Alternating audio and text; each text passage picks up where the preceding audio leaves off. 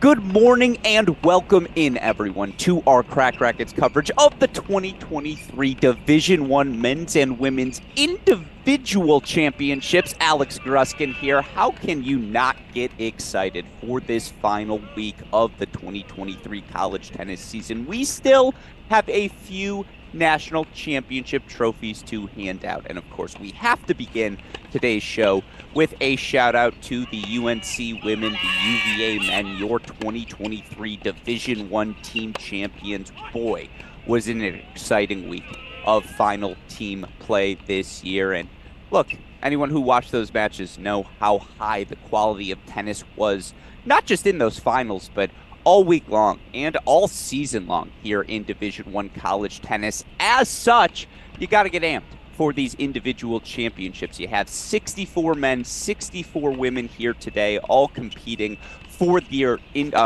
Division I, singles titles. And on our coverage today, we're going to do our best to jump around between every court happening. I promise I'm going to slow down how much I'm talking here in a moment so we can enjoy the play. But again, just how our broadcast is going to work. There are 64 singles matches on the schedule today. Let me say that again. 64 singles matches for all of us college tennis fans to enjoy. As such, we know it's our job here on this broadcast to try to show you a little bit of all of them. We'll jump between courts, introduce all of the matchups, try to tell you, again, and show you the biggest points, the match points, the set points, so that you get a feel of everything happening on the grounds at the USTA National Campus here in Lake Nona. With that in mind, let's get to introducing our matchups. Again, there are so many good ones across the board, across the schedule here today. What I want to do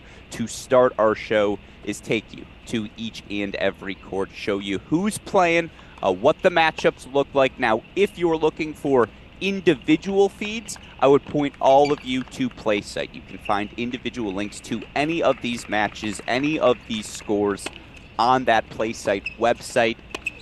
Again, I will do my best to try to jump between all of the biggest moments of each matches, but if you are a fan of a specific team, a specific player, you want to watch something specifically, I will not be offended if you head over to PlaySite to follow the match of your choice. All right, that's the rubric of what we're going to be doing here on our broadcast. With that in mind, let's get into the action. And you see here on court number one, we have a compelling match, certainly to start our day. It's the 6th seed, Chloe Beck, up an early 1-love 30 lead. She's taking on Denver's Taylor Melville. Now, for Chloe Beck, another near flawless season at the top of the lineup for her Duke Blue Devils. 6th seed here in our singles event. Still has lost less than double-digit duel matches in her career. Speaks to the quality.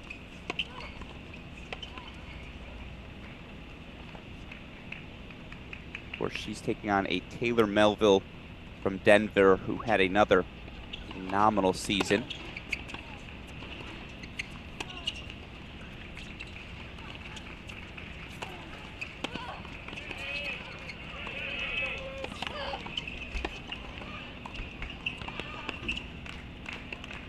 Melville, a multi-time All-Summit League team selection. I believe this is her first NCAA tournament in her final year on the job. Wouldn't have it any other way. It's Beck, Melville. This is court number one.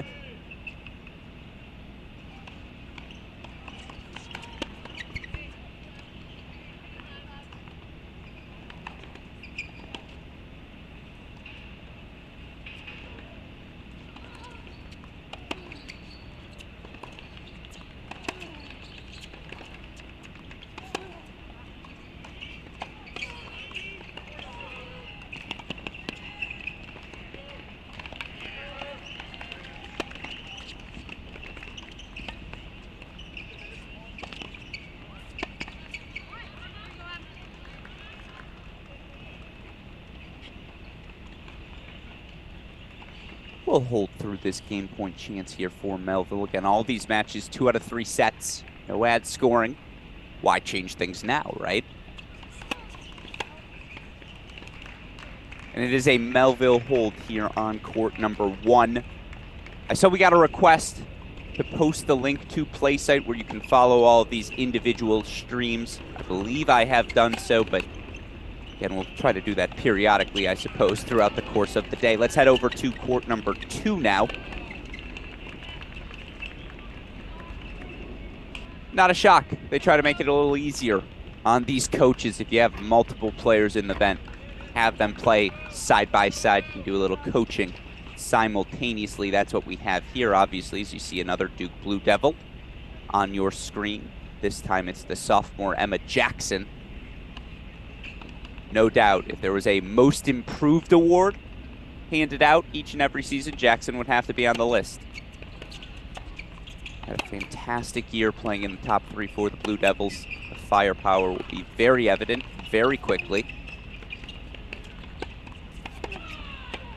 But boy, does she have a test today. Taking on South Carolina's Ayanna Ackley. Ackley quietly, maybe the best player in the SEC this year. I mean, Leah Ma, certainly at Georgia. Mary Stoyana, the number 2 seed here at this event. They would like a cup of coffee in that conversation, but boy, was Ackley spectacular. And as such, she comes in as one of the 9 through 16 seeds in this event.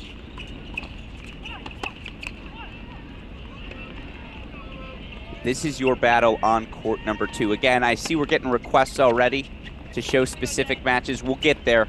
Just want to introduce everyone first, so people know what's going on the grounds here.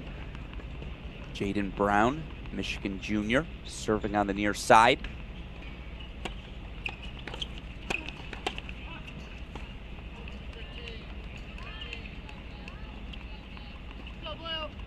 Brown taking on the 5th-year Selma Ewing.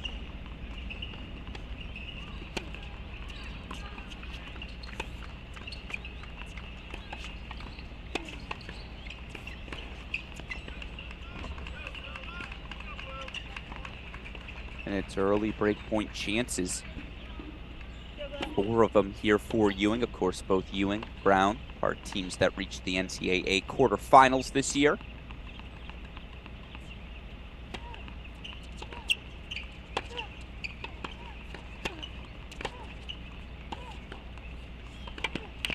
Of course, both these players do have a couple of teammates in the NCAA tournament. We'll show them. And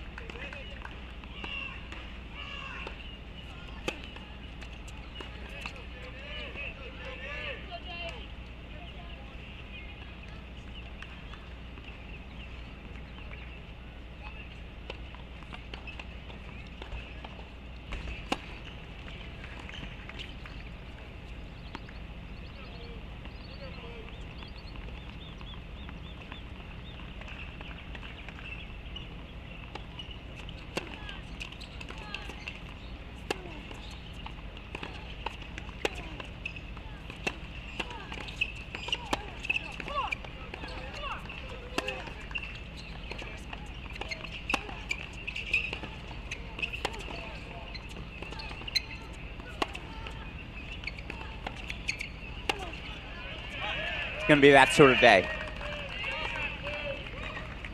Really good tennis across the board. You see, I'll just, as we're going through, introduce these so we can move along, I suppose, a little more quickly. I know there are 12 matches. I see the requests already. I promise we're getting to everything. Top left of your screen, sophomore Julia Fliegner. And they're having these Michigan teammates play side by side, just make it a little easier on the coaches.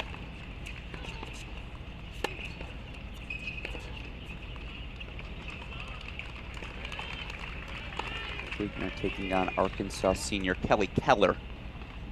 That's your battle on court number 4.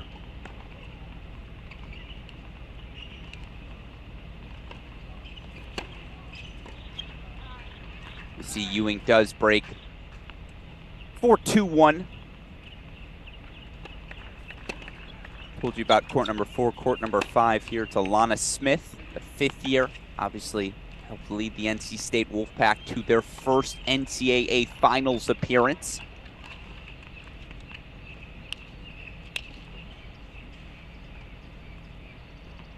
Smith taking on, again, one of the better players maybe you didn't hear a ton about throughout the year in Tatiana Sasnouskaya.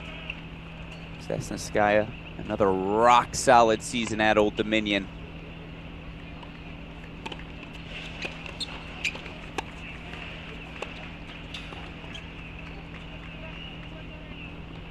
Sasnouskaya going to make a plea for a let call. I don't know. I feel like that ball was off her racket prior to that ball rolling over onto her court. So Smith breaks back on serve, 1-2. Now there are live scores available on the stat broadcast. You can find the link. I'll post that link in the chat here for all of you in a moment. Again, Sasnouskaya Smith, your battle on court number 5. We'll take it to court number 6 now. As you see, we have, I saw the questions, the requests. Are there men's matches going on? They are. Looks like they're doing the women's matches on courts 1 through 6 right now. The men playing on 7 through 12. So yes, now we will start to work in some of the men's matches going on here on the grounds. Final women's match I want to introduce here. Julia Adams, the 5th-year transfer for UVA. Taking on the 4th-year Lane Sleeth. Now Sleeth does have another year to come back to Oklahoma.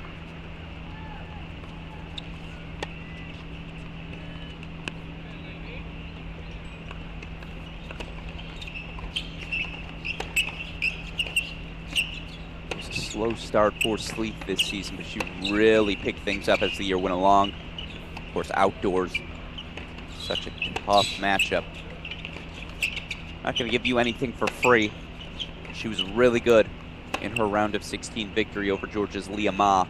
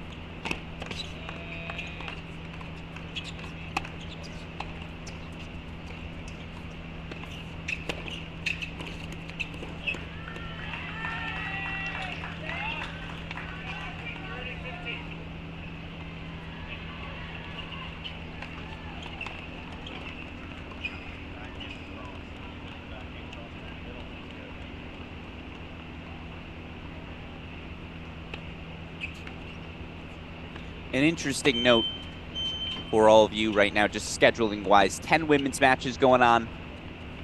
Got 2 9 a.m. men's matches. As you see, Sleeth hold 4-2 all. So again, want to work in everything here. Show you what's happening around the grounds. I know a lot of you were looking for this one. Ethan Quinn taking on Luke Fumba.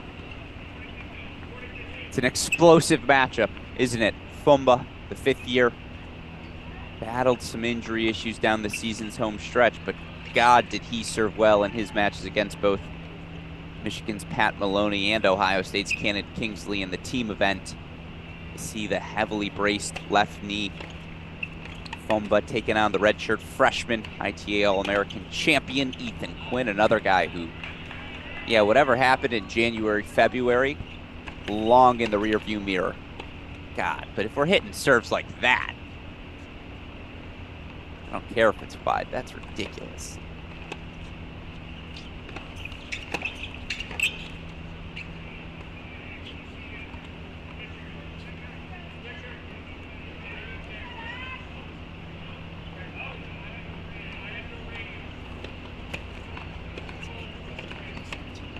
Score seems to be down for the moment. You see court number 9.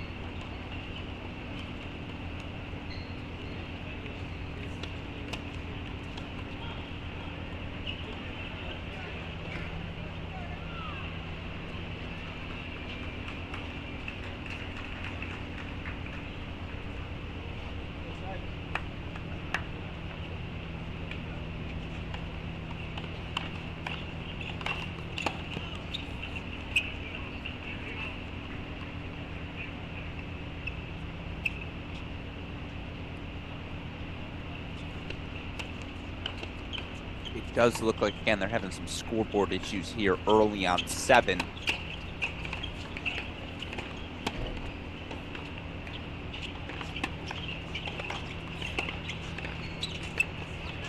Yeah, it's really good from Ethan Quinn. That serve, that forehand. I don't want to say pro-ready, but certainly pro-good. I don't want to say pro-ready because I hope selfishly we get to keep him in college for another year.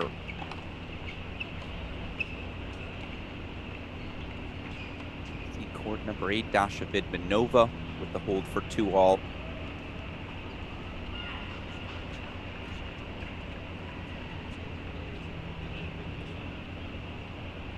Vidmanova, 4 seed.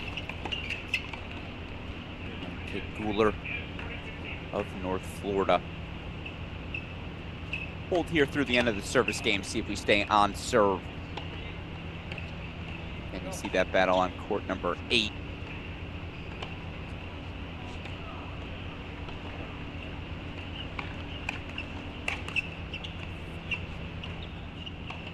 Actually have some lopsided score lines on courts 10, 11, and 12 I want to get to here. You see early break lead.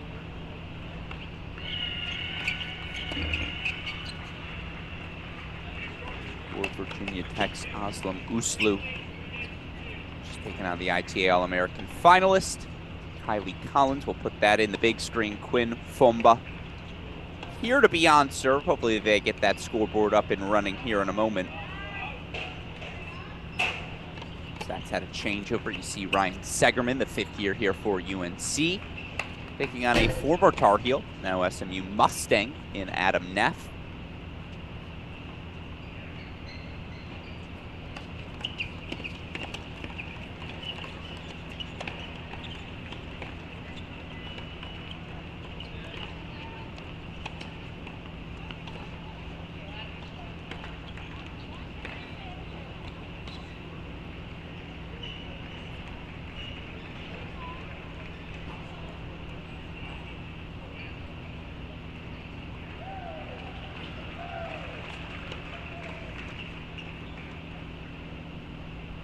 Segerman holds 4-3-all. So let's go to that aforementioned Uslu Collins matchup. Also want to bring in, again, court 11. I believe we have an early break.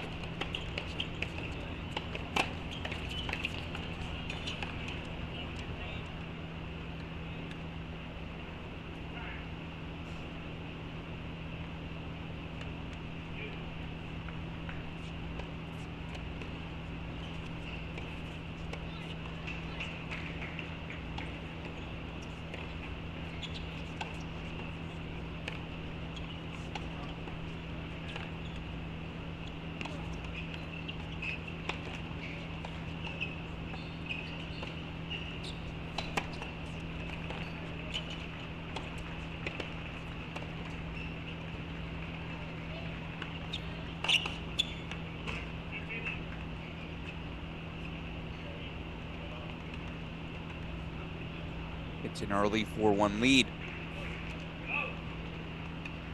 for Virginia Tech's Aslam Uslu on court number 10. You see here, it's an early 4-1 lead for Florida's Carly Briggs. And look, I can't emphasize this enough. Maybe the biggest obstacle for every team during this team event was the conditions. It is hot in Lake Nona, has been now for about 10 days consecutively. Might be a huge advantage for these players. I'd want to play as early as possible, or perhaps as late as possible. Right now, conditions in Lake Nona, keep in mind it's 9:30 a.m. Actually not horrible. 79 degrees now. It's very, very humid. Since it feels like 84, you imagine it'll get up there on the courts as well. As you do see that Quinn Fomba scoreboard is up to date.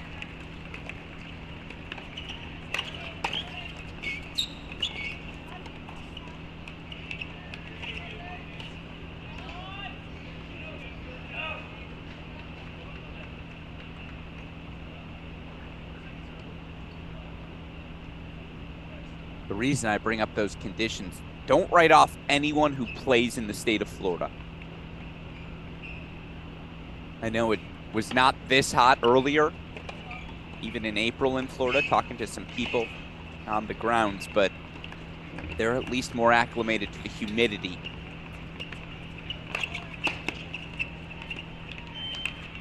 Boy, can that humidity take its toll. You see again Briggs here taking on the talented Ohio State sophomore Sydney Ratliff. Got even better in her second year on the job, did Ratliff, playing in the top 2 spots for the Buckeyes. Yes, I see the overwhelming Ethan Quinn requests. Thus, I am going to keep it on our screen. You see 3-all fumble holds on court 7. That said, I do want to show everything. You see Uzlu with that 4-1 lead.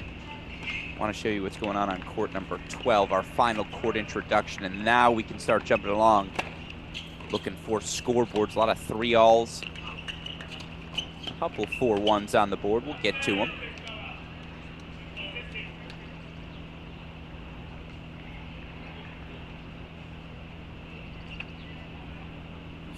4-1 for Notre Dame's Paige Freeman. Taking on Florida State's Ana Arcadianu.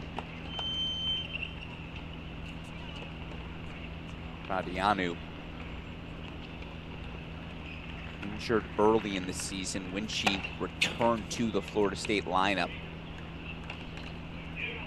Excuse me, I'm thinking of Vic Allen, but with Vic Allen out early, Arcadianu got plenty of run at the top spot. Obviously made the most of that, qualifying for this year's NCAA event.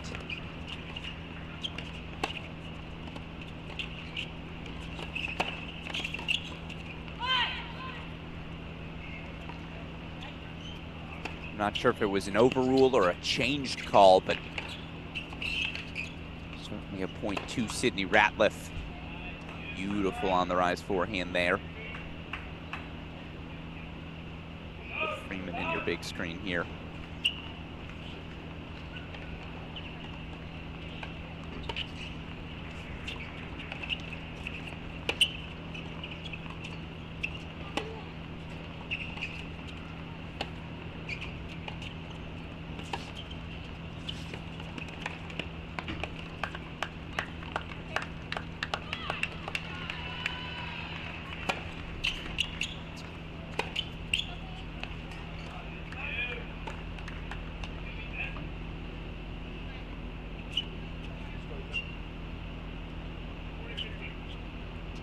Chances for Briggs, 4-5-2. Freeman serving on that far side. Again, the lefty, part of a Notre Dame team. Much like Florida State, you get enough battles in the ACC, you'll find out if you can sink or swim. And certainly Paige Freeman more than held her own at the top spot for the Fighting Irish this year. There's breakpoint chances back for Cradianu. A deuce point on 11. Let's go put that in the big screen here. Ethan Quinn game point chances 4-4-3. Keep it on serve, and that feels like the theme on 7. A lot of on serve tennis.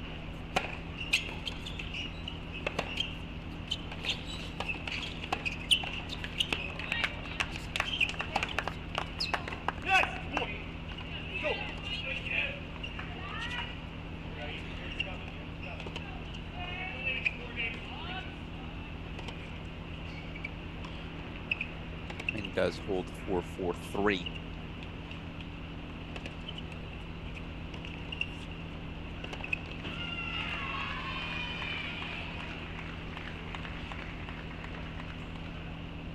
It's a 5-2 hold for Carly Briggs. She's the first with 5 on the board anywhere on the grounds right now. I see a lot of on serves, 3-4s, 4-3s. Take it back to court number 1. Chloe Beck has to be one of the favorites, right? Given the overwhelming success she's had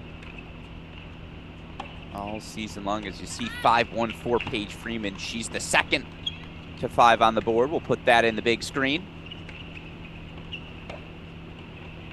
Back right now, 4-3 on serves. I think we're catching a bunch of changeovers, truth be told. And again, I'm going to get you back to Briggs Ratliff, as we are going to do some scoreboard chasing here.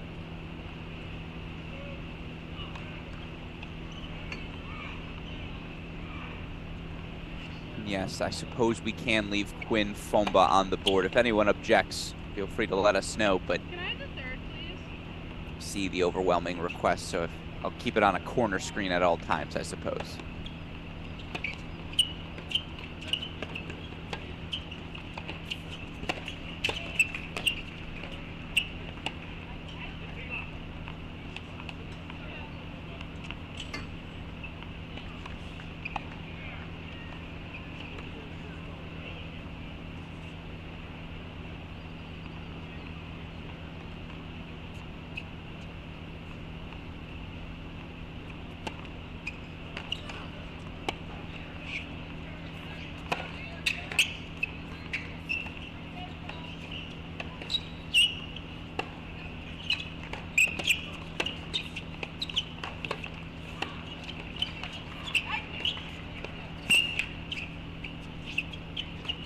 He doesn't like a lefty with a one-hander.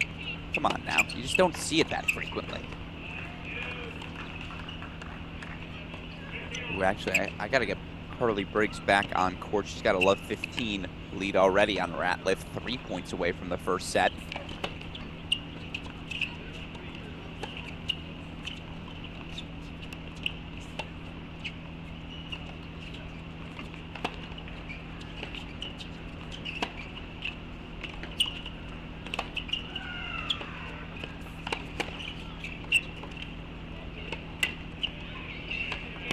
Really well done. Oh, or was it out? I saw a finger, so no, it was not out. Didn't think so. I think that was Radianu looking to head coach Jennifer Hyatt to say, hey, what'd you think? And he was like, nah, it was good.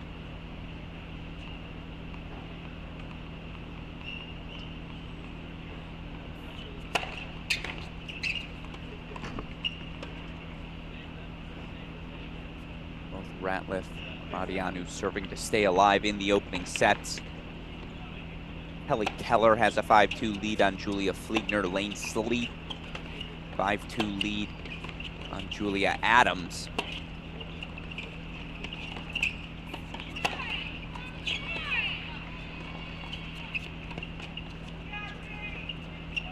But Paige Freeman has our first set point of the session. First set point of the tournament.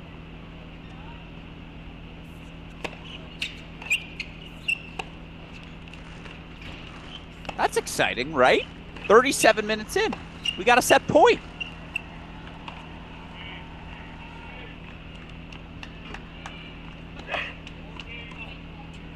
Meanwhile, we don't have a break in sight in Quinn Fomba. 4-all. They're just... Here's my bomb. Now let's see yours. First set point fought off. Let's try it again. Exciting point here. Meanwhile, Carly Briggs, 30-all. She's 2 points away. Oh, you're going to yell at me, but I don't. Your words don't hurt me.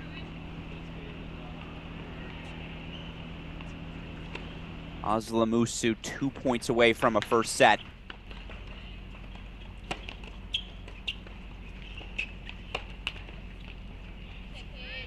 And it's a first set to Paige Freeman.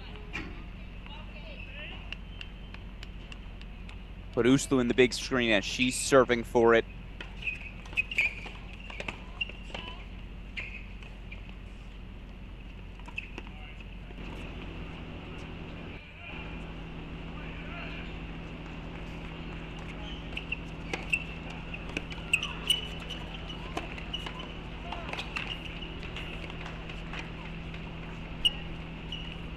Good forehand from Kylie Collins to earn a breakpoint chance for herself. Keep this first set alive. Game point chances for Ratliff.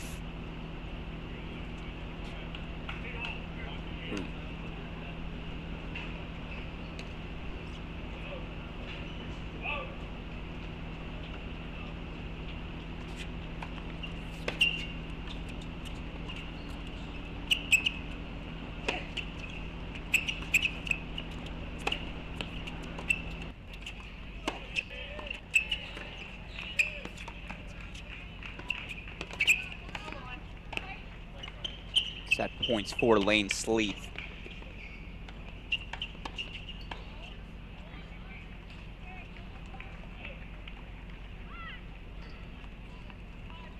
Collins does break back. All right, let's put the Sleeth slap point in the big screen.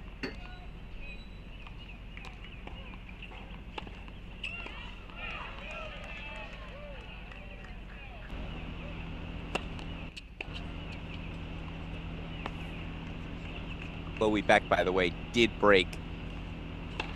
Will now. I think she's 2 points away from the first set.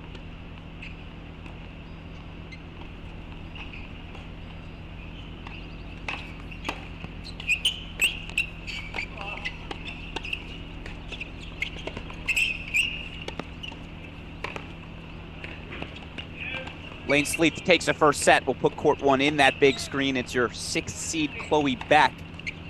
2 points away from an opening set.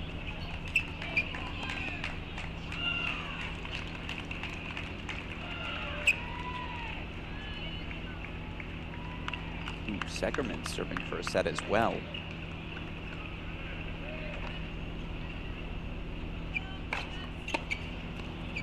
Quinn holds her 5-4. Yeah, court 7 screams tiebreak. It really does. All right, where else are we close to first sets?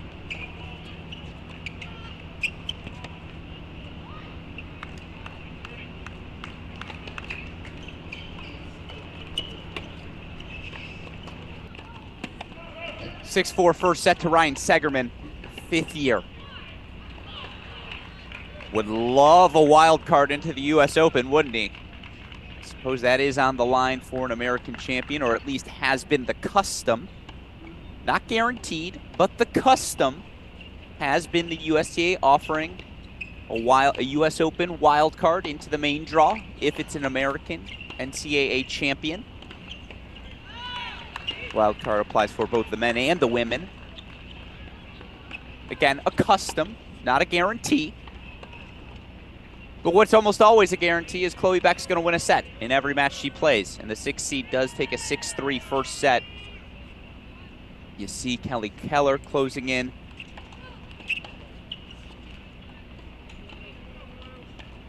Get you back to that Ethan Quinn match. Get you back to Uslu as well, as you see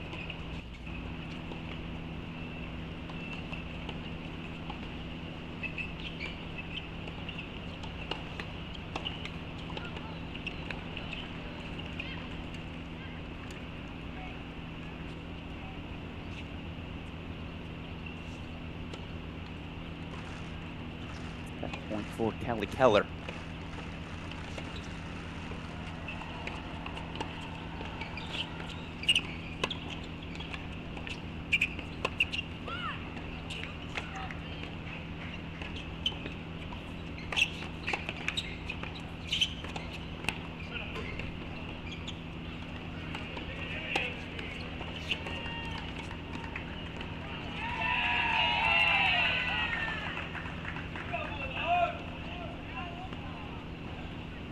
Fumba went long on that first +1, so love 15. This is what qualifies as an opening in that match on court 7.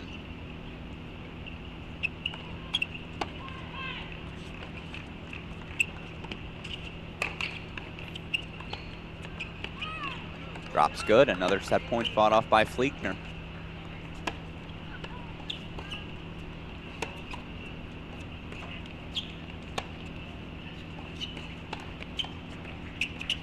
Again, first set so far for Chloe Beck, Lane Sleeth, Paige Freeman, Ryan Segerman. 4 of 12 on the board.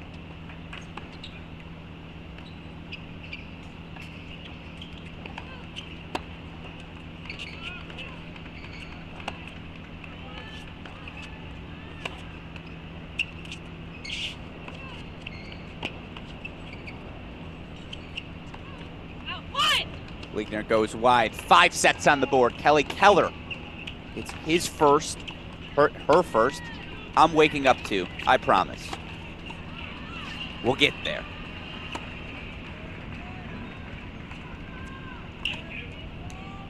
So it is a first set here. Interesting. Sydney Ratliff broke We haven't done it in a while, so I'll put it in the big screen. I'll take the bait.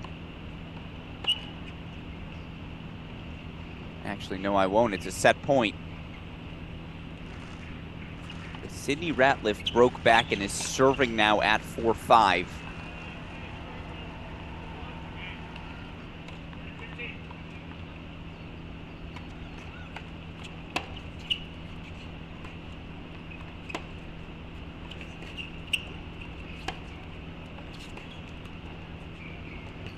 And that is a first set for Uslu here on 10. 30-15 for Fomba. 40-15 is the only breaks coming here are on the changeover.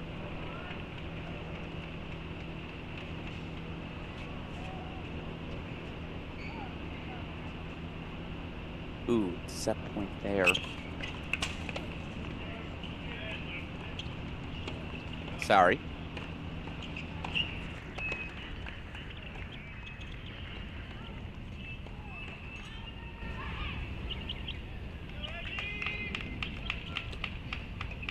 The 6-3 first set for Sasneskaya.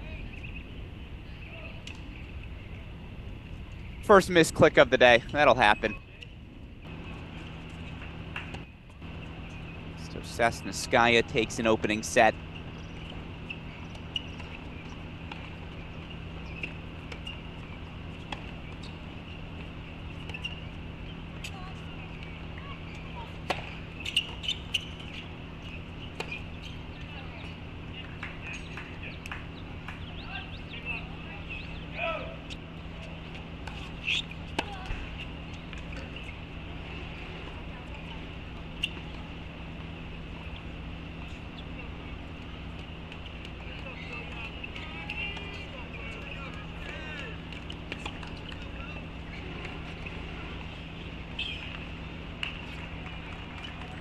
Again, Sydney Ratliff, the sophomore, was down 5-2.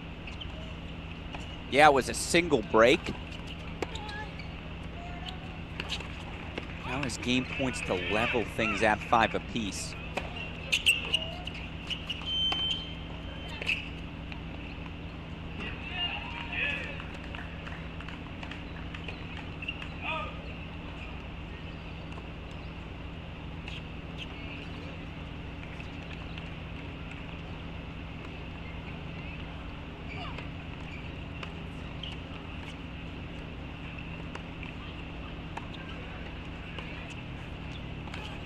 Again, scoreboard updates for all of you at home. And I'll post it here in the chat one more time. If you're trying to follow an individual match, you can find them all on the PlaySite website. It's a free account. Yeah, you got to put down an email. You got to make a password. First one to make Crack Rackets the password wins, I guess. But it's free, and you can follow whichever court you prefer. Now, you might want to leave our broadcast open. A, we'd appreciate the ratings. B, we'd appreciate the ratings. C, just to keep you updated on everything happening on the grounds. But if you're looking for an individual match, you're a family member, a member of a team, whatever it may be, find all the individual matchups on PlaySite. We got a set point deciding point here on court 11. Run you through all the scores we've seen thus far here in a moment. Quinn Fomba, tiebreaker bound, it seems.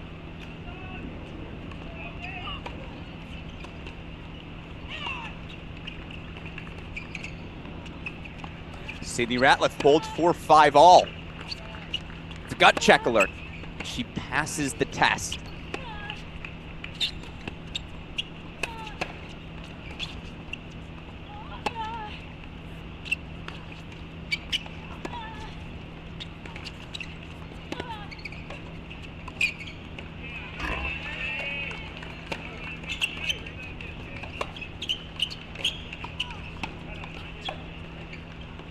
Yeah, just back.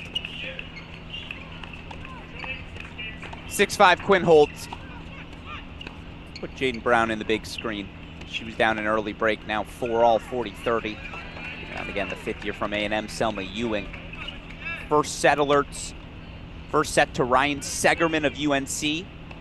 You also had first sets for Duke's Chloe Beck, Old Dominion's Tatiana Sasnaskaya, Oklahoma's Lane Sleeth, Virginia Tech's Aslam Uslu, Notre Dame's Paige Freeman, Arkansas's Kelly Keller,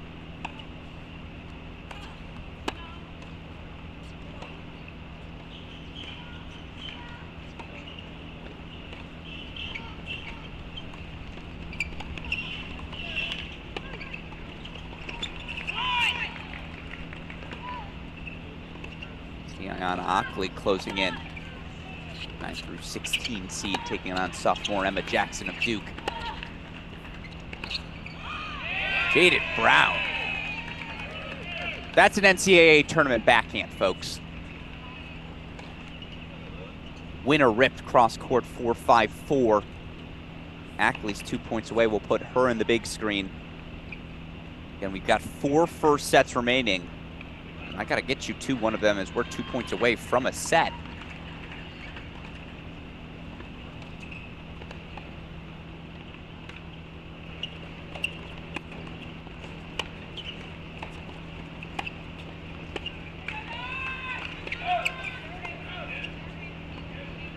What did I say? I think there's an advantage to being from Florida.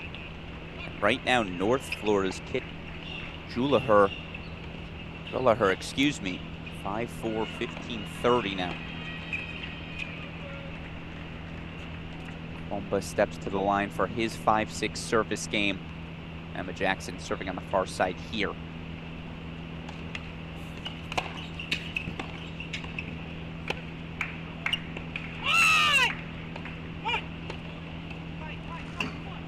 Points.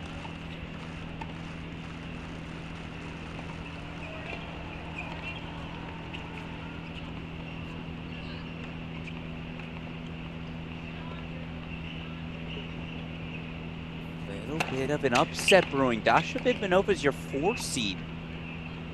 She's down set points on 8.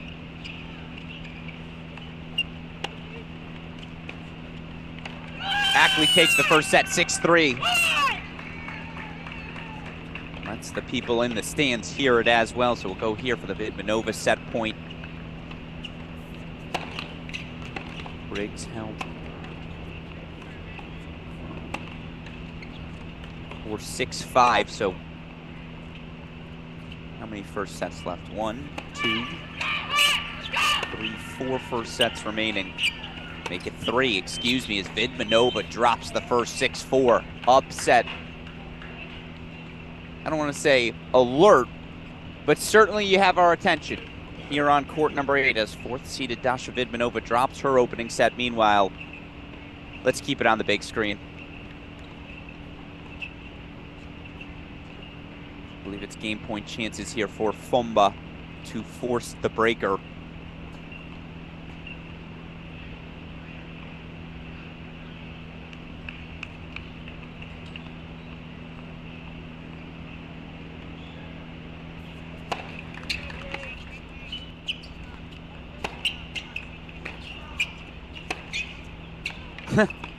Yeah, Ethan Quinn was up 4-3 love 15, or was it 5-4 love 15?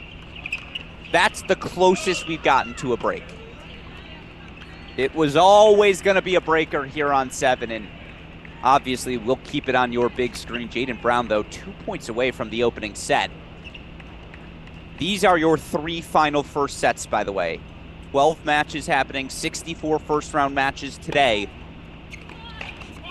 9 of 12 with a set on the board. And that definitely qualifies as a mini break. Quinn goes long on the first forehand.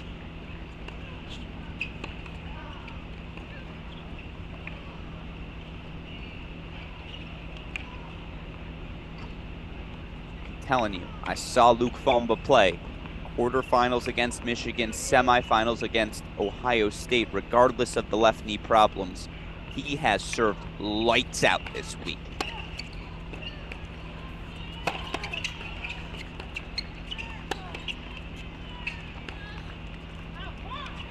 Jaden Brown takes the first set, 6-4.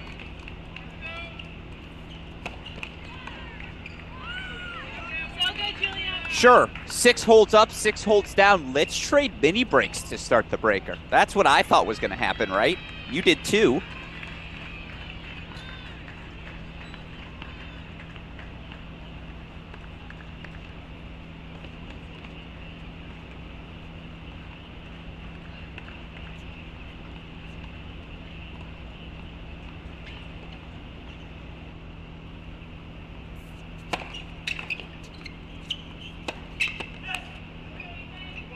Exactly as expected.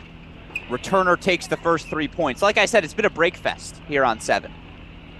Neither guy is serving particularly well so far.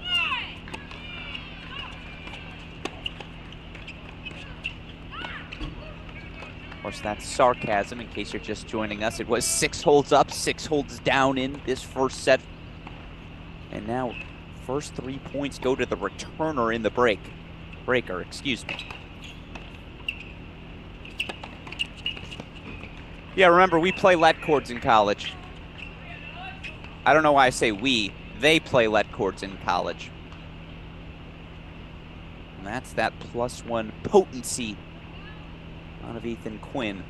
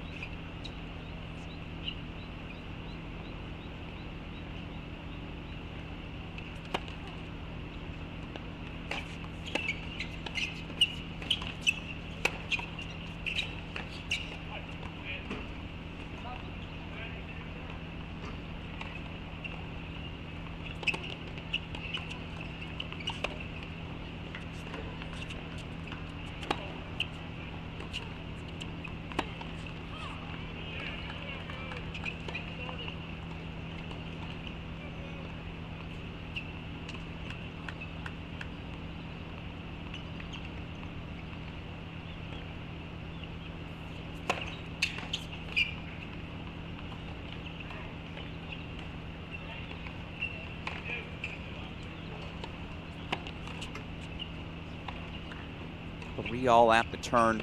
Again, so there's no dead time on your screen.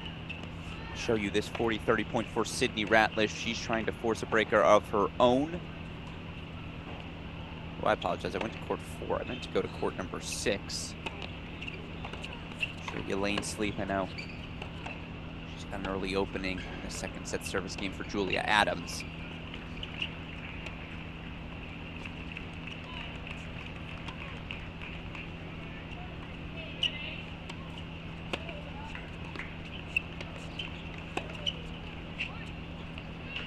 Breaker on court number 11. 3-all. First set breaker. Yes, this is a first round match between TCU 5th year Luke Fomba, ITA All-American champion and redshirt freshman from Georgia, Ethan Quinn. Both these guys, well, Quinn will get his first All-American status this year. Fomba an All-American as well. Yeah, what are you supposed to do? Big T. It's just really good tennis. Beautiful serve off the racket of Luke Fomba.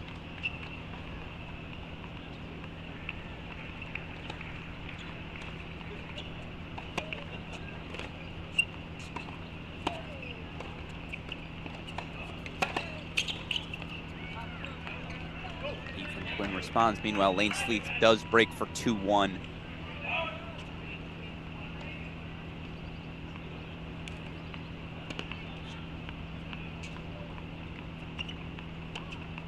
Break lead for Paige Freeman as well.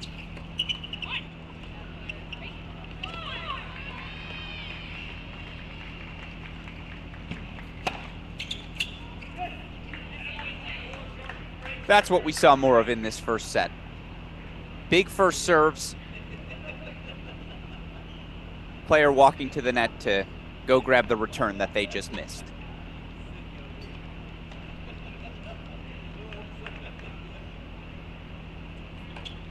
And excuse me, not a set and a break, but Freeman has break points for a set and a break lead on 12.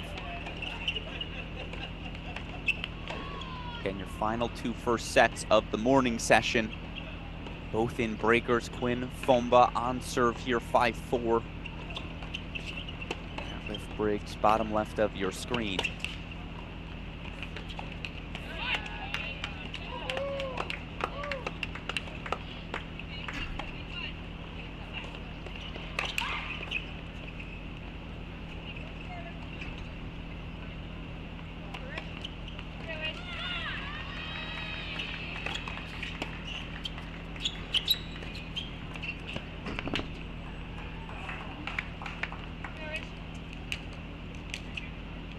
That landed good. I mean, come on. First of all, for Quinn to even get his hands on that serve, that was a beautiful return. There was nothing else Ethan Quinn could have done with that, and yet it's a Fom bomb, as we'd like to call it through his 5 years of play. Luke Fomba with a missile of a forehand. 6-all, 5-all. Come on now.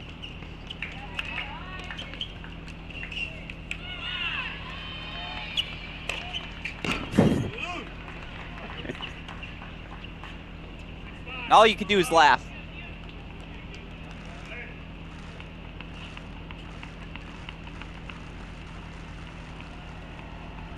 How this is a first-round match, the world will never know. Set point for Luke Fomba.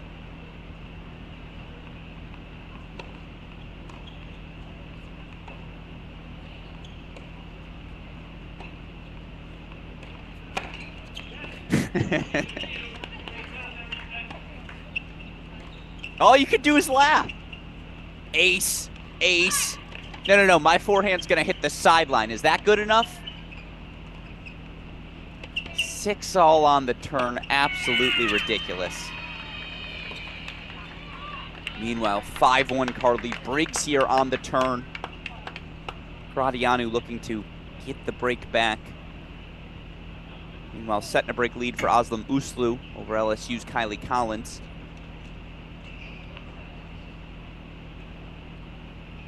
No dead screen on your time. Obviously, as soon as they're out of the changeover, we'll put Quinn Fomba back in the big screen. Yeah, this level of play is just hilarious. They are out of the chair, so here we go.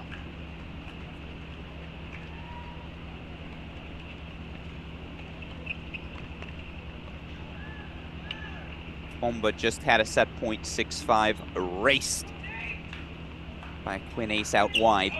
I don't know if Fomba got his racket on it. He might have, but a service winner, as the professionals call it.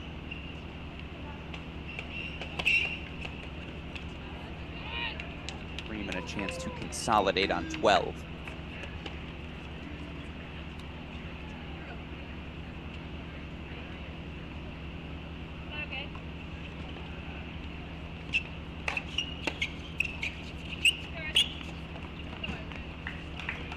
About as close as we get to a rally in this. You get the return in play, you at least force the other to make a +1 forehand, but boy, does Ethan Quinn own a +1 forehand. So now it's set point here for Quinn.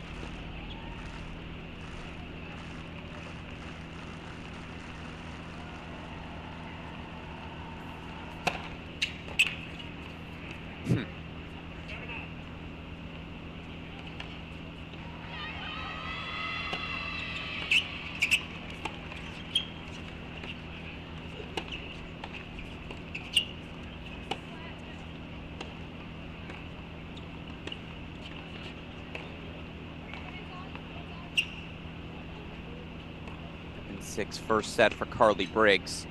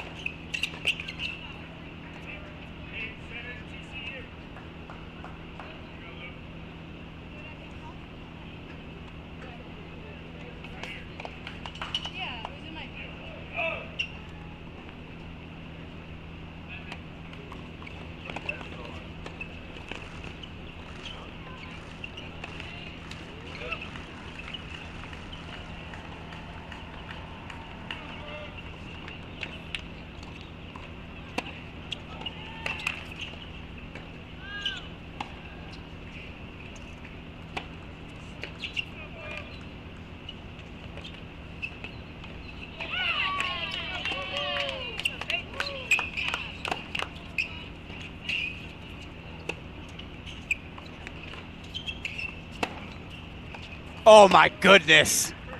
Luke Fomba, have yourself a day. If that's not top 100 tennis, I don't know what is. Ridiculous level of play in the first set. And it's a 7-6 set to Fomba now. No one is writing off Ethan Quinn. God, was that good. And it's staying on our screen. It's earned that right. Meanwhile, scoreboard updates around the ground. I just want to give you every score of every match. Chloe Beck 6-3 2-all. It's on court number 1. Suppose while it's a set break, we'll take them off our screen. You know our rules, no dead time. Duke's Chloe Beck 6-3 2-all. Michigan's Jaden Brown 6-4 1-love. Old Dominion's Tatiana Sasnaskaya 6-3 2-all. Oklahoma's Lane Sleeth 6-2 3-1.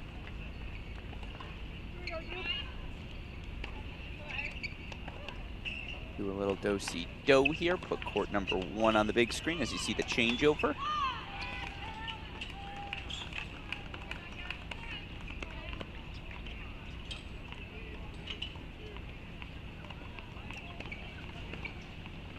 Virginia Tech's Aslam Uslu 6-2 2-1. South Carolina's Ian Ackley 6-3 love 1. Carly Briggs of Florida 7-6 first set over Sydney Ratliff. Paige Freeman, top left of your screen, 6-1 4-1. She's out of Notre Dame. Arkansas's Kelly Keller 6-3 2-3 lead. North Florida's Kit Gulaher. We got to put her on your screen, don't we? Because she is providing what is our upset alert of the day thus far. Now, all due respect to the seeding, Fomba over Quinn is not an upset alert. That match was always going to be special. But look at this. 6-4 2-love on Georgia's Dasha Vidmanova.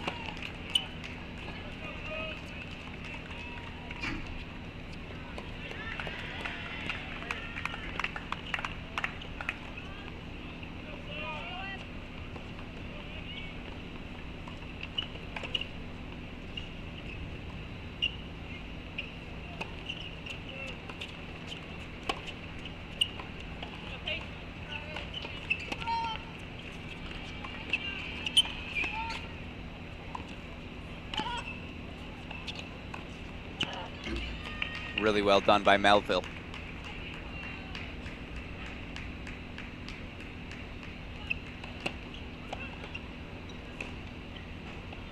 And Paige Freeman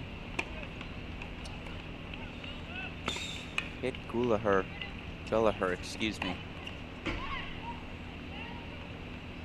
And Oklahoma's Lane Sleeth, the only ones with big leads on the scoreboard. Sets and breaks. Even they're on court 8 again. I wouldn't call that a big lead. But you see Freeman 6-1 4-1. Sleeth is now 6-2 4-1. Put her on this screen.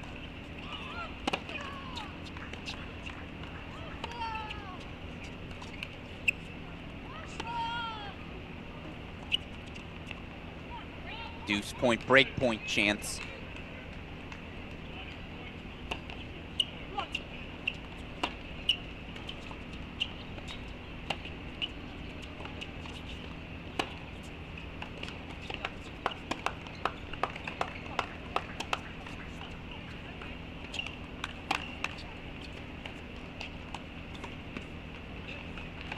Yeah, de facto match points on 12. And maybe for Vidmanova as well to go down a set 3-love. In this heat, that is a tough deficit. Didn't see a ton of 3-set matches.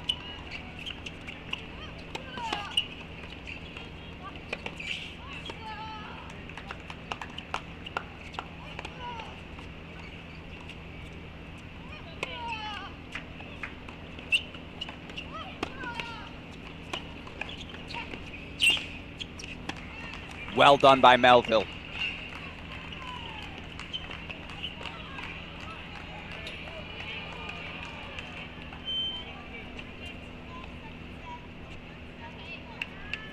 Paige Freeman in the big screen here. Feels like this match should be in the books shortly.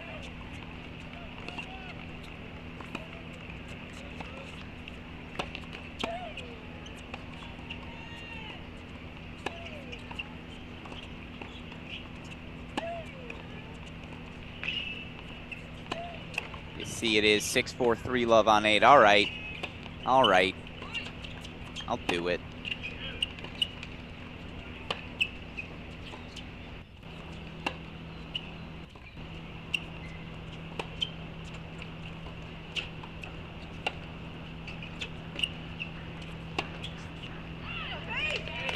Freeman does have a 6-1, 5-1 lead. So she'll now serve for the match. We'll keep it on the big screen. Meanwhile, yes, we'll keep Quinn Fomba on the screen. The level has been just outrageous.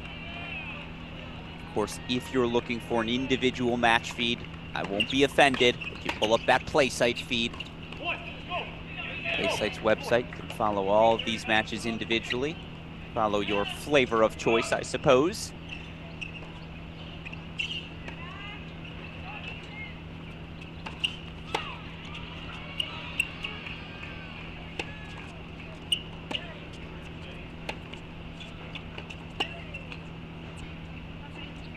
Freeman can miss.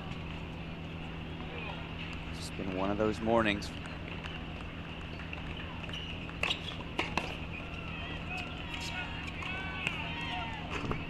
.1530 qualifies as an opening for Ethan Quinn. You can see,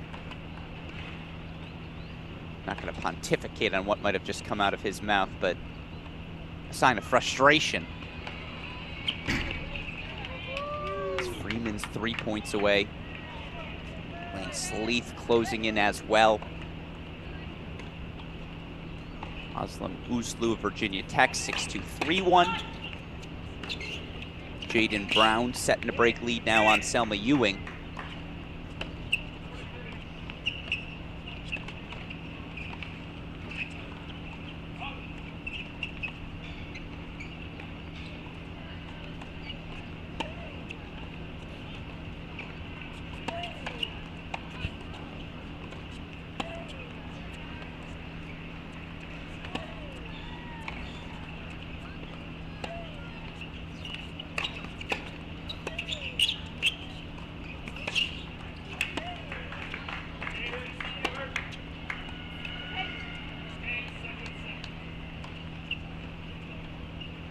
Adianu here.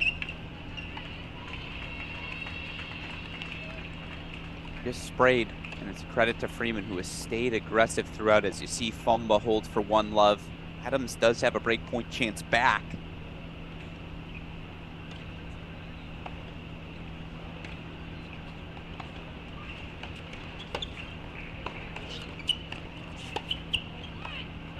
Now it's match point, our first of the individual event here. It belongs to Paige Freeman.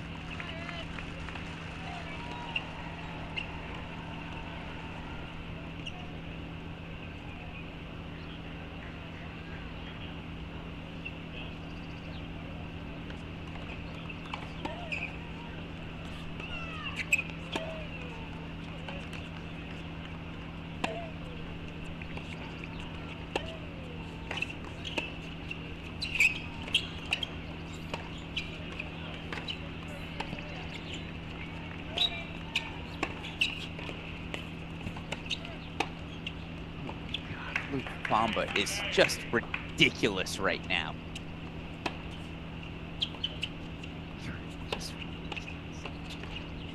Match point fought off here.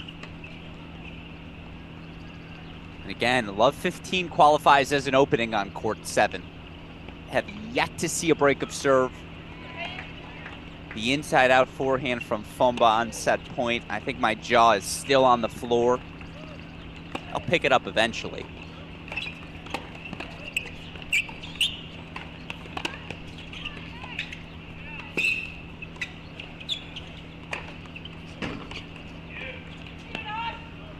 Another match point fought off as Adams gets a break back for 6-2-4-2. Let's take you over to that Jaden Brown court. Brown now 6'4", 3 love. We're starting to see some separation in a few places.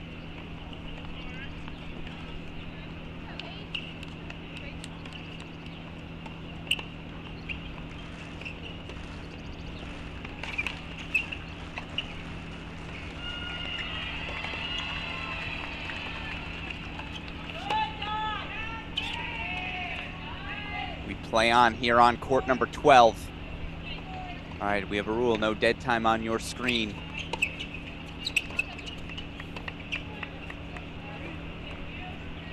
.15 now for Ethan Quinn.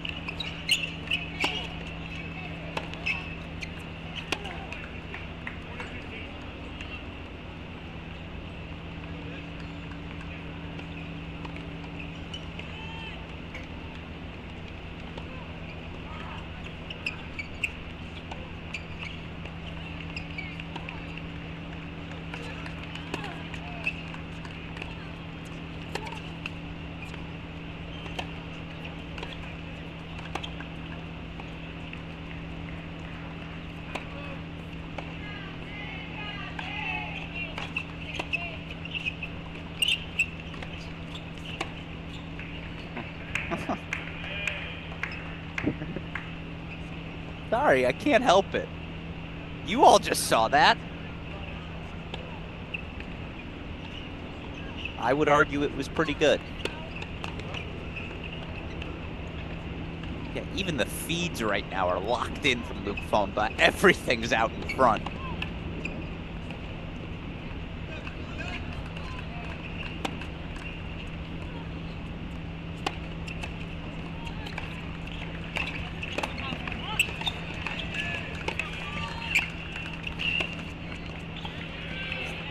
Yeah, it's pretty good.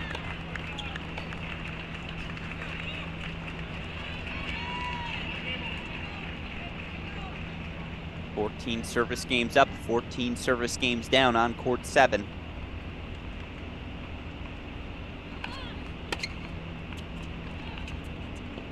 Seems like that scoreboard right now down on court number 8. Closing in on our first 3-set alert.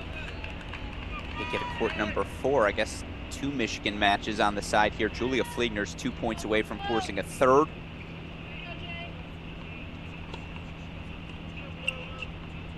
That points in back for Fliegner. Let's put that on the big screen.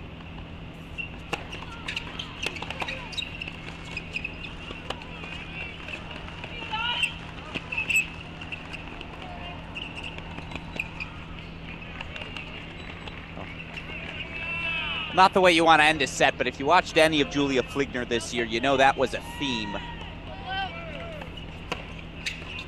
Another 3-set match for the Michigan sophomore.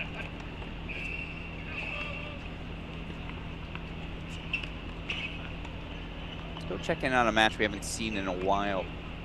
Court number 9. Ryan Segerman took the first set there. Adam Neff, 5-4 lead. Segerman serving though to extend the set. Meanwhile, you see Jaden Brown here serving up a set and a break.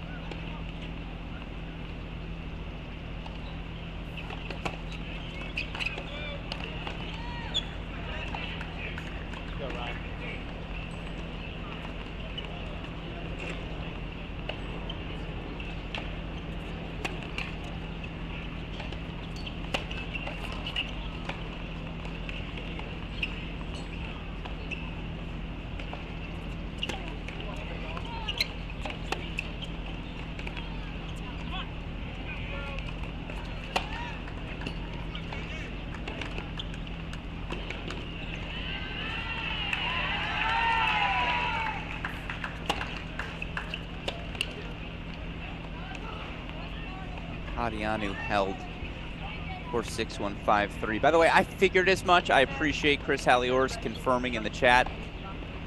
The name is just spelled incorrectly on the scoreboard for Arkadianu right now. I'll talk to my league sources, see if we can get that fixed. Jaden Brown game point chances for 6-4-4-1 to extend her break lead. It's a really nice kick serve from Ryan Segerman. He holds 4-5 all.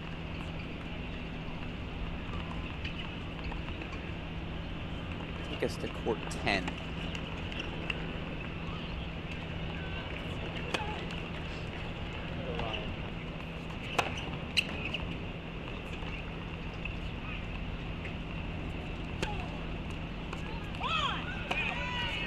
Jaden Brown does hold 4-6-4-4-1. Let's put court 10 in that big screen. But we back right now. We'll do a scoreboard rundown actually just here in a second.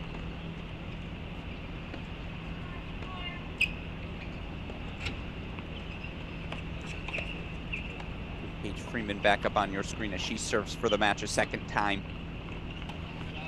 Here we go, scoreboard update. Duke's Chloe Beck, 6-3-4-3. Michigan's Jaden Brown, 6-4-4-1. Old Dominion's Tatiana Sasnskaya, 6-3-3-4. Oklahoma's Lane Sleeth, 6-2-4-3.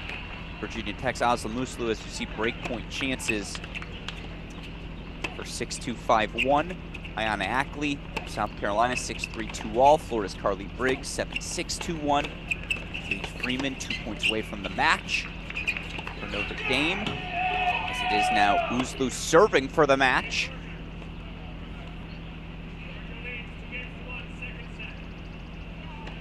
On court number 10,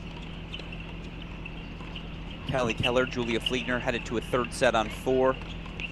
Scoreboard's down on 8, so we'll have to go check in on it in a moment. It was 6-4-3 love for North Florida's Kit Gulliher. Your 2 men's matches on serve 6-4-5 all. Ryan Segerman leads Adam Neff, and then on serve on court number 7.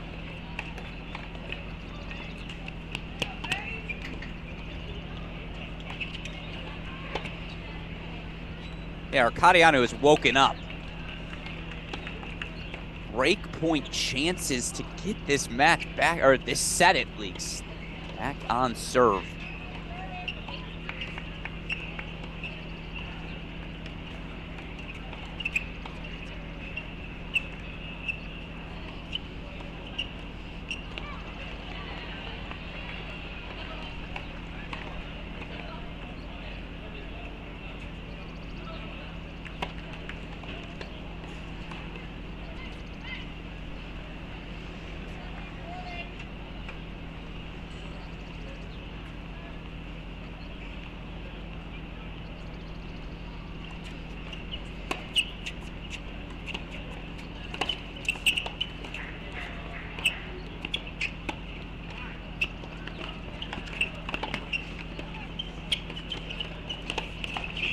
Back on serve on 12.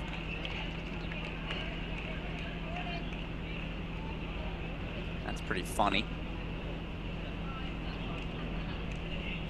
Heck of an effort from Arkadianu. It's not gone away in that first set. Meanwhile, Collins looking to extend her NCAA tournament stead.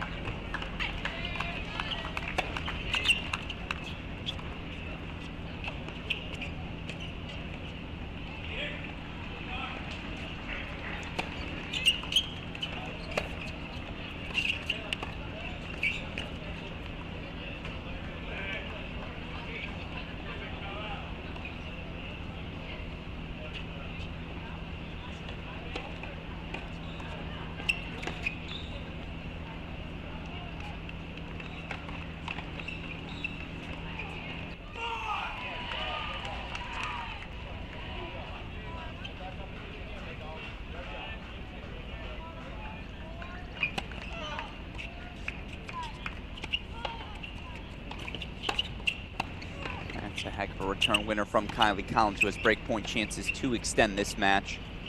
Chloe Beck now a game away. All right, Vidmanova still on court. Not quite sure what that scoreboard is there again. Nothing we can do about that, unfortunately, but keep in mind, we'll see what we can find. Obviously, I'll get Fomba Quinn back on your screen here.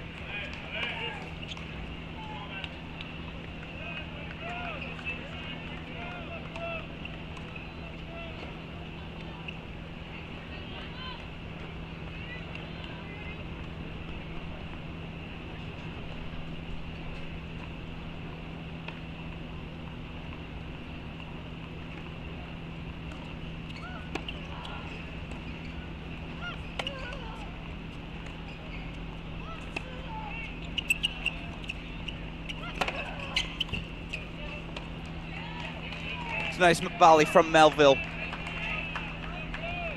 Now Chloe Beck will serve for her match. Looks like Kadianu's gonna hold 6-1, 5-4. Trails down 30 love up. She was down, what, 5-1, 5-2, I think, in that second set. Match now will put Lane Sleeth back in the big screen.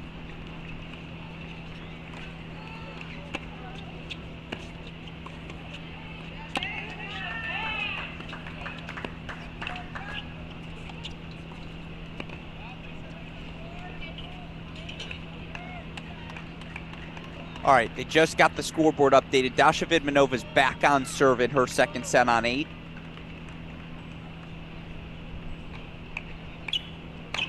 Hopefully we'll get this scoreboard up here for Quinn Fomba. Updated in a moment. Believe it's 2-all.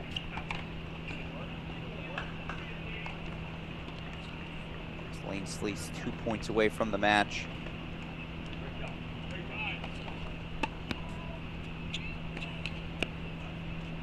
Quickly check, was it a hold on 12?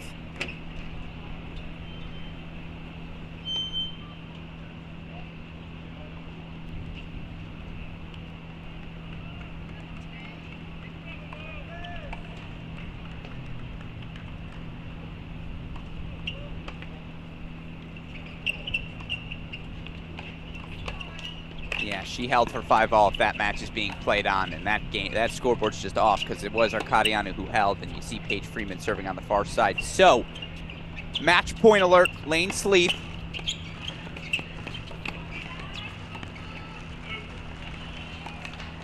Sleeth's your first winner on the day. 6-2, 6-3. The Oklahoma fourth year advances to the round of 16. quickly take us all to court number 5 now. Tatiana Sasneskaya, the Old Dominion fourth year, serving for the match.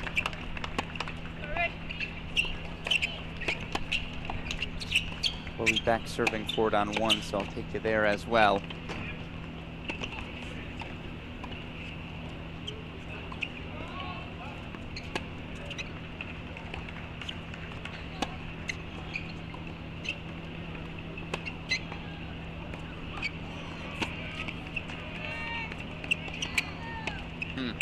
Now it's match point Sasneskaya.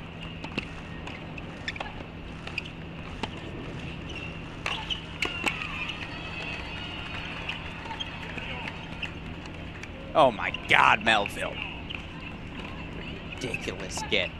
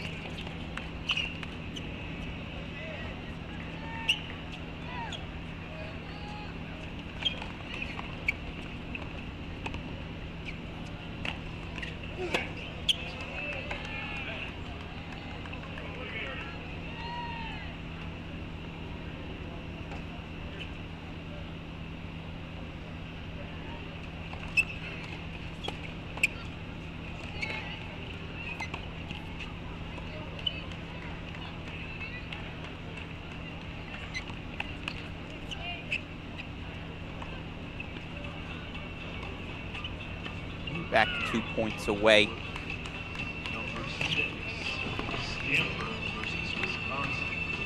Number 6, Stanford versus Wisconsin. Alana Smith fights off a match point.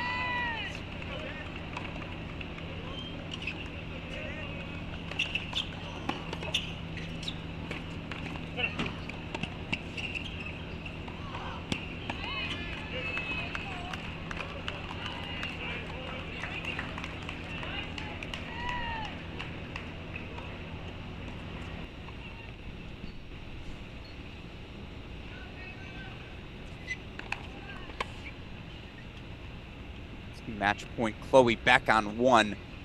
Again, I'll get you back to Quinn Fumba in a moment, but we got match point alerts, and those always take precedent,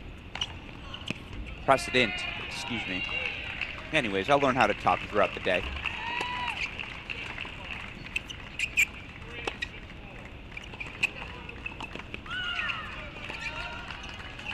Sasneskaya, 6'3", 6'4", the racket goes from Alana Smith.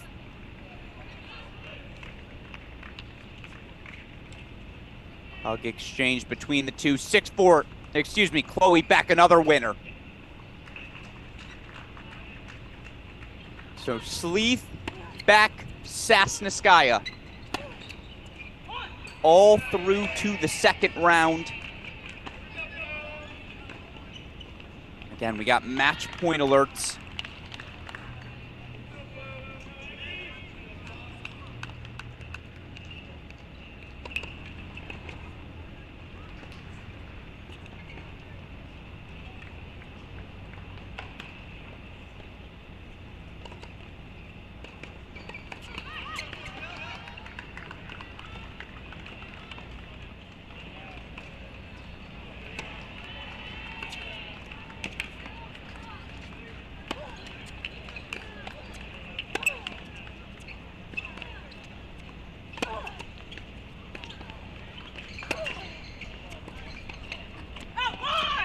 Brown has match point. Uslu has match point. Ackley serving for the match. Unfortunately, that scoreboard down on Quinn Fumba. Yes, we'll get it back on your screen in a moment.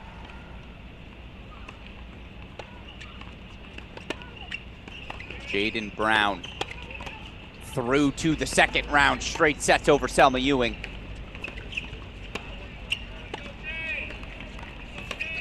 A lot of matches coming off the board at once. It's a great get from Uslu, but Collins stays alive. Meanwhile, Ryan Segerman is closing in. He's got 2 points on his racket for the match.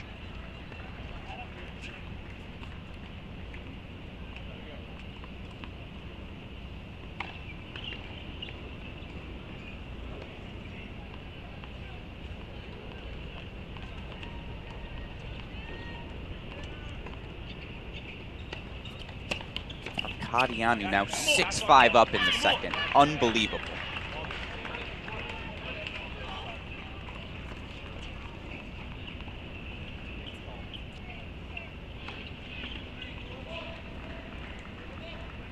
That match points for Ryan Segerman.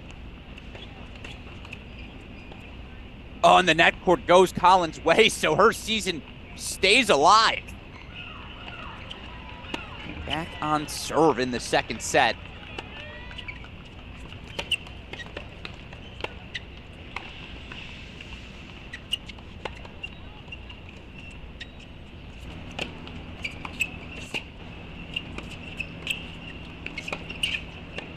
Not too shabby, Ryan Segerman. The backhand pass sends him to the second round.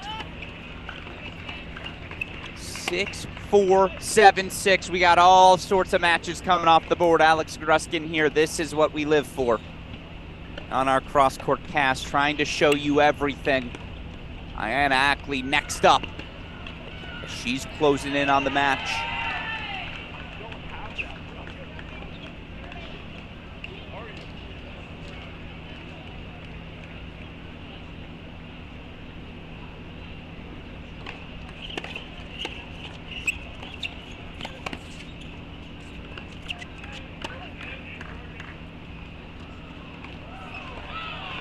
Now it's match point for Ayana Ackley. She's a 9 through 16 seed for a reason.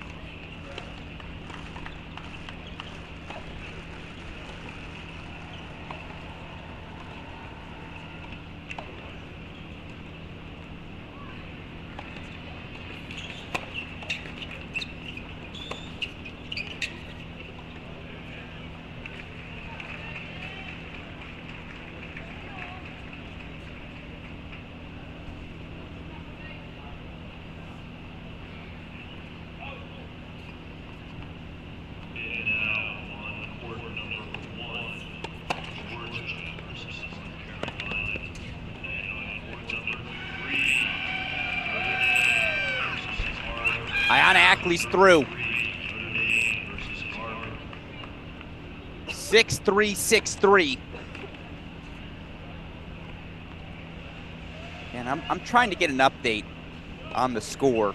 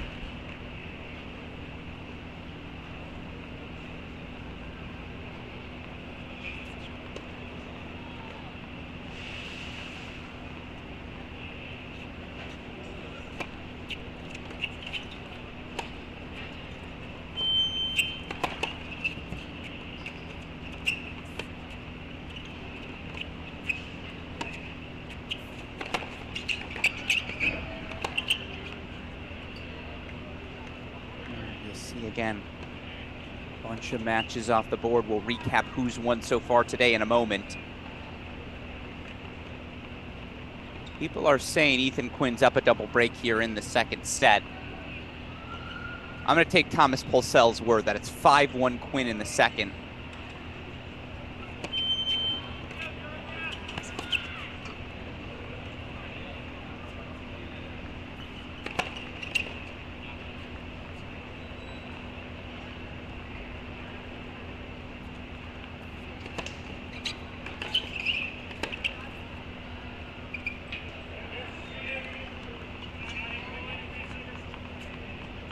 Thomas Pulsell.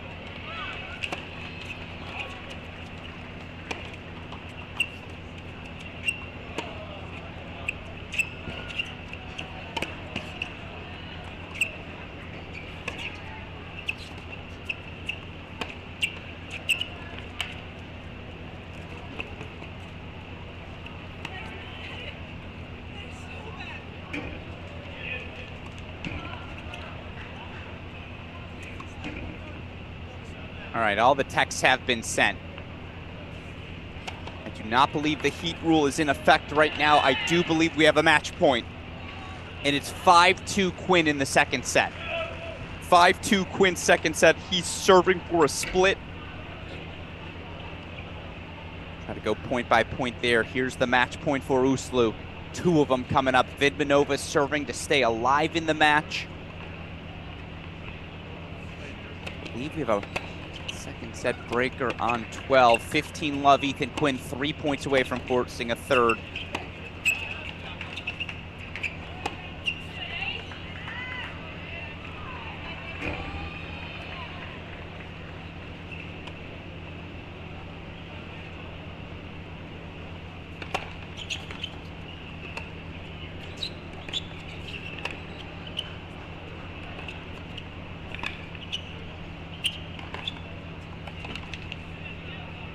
That goes wide, so now Quinn's 2 points away. Meanwhile, you see Uslu is through. Go back over to court number 12. I think they're in a second set breaker. The scoreboard indicates.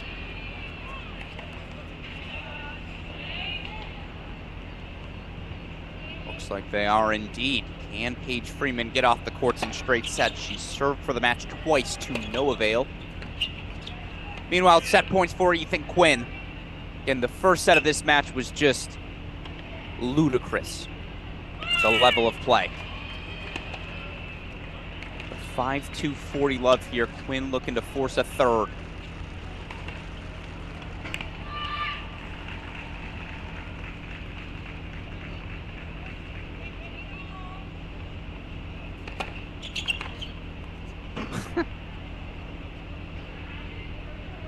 Oh yeah, I forgot about that.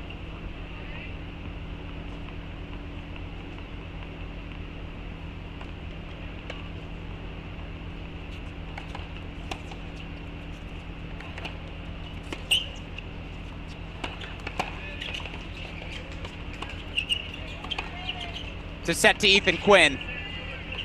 We're going the distance on 7. Wouldn't have it any other way, and again, we'll give you the updates across the board here now. Alex Gruskin here to steer the ship. 64 singles matches spread out throughout the course of the day. Have a bunch of them in the books already. Ryan Segerman, a straight set winner for North Carolina to advance to round 2. Old Dominion Sasneskaya, straight set winner. Virginia Tech's Aslam Uslu, straight set winner. South Carolina's Ayana Ackley, straight set winner as well. Ryan Segerman earns a straight set win. Jaden Brown earns a straight set win.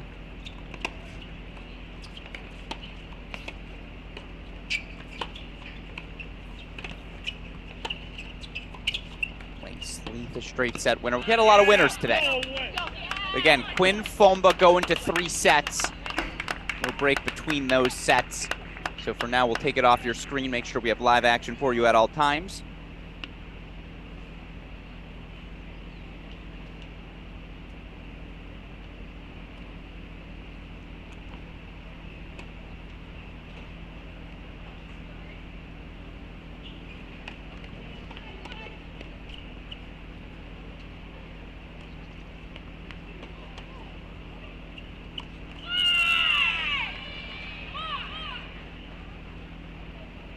Ryan Segman, a winner over SMU's Adam Neff. Saw that in the chat. Apologies, it was just a little easier for me to just mention the winners.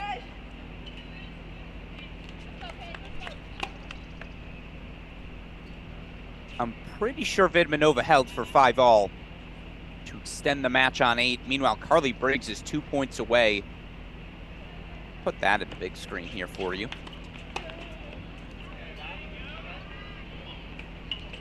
That was a frustrated Carly Briggs look, but she's still 2 points away from the match. So glass half full, I suppose. Meanwhile, Julia Fliegner up 4-1 in her 3rd set.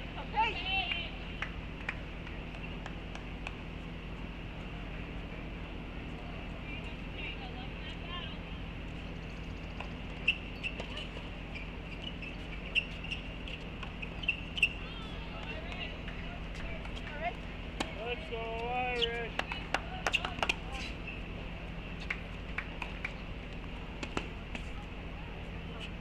Ohio State's Sydney Ratliff on the far side. Game point chances here for 4-5. Meanwhile, we do have a wave of first-round matches now beginning on other courts. Go introduce them, get into them as they get underway. Still warm-ups in a bunch of different places.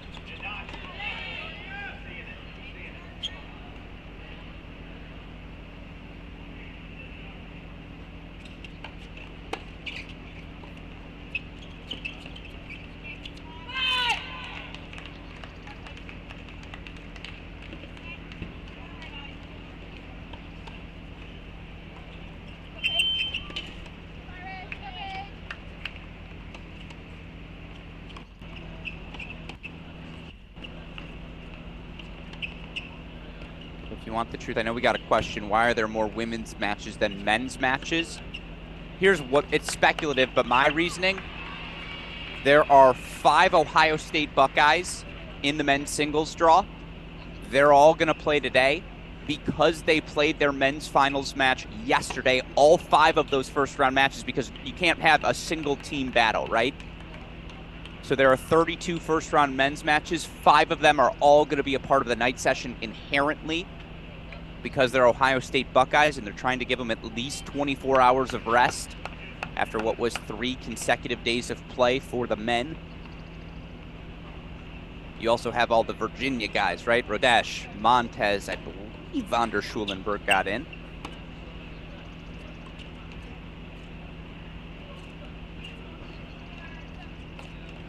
I see Montez, I see Von der Schulenberg. Von der Schulenberg actually faces JJ Tracy in a rematch of yesterday.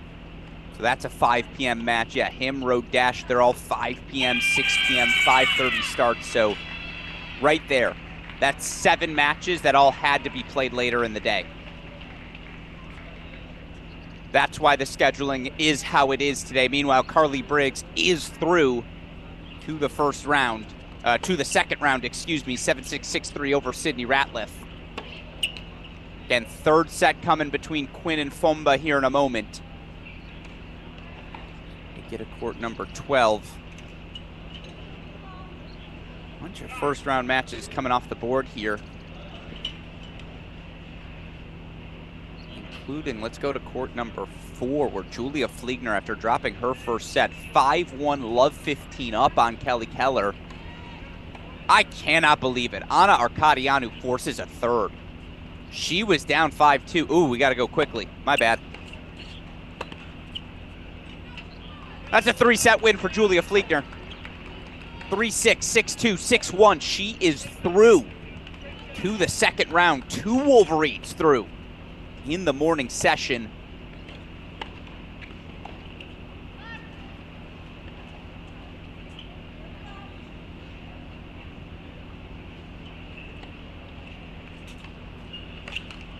All right, with Freeman Arcadianu going to a third, you have Quinn Fomba here in a third set.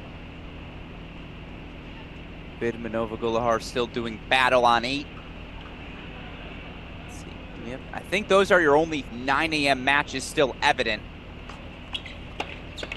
So yeah, now we can start working in some other matches here. Let's see, where do we have play underway? Let's go check out court number 1. That one's gonna be fun.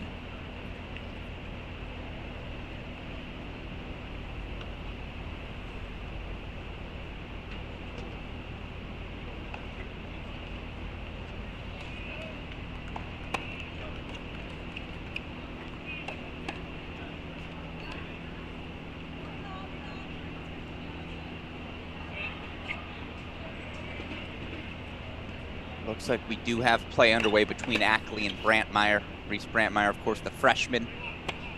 Part of that inaugural or maiden national championship. Inaugural is the wrong word. Maiden national title winning team this year for UNC. Lost the match in the final to Diana Schneider, but anyone who saw that match, that was like I was joking around with. I had the chance to chat with Reese's mom, who I saw in Orlando during my time there. I was joking around. I was like, yeah, usually after the match like that, you get a paycheck. And they say, congratulations on reaching the quarterfinals of a WTA event. That's how good the play was between Schneider and Brantmeyer. It felt like there should have been a paycheck. Certainly Brantmeyer's got weapons, but they're going to get tested today. Physicality of sophomore Mel Riasco, the heaviness of that lefty forehand. That's a really fun match on 1. As Vidmanova forces the third, 7-5 second set, so the 4th seed stays alive. That's why I said we weren't writing her off, despite dropping that 6-4 first set. So 3rd set in Quinn Fomba, Gulahar Vidmanova, and Freeman Arcadianu. 9 straight set matches to start our morning, 3 third setters. Now we can get to some of our second round matches.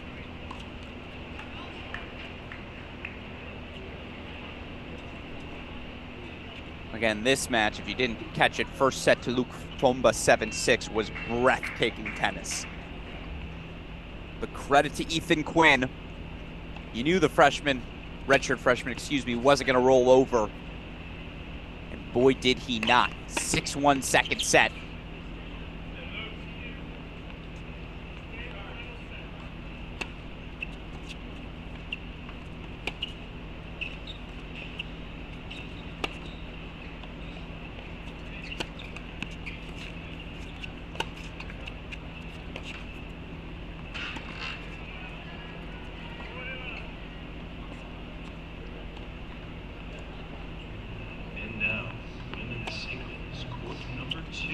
Over here, we'll take it to court number 3.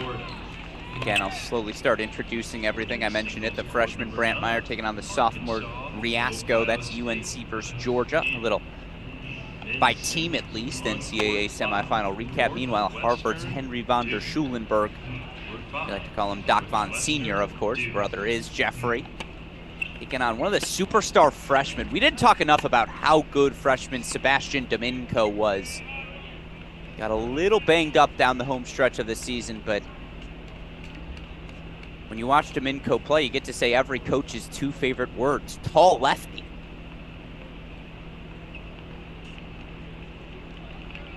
Now Domingo going to take a nice stroll over to court number 2. I imagine there's a ball that rolled over there. Indeed, there was. Got sleeveless Fomba is another animal as well. Speaks to the heat here in Orlando. Quinn Fomba approaching the 2-hour mark of their match. Right now, weather in Lake Nona up to 82 degrees, feels like 88, humidity over 70%. Would love to know how we determine that number, just as a populace. But certainly it has felt sticky and just mucky all week long in Orlando, and you just wonder how those conditions play a factor down the home stretch.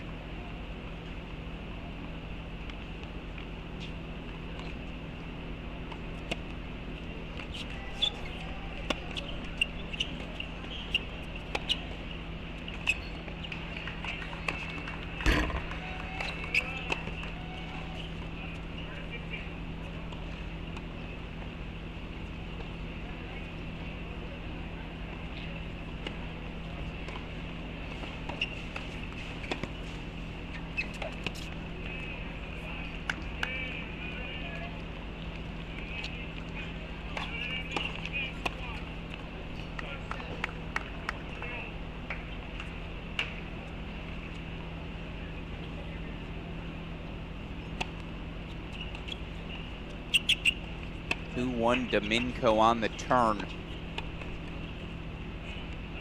And I do want to put a little Esco Brantmeyer on our screen. Where else do we have new action? I see on court number 6 we do.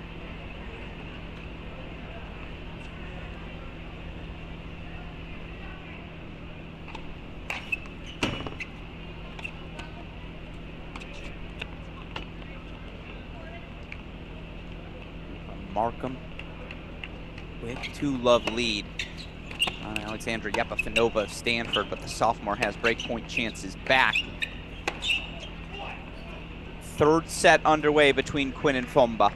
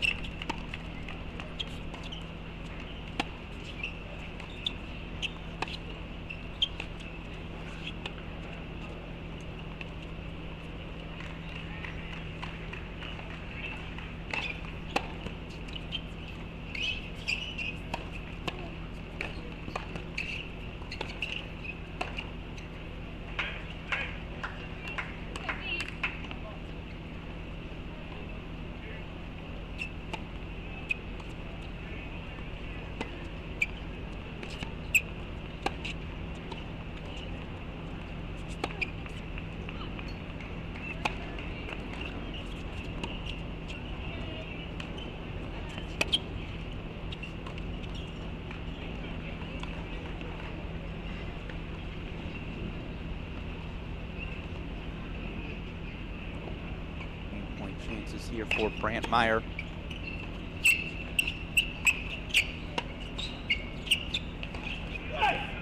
Is that a break for Luke Fomba? Luke Fomba just broke. 2-love Fomba in the second set. That is an opening. That is the first time today Ethan Quinn's been broken.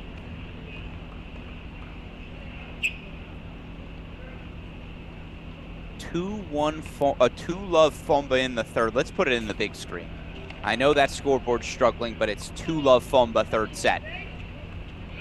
That's all that matters for those of you tuning in at home. And you see, yeah, there is some action getting underway. A lot of warm-ups happening on a bunch of different courts. Take it action I know we have right now. Court 3 on the side as well.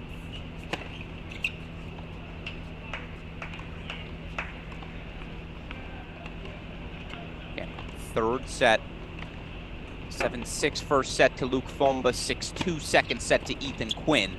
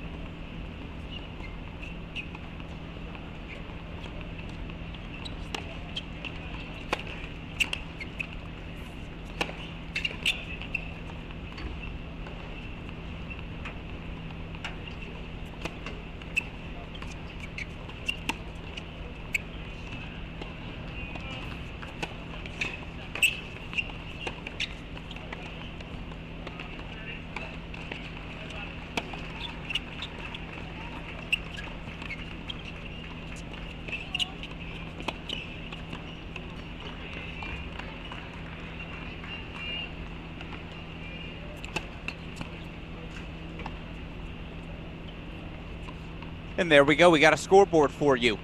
2-love in the third, 15-30 here for Quinn.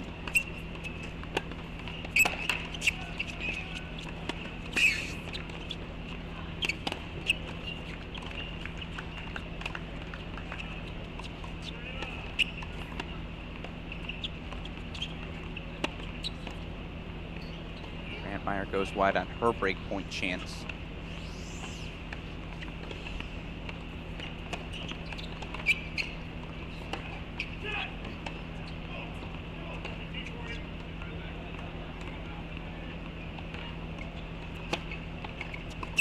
Break points back for Quinn.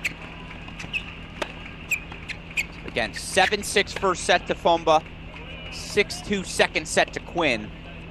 Fomba just broke for 2-love here in the third. Quinn can get it right back as it is a Riasco hold for 2-1. Very early in the third sets for Vidmanova, Gulaher, Freeman, Arkadianu. Take over to court 6.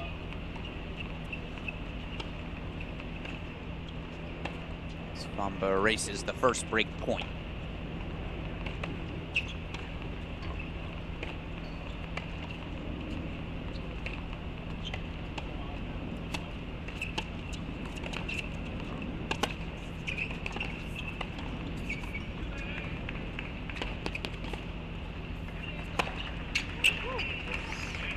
Really helps to have that in the back pocket, right?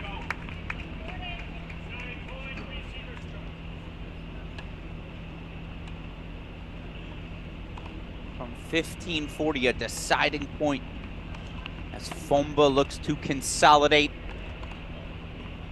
Mitch Jackson, for you, I will post the scoreboard link in the chat right now. You can follow live scores. Click on that link.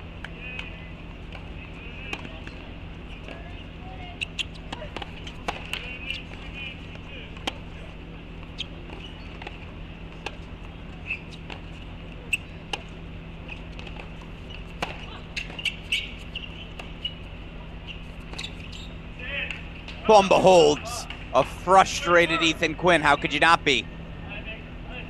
Fomba holds for 3-love. Still just a single break, and believe me, we're keeping that match on our screen at all times. Especially now that we have the scoreboard back up and running.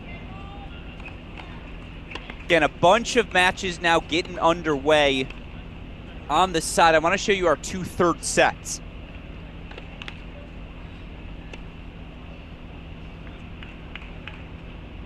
And thank you, Sunny Dearth. Gullier. That's what I was looking for. Gullier.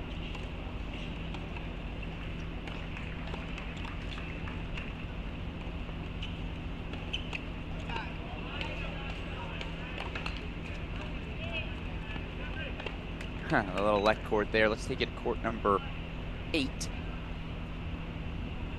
Third set underway between Kit Gullier from the University of North Florida. She's taking on Dasha Vidmanova. It looks like Vidmanova, yeah, the early 1-love lead in the second set. In the deciding set.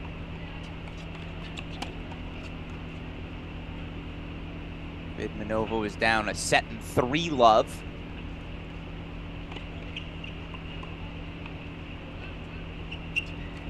Worked her way back to 4th seed this year, as always, not going away. Meanwhile, Yepafanova was down an early break 2-love. She now has break chances for 3-2. And she does break for 3-2. So again, let's give you those third set alerts. Third sets on 7, 8, and 12. This is from your 9 a.m. session, so we're over the 2-hour mark. Ethan Quinn here serving love 3, but just a single break. Down in the third to Luke Fomba. Yeah, and if you're Fomba, you have that break, you grip, you rip. That's the recipe, right? Take your swings, take your chances. Meanwhile, Paige Freeman served for the match twice. She was broken twice on 12. Credit to Anna Arkadianu. Name spelled incorrectly on the board there, but we recognize it.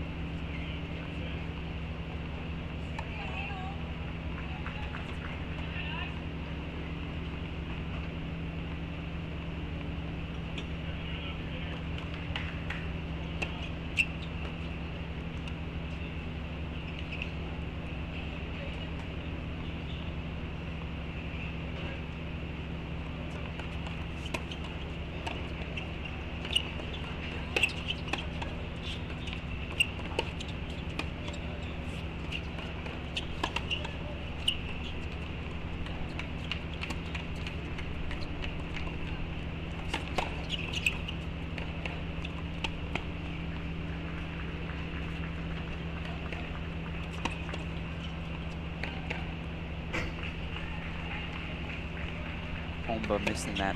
Excuse me. Quinn missed a forehand approach on a deuce point.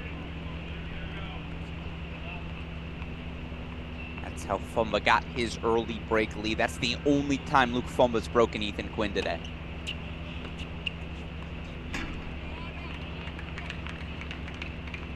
Siakadianu holds for 1-2 down an early break in the third.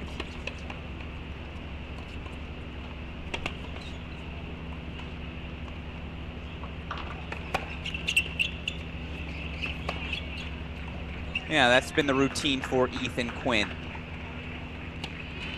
Steady +1 aggression. Are they playing best of 5 here? I hope so. I'll take as many sets of this as the guys are willing to play.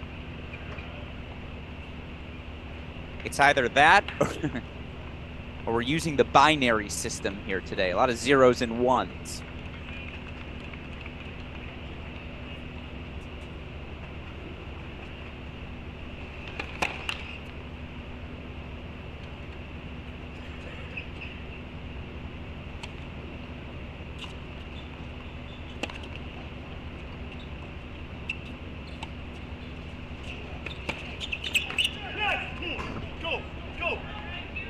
Trying to stay pumped up. Yeah, it's very easy narrative to sell to himself. I've been broken once today.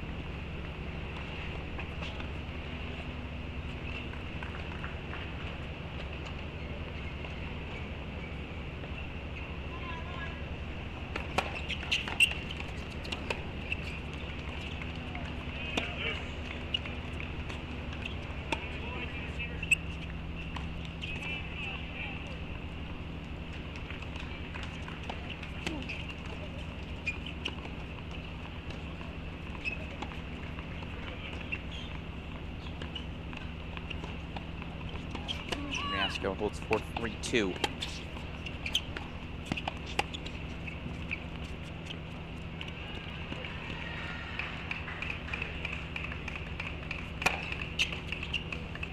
Massive hold for Ethan Quinn. Had to have it. You're not breaking Luke Fumba twice down 4-love. You're just not. So Quinn gets on the board for 1-3.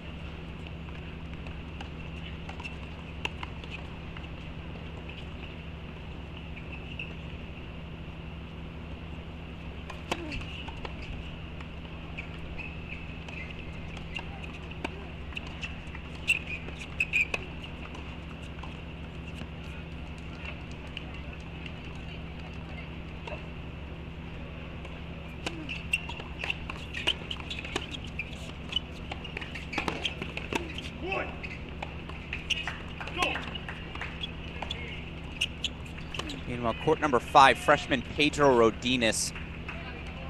I know I saw a question, who's a dark horse candidate? The answer is freshman Pedro Rodinas. He is the dark horse in this event. The sophomore was just exceptional. All season long for Duke.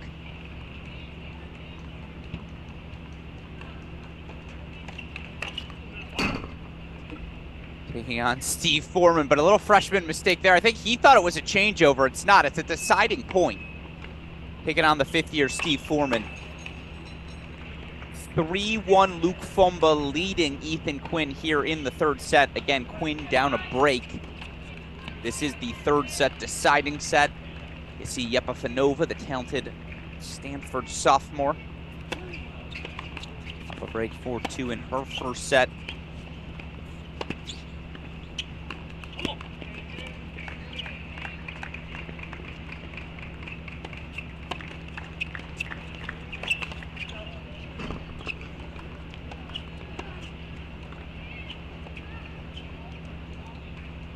Rodinas does hold for 1-love.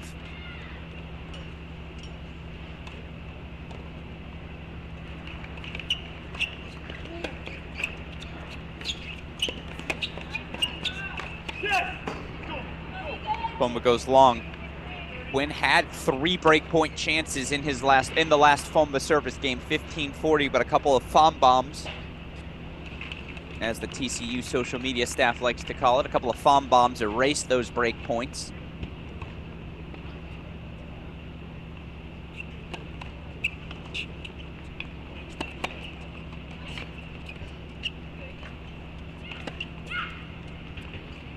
First serve's the name of the game.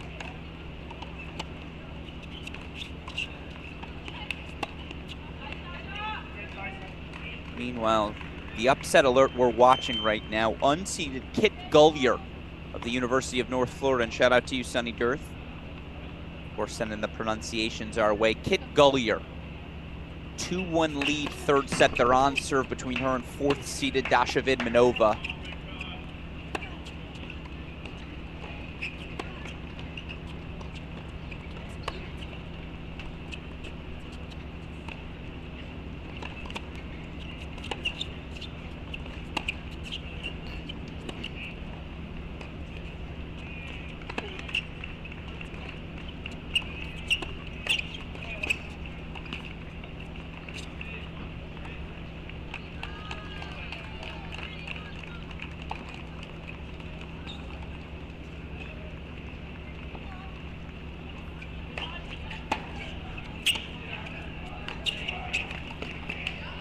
He's not going away.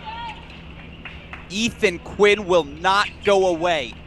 And I know we don't have a point-by-point score, but I have eyes. 30-40 break points again for Quinn.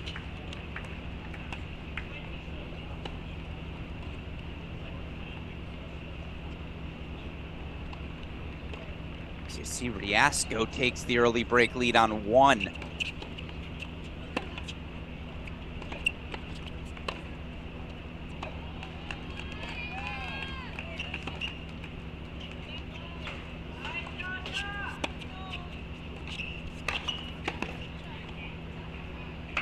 It's another Fom bomb. And let's see, what side does Ethan Quinn want to go to? Pick your poison. Deuce side, ad side. I believe Quinn plays the deuce side in doubles, but he's going to go ad side now.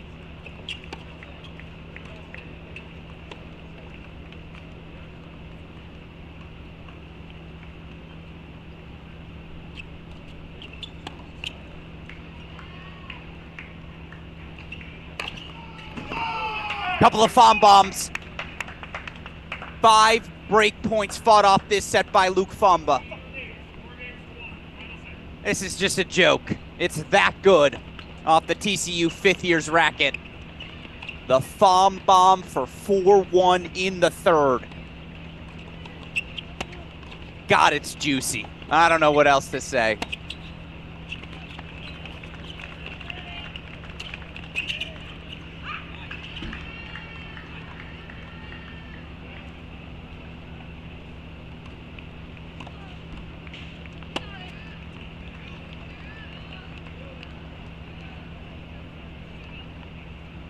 So still just the 1 break, but 4-1 Fomba leads in the third. He has fought off 5 break points this set. Meanwhile, you see top seed Fiona Crawley on the court. She's taking on Florida Sarah Dahlstrom. Couple of Tar Heels on your screen. You see Brantmeyer down a break here. Sophomore Mel Riasco moves the ball so well around the court. Meanwhile, in those third sets, Paige Freeman still up a break 3-1. Remember, Freeman served for the match twice in her first-round battle with Anna Arkadianu. Dasha Vidmanova has break points in the third. Let's see if we can catch them.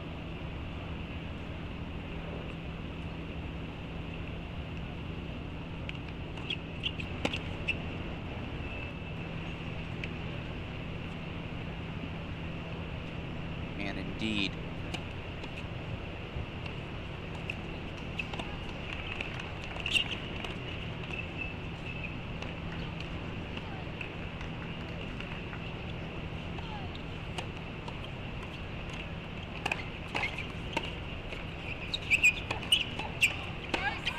Vidmanova breaks. So we'll put back on the big screen. 4-1 break lead here for Luke Fomba. I know that scoreboard's off. 4-1 break lead for Fomba.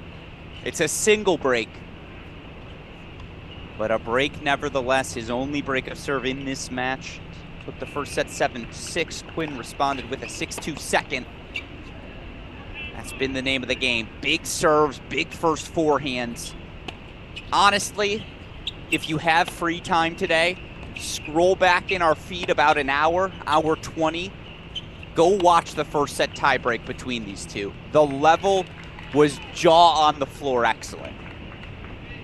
It's just been that sort of day here on 7. Again, Quinn serving 1-4 here. Breakpoint chance back for Brantmeyer. Oh, let's see.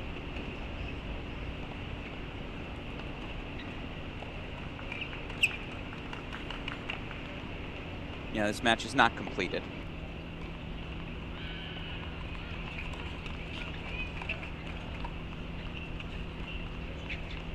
Fanova, the Stanford sophomore, sustaining her break lead, or looking to.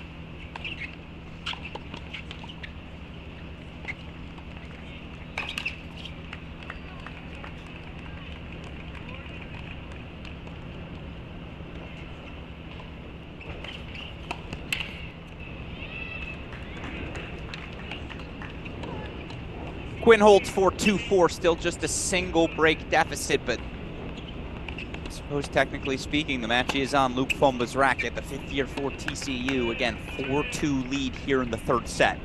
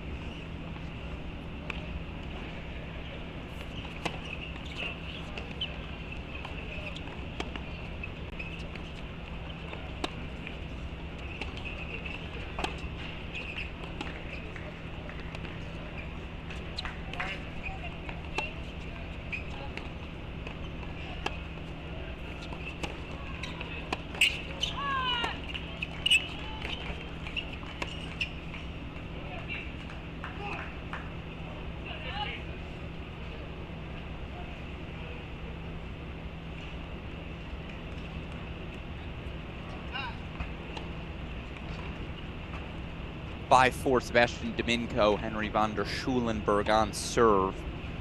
Again, a bunch of matches. You see set points for Jeppe Fanova.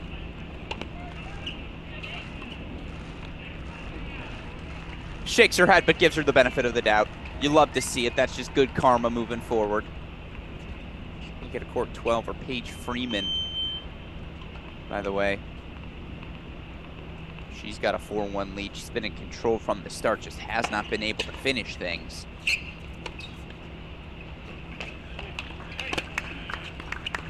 Ethan Quinn has had 5 breakpoint chances in this set, all of them erased by massive Luke Fomba serves. That said, he's had his chances in this third set.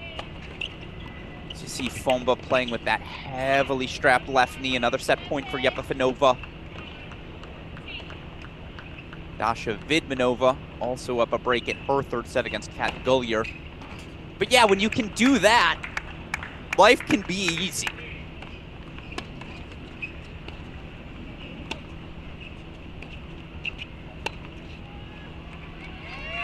Not much Ethan Quinn can do but keep his head down and try to stay the course.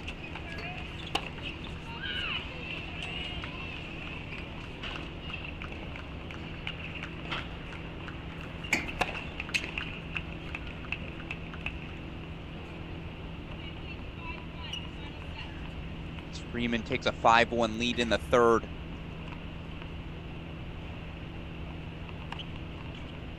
By 4, Markham able to extend that first set on court number 6. Ooh, Riasco's got set points on 1. One.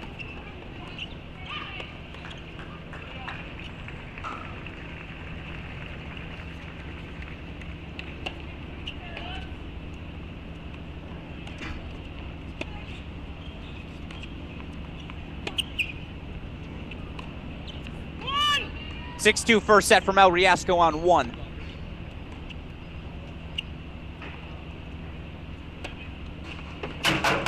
Take it back over to 3-30 all here for Fomba.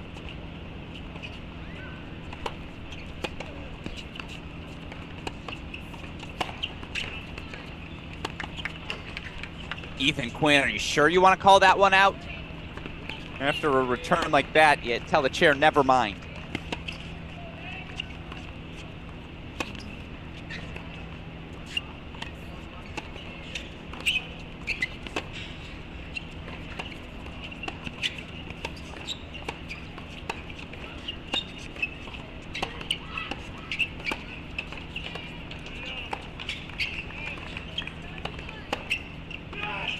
It's his 6th breakpoint chance of the set. When he can get the return in play, he's got a shot.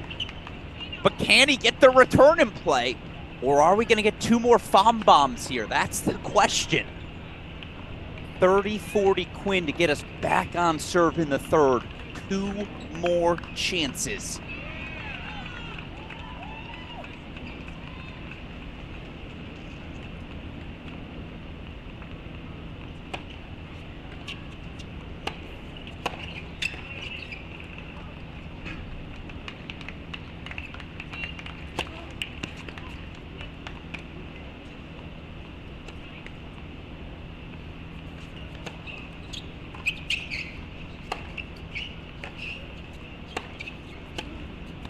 First one erased.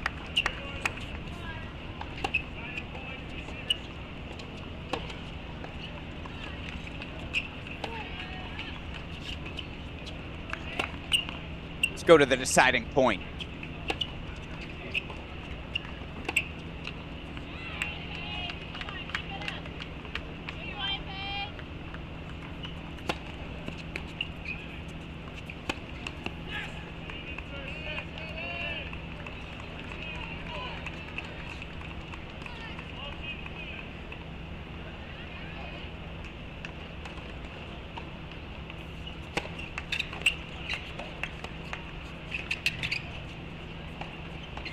Oh, he gets cute with it. Too cute, Luke Fomba. Too cute. Quinn breaks back. Took him 7 tries, but he breaks back for 3-4. We have ourselves a match. We also have ourselves a match point. In men's singles, Michigan State versus Harvard, court 4. 6-4 first set to Sebastian Domingo.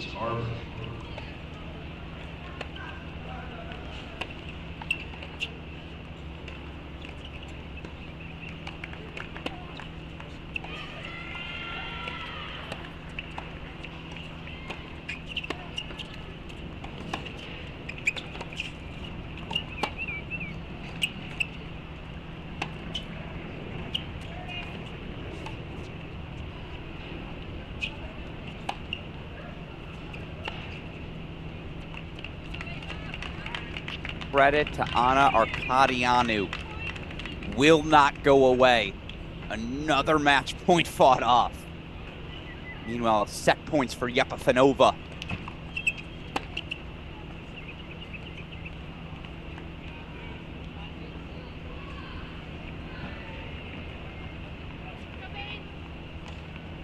Twins out of the chair. Obviously, we'll get that back in your big screen in a moment, but another match point deciding point here for Notre Dame's Paige Freeman.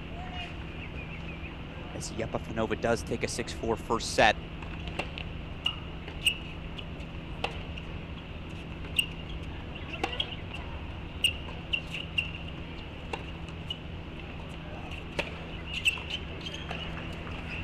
Arkadianu extends the match again.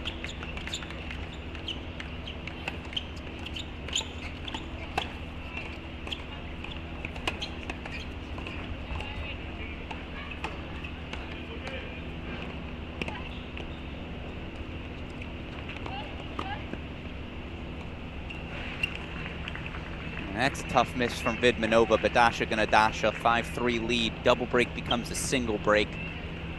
Love 15 here for Ethan Quinn, who just got the break back for 3-4. Took him 7 break point chances in this set to break Luke Fumba. He finally got it. Leave those third sets on the side of your screen.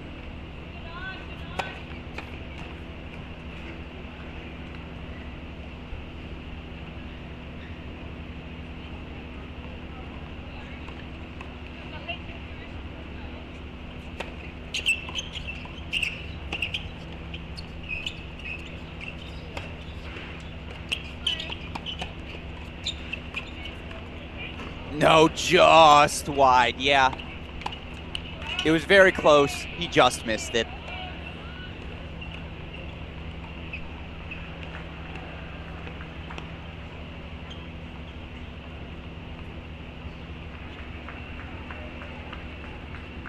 If you're just joining us, Luke Fumba took a 7-6 first set. Was as good of tennis as you'll see in an NCAA match. Quinn responded with a nice 6-2 second set of his own, and now we're back on serve. 3-4 here in this third and deciding set.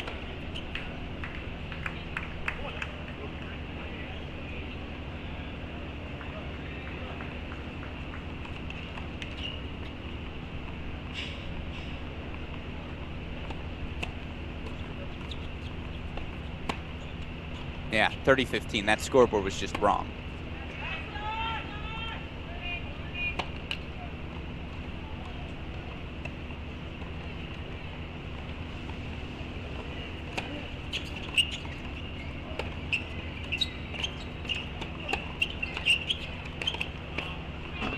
Fumba sprays, so chances for Quint. Miraculous. I don't want to say miraculously, because he has had 7 break points in this set. Break points in 3 of 4 Luke Fumba service games now. 1 for 7 on those break point chances, but it feels like we get a third set breaker here, right? That feels like the direction we're headed.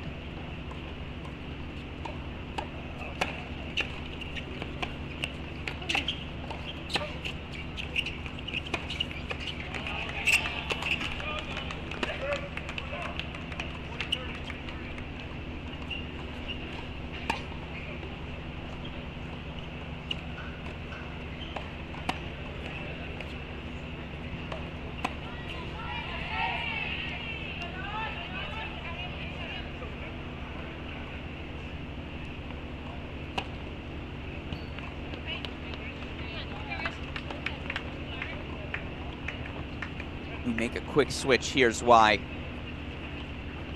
Gullier's been excellent today, but 4th seeded Dasha Vidmanova finally approaches a match point.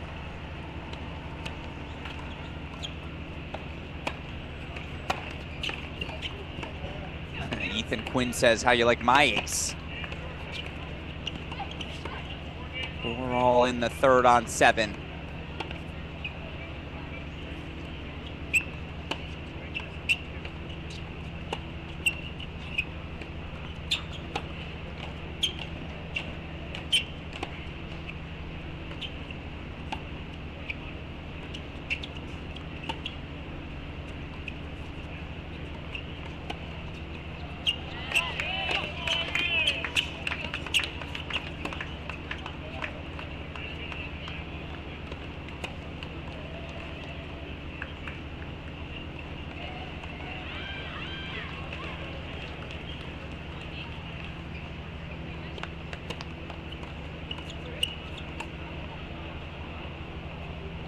And Dasha missed it long.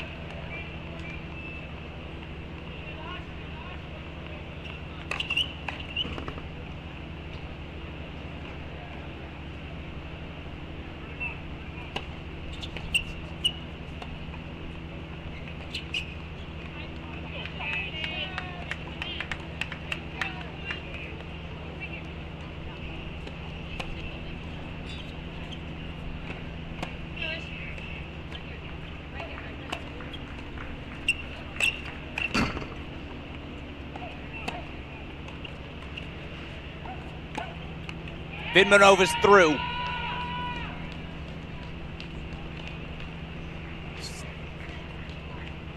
Meanwhile, match point again here for Paige Freeman. Dasha Vidmanova through in 3 sets.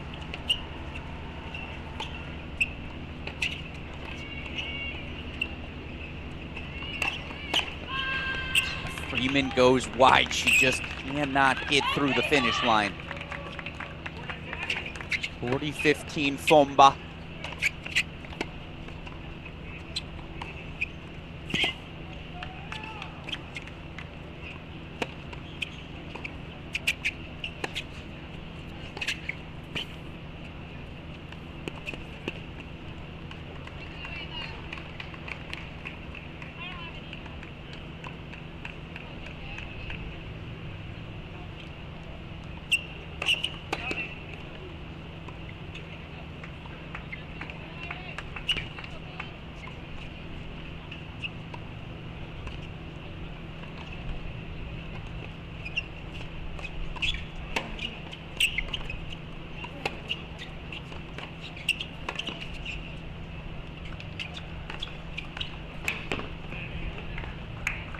Fomba holds for 5-4.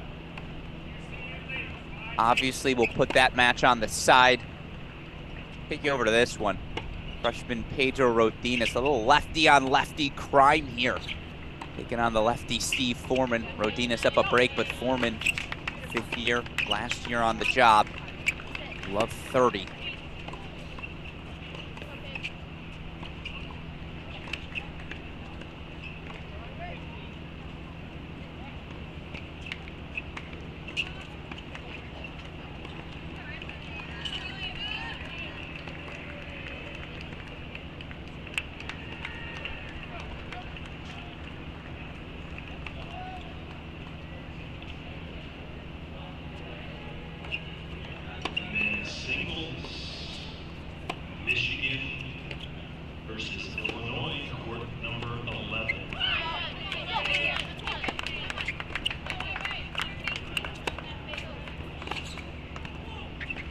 Oh my God. Are you kidding me, Pedro Rodinez? I said it at the start of this match. You want my dark horse pick to win this event? It's freshman Pedro Rodinez. Now, is he going to win it? I'm not sure. Is he good enough to win it? Abso-freaking-lutely. And yes, I'm not naive. I'm putting Quinn back in the big screen. He's about to begin his 4-5 service game, 3rd set. Match points Paige Freeman again.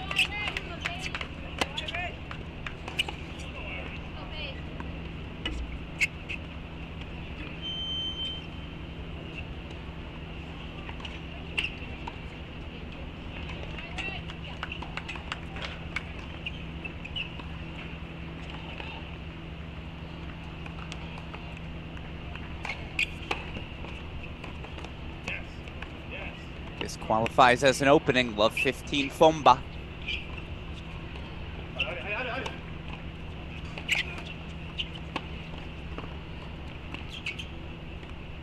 Oh, it drops good. Oh, Arkadianu escapes again.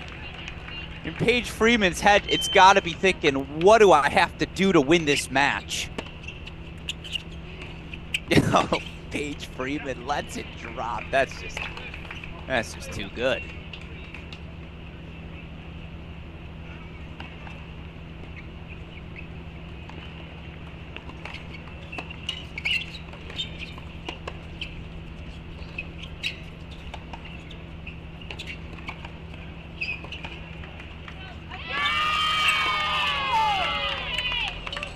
As Quinn gets it to 15-all, Paige Freeman, relief finally. What a fight from Ana Arkadianu still.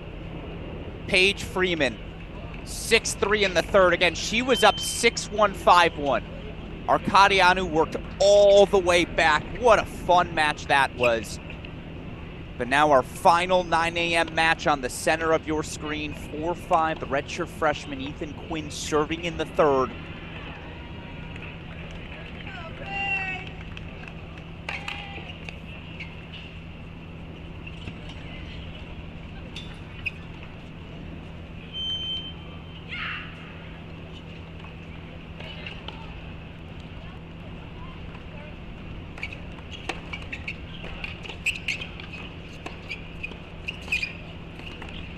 God. What a dip from Ethan Quinn. Famba is just hitting down on everything. He's just in his zone. And for Quinn to dip that ball low, what a tough shot, beautifully executed. Yes, third set here, deciding set.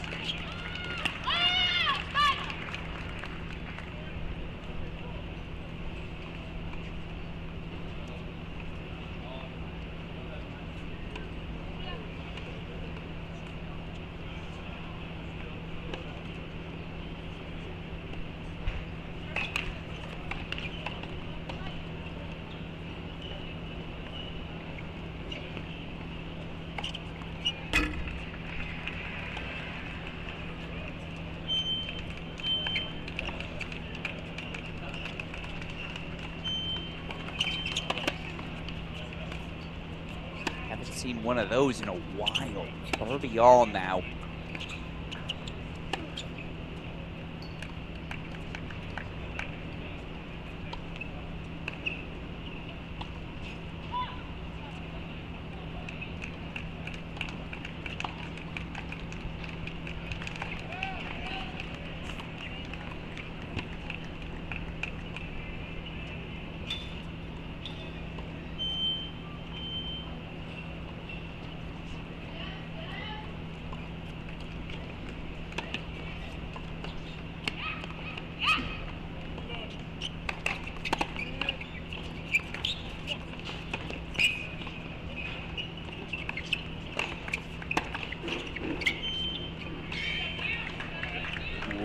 Whoa.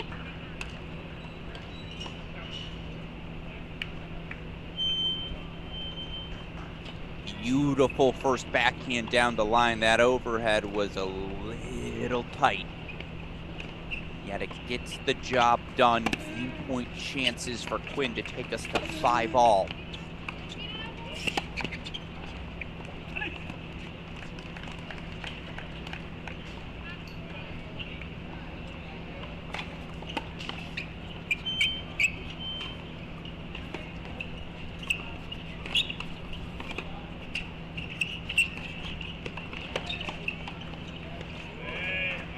No way he landed that.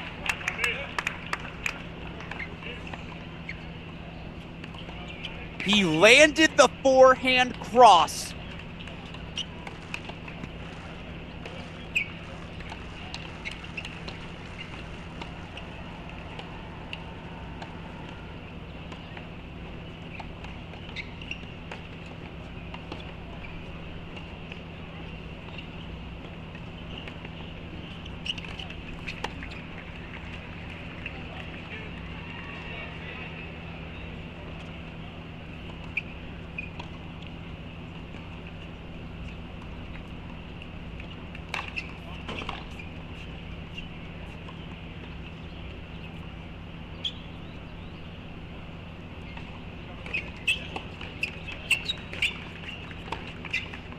Oh, EQ comes up big.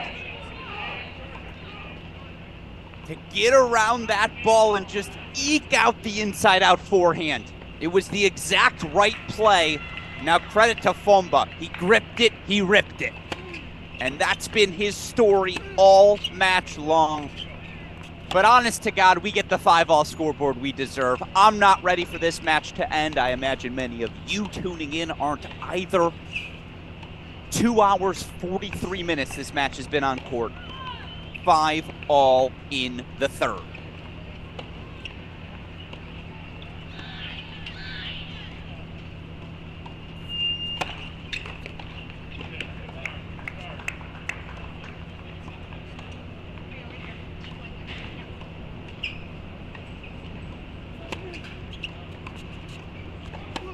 Acelera, acelera. Dispare. Vamos.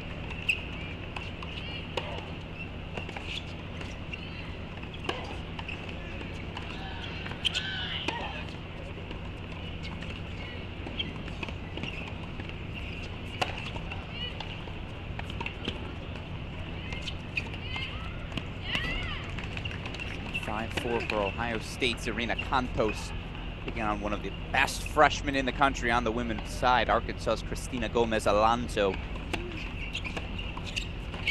Scoreboard updates here in a second as Fomba goes long. 3-love for North Carolina's Reese Brantmeyer. She dropped her opening set, though, to Georgia's Mel Riasco. So Riasco up 6-2, love 3. Notre Dame's Sebastian Domingo, 6-4, 2-1 lead. Stanford's Alexia Bafanova, 6-4, 2-1 lead. 5-3 lead for Pedro Rodines, but he's down breakpoint chances once again. And the two scoreboards, or the other scoreboard you see on your screen, excuse me.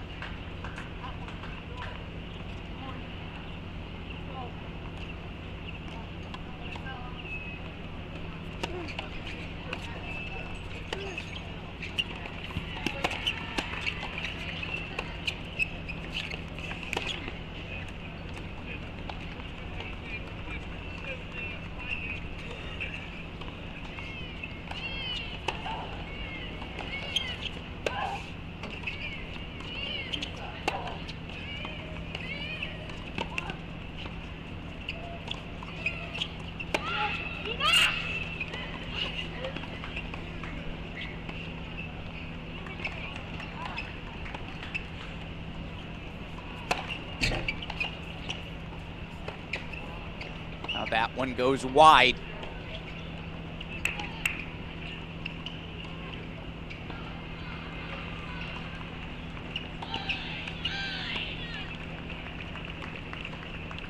Both these guys have played exceptional tennis here in this opening round NCAA match. The 5th year from TCU, Lou Fomba. A little wide on that backhand approach. Now a 30-all opportunity for redshirt freshman Ethan Quinn.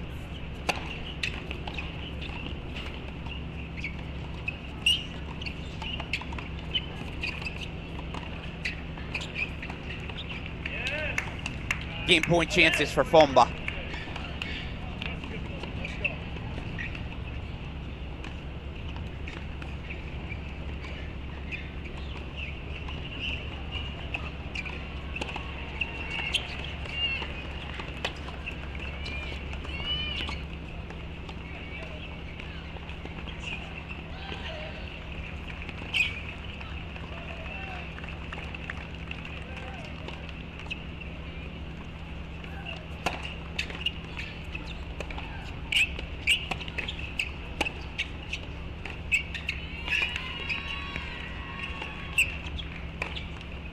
Now that is a beautiful overhead.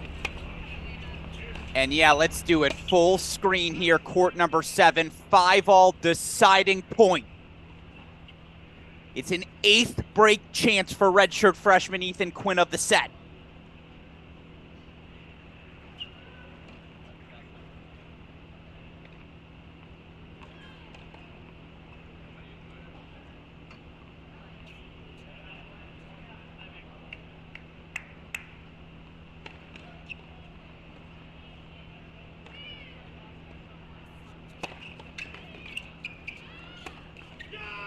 Fomba into the net.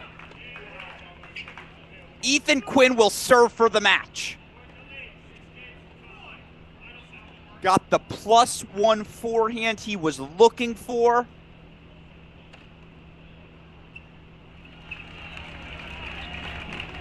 (6-5) Ethan Quinn to serve for it. We'll go back to it, obviously, as soon as they're out of the chair. Again, scoreboard updates on your other matches happening right now here at the National Campus in Lake Nona. A lot of things getting ready to go on court or early on in action. You see Riasco takes the first set 6-2, but Brantmeyer now 4-1.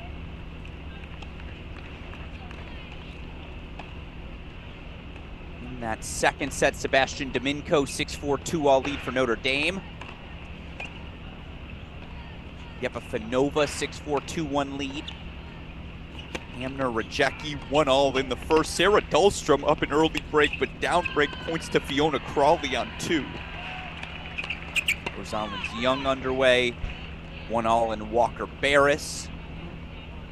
6-4 first set to Ohio State's Arena Contos on court number 9, but I know what we're all looking for. So let's put it big screen. Ethan Quinn, after 2 hours, 49 minutes of spectacular tennis, will serve for the match. 6-5 in the third.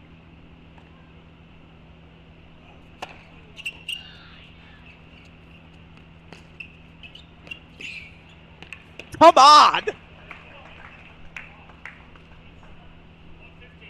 Have you seen the brace on this man's left knee?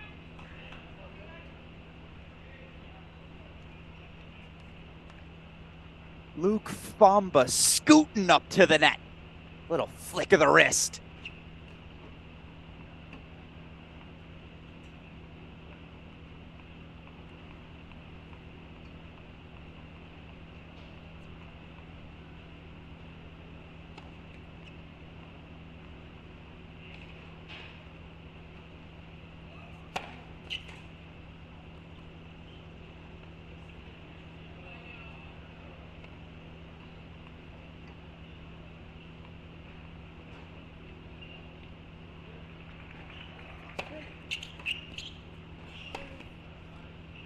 Quinn goes long.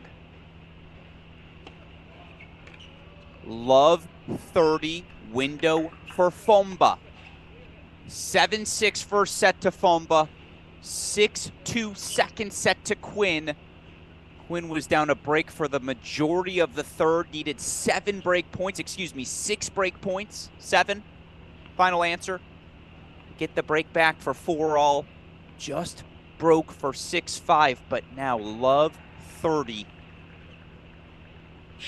Fomba sneaks out in front.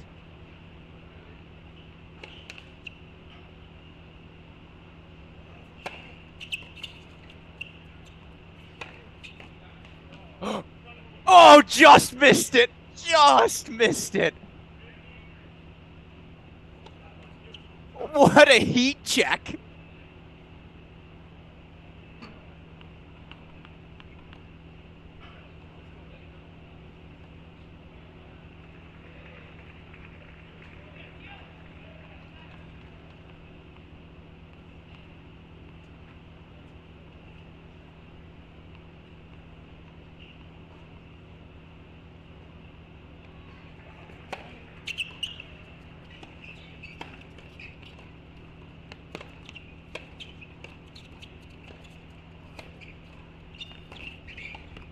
Luke Famba, get out of here.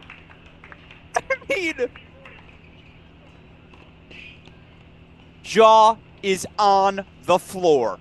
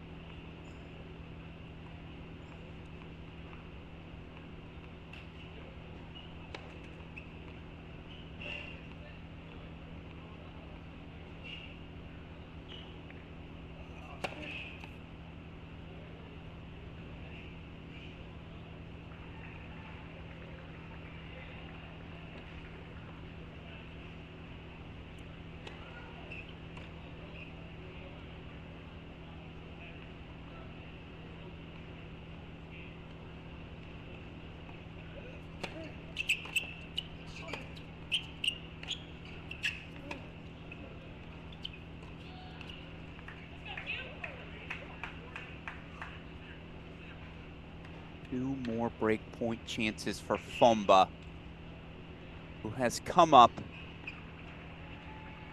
with just so many gems today. The inside-out forehand on set point in the first. Every on-the-run forehand pass he's hit today.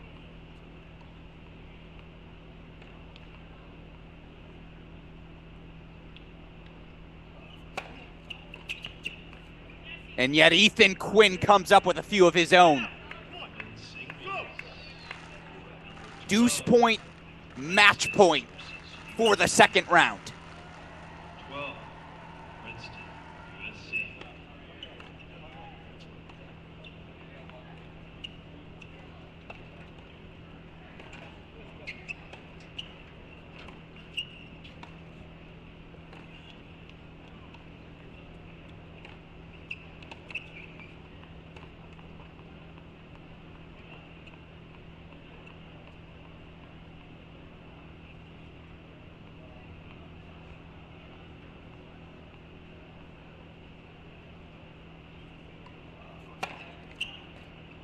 Ethan Quinn wins it.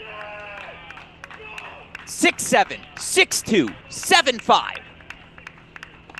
That is as good of a match as we will see in this entire NCAA tournament.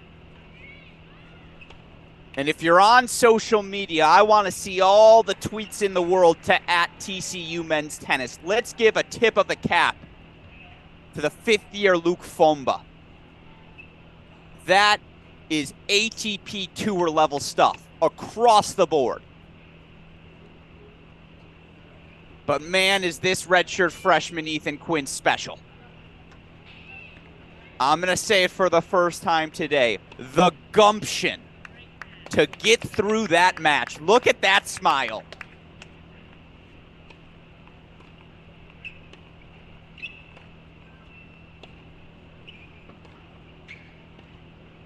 What do we do after that? 12 matches in the books, 52 more results to come, and that's just day one of this 2023 NCAA Division I individual event. Woo-wee! Ethan Quinn, have yourself a day.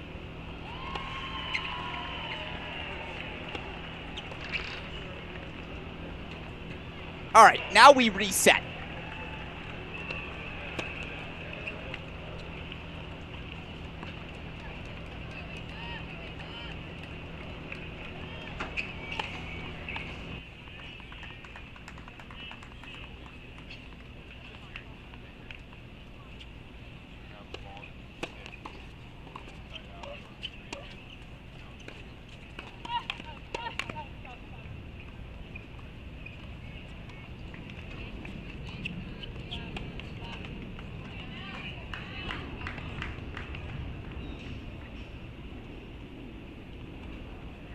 Six, 4, 5-1 lead here for Yepafanova. You see, I apologize, it's been on our screen, or I guess not, because we were in the big box.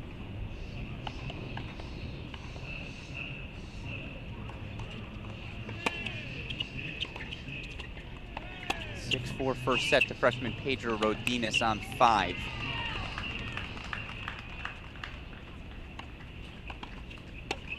Backcourt number 3, as we went through all of our scores, you see Brantmeyer up 5-1 in the second set after dropping her first 6-2 to Mel Riasco. Sebastian Domingo is going to pop on your screen, 6-4, 4-2 lead for the Notre Dame freshman. Rodines, that 6-4 first set. Yepafanova, 6-4, 5-1. Sarah Hamner's got a 3-1 lead on Amelia Rajecki. Fiona Crawley down 4-3 in the first, 6-4 first set for the top seed. Meanwhile, Carlos Ozalens, 2-love lead on Gavin Young. Ozan Barris, 3-1 lead on Harris Walker. Holly Wallen of Texas Tech, 1-love lead on Columbia's Michael Zhang. And then you have a 6-4 first set for Ohio State's Arena Kontos, though she's down love 1 in the second. So that's what's happening everywhere. All of our 9 a.m. matches now in the books. Alex Gruskin here. 64 singles matches. 64 singles matches on the day. We're 3 hours in, we have 12 results. It's gonna be a fun one, folks, and I'm gonna post the link in the chat again. I wanna jump around a little bit here in a moment, introduce everything, kind of reset where things stand in every match. But as I just posted in the chat, if you're looking for specific feeds, I'd say keep our stream open. I'll keep you updated on everything. But if you want to watch something specific, the play site website, the place for you, find individual links to all of your courts, find the match of your choice. God, was that one good between Ethan Quinn and Luke Fomba.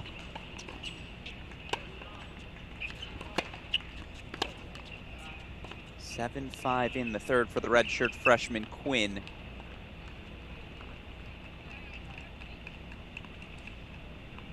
And he'll advance to face North Carolina's Ryan Segerman, another big server in the second round.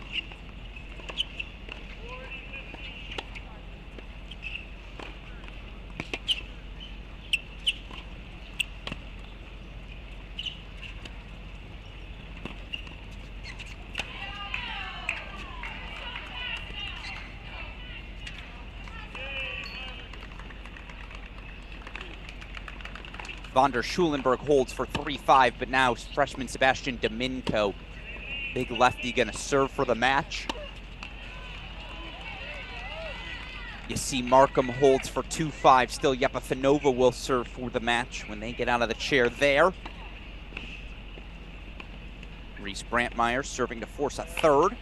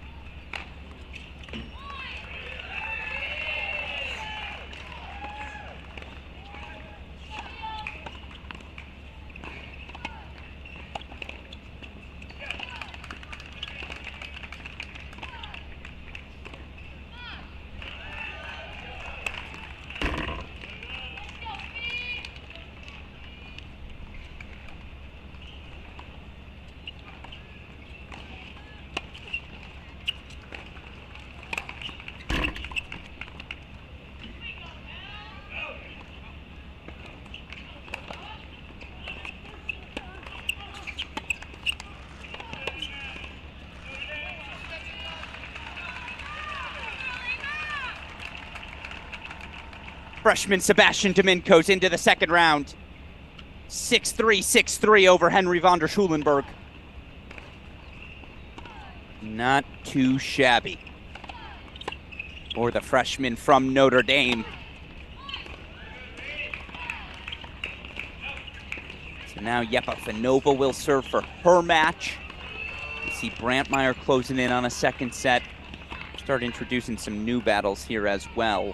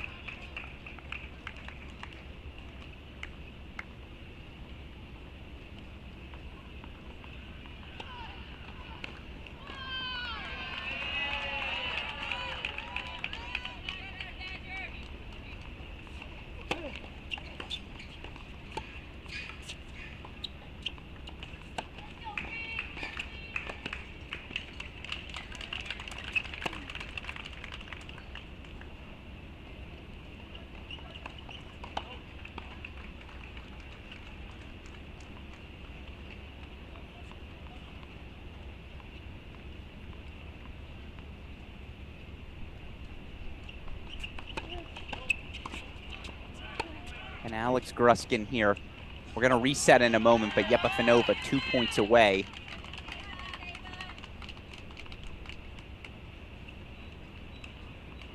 Meanwhile, it looks like it was a 6-2 set for Brantmeyer. Apologies for leaving that on your screen. Where haven't we checked in a while?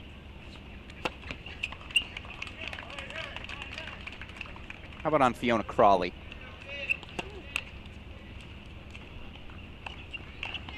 Crawley right now is set lead on Florida's Sarah Dahlstrom. Walker game point chances.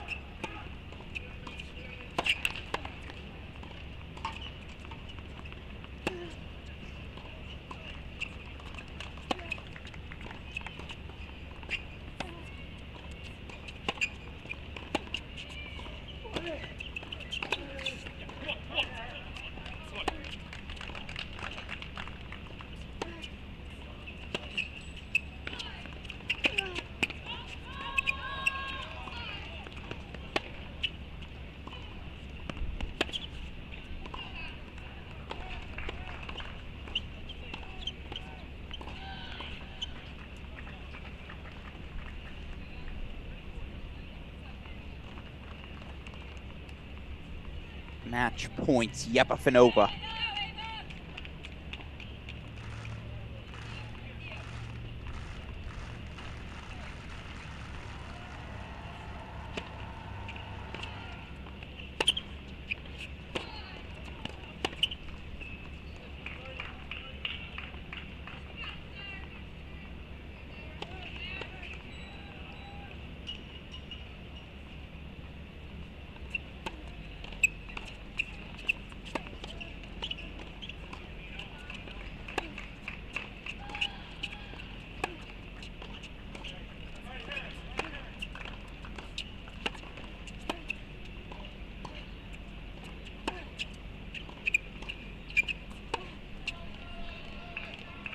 Sophomore Alexandra Yepafanova is through to the second round. 6-4, 6-3 over Ava Markham.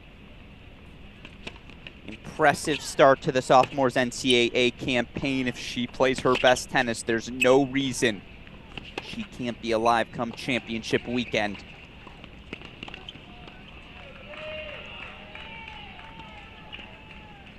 Brantmeyer Riasco is headed to a 3rd on 1. So we'll reset now where a couple of things stand. Here on court number 2, Fiona Crawley, chance for a set and a break lead. Top seed taking on Florida's Sarah Dahlstrom.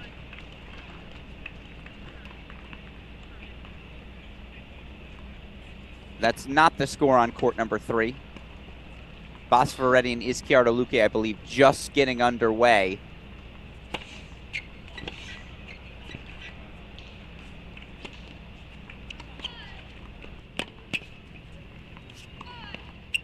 Crawley breaks for 6-4, 2 love.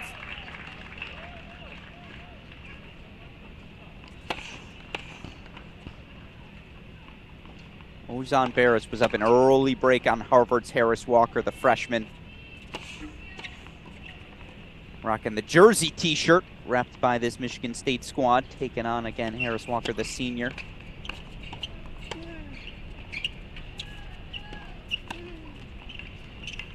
I would be remiss if I did not say my younger brother, Nicholas Gruskin, would be very quick to point to Harris Walker as a potential dark horse in the men's singles draw.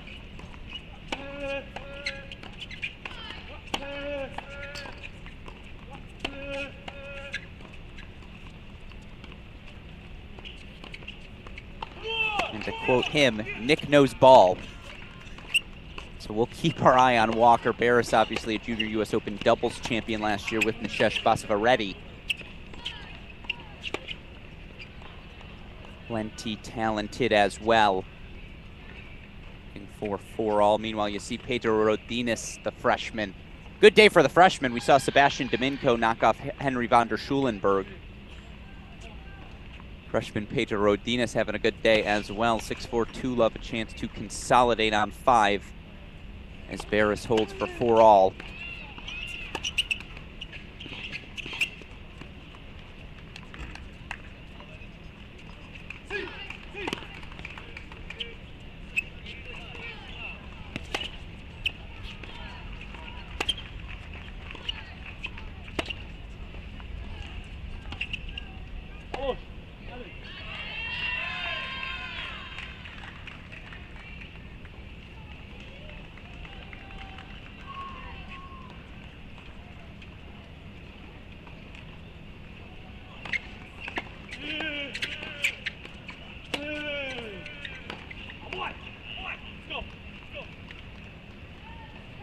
Rodinas does hold for 3 love.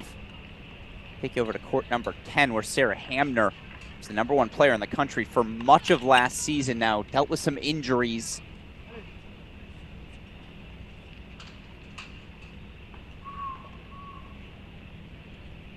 But off to a strong start. 5-3 lead on North Carolina State's Amelia Rajecki.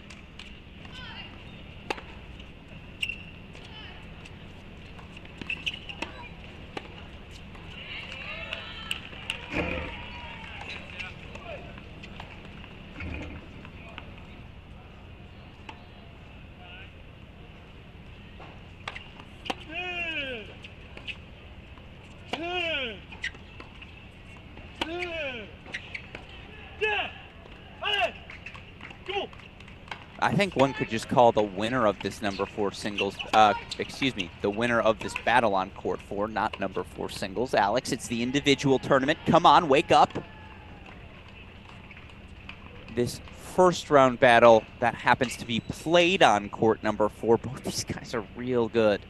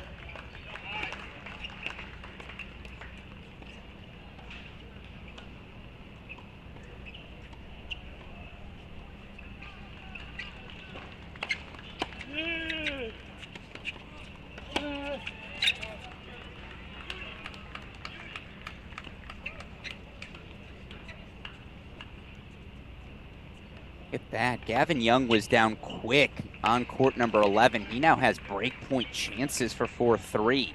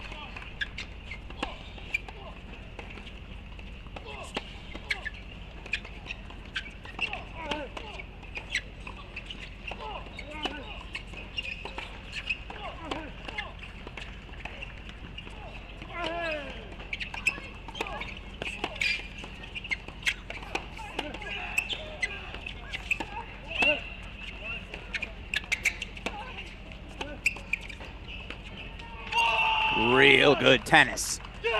Barris breaks and will serve for the first set. Put Hamner on the big screen. She's 2 points away from an opening set. 6-4, 3 love for Fiona Crawley. Rodinas 6-4, 3-1.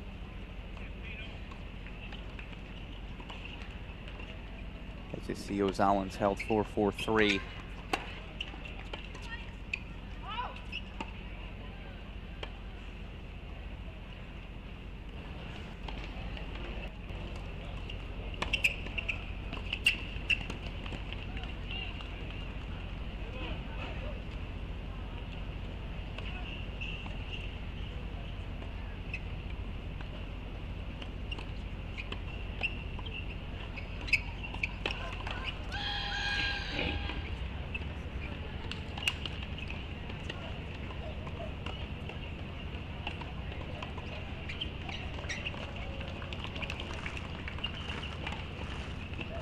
See Gomez Alonso close to forcing a third as well.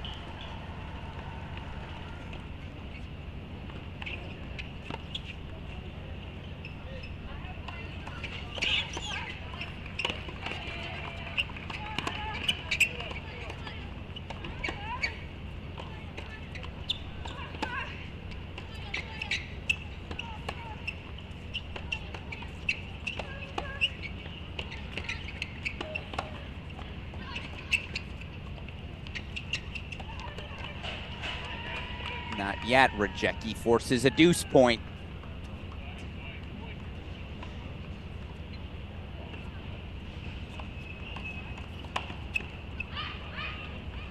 Couldn't keep Barris Walker on our screen. Obviously, Ozan Barris now serving for the opening set.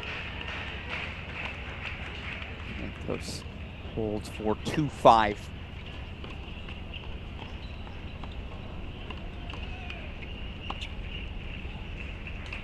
Oh, sorry. No.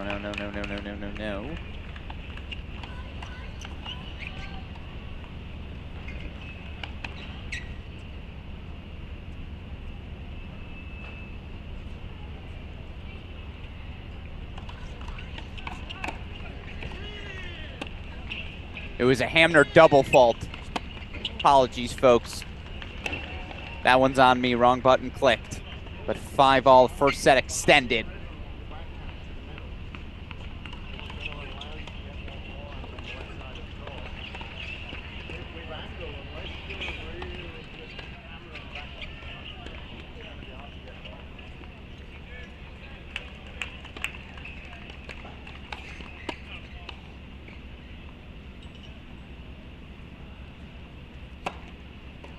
Report 4 on the big screen.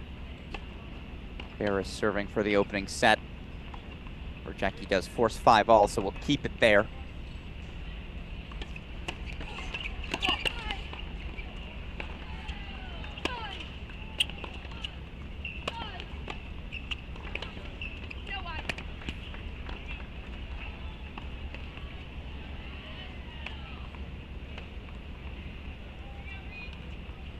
Here we go, Reed.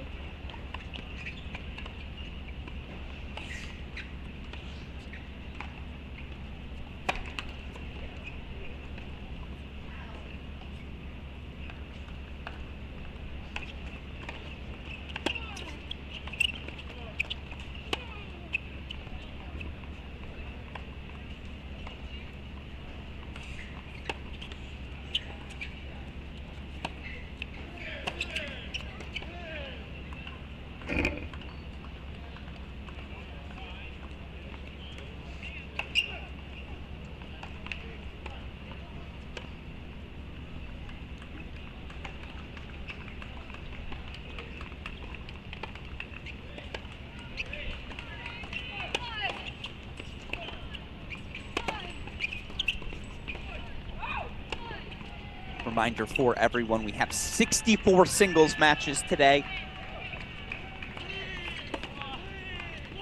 I just happened to catch this question. It's going to be a long day of singles action, particularly as, given the fact Virginia, Ohio State players played that men's final yesterday. All those matches scheduled for 4:35 range.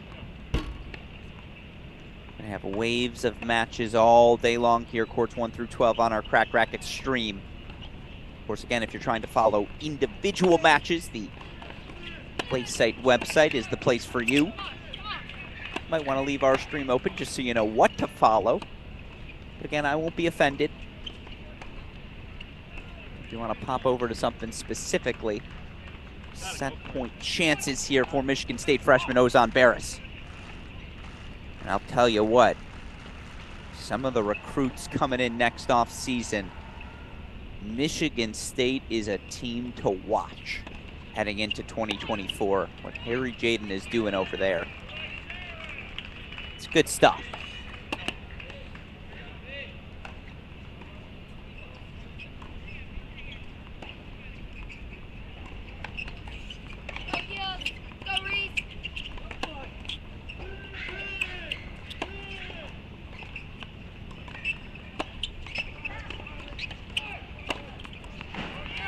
But Harris Walker won't go away. Another deciding point coming up.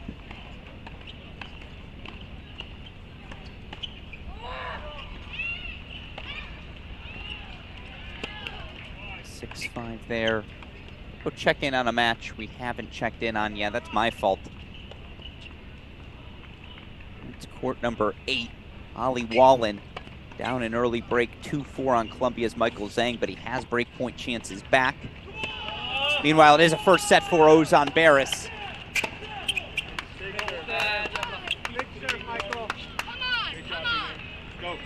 6-4, the freshman takes it. On court number 2. I'm going to keep that Wallen-Zhang match. 5-2 lead for Columbia freshman Michael Zhang.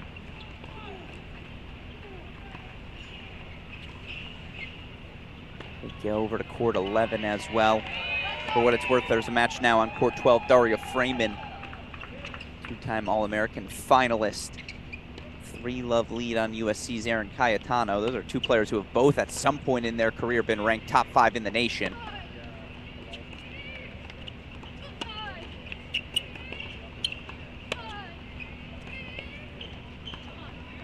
And Ozalens will serve for the opening set now, 5-3.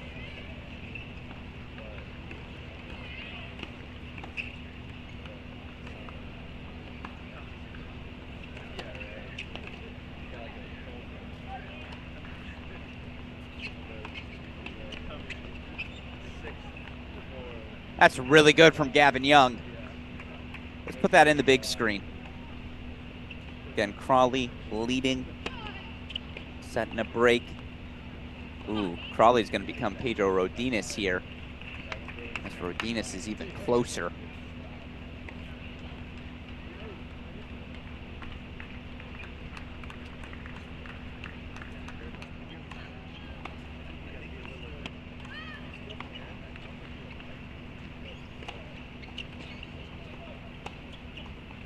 Ozalens goes wide.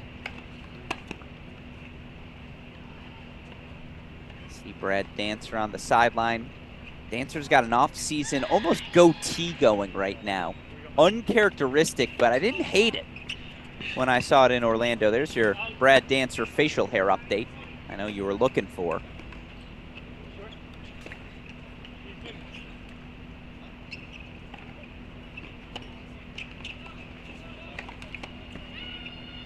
That's ridiculous stuff from Ozalens. Yeah, the pace is so easy.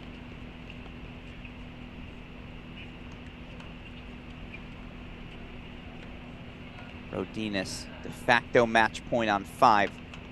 Hop to it real quick.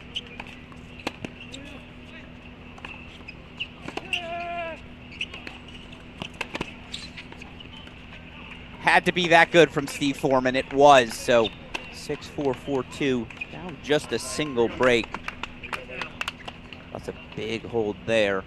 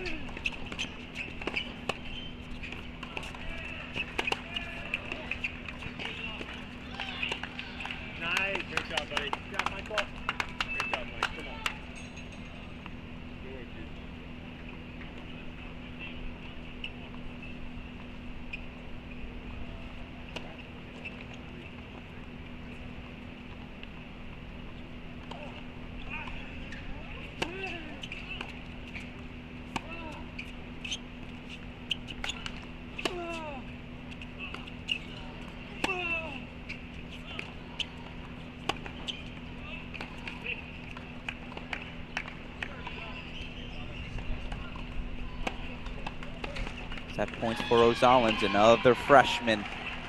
Him, Rodines, Domingo. We're in good hands. There's no doubt about that moving forward. as Michael Zhang has set points. Another freshman. First one fought off. Nice volley there from Wallen.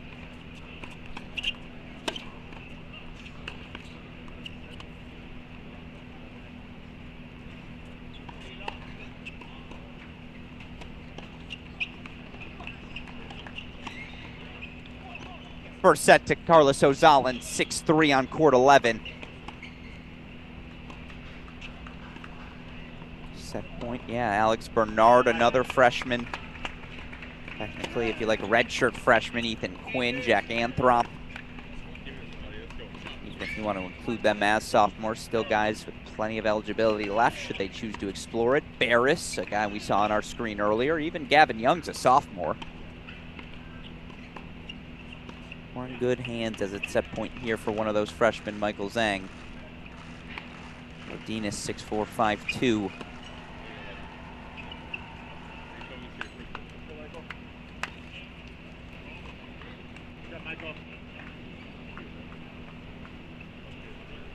It's a 6-2 opening set for Columbia's Michael Zhang.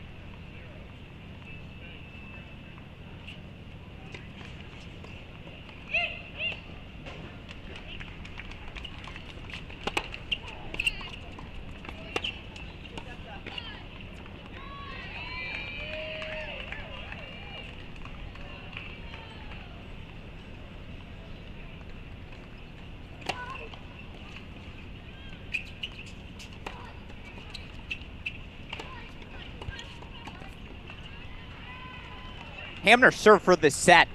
And now junior Amelia Rajecki. Double mini break 3-love lead, in the first set breaker.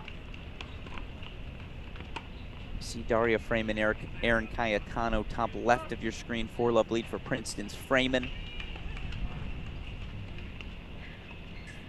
2-all in the third between Riasco and Brantmeyer. Third set, headed to a third set between Cantos, Gomez, Alonso.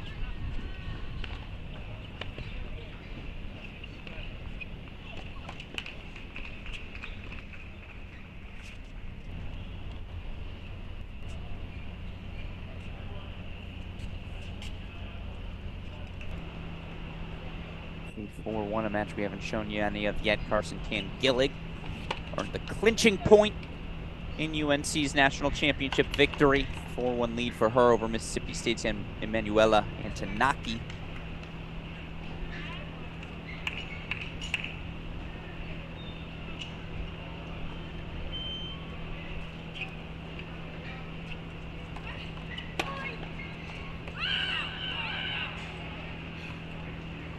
Get you to Domingo in a moment. Not Domingo, we'll get you to Pedro Rodinus in a moment. He's a game away.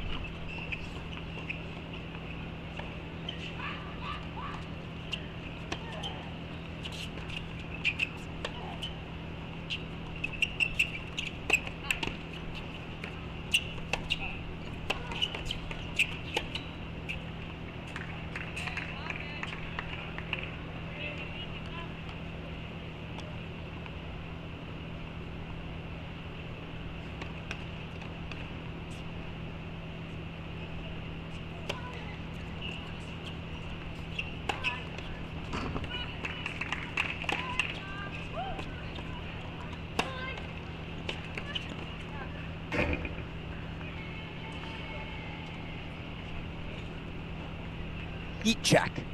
Amelia Rajecki. 6-love in this first set breaker. Not too shabby at all from the junior.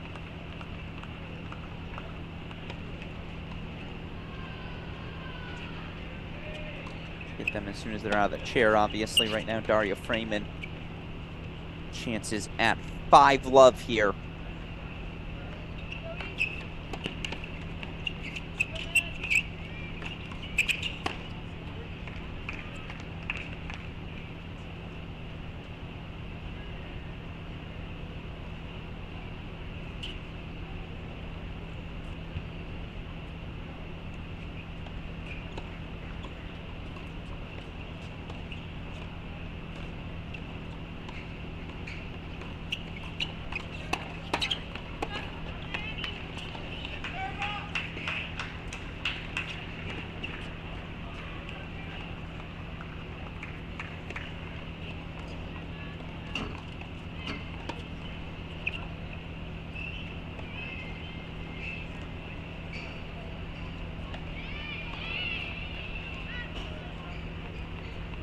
Love Freeman.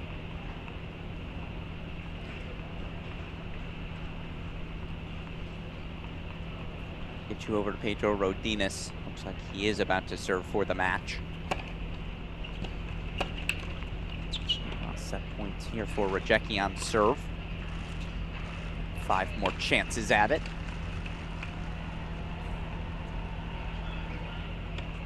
Ooh, Foreman had 40 love, now 40-30.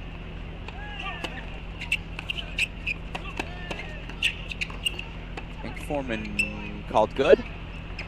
No, wide. I thought it was wide too. So the first set goes to Amelia Rajecki. 7-6 on court number 10. Match points here.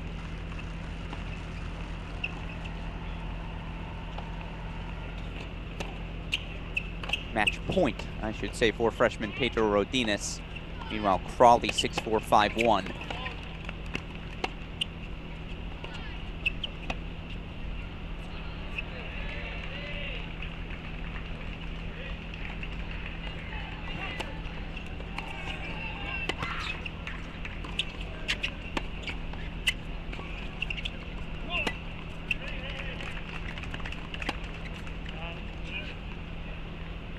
Yeah, just missed it. Still, Rodinas will serve for the match. Meanwhile, top seed Fiona Crawley looking the part. Was down an early break 3-2. Now 6-4-5-1, 40-15. Match points for the top seeded junior.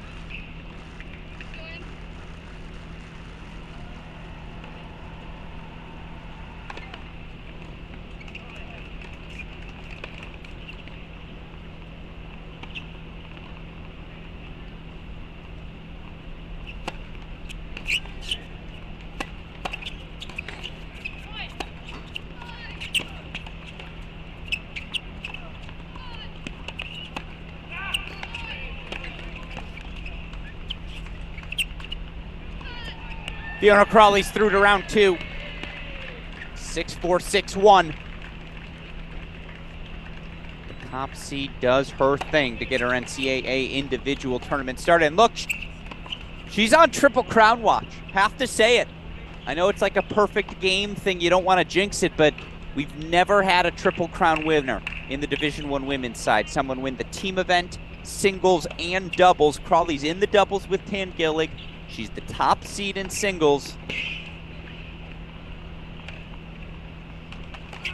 Fiona Crawley on Triple Crown watch as she's through to the second round.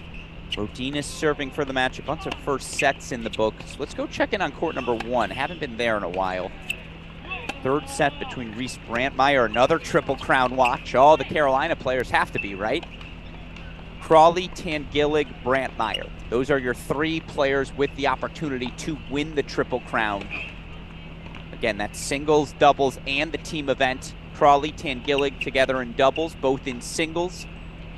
Reese Brantmeyer partnered with Elizabeth Scotty, who's not in the singles, but is an NCAA doubles champion. Won that event in 2021 here with McKenna Jones. So I think we've got serious Triple Crown watch this year, which for us college tennis nerds, and yes, I say us, because I like to think I'm the leader of that brigade. We got a triple crowd watch here in 2023, our final week of the season. Number 2, UCF, Georgia Tech. And yeah, I haven't done it in a while, so I did just post the live scoring feed if you want to follow scores individually. I'll post the play site feed as well in case you want to follow individual matches.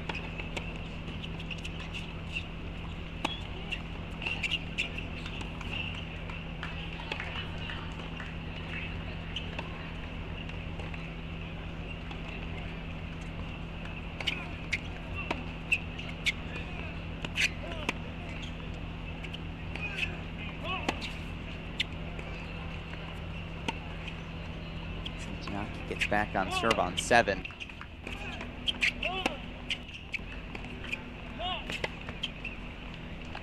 Match points, Rodinas.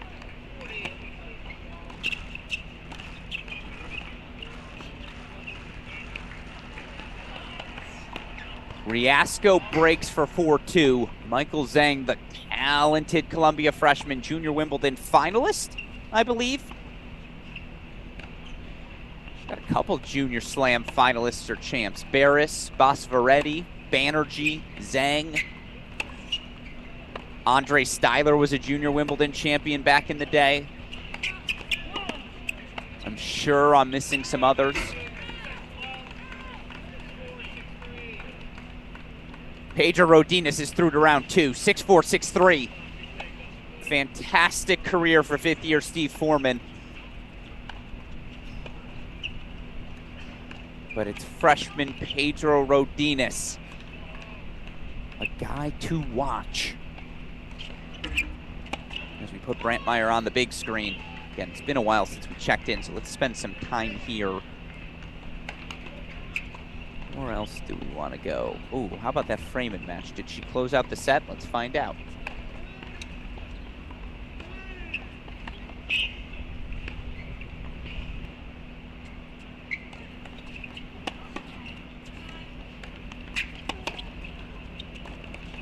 It is a 6-love first set for Daria Freeman. Not too shabby. Princeton senior, meanwhile, let's go to court 9. Contos, 3-love in the 3rd.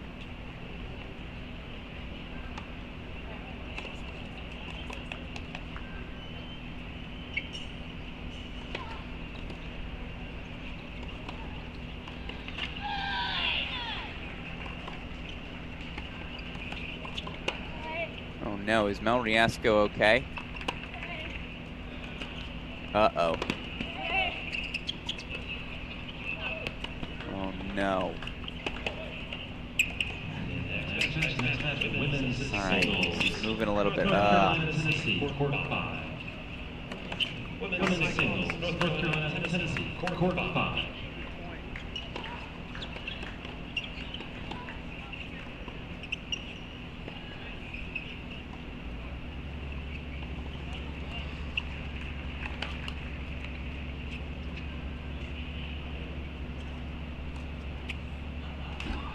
Then she comes up with that.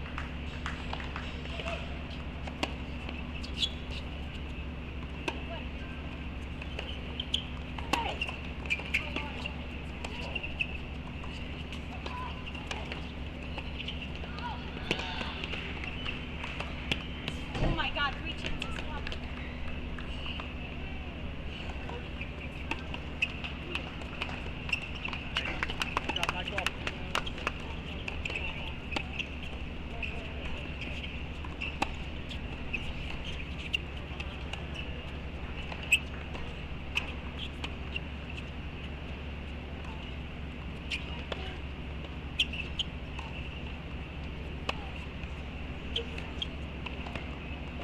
Riasco looks okay, but she's going to grab that knee again. Breakpoint chances for Brant Meyer.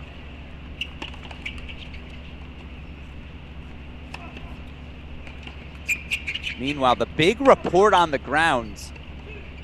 Diana Schneider is present. She is not on a plane to Paris yet. Take whatever implications from that you'd like, but I'll tell you what, if top 100 player in the world, though not the top seed, in our NCAA singles event. Diana Schneider's playing. Everyone else might just be playing for second place. As Brantmeyer breaks back 4-3-4. Is that a set and a break lead for Zhang? Unclear. We'll go to court 9. You know our rules. No dead time on your screen. This match has certainly been spirited.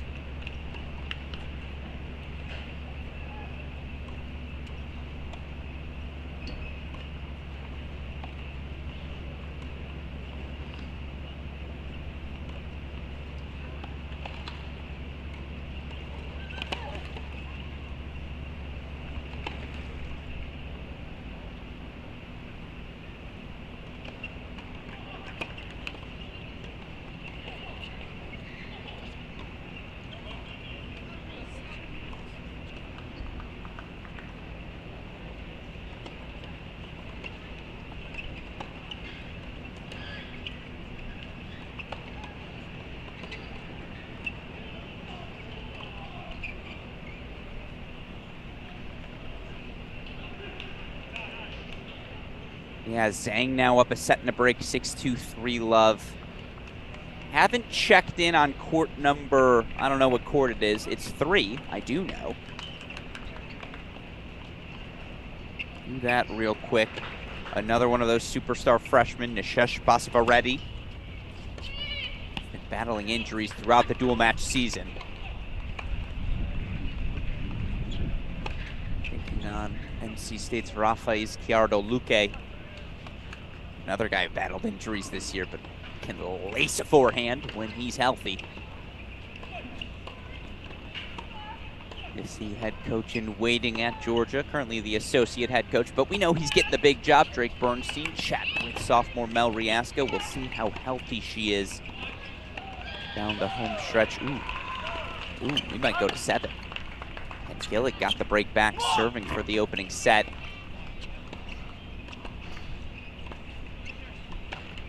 Yeah, you can't stop me. I'm going to 7.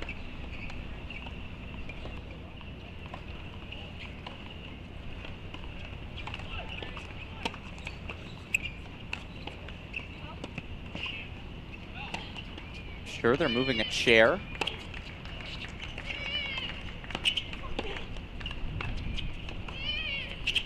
That's exactly what I meant to show you, and not a mistake or unforced error by me at all.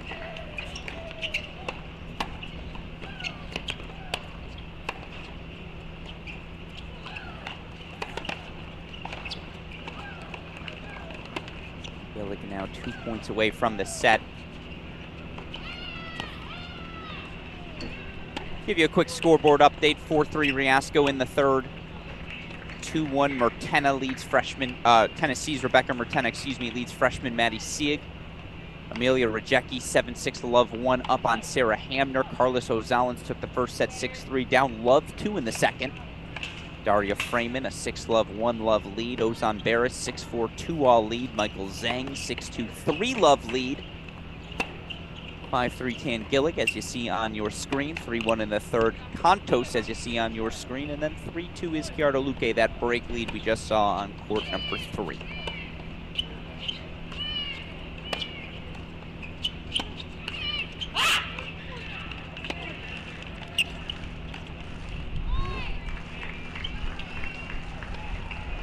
Clinch a national championship, you're bound to gain some confidence.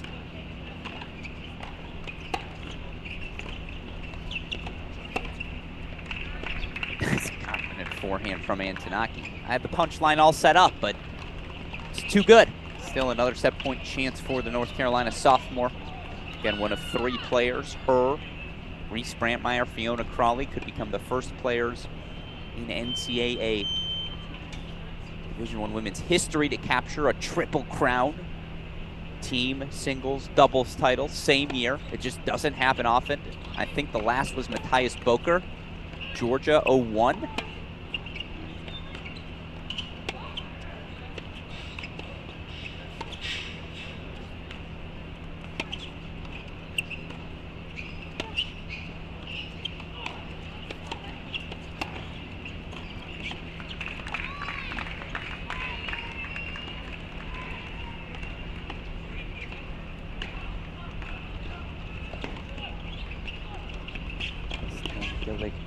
Deuce point coming up.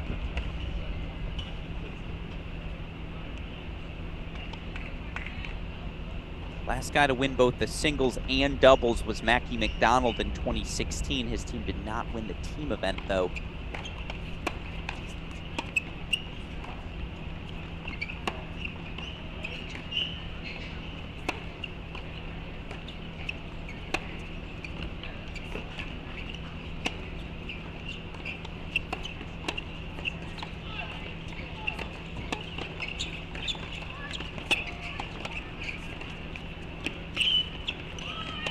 Drop shot gets the job done. 6-3 first set for Carson Tangillig. Put court 1 back on your big screen. Let's go check in on court number 6. Haven't done so yet. Again, Martina Sieg, 2-all. Take you over to court number 11 as well. 3-love lead now for Gavin Young in the second set. By the way, we got the IT department on it. Turns out my brain does still work. The last Division I Triple Crown winner was indeed Matthias Boker of Georgia back in 2001.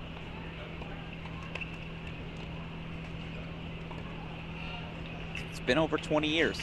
It's almost, yes, what, like 3/4 of an Alex Gruskin since it's happened.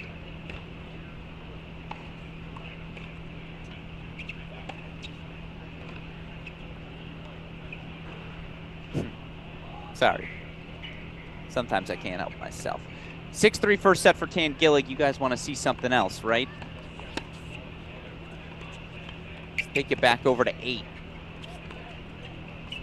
Michael Zhang, 6-2 4-love. The Columbia freshman looking good.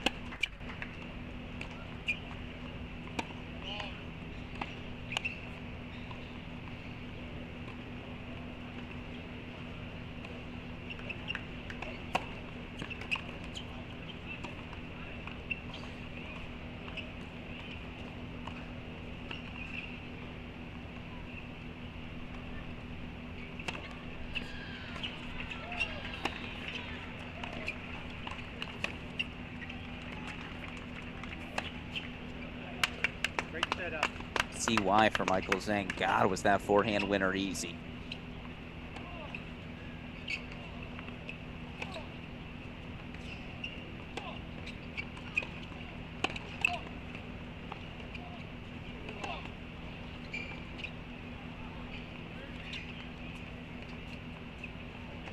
That was ripped by Ozalins, but ripped wide. Let's put Zhang in the big screen.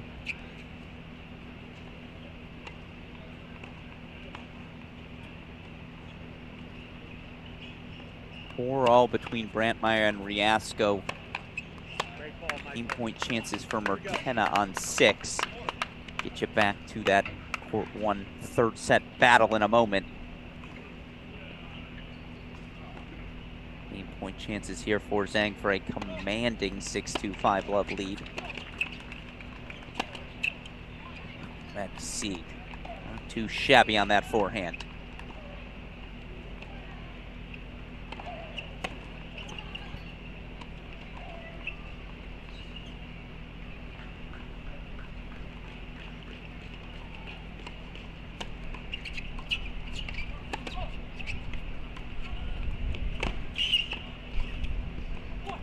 Michael, way to go. 6-2 5-love Zhang. We'll take it back over to court number 1 here. Obviously do a little do-si-do, so we have live action on your screen at all times.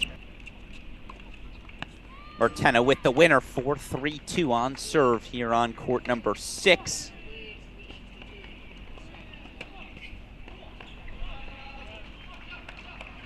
Oh, it looks like it's an injury timeout on 1. In fact, it is. We saw Mel Riasco grabbing at her knee. So it is an injury timeout indeed. We'll go back to court number 4.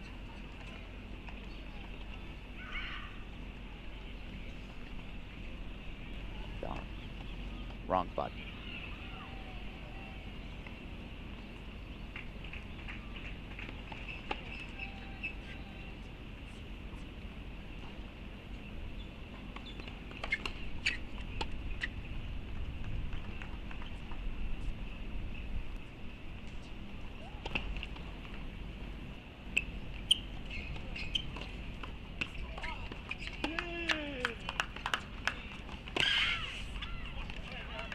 Harris Walker won't go away. He holds 4-4-3. Looks like they're at a changeover on 12. Is it 6-4-3 love? Excuse me, 6 love, 3 love? Did Cayetano get on the board? She does. Still down a set and a break, though. Do want to take us back to court number 8. Michael Zhang, the 6-2, 5 love lead for the Columbia freshman.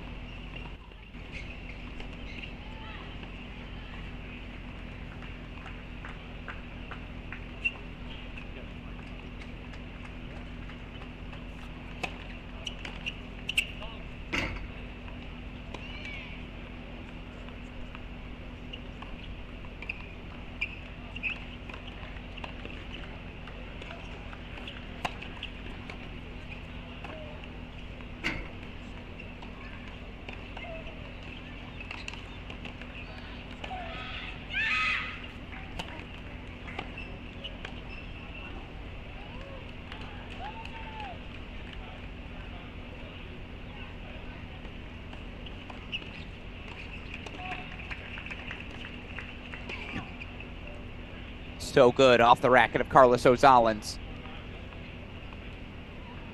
Gets on the board, still a break lead for Gavin Young in the second. See if Ali Wallen can get on the board. Maybe just gets a little something going. Out of the chair on 4. They're playing again on 1 as well, so I'll take you there.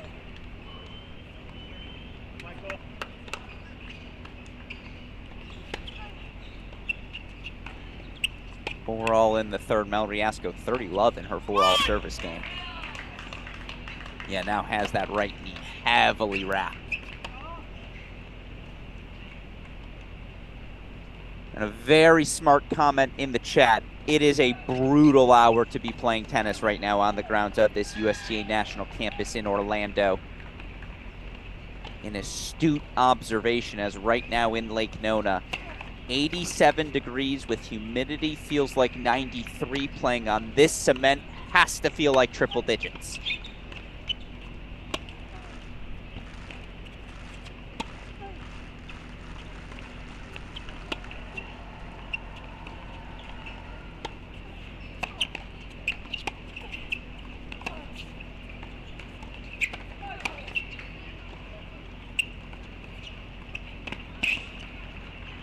Freshmen are 3 for 3 on the men's side. Domingo, Rodinas, and now Columbia freshman Michael Zhang into the second round. 6-2-6 love. Heck of a start for the reigning Junior Wimbledon finalist. Am I allowed to call him that? I think so.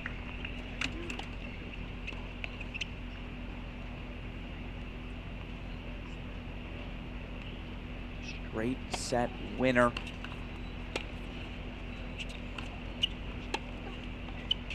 Take over to 12. Haven't hung out much with Cayetano or Freeman. Let's go do so. Riasco goes a little long there. Oh, just continues to grab at that knee.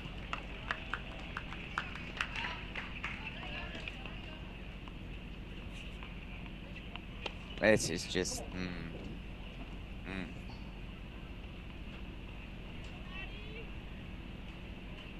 Gonna move it to the side here, game point chance. Obviously want to keep an eye on it because of where the result is, but tough to watch. It's a gorgeous ace. That's easy to watch. 4-1 now. Sophomore Gavin Young looking to force a third on Carlos Ozalens. Go back to Barris Walker on 4. What was the show? Something Walker, Texas Ranger. Harris Walker, Texas Ranger. There it is. Or Barris Walker. That works too.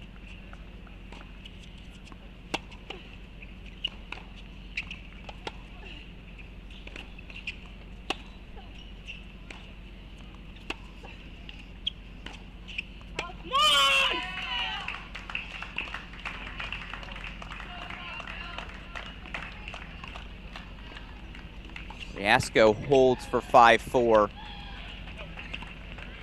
We'll leave that on the side.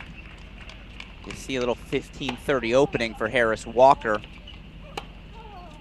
It's been a day of challenges for Georgia tennis. And I say that in the best way. Third set win for Dasha Vidmanova. Third set win for Ethan Quinn. Now 5-4 Riasco leads in a third set. How's the blood pressure with all you Georgia fans out there?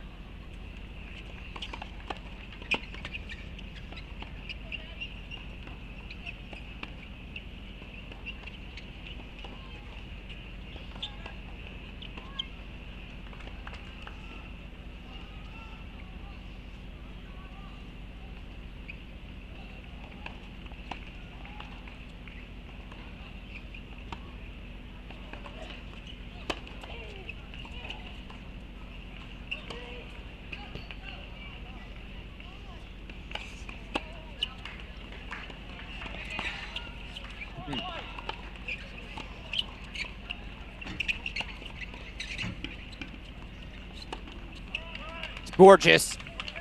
Harris Walker will serve for a split. Little net cord luck. Good hands from Barris to extend that rally, but yeah, Harris Walker's not going to go away. Last week on the job. Fairly certain the seniors headed to New York. Begin, I think it's a career in finance. Get the IT guy, aka Nick Gruskin, on it. No one monitors. What? No one monitors college tennis LinkedIn. That's what it's called. College tennis LinkedIn. No one monitors it closer than Nick Gruskin. Is this an injury timeout?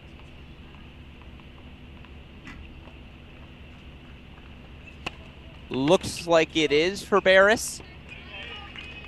So 5-3, Walker will serve for it. Put court 1 in the big screen.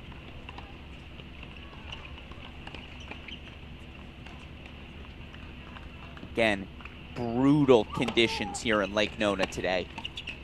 Hot, humid, fighting opponents as much as you're fighting the elements.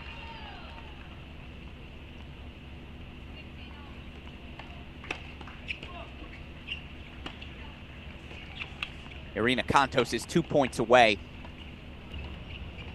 Oh no, it wasn't an injury timeout. It was just a quick something for Barris. I see. Okay, that's why I wanted to keep it on our screen, because he took a pause there for a second. I don't know if it was a shoe malfunction, something equipment-wise, but seems kosher enough.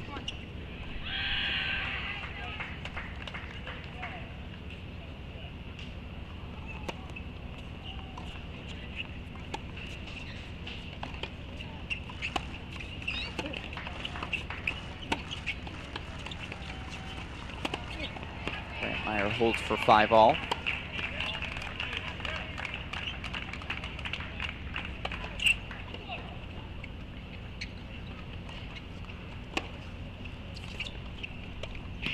Irina Kontos is through. 4-6, 6-2, 6-2. Now, Carolina Gomez Alonso is a name to watch moving forward. Freshman from Arkansas had a spectacular season, but it's the veteran Kontos getting the job done. 6-2 in the third. Put Walker on the big screen as he serves to force a third.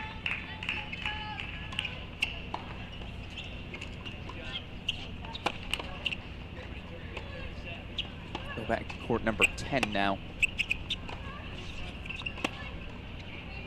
7-6, 3-all. Hamner, Rajecki leads Hamner, excuse me.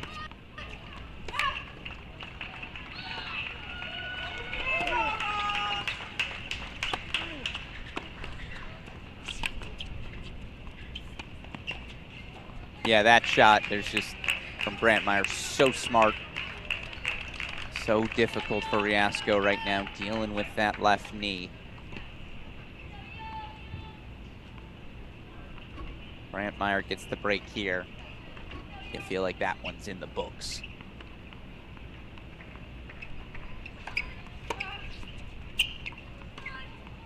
Nice forehand from Hamner. And a beautiful serve from Harris Walker sets up set point.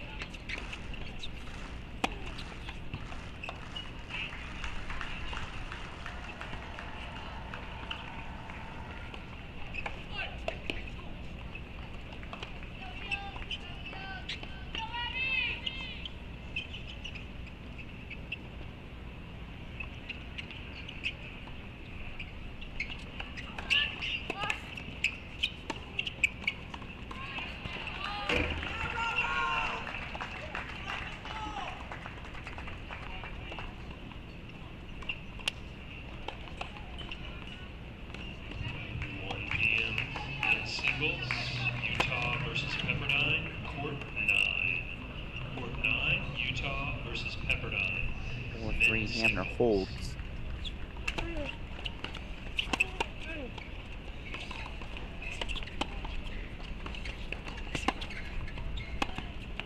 Perfect stuff from Barris.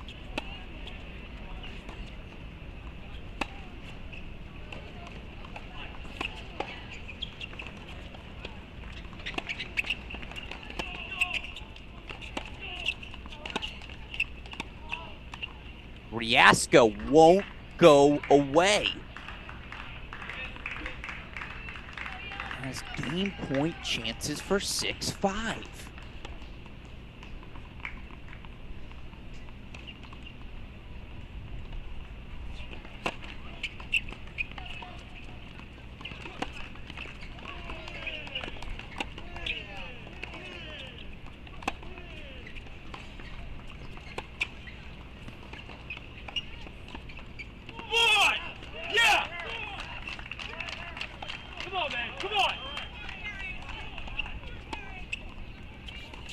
To set to Harris Walker. We're going the distance on court 4.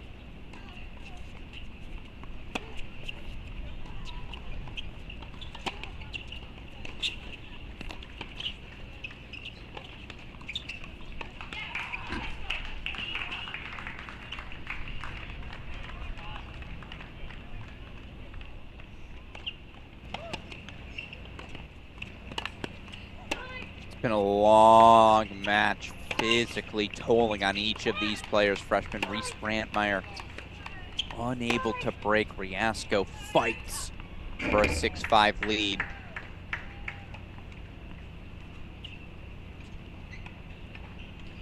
Put Sieg Martena in the big screen.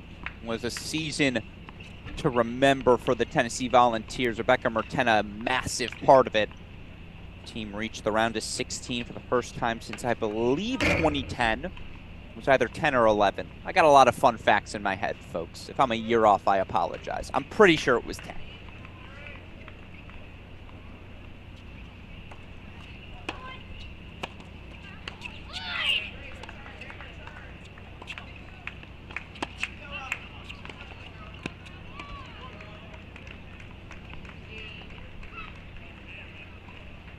Obviously going to keep Riasco Brantmeyer on our screen as that one winds to its finish. Let's go quickly check in on court 3. Nishesh Basavareddy, 5-3 serving for the opening set.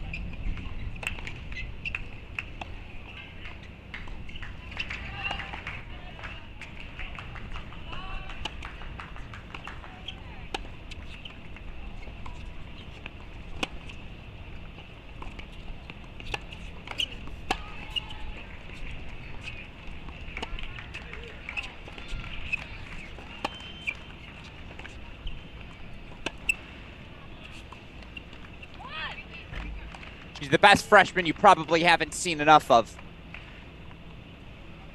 Obviously playing on the West Coast, unless you're there, it's late in the day, late at night, but Maddie Sieg is here to play. Absolutely can win this NCAA tournament. 4-all here on 6.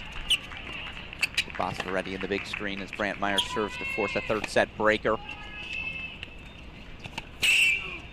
It's crispy off the racket of Izquierdo Luque. Break point chances to extend the opening set.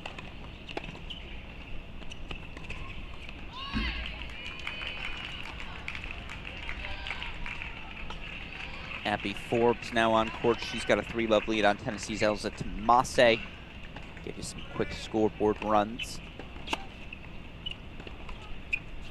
Hamner up 4-3, though down a set to Rajecki. Gavin Young will have a chance at least to serve for the set to force a third against O'Zallins. Freeman, 6-love 4-1 lead. Then, of course, that third coming between Walker and Barris.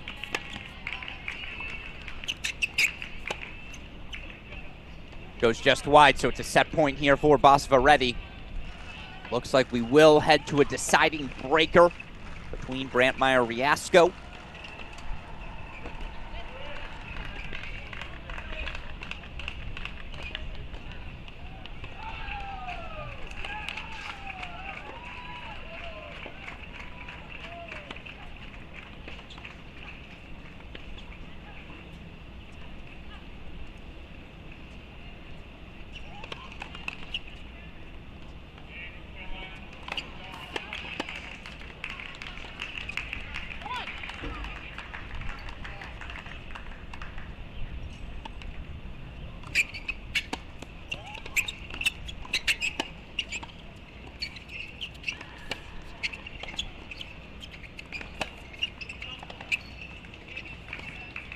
just long off the racket of Rafa Izquierdo-Luque.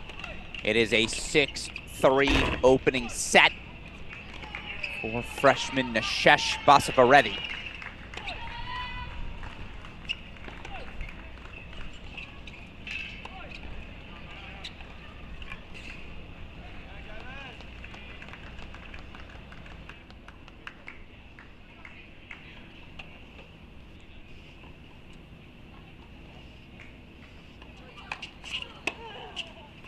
At that point, Gavin Young on 11. 6-love, 4-2 Freeman. Hamner broke for 5-3. Schill served to force a third.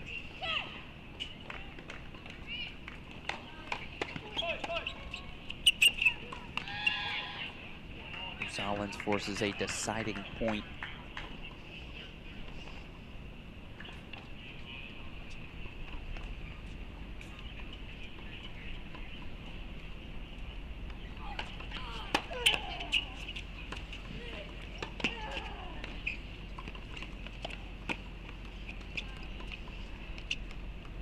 Finally there from Cayetano. 2-1 Brantmeyer here in the third set breaker.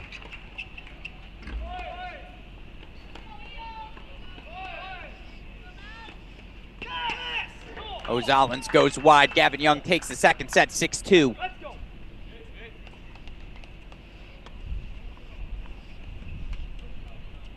Take you over to 10. Sarah Hamner 2 points away from forcing a third.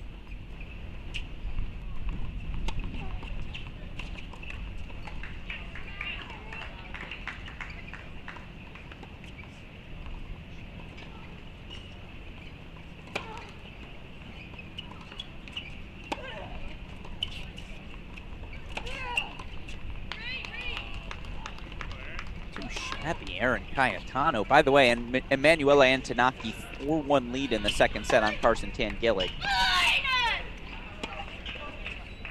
Oh, dropped good, sure.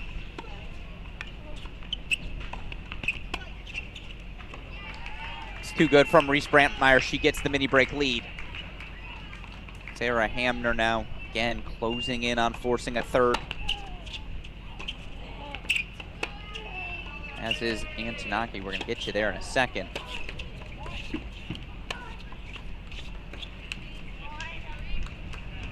Hamner forces a third.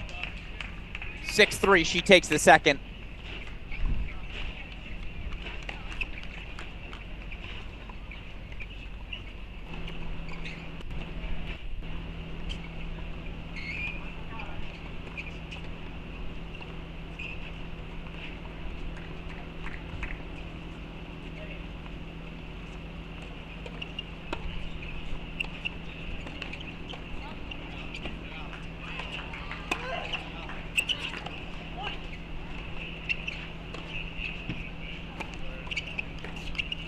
All on the turn. Obviously, get it back to you on the big screen in a moment.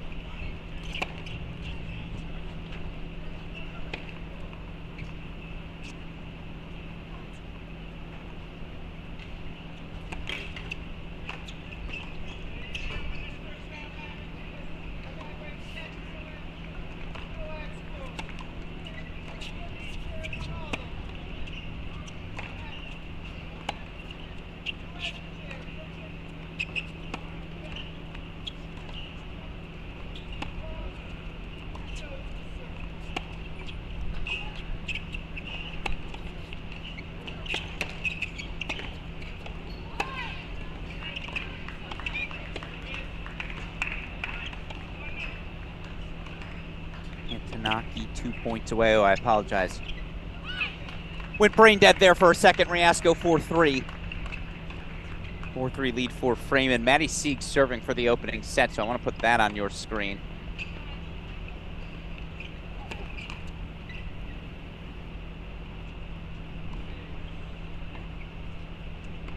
If Mel Riasco somehow walks away with this victory, just what a weird pace to this final set.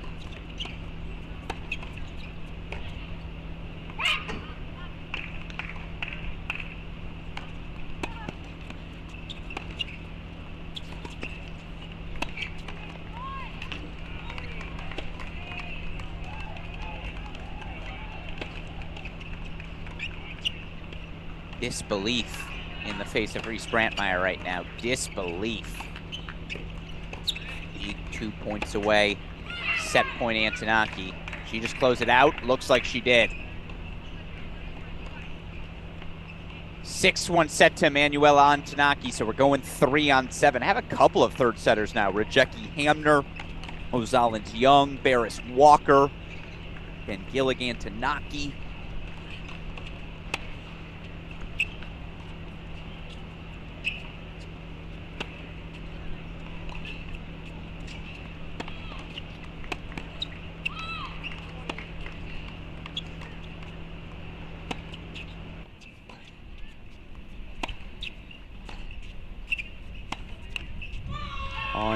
Unbelievable. Match points Brantmeyer. Riasco.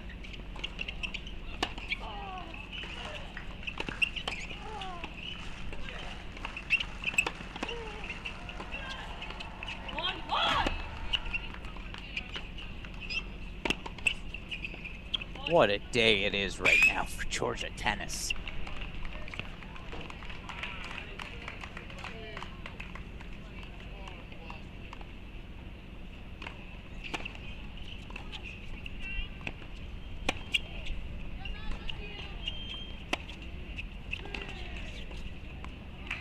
One fought off by Brantmeyer, and with all due respect, I need to see Mel Riasco win the final point before I'll believe it. Has been battling a right knee issue for the last 20, 30 minutes. As Sieg takes that first set 6-4.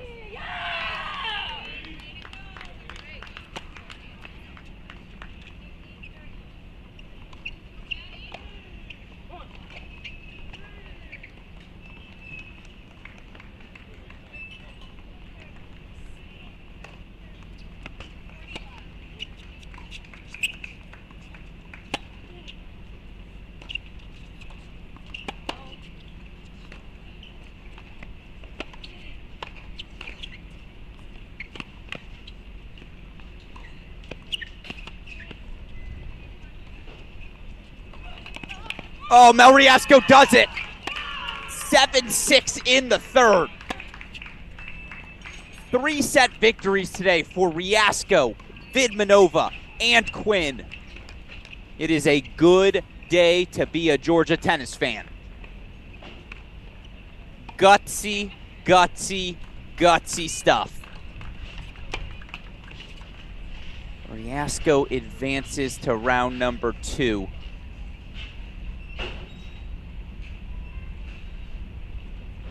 Look at this, Aaron Cayetano, a chance to level things in this set and have a level set for the first time all match. Meanwhile, you see Abby Forbes is on court, 4-1 lead for her on Elza Tomase. Bunch of third sets now underway. I imagine the heat rule is in effect, so that team Gilligan Tanaki split, the Young Ozalin split, they're all taking 10-minute breaks.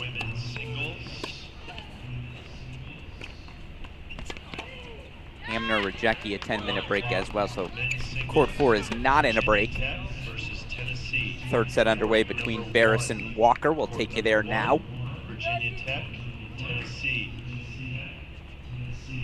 Cayetano breaks for 4-all for the first. And by the way, this is a 2021 Fall Nats final rematch.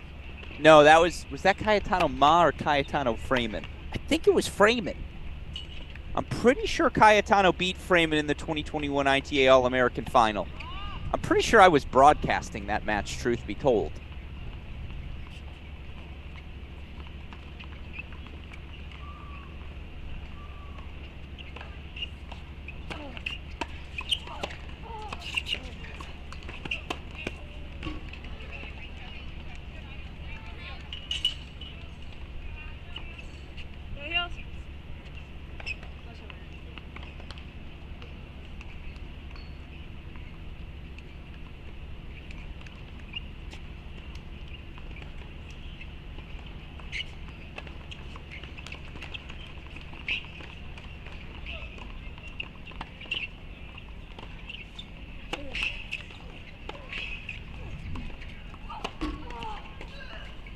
Barris making a little bit of a push off that left court here early. Meanwhile, Forbes a chance at 5-1.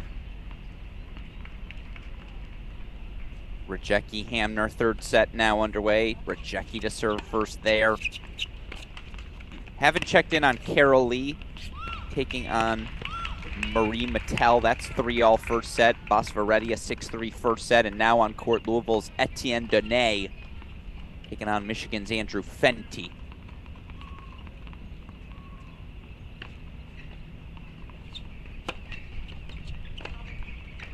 Yeah, 15-30 erased by the big Harris Walker serve.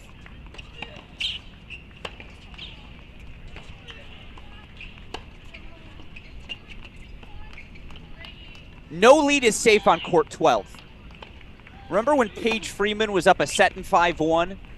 Had to go to a third set with Florida State, Arkadianu, there it is.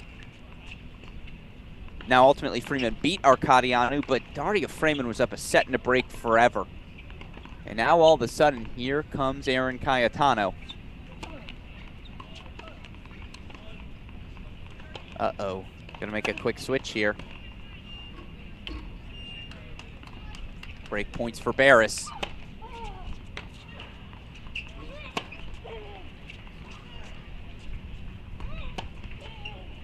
I don't know, you see a frustrated Harris Walker like that, the only reaction I can have is, uh-oh.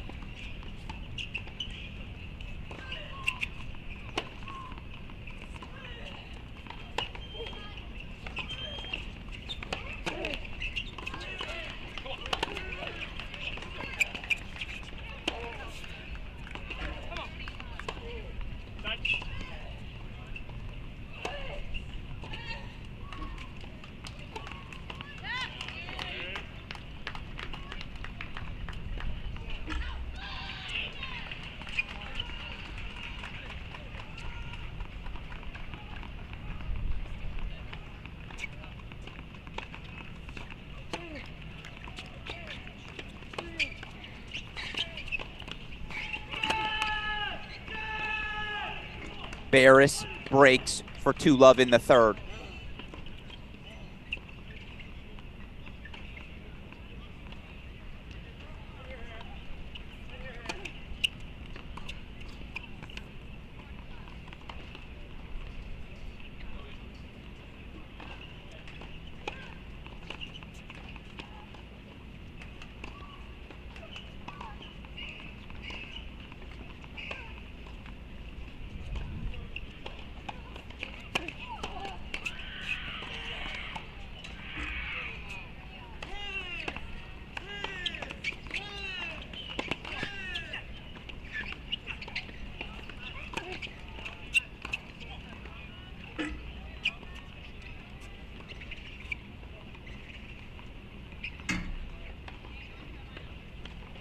Five-two lead for Forbes on court number 5. Go check in on a match there we have not yet. It's on court number 2 between Marie Mattel, UCF, taking on Georgia Tech's Carol Lee.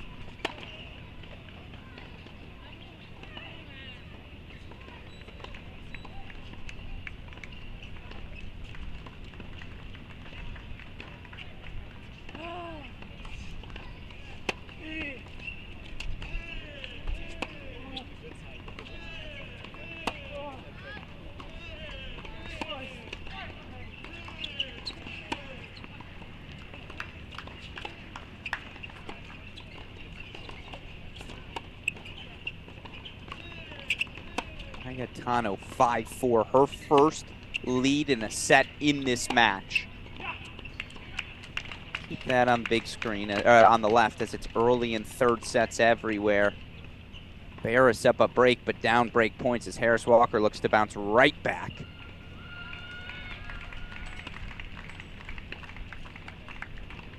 Evan Young held for 1-love in his third set. Yeah, it's pretty early in a lot of scoreboards.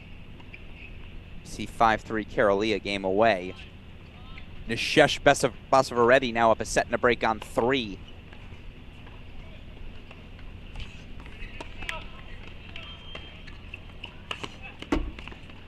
Deuce point coming on 4. Is that ball going to get all the way back to Barris? It does. That's honestly should be worth 2 points.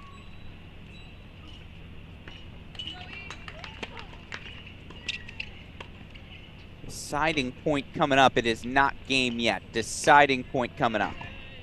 2-love right now for Barris. Meanwhile, Carol Lee's 2 points away from a first set.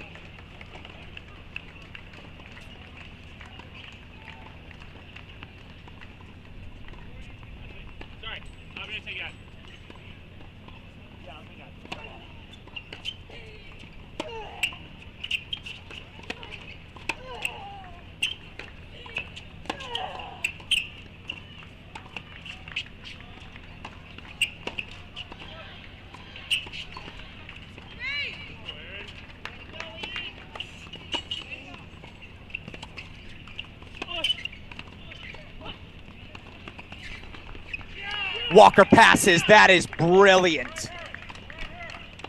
Back on serve in the third on 4.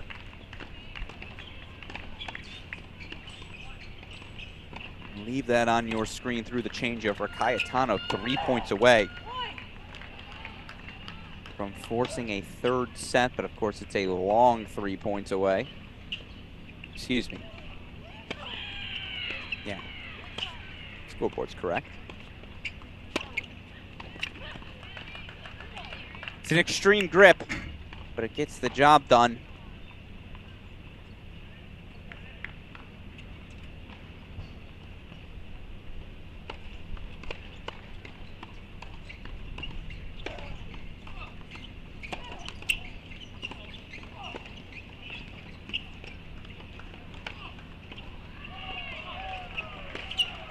Forbes 5-3 serving for the first set.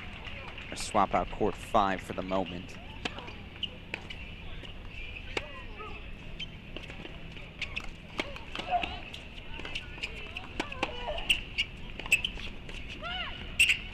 Game point chances from CF here on court number 2.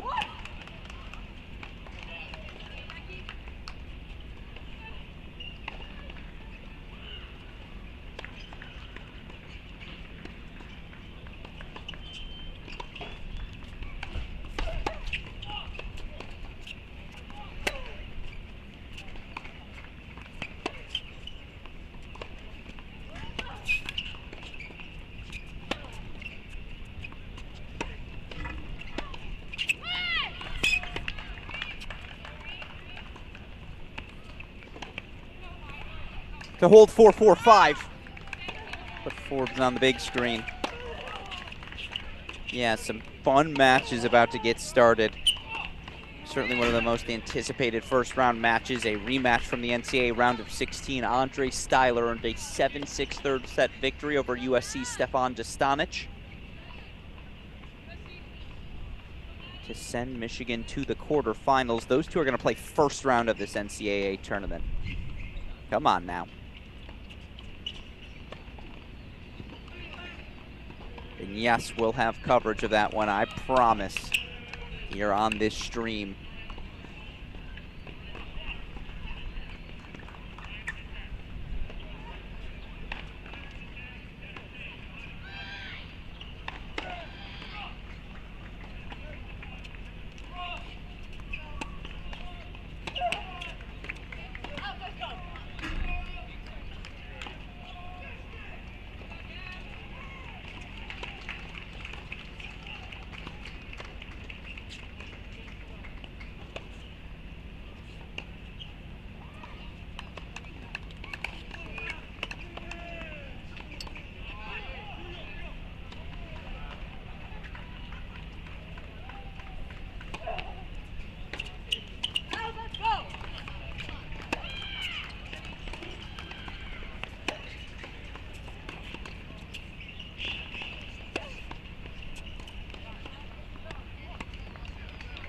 Forbes goes wide. Tomase has breakpoint chances back.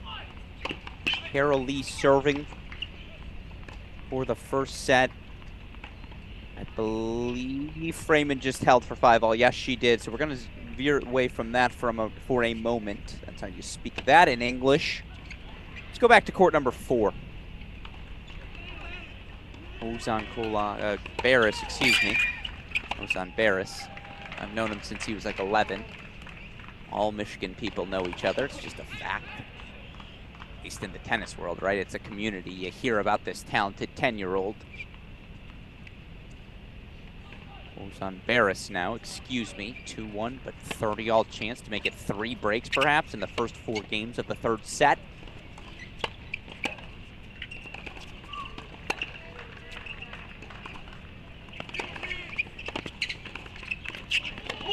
Here we go. Let's go, baby.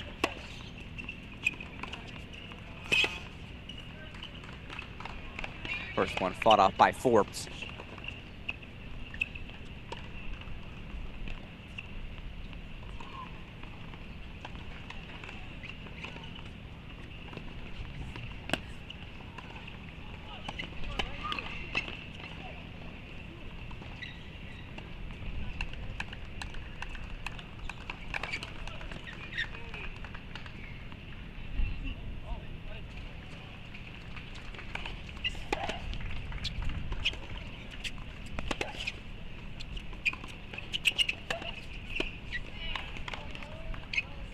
Now it's a set point for Forbes.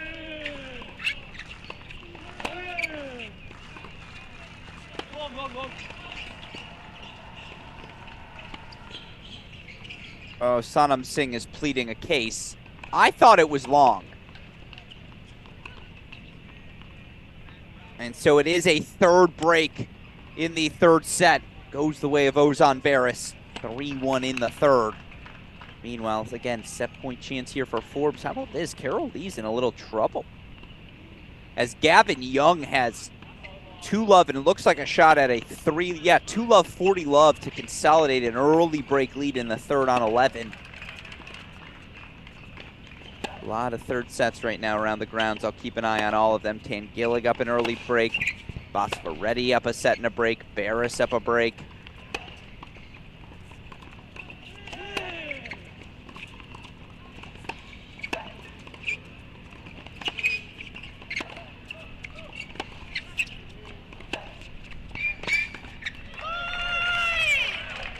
Tenna breaks 4-4-5. Where to turn to? There's a lot of good stuff. Obviously, let's do Lee first. She looks to close out the set. Haven't gone to court 10 in a little bit. Let's do so.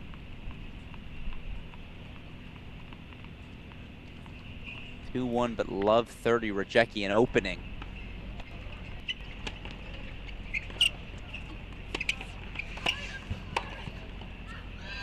And now it's a set point for Carol Lee.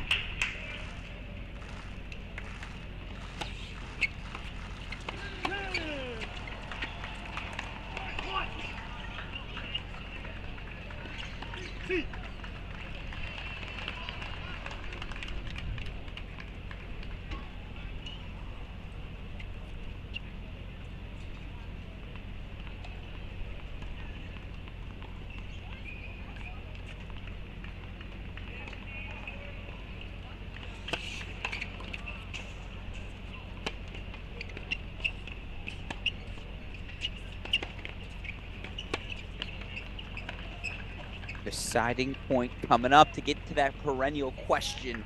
Dark horse candidates to win this title. Only a couple people have victories over Diana Schneider this season. Carol Lee's one of them. Automatically has to be on the radar, right? Barris looks to consolidate his third set lead. Tangillig does consolidate hers, as does Gavin Young. So a couple of 3-love score lines in third sets. We'll get you to them in a moment.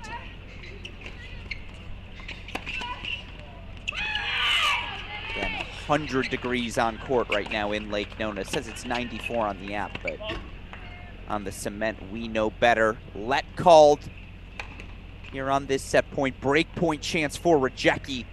game point chance for Barris.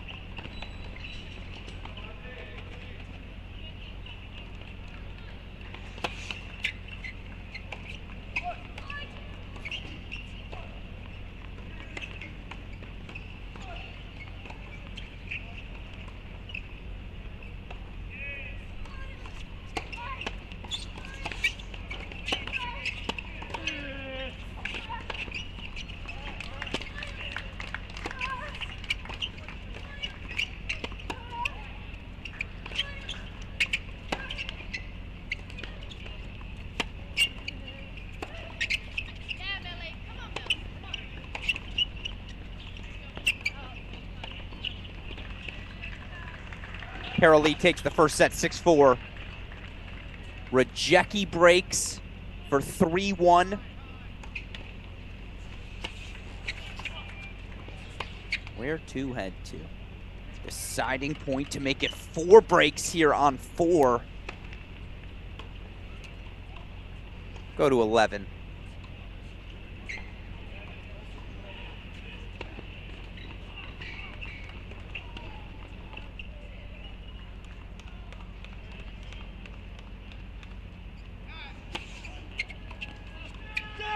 Barris holds 4-4-1, so break is consolidated.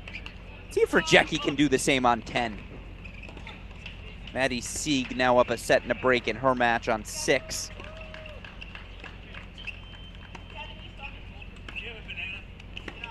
Let's go hang out with Basavaretti, Ozan Barris's U.S. Open doubles winning partner. They're playing next to each other. That's a little coinky-dink.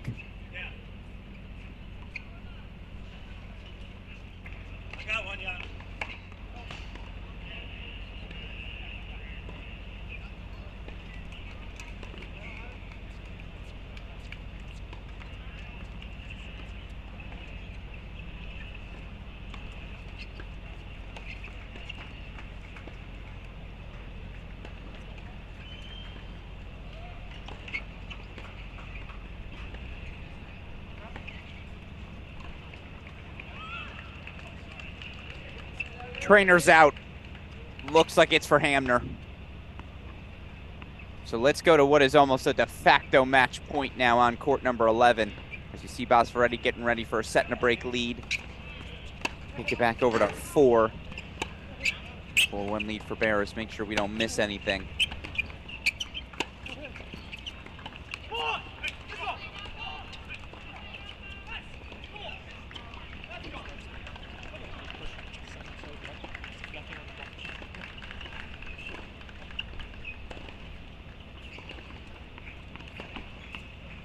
For love, Gavin Young.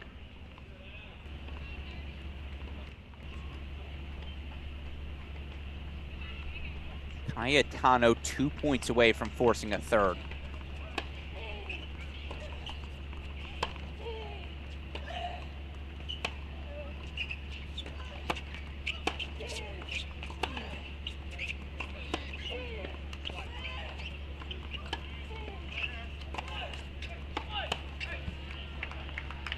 Raymond stays alive. Yeah, we should put it on the big screen. I agree.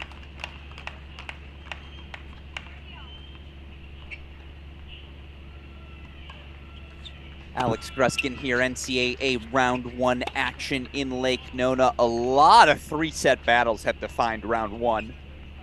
Makes me think it's gonna be a late night at this USTA National Campus in Orlando. And for what it's worth right now, according to the handy dandy weather app, 86 degrees, feels like 91, 64% humidity, steamy conditions in Orlando.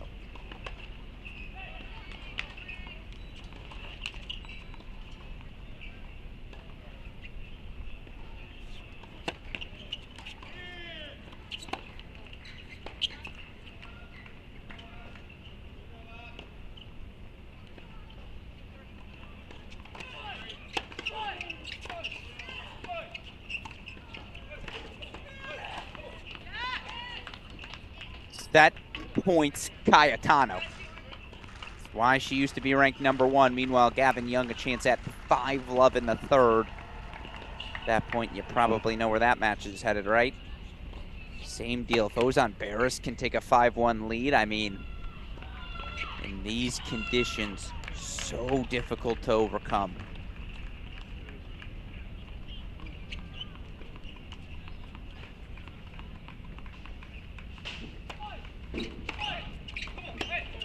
Gav Young goes up 5-love.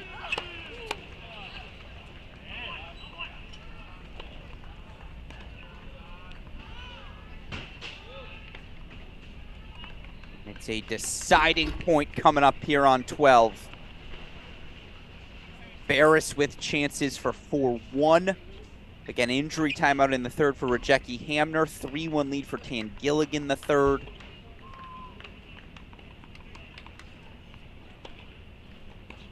Etienne Danet up an early break, 3-2 on Michigan's Andrew Fenty.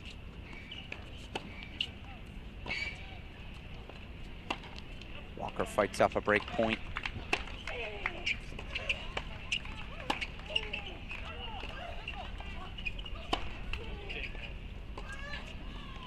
Cayetano forces a third. I don't know how.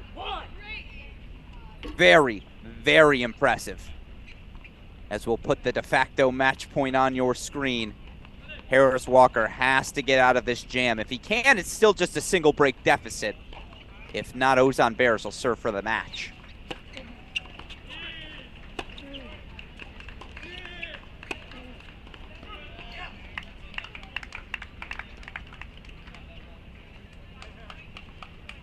Not going down without a fight.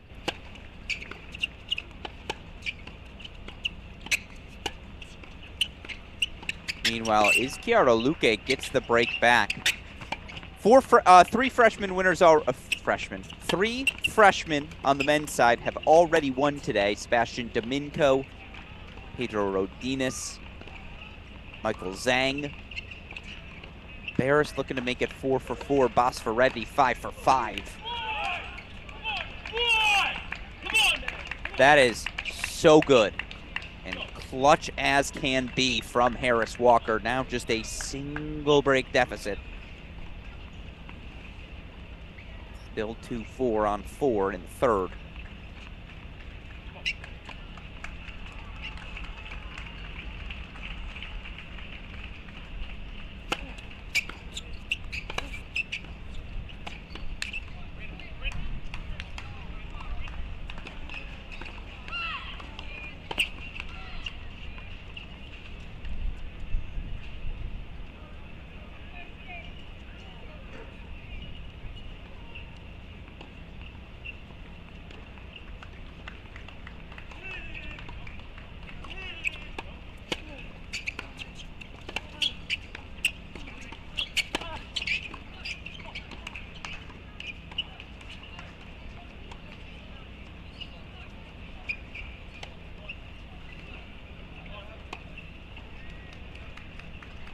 Yeah, it's just going a little bit astray right now for Carlos Ozalens. Credit to Gavin Young.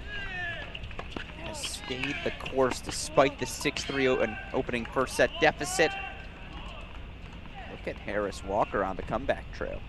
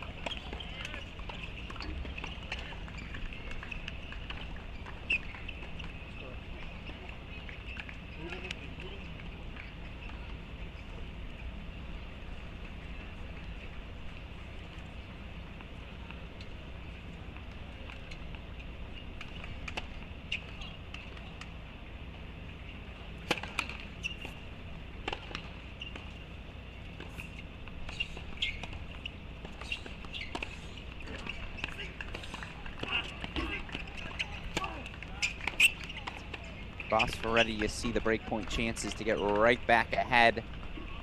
Barris looking to sustain his break lead, 4-2, 30 all.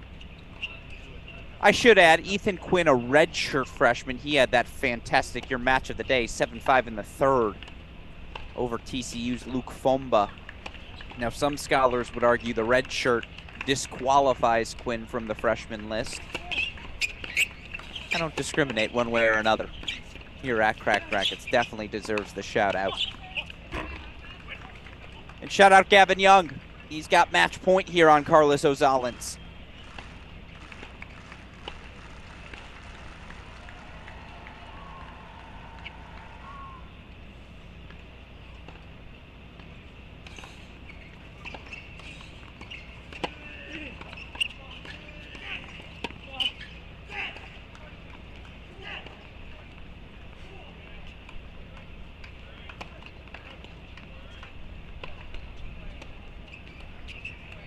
Ozalins survives. And I changed Bosco ready to the big screen, but I didn't want to miss it. Izquierdo Luque holds for 4-3. Obviously, we'll keep Gavin Young on your screen. Carson Tangillig, a 4-1 lead in the third. It's been a while since we've seen her. We're going to go there. Top left. Daniel DeJong of Pepperdine. I have not looked at him on 9. He's up 5-1 on Utah's Geronimo Boostleman. Looks like we're headed to a first set breaker between Tomase and Forbes.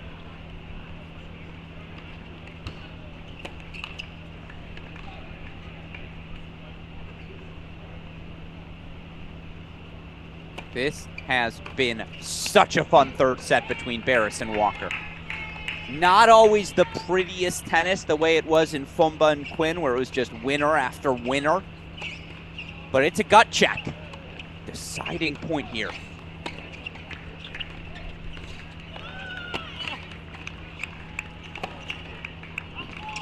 Dropping dimes.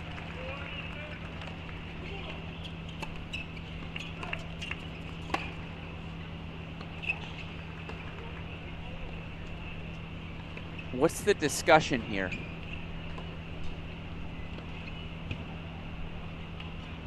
I don't know, but that's all it is.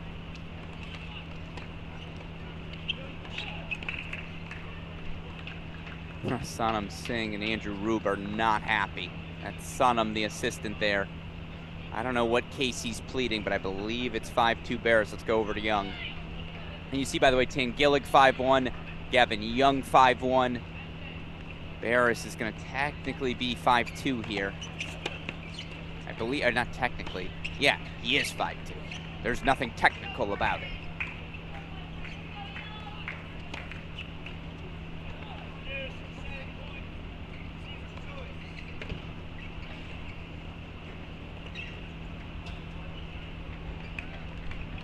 Thank you for the fact, Greg Gaynor. Ozan Barris would be the first Michigan State men's tennis player in program history to earn a singles victory. Now, let's be clear.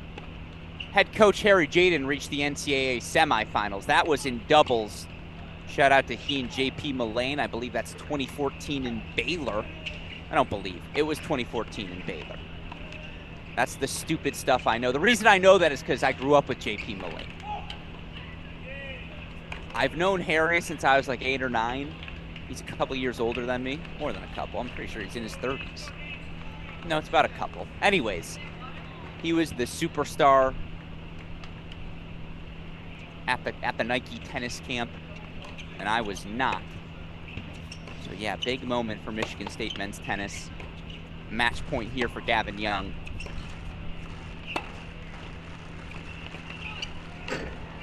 Gavin Young's through to the second round, 3-6, 6-2, 6-1. Carson Tangillig is closing in on joining her. Meanwhile, first set breaker between Tomase and Forbes on court number 5. We'll throw that on that top left of your screen. 5-2, Daniel DeJong leads.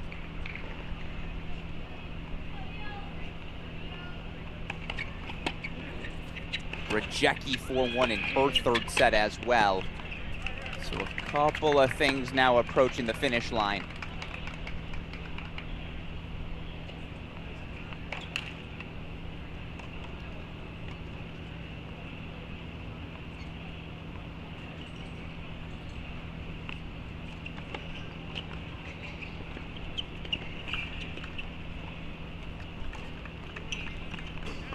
That'll work, Carson Tangillig. That will work. And again, now only 2 players alive on Triple Crown watch. North Carolina's Fiona Crawley won earlier today.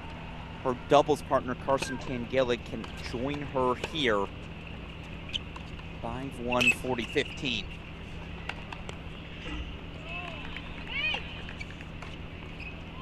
Tangillig's through.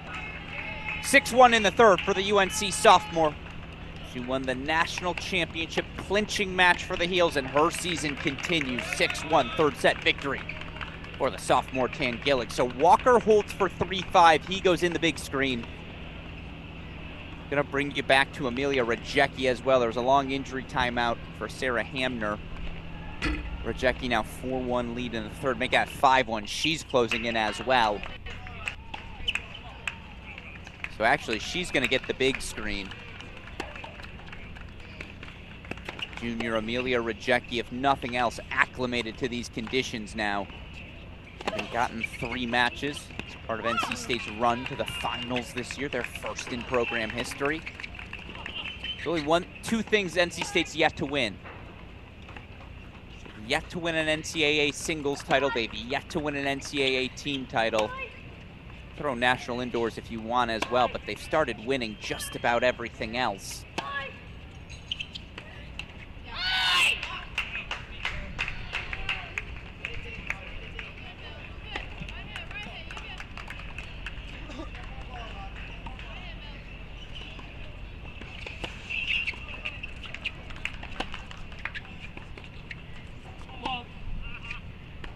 Yeah, that goes long from Walker. Let's actually put him on the big screen. He's a little closer. Is Ozan Barris, the freshman, 2 points away.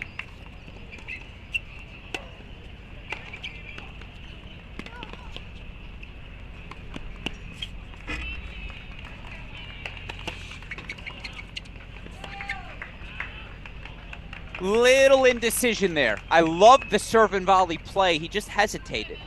And the hezzy only works in basketball, folks. Gotta be decisive on the tennis court.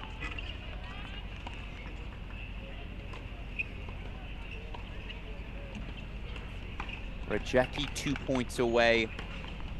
Barris 2 points away. I'm gonna have some fun here. First serve missed wide. We'll go to a split screen here for these endings.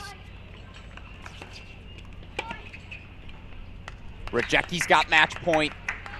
Barris doubles.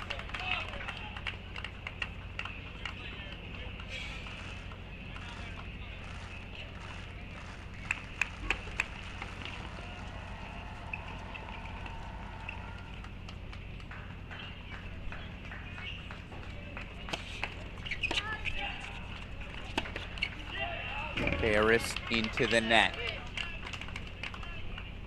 Break point chances back for Walker. There have been so many breaks in this third set. Why not another one, right? Virginia Tech versus Tennessee. Let's see what Ozan Barris has to say about it. Match point obviously on court 10, also a break point for Hamner. Virginia versus Tennessee, court number 6. Women's Excuse me, a break point for Hamner, a match point Rajecki. Court 11. And men's singles, Stanford versus Tennessee, court 7. Stanford, Tennessee, court 7. So good from Barris.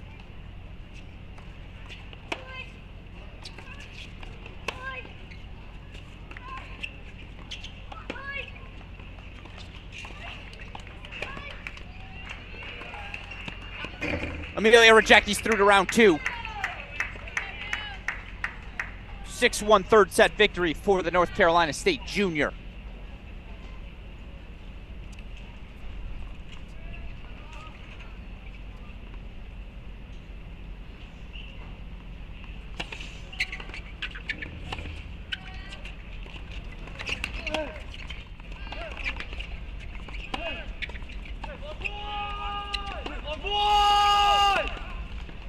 And it's another freshman winner. History made by Ozan Barris, the first Michigan State men's tennis player to win a first-round singles match at the NCAA tournament, at least I'm going to take your word, Greg Gaynor. I believe you are correct. Barris through, and this is one of the mini story arcs. One of the small story arcs here of the day. Success for the NCAA men's male freshmen. Domingo, Rodinas, Zhang, Barris. If you want to throw him in there, redshirt freshman Ethan Quinn. The next generation is a-coming. They're ready right now. Another one of those freshmen, Bosova ready on your screen.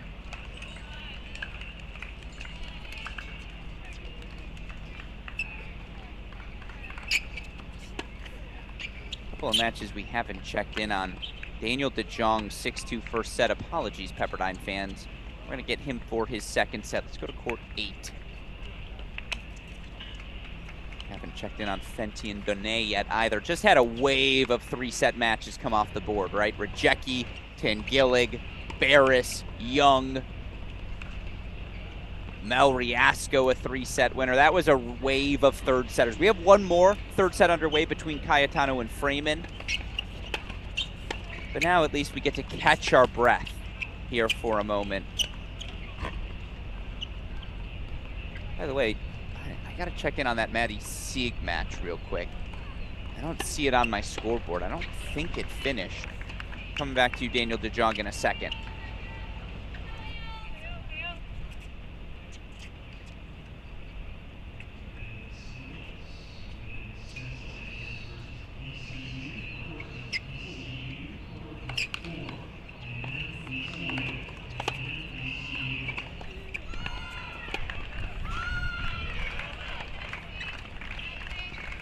Yeah, scoreboard's down on 6, that's why. So we are going to go back to court number 8.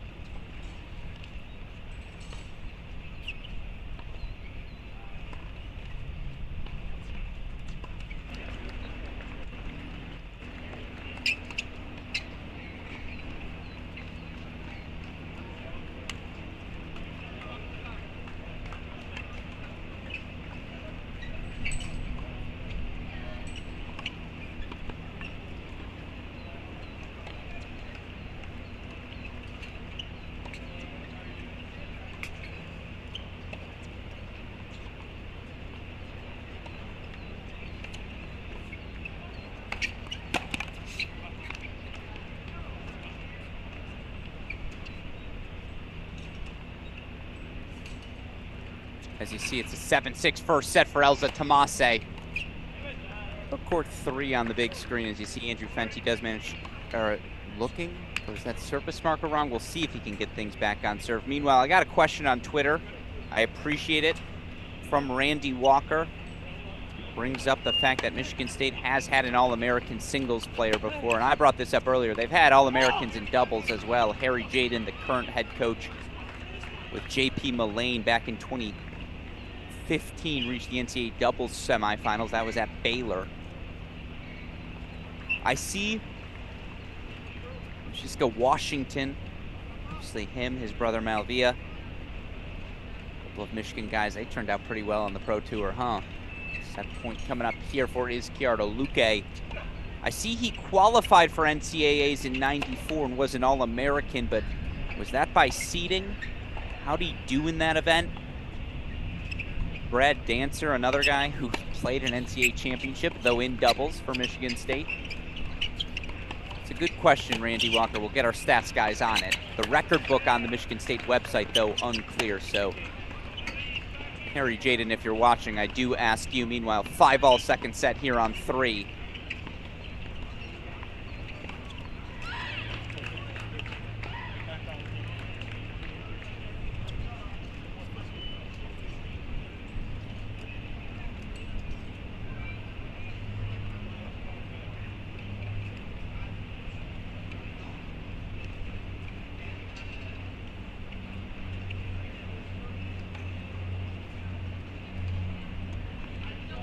Singles, Georgia Tech versus Texas, court 10. Yes, that scoreboard's a little bit behind on court number 8. Again, don't want any dead time on your screen, so I'll change those side courts for you. Okay, thank you for the confirmation. Harry Jaden, I sent him the text. Was indeed Mashiska Washington. Okay. Harry says quarterfinals. Greg Gaynor feels pretty confident. Whether it was seeding or not, I'll defer to you out there. We're going to crowdsource this bad boy. As Bosfaretti, beautiful short angle there.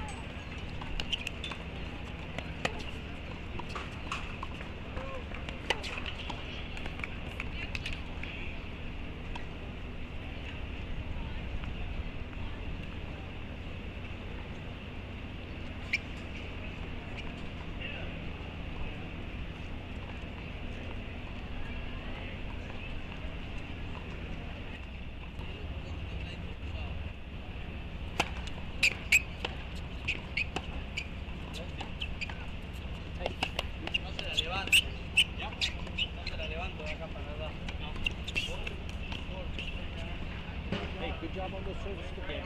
Good job on the last two services. Let's go.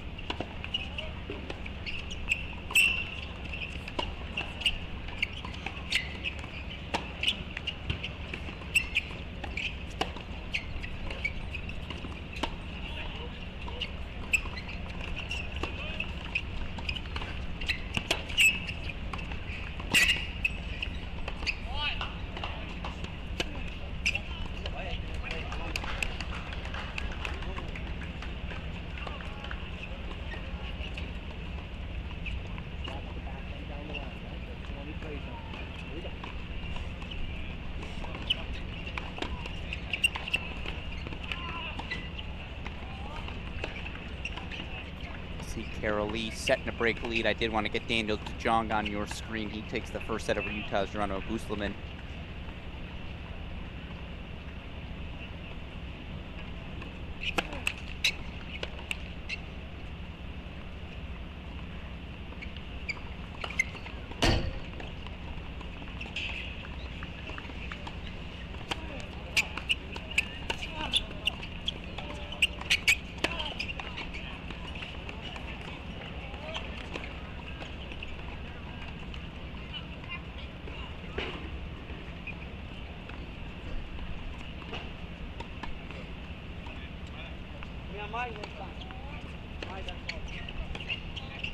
Bosfaretti can break here and serve for the match.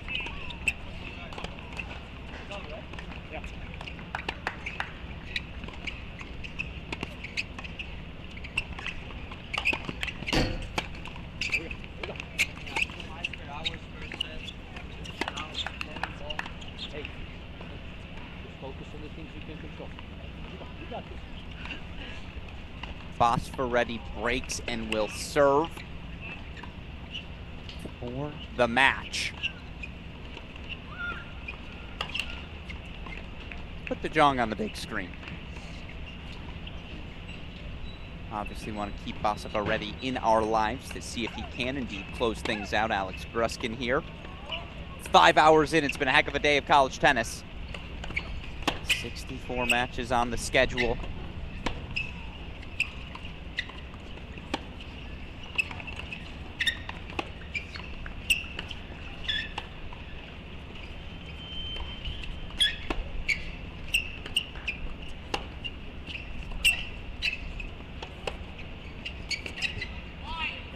Whew. That's how we built that lead, huh? Hey, you're doing a great job.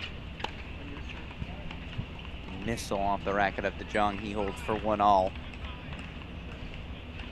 Put Bosfaretti back in the big screen as he's coming out of the chair to serve for the match. Oh no, excuse me, they haven't yet. Carol Lee on your screen.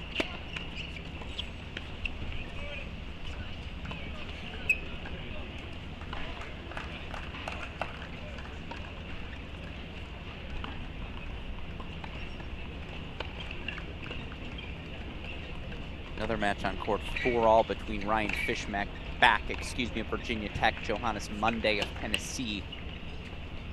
Checking on that one in a little bit.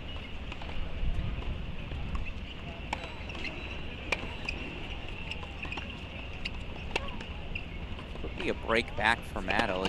Mattel, excuse me, ignore that service marker. That's Carolee for sure on the far side.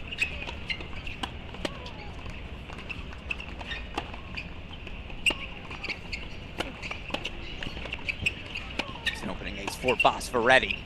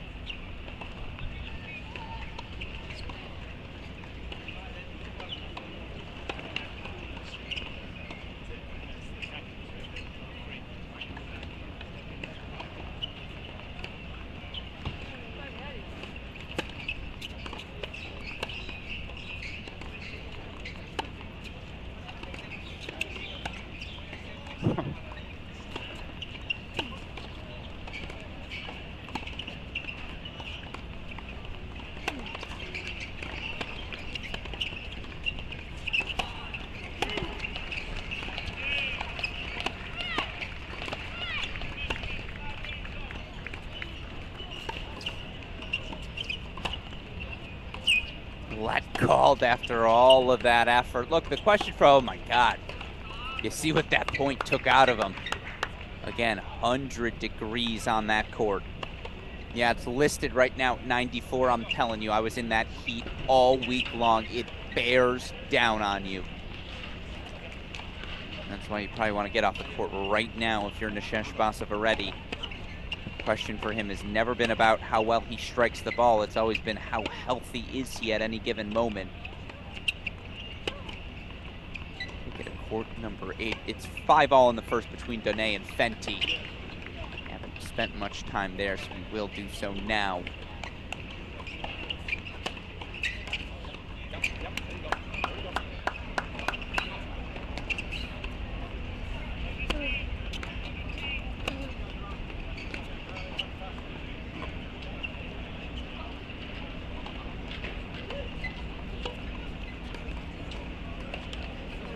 Points away. Again, it's one of my favorite mini storylines of the day. And a lot of results have happened, so pick your storyline of your choosing. But for me, it's the freshman men. Barris, Rodinas, Domingo, Quinn, Michael Zhang of Columbia. Let's try it again. And at least the let came after the serve, right? Could have been way worse. Could have had another 30-ball rally interrupted.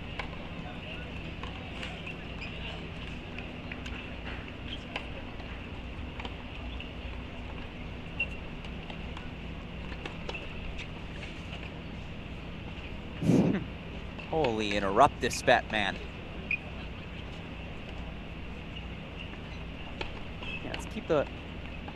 Let's let them play the point.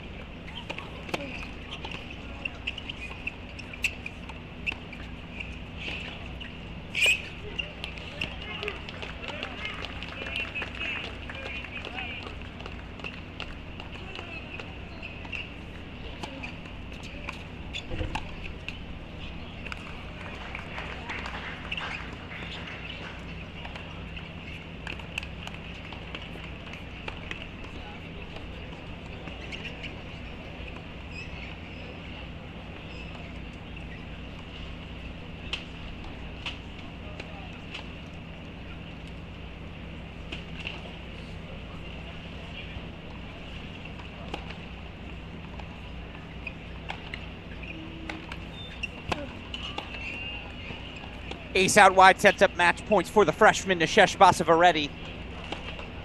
Given the fall he had, if healthy, is he a dark horse candidate to win this event? Let's see it a couple of times before we believe it, but I'll tell you what, you can't win in a tournament in the first round. You can certainly be eliminated from it.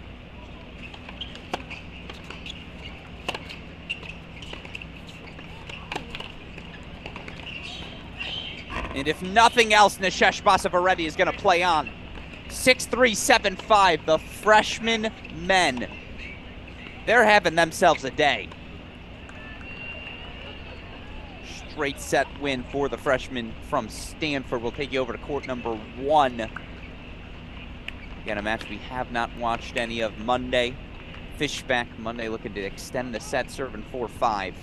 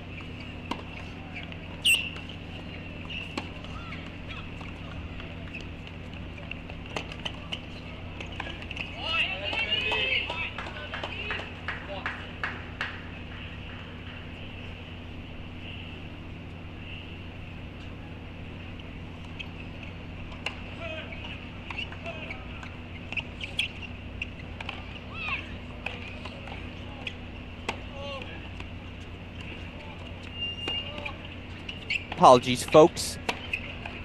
Fishback takes the opening set 6-4. Danae is closing in on the same. Meanwhile, you see the break lead for Busleman looking to fight back. We do have some new matches underway. 2-love Daria Kutzer over Natasha Subash. 1-love Andreas Martin over Micah Braswell. 1-all Charles Berteman versus Noah Schachter. 1-love Tassapor Naklo over Fangran Tien. And it's been a while since we've checked in on a third set happening between Cayetano and Daria Freeman. Oh, I see we just got a message about it in the chat. Brilliant minds think alike, my friend Tony Brock. I'm going to take us over to that third set now. Set points here for Etienne Danae. Go the way, no. Benny Becker just had a few words. That was a little fake out. Deuce point coming up, excuse me. Freeman, the 3-2 break lead in the third on 12.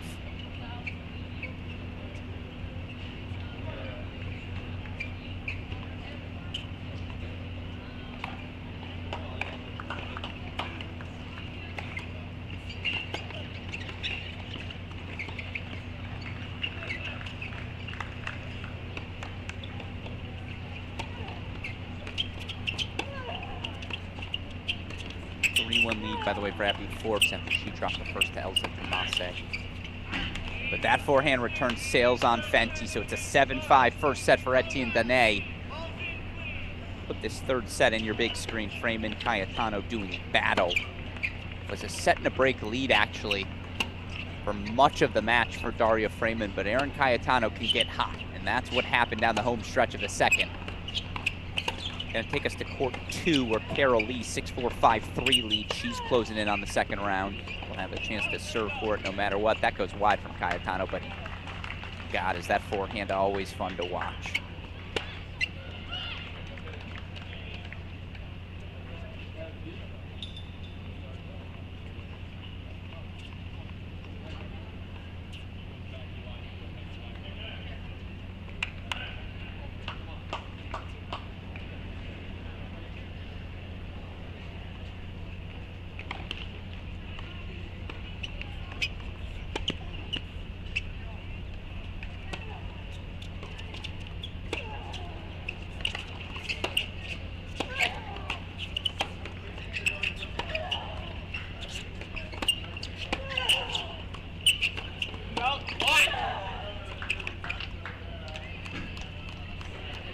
Never out of it. Meanwhile, you see the hold.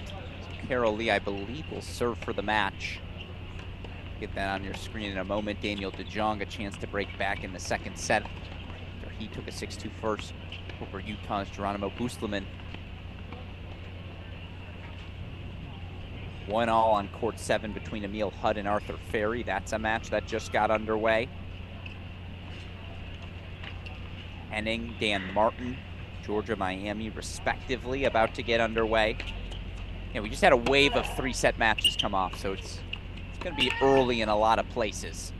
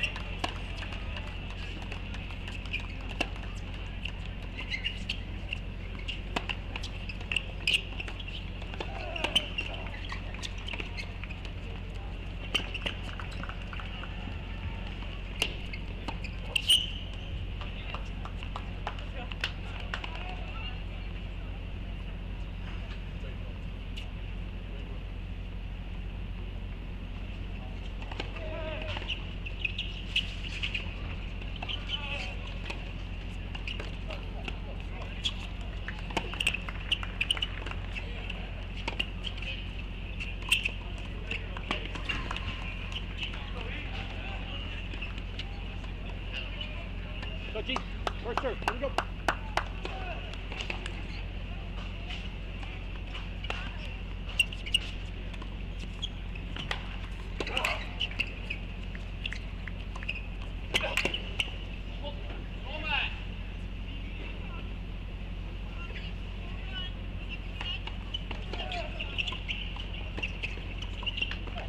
Next single, Georgia versus Miami.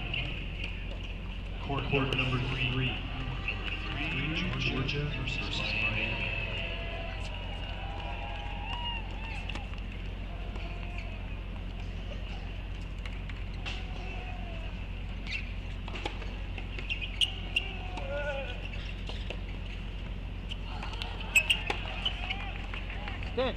Steady.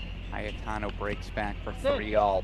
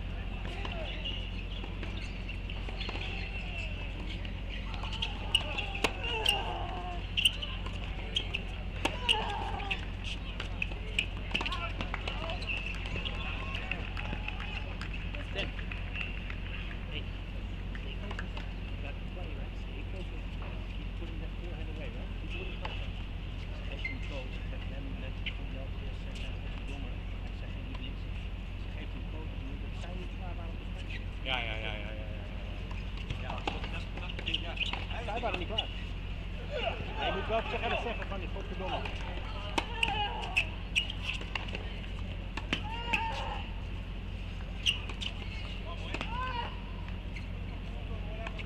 That's a beautiful swinging forehand. Meanwhile, let's put Lee on the big screen. 4-1 now. Set lead for Boostleman.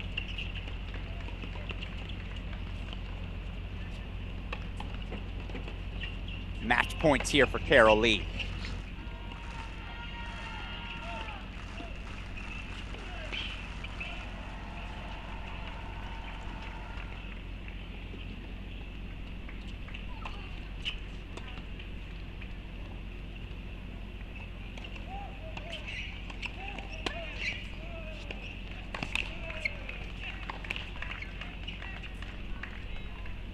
Carol Lee's through to the second round, 6-4, 6-4.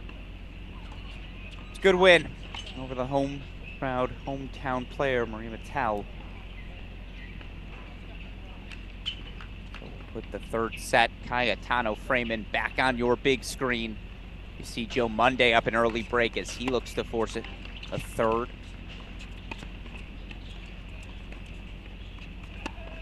Haven't checked in on Abby Forbes in a while. She's up 4-1 in her second set. Let's go there as well.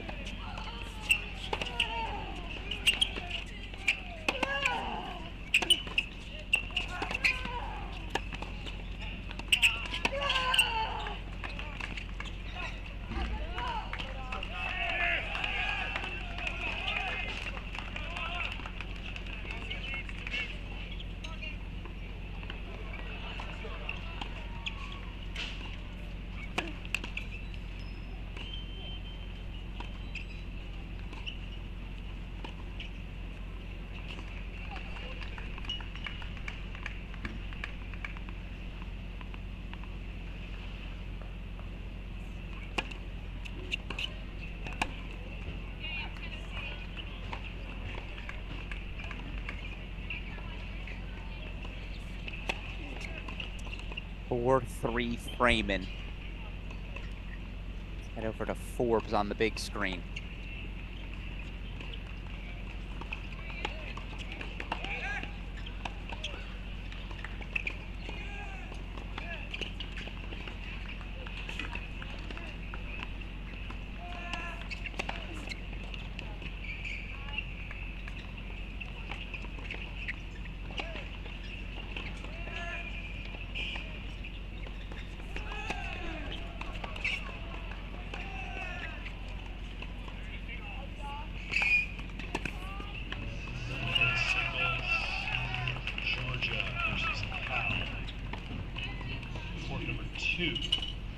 Georgia versus Cal.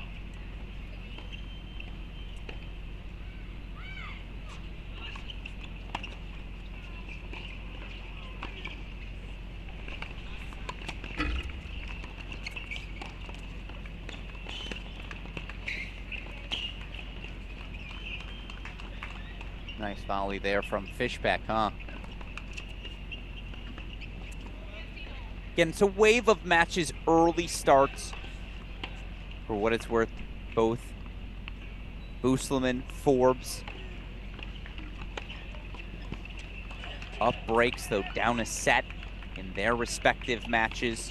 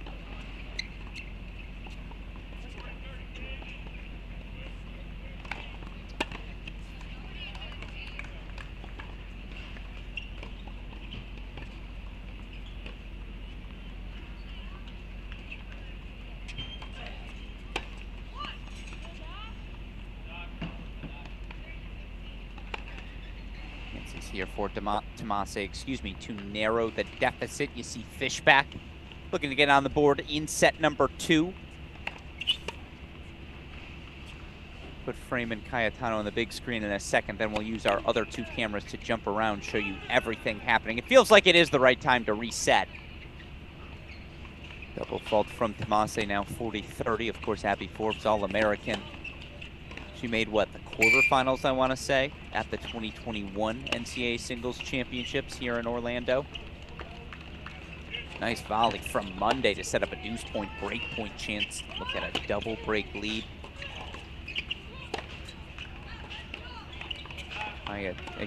Freeman game point chances for 5-3.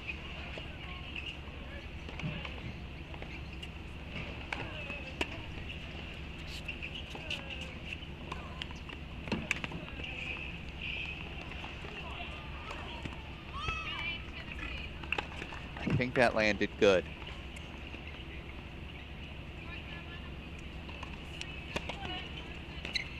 Land good, it did indeed. Tomase holds.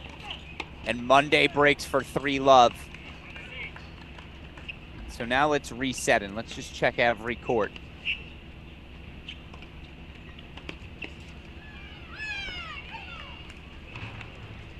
Main point chances for Freeman. You see Monday down a set, but up a break.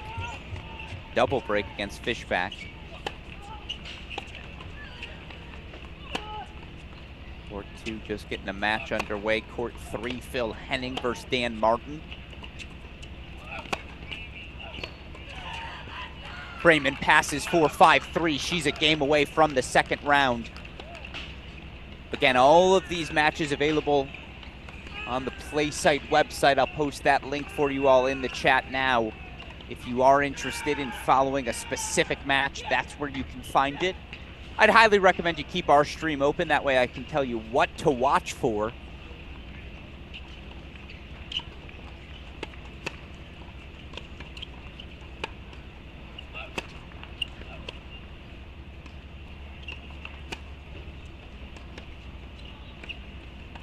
Again, we're going to hop around real quick, show you everything on the ground. You see Court 4, Charles Bertamon of VCU, 3-2 lead on Texas A&M's Noah Schachter. Henning Martin just completing warm-up on courts number 3. So again, I'm rapid firing through the side right now. Links available to any individual feed on that PlaySite link sent in the YouTube chat. On courts 5 and 6, you see Abby Forbes down a set, but up a break, 4-3 in the second. Natasha Subash, the 4th year for Virginia. She's got another year of eligibility, though. She's taking on the 5th year Daria Kutzer. That means Maddie Sieg, by the way, must have won her match on court 6. That scoreboard went down on us, but I'm fairly certain Sieg advanced in straight sets. So a heck of a win for the USC freshman. Can the USC 4th year Erin Cayetano turn things around here and join her? Keep that on your big screen. Again, you see the matches on 5 and 6 as we continue our look at everything on court 7 and 8. Let's see if we have action.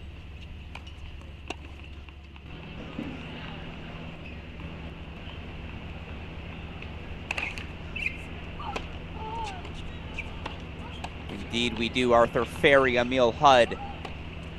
3-all Hudd in his final year on the job at Tennessee. Ferry, junior now? That's weird to say. I think he's a junior.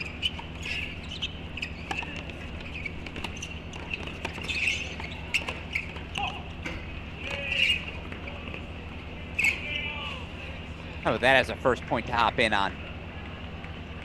3-all in that first set. Meanwhile, Etienne Dane for Louisville, 7-5 1-all lead on Michigan fifth-year Andrew Fenty.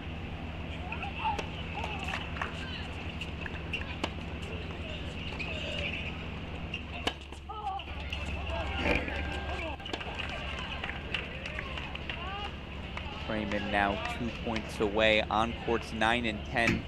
We're going the distance. Busselman takes a 6-1 second set over Pepperdine's Daniel DeJong. Meanwhile, Micah Braswell, 4-2 first set break lead on Georgia Tech's Andreas Martin. Last but certainly not least, court number 11. And Braswell, by the way, another dark horse. He looks so good on these home courts in Florida. He's finally healthy. Told me when I was speaking with him that his ankle just feels right for the first time in a long time, and we know what a healthy Micah Braswell is capable of. Meanwhile, early Tessapor Naklau 2-all against superstar UCLA freshman Fang Rung Tien. Now this is a rematch from the NCAA round of 16. Naklau beating Tien at Iowa State in Ames. We'll see how that match looks in this Florida heat. Let's go back to court number Abby Forbes. Again, down a set but up a break. That's court 5, that's the answer.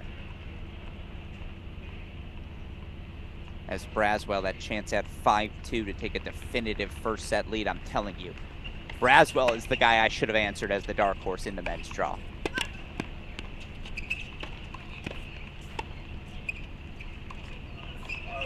Forbes goes wide. Tomase breakpoint chances back. Meanwhile, match point Freeman.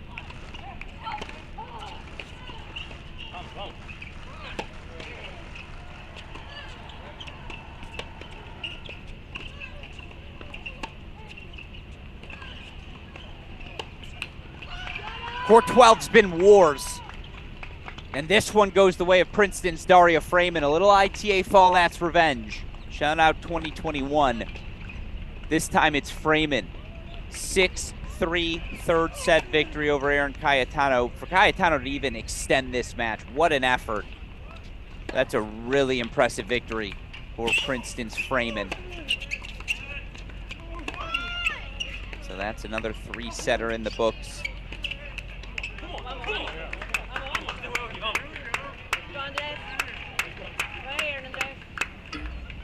Tomase breaks back for 7-6 4-all. Braswell, another look at a double break. Monday up a double break, but now facing break points against Virginia Tech's Ryan Fishback.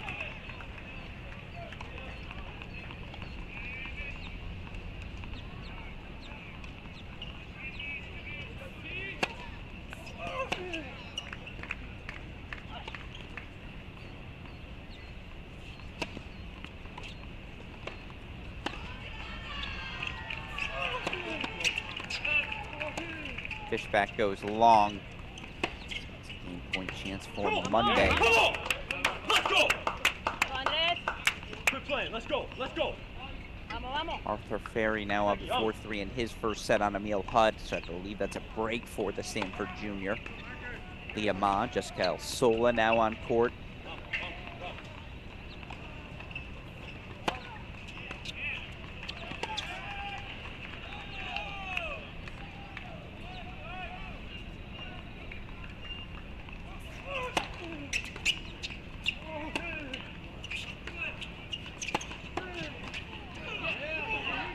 Braswell does break 4-5-2.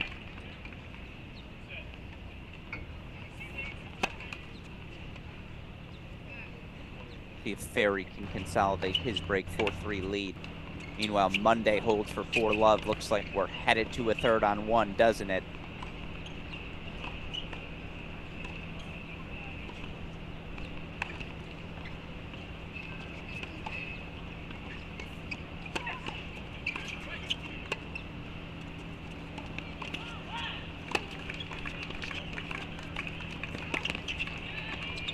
And because it just got asked in the chat, just to reset, Alex Gruskin here. Yes, I am from the Metro Detroit area. I think that's the Brett Williams from Ann Arbor, Huron, if my memory still works.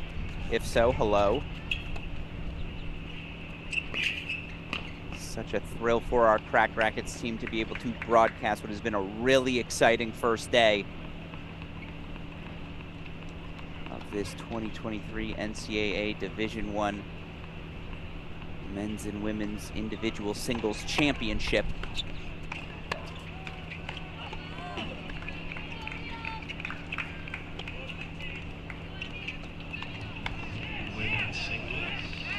The brain still works. Good. This is the fun of the tennis community, right? It's a small world. We all remember each other. Can't help it. Appreciate all of you who have joined us throughout the day.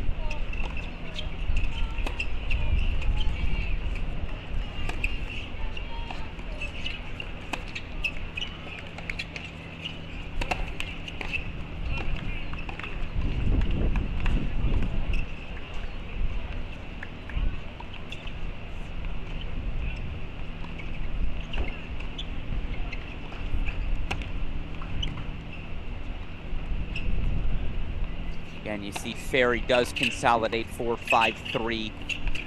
Etienne Dene of Louisville up a set.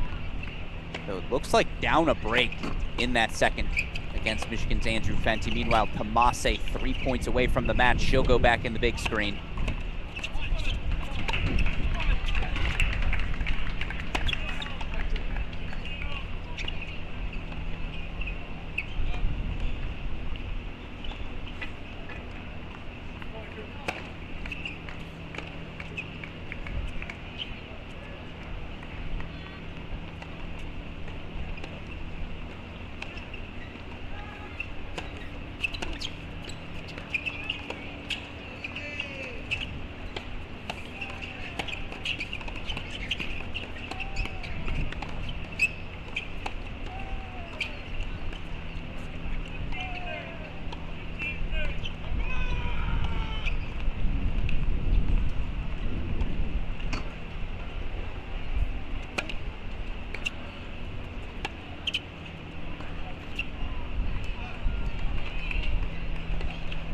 Abby Forbes looking to stay alive. And again, great to be joined by so many of you from so many different places. We're jumping around here. Joe Monday looking to force a first set on 1. Arthur Ferry, that 5-3 lead as he looks to take a first set.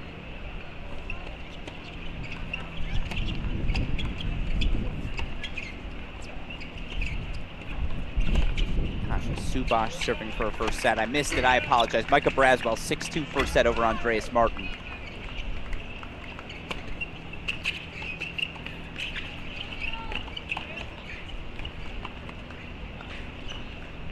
So far today, yeah, from a school perspective, I can address the biggest winners. Georgia 3-0, Mel Riasco a 3-set win, Dasha Vidmanova a 3-set win, Ethan Quinn a 3-set win. It's been a heck of a day for Georgia tennis. Not too shabby, I suppose, for the Michigan Wolverines either, since that's your question. See if Forbes can hold for 5-all. Match point coming up. Just to quickly address. Set point for Ferry. Michigan 3-0, wins from Julia Fliegner, Jaden Brown, and Gavin Young. Fliegner and Young, 3-set winners on the day.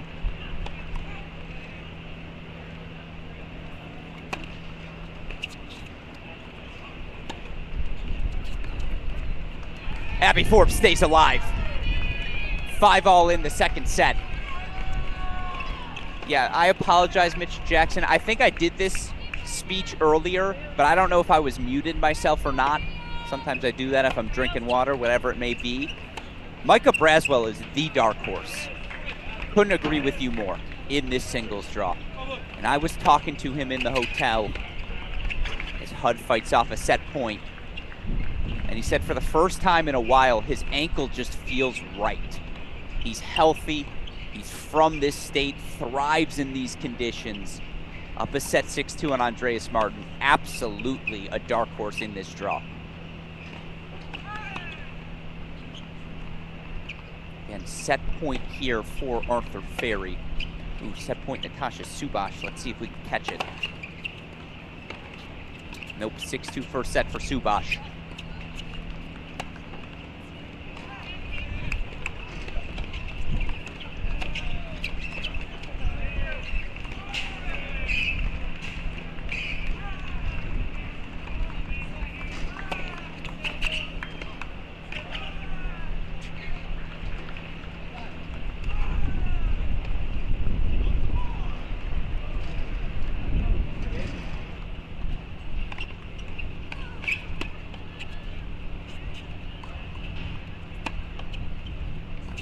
Do want to spend some time on 4.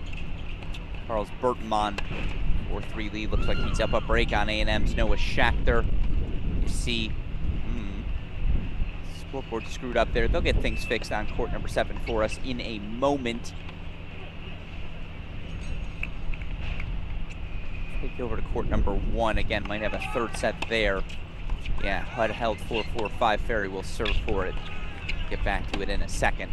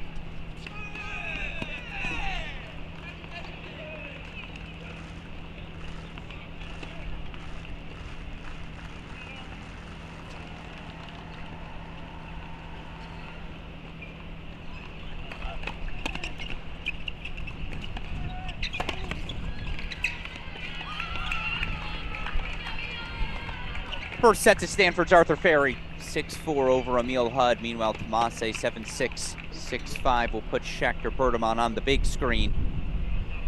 Gonna take you back to Joe Monday as well. Monday again looking to force a third on court number 1. Obviously gonna keep Tomase Forbes on our screens close to the finish line. Everything else pretty early. Early third set action between De Jong and Boosleman.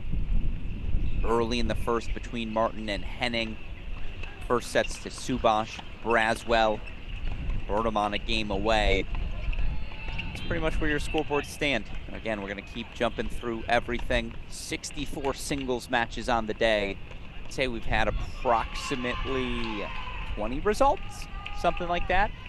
Somewhere between 20 to 25. Monday breakpoint chances for 5-2. Put him on the big screen for a moment here.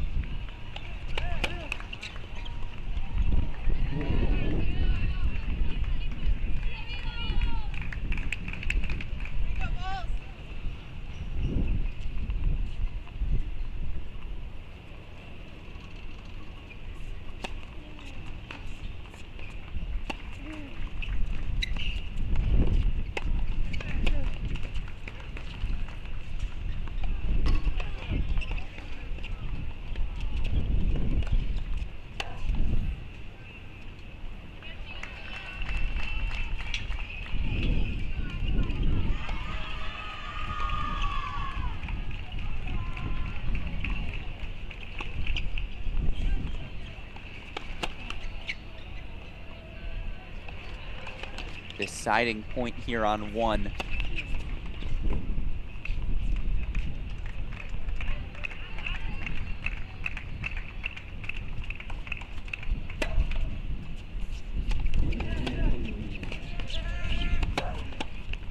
Goes wide, 5-2 lead for Monday. Tomase's going back in the big screen as she's a game away. Meanwhile, this is why I call her the GOAT, the greatest of all time. Colette Lewis, of course, if you're not reading Zoo Tennis every day, you're not watching the stream right now. She's checked the 1994 men's singles draw. Earlier today, Ozan Barris of Michigan State won his first round match over Harris Walker. We were speculating, was that the first singles victory at an NCAA event, tournament for the Michigan State men's team? It is not. Shiska Washington won 2 rounds in 1994, was an All-American that season, lost to number 2 seed Marcus Hilbert of Arkansas 1-3. I like that we even got what the final match was. That's why she's the GOAT, folks. So there's your clarity. It is not the first program victory, nevertheless an impressive one for Ozan Barris. Thank you, as always, to Colette.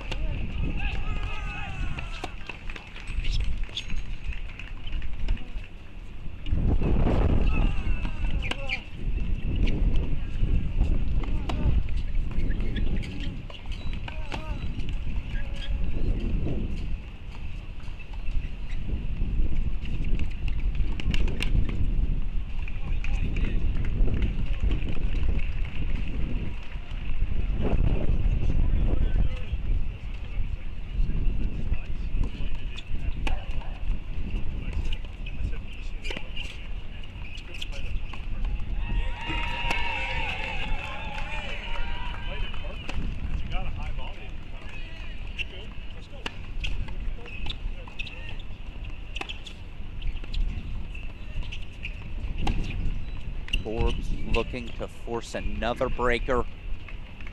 Boy, again, right now the weather in Lake Nona.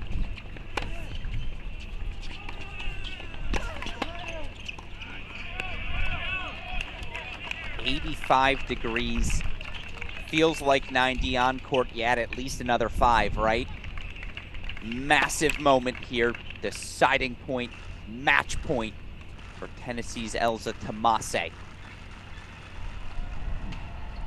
Well, Schechter holds for 4-5.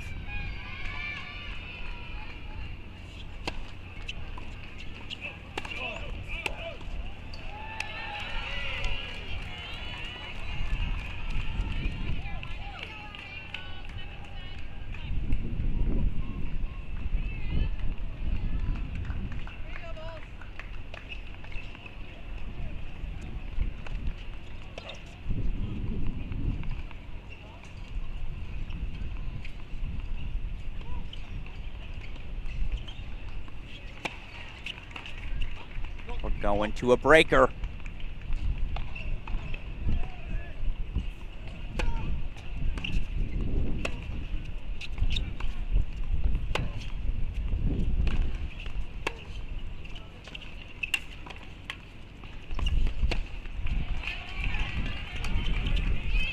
First point, Abby Forbes. She just never goes away, does she?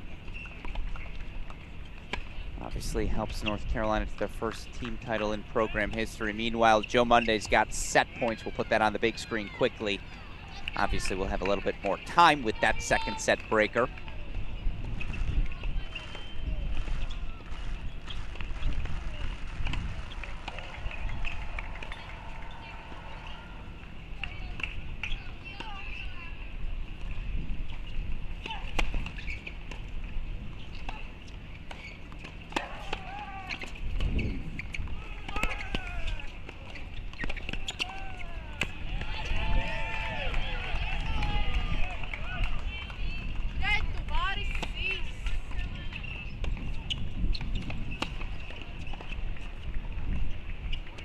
Joe Monday's your number 5 overall seed. He's not going away quietly.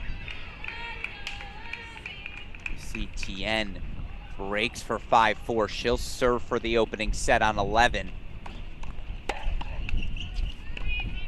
That on our screen as it approaches the finish line of that set. See if the freshman, that phenomenal campaign, can get the job done. Ooh, actually, I'll get it on our screen, I promise, here in a moment. But I do want to take us back to Berteman on 4, serving for the set.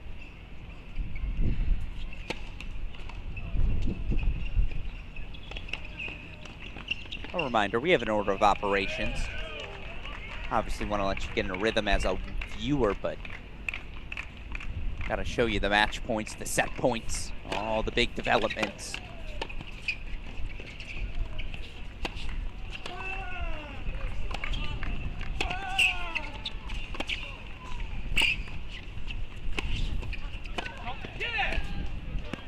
Looks like there's a strong crosswind developing, and look, there's been a 30% chance of rain for maybe the past 11 days in Lake Nona, and says there's a 70 to 80% chance coming up at 3 p.m., 4 p.m. In fact, it says light rain's going to start in the next 20 minutes. We'll see how accurate that is, but quick update, Scotty B, individuals aren't in the fall this year. It starts the fall of 2024. So next year there will still be spring individuals. At least I believe so. Still one more round of it, then it moves to the fall. Set point again here for Monday.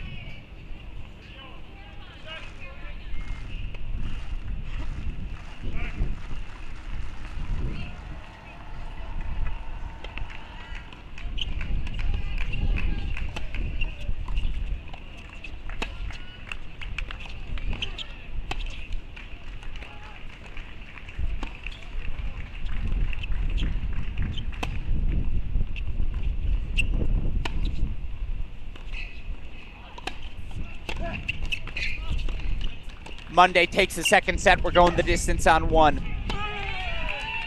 Put Forbes Tomase back in the big screen. Forbes trying to force a third. Berteman serving for the set, as is Fangran Tien on 11. We'll head to that court now on the side of your screen. Alex Gruskin here. So many good matches in our opening day of NCAA play.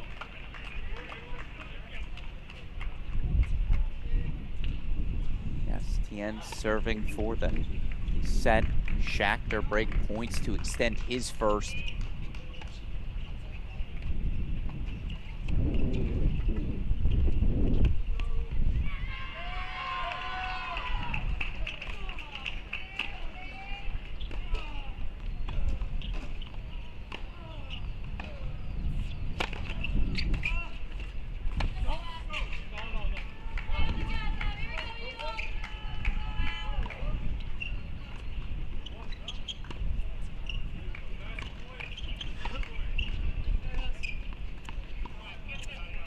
Deuce point, set point coming up now for Berteman.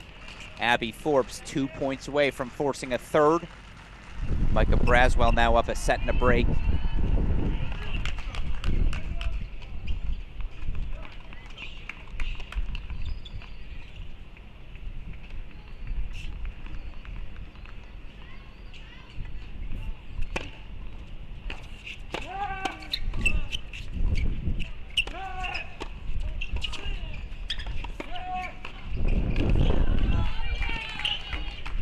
Goes long, first set to Bertamon. 6-4 here on court 4. Again, Forbes closing in on a second set.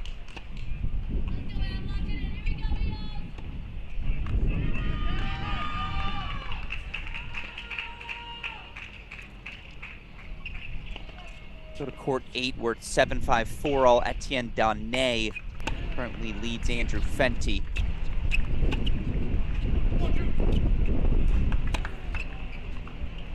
First set up point fought off by Tomase, but set points here for Abby Forbes. Looking to be the third Tar Heel through to the second round. We saw Fiona Crawley, Tarson Candillig, winners earlier today.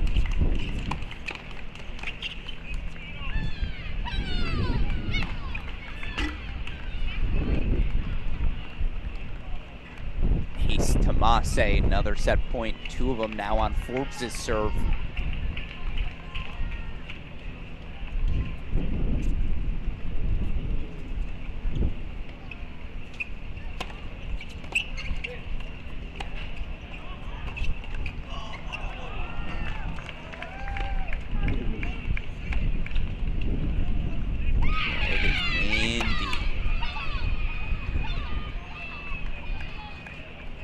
See it now pretty clearly.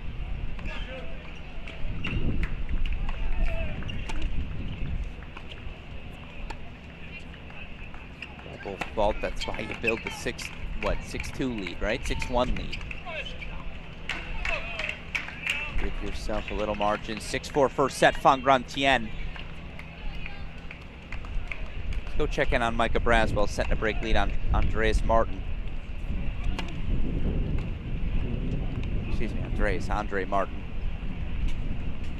I have University of Virginia head coach Andreas Pedroso in my head. Of course, Pedroso and the Who's capturing the D1 men's team title yesterday. So impressive in their win. Abby Forbes is impressive as well. 7-6 second set. They're going the distance on 5. Let's put court 8 in the big screen. Today looking to close out Fenty. Fenty looking, of course, to extend this match.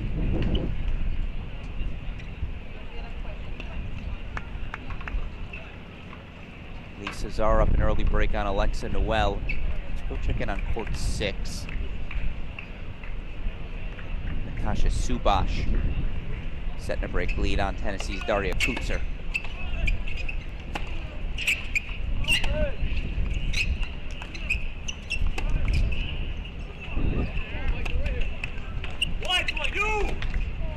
Uh-oh.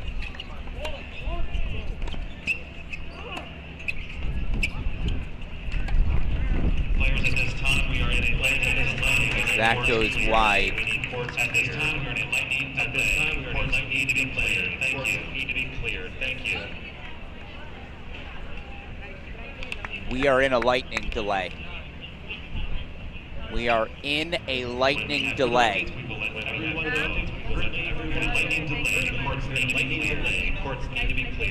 You see they're stopping play on every court. Lightning in the area. We talked about thunderstorms looming. It's been looming for about 10 days. Every day there's some sort of storm potential. Today it looks like there's some fruition. Lightning in the area. Probably get these players off court here pretty quickly. This lightning delay 15 minutes, 30 minutes. I don't recall exactly, but they're pausing play on every court. And so we will pause our broadcast. 6 hours in. What a fun opening day. Here, round number 1 of the 2023 NCAA Individual Championships. Alex Gruskin here. Lightning in the area. You see players grabbing bags, clearing the courts. We'll take a break as well. Now, I'd implore all of you, check our social media at Crack Rackets. Twitter, Instagram. I think we're still on Facebook. We'll have updates for you. Lightning delay means we'll suspend our broadcast, but of course we'll be back a little bit later today with some of the rest of our round 1 NCAA action. A shout out as always To our super producer, Daniel Westoff, makes all of our coverage possible here. Of course, a massive shout out to Dalton Thieneman as well. You guys don't know what he does behind the scenes, but trust me, without him, nothing we do here at Crack Rackets is possible. For those two and all the players, coaches, fans tuned into today's broadcast, I'm your host, Alex Gruskin. You're watching our Crack Rackets coverage of the 2023 NCAA Division I Individual Championships. We'll be back with more tennis after this weather delay.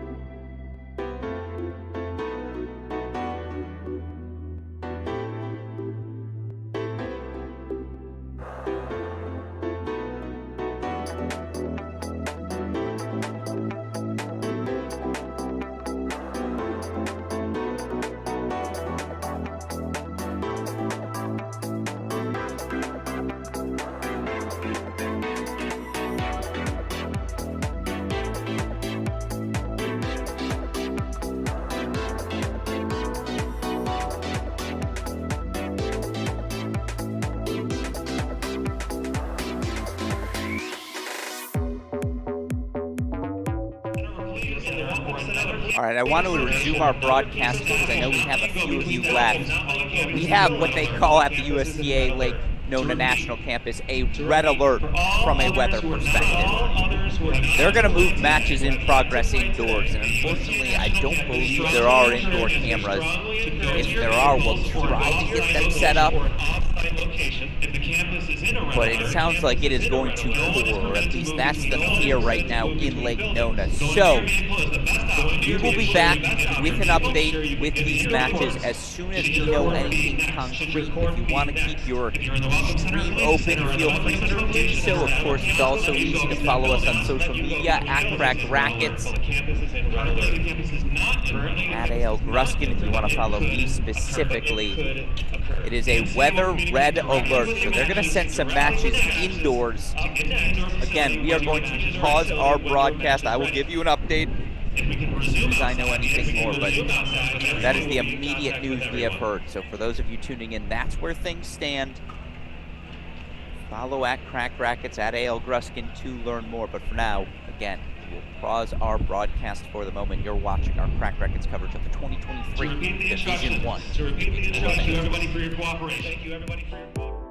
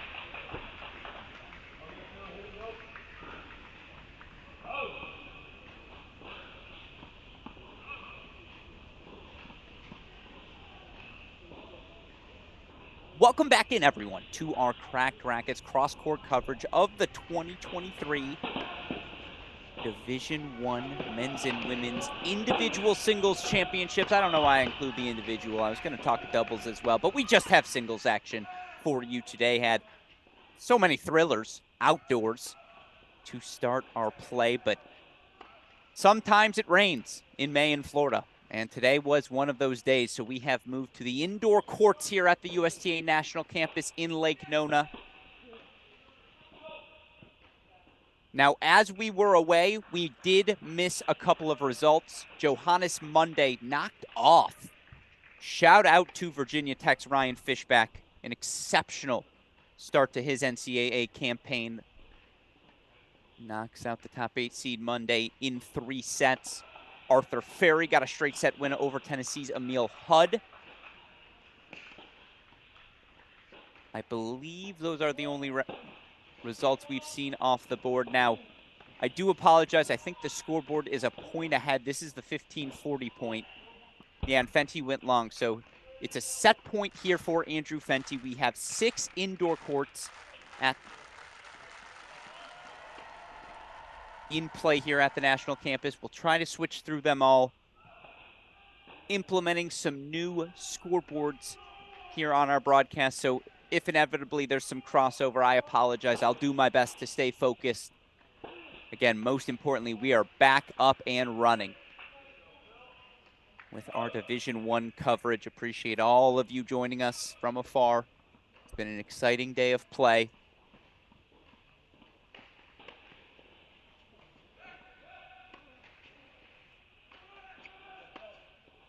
Right now, it's Michigan fifth year Andrew Fenty. This is a deciding point set point as he looks to force a third set against Etienne Dene of Louisville.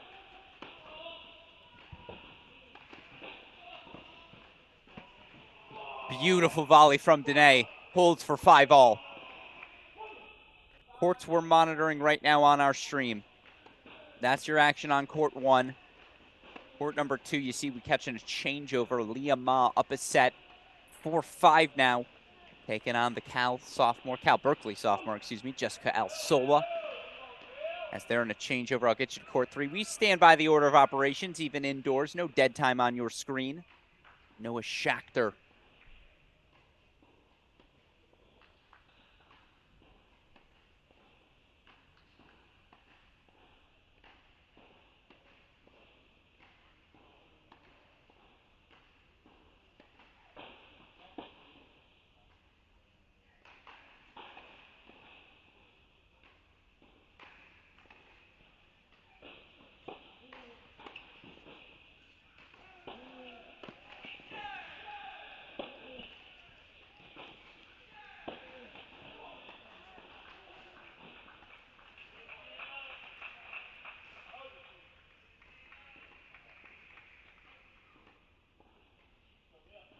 Charles Berteman, you see, in a third set with Noah Schachter. Arthur Ferry just finished off a straight set win over Emil Hudd, so only 5 courts of action right now. Other 2 courts in play.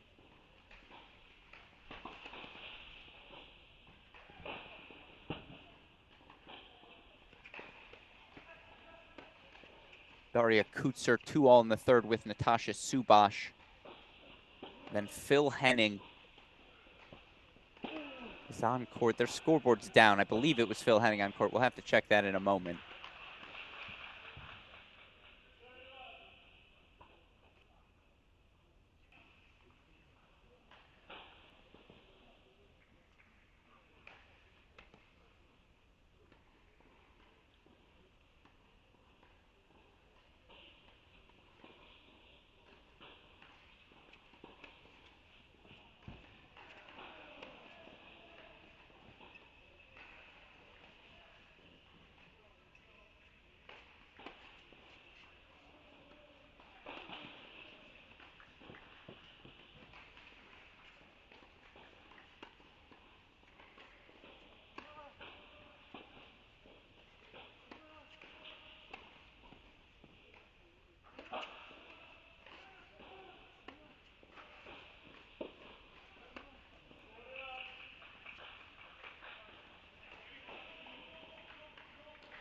Both coach and Berteman immediately asked, but the call's confirmed. Just wide. So Schachter 4-2 lead in the third. I'll be sure to wipe the scoreboards more closely. Look at this. Now Sola a chance to secure the second set. Force a third on Leah Ma.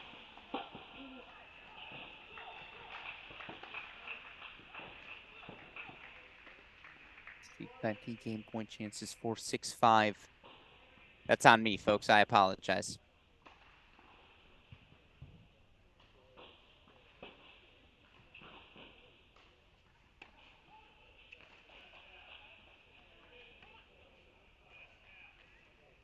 Well, Sola does take the second set. Let's go over to Fenty. A little bit of trouble now.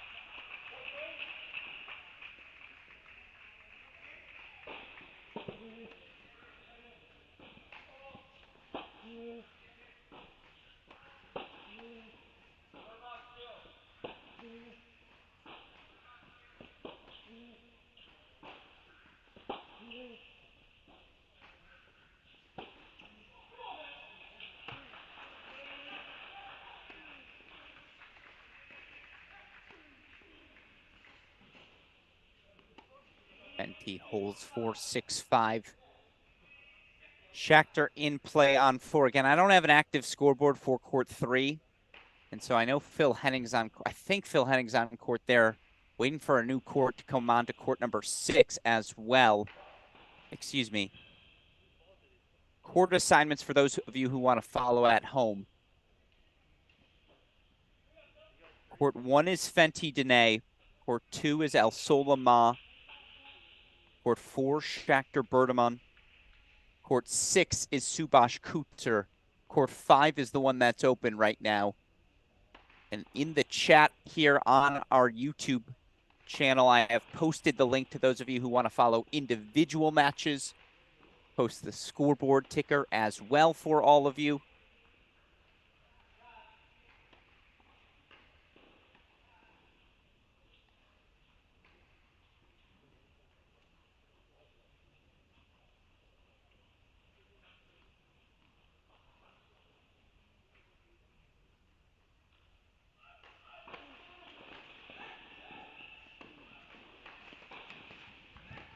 Oh no, he's in a little bit of trouble. Break point coming up. Berteman trying to get things right back. We'll wipe that scoreboard so we don't have a spoiler. 6-5 Fenty. I'll take you over to court number 6, Kutzer Subash.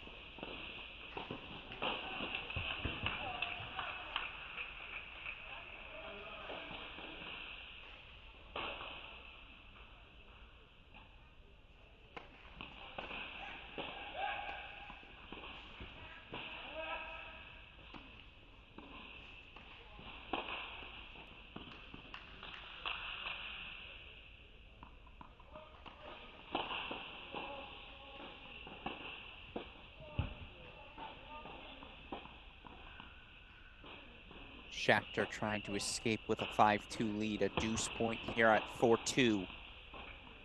You see Subash, Kutzer deep in their third set.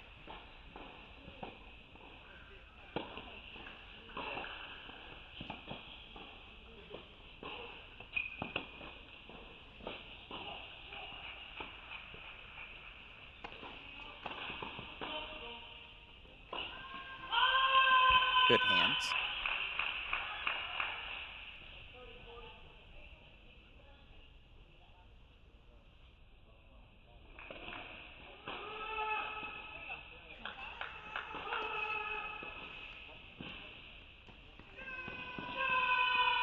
It's a break. We're back on serve in the third on 4. Take you to court number 6 now again.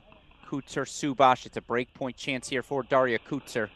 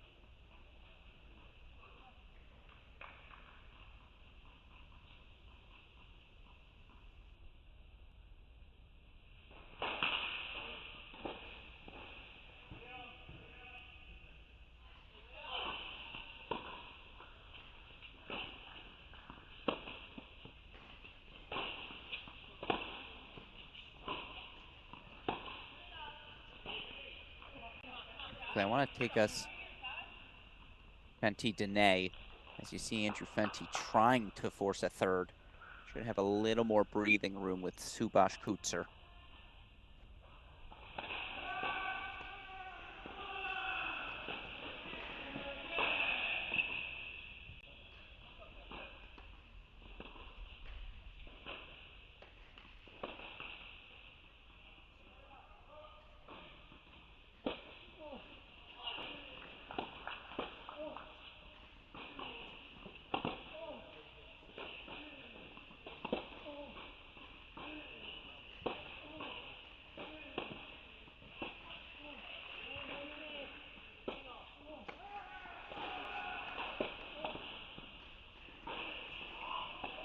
It's a set point for Andrew Fenty.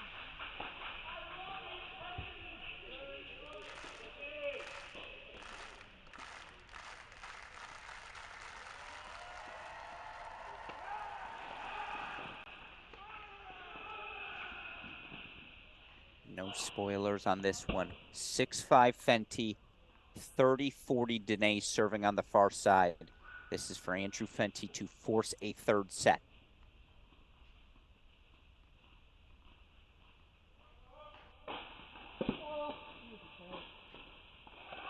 That is one way to respond. Deciding point, set point coming up. Quick Bertam on hold for 4-all. I believe Daniel DeJong and Geronimo Busleman are now on court. 3-2 DeJong leads in the third. We'll get there. That match on court number 5. For those of you that want to follow the individual links, I posted a link to that in our YouTube chat.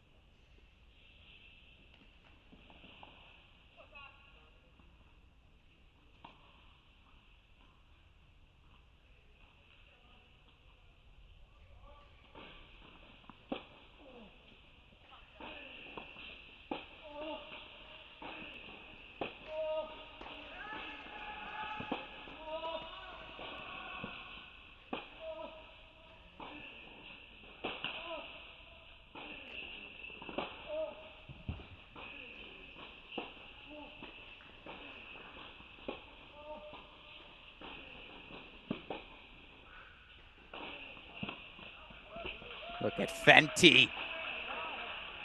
He just wants to keep his college career alive. And Andrew Fenty takes the second set 7-5. So we'll play 3 on court number 1. Get you to a new court here.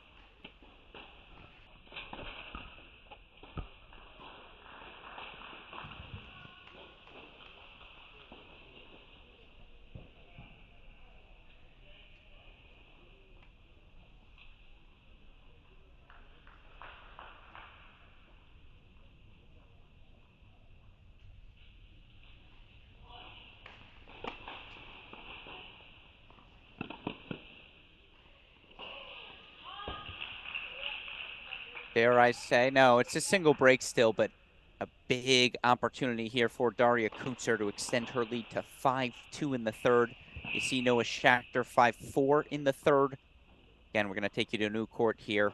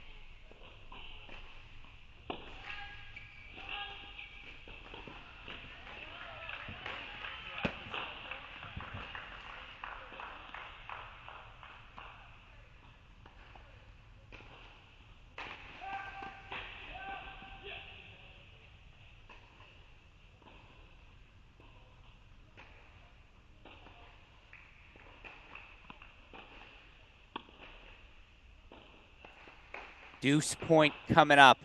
I'll play it safe.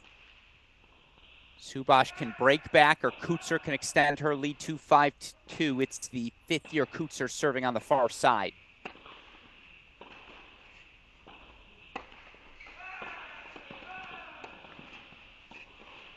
And again, Henning, Dan, Martin are in play.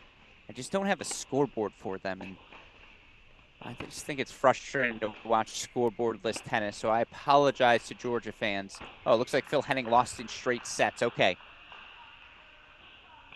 Appreciate the update in the chat. Subash, 3-4, back on serve.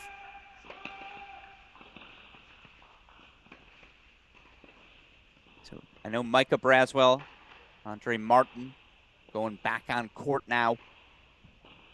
Have that for you all in a moment. Fenty, Dene heading to a third set. You imagine they're not going to have the heat rule anymore. They'll just get right into that. And indeed, Andrew Fenty is already serving his first game of the third set. A lot of play still to come.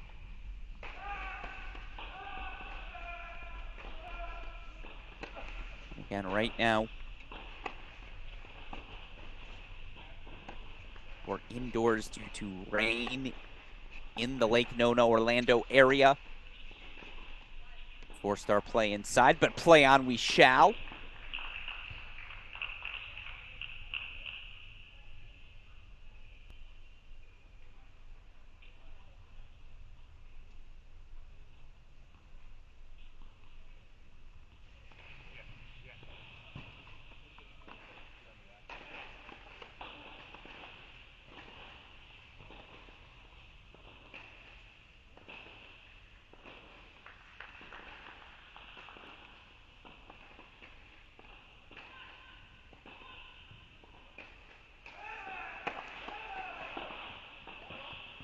Schachter goes long game point chances here for Berteman to extend this third set.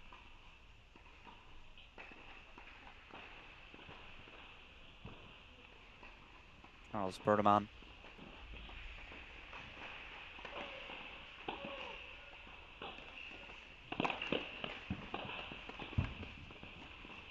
Fifth year for VCU, holds 4-5 all. Of course, we all remember he and his brother's run to the NCAA. I believe it was it semifinals?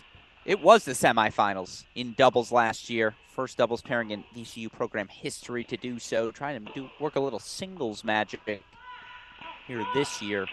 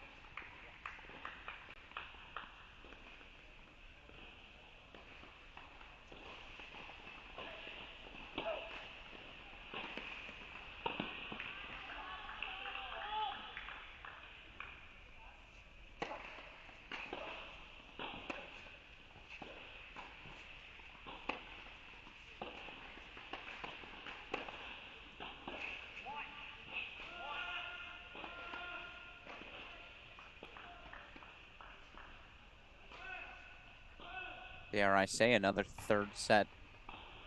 Or excuse me, I don't know if have we had a third set breaker? We've had a couple 7-5s. Now that we're indoors, perhaps we get a few more. You see Boosleman 3 all in the third. He's got breakpoint chances on 5.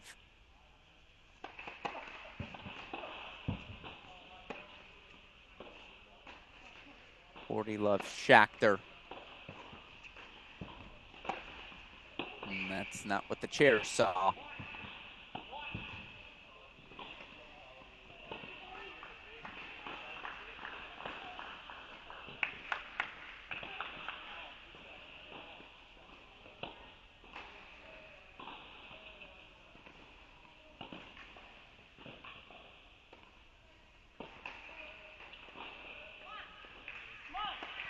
Boots or Subash grind continues. Schachter holds 4-6-5. Let's put John Boosleman in your screen.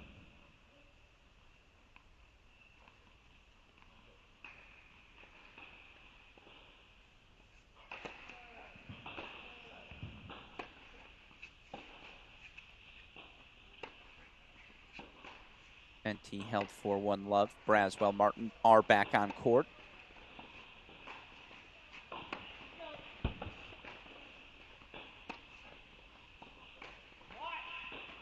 Back to court number 3 for those of you that want to follow at home.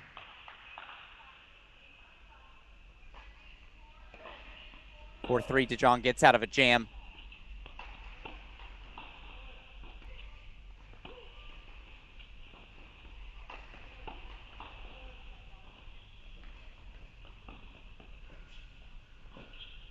Drop good.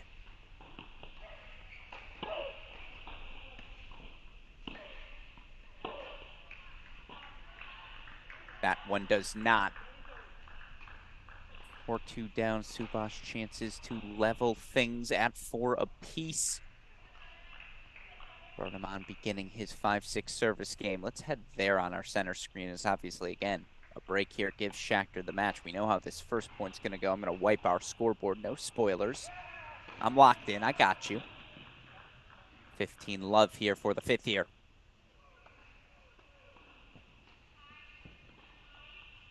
Again, Burnham serving 5-6, third set. Burnham took the first, Schachter the second.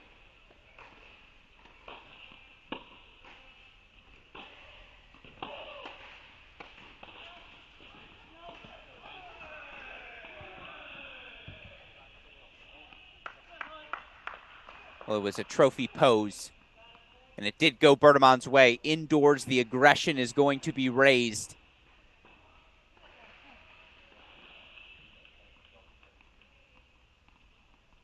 Now 30 love in this 5-6 service game.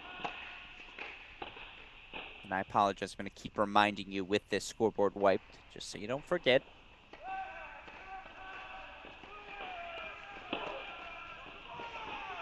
Love game point chances to send us to a decider.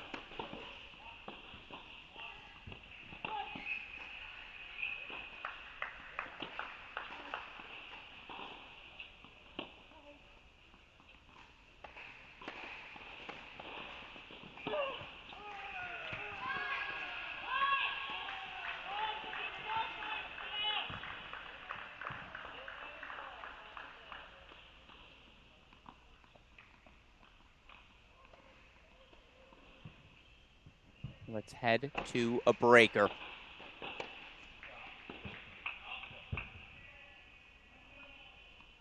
Braswell's working for me, folks. So again, if you click on the link I sent earlier, find individual streams for all of these matches.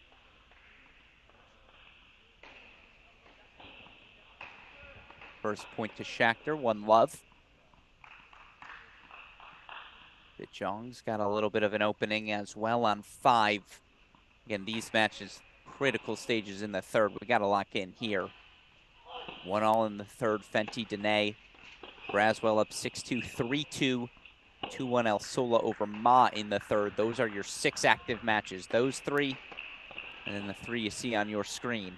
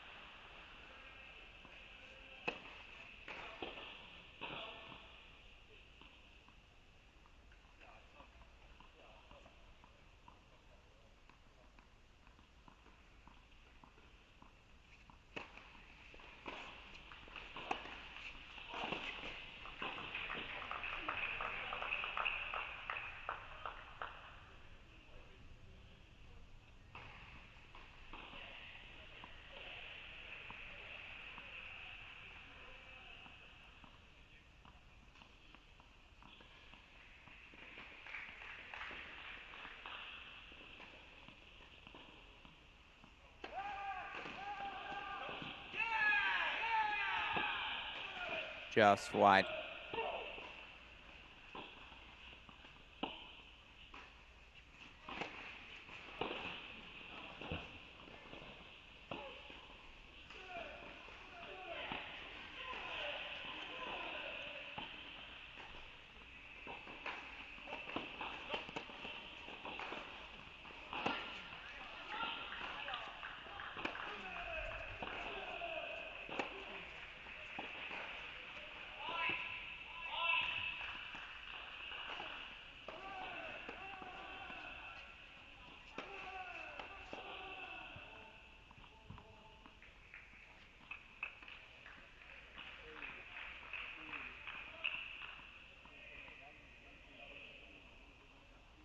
You see De Jong breaks for 5-3. Let's head there. Gonna keep this on your screen, obviously. Daniel De Jong now serving for the second round.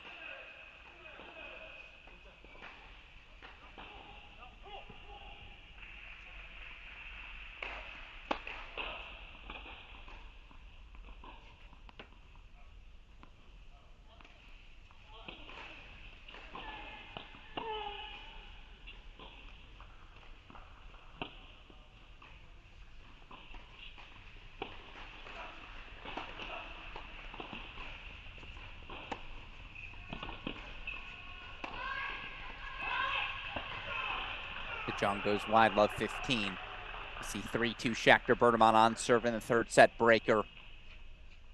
4-all 30-40 breakpoint chances for Subash to serve for her match. And the 3 other active courts, Braswell up a set and a break.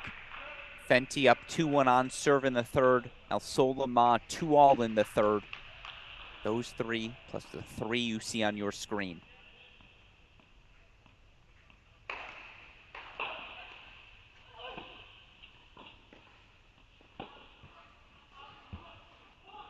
Subash breaks and will serve for the match.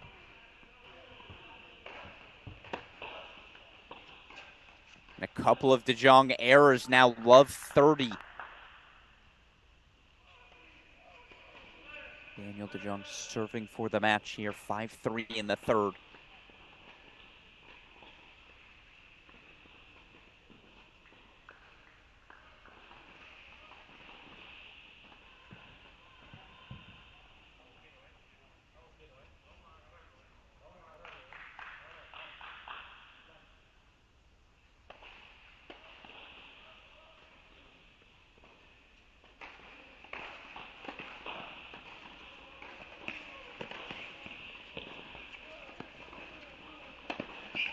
Now 15-30, that's a nice combination.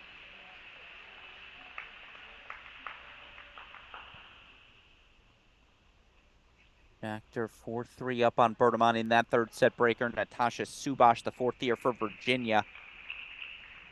Gonna serve for the match on court number 6. Play indoors due to rain in Lake Nona. It came down hard. I don't know if there will be any more outdoor play today.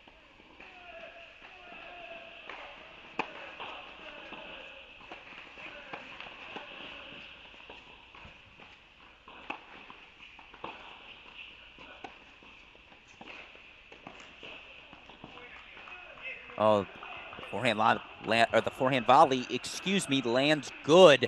So it's break point chances for Utah's Geronimo Busleman.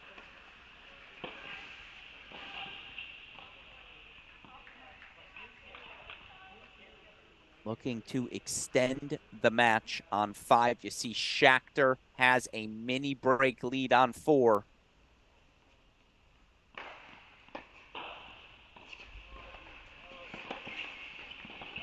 First break point fought off. But break points here again. De Jong on the far side for Pepperdine, serving up 5-3 in the third, down 30-40 in this service game.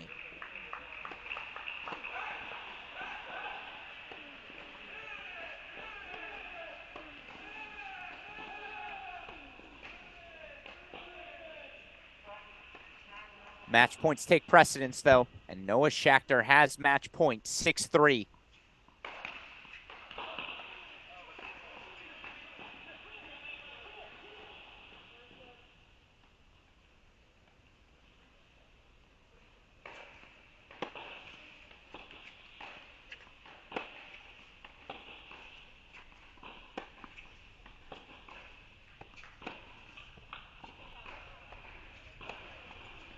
And that's a match point bottom left. First erased by a big serve.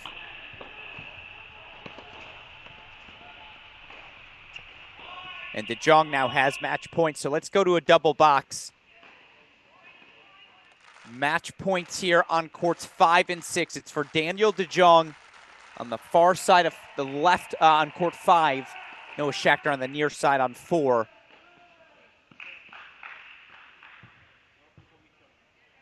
Schacter's through.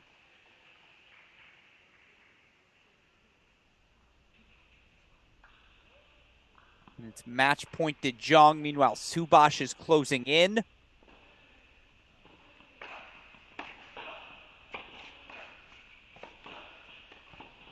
Daniel De Jong is through. 6-3 in the third.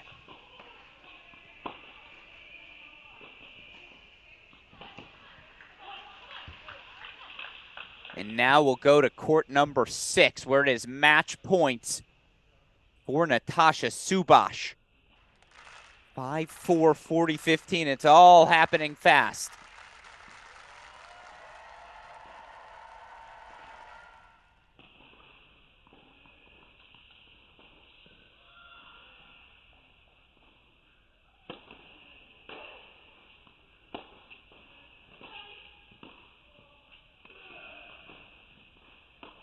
Oh no, Subash goes long.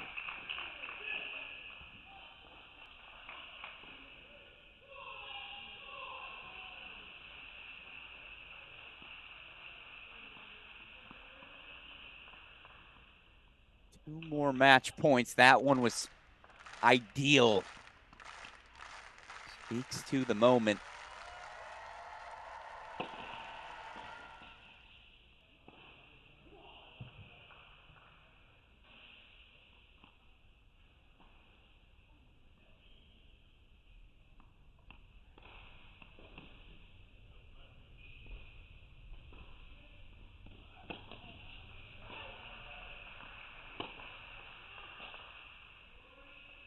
Subash is through.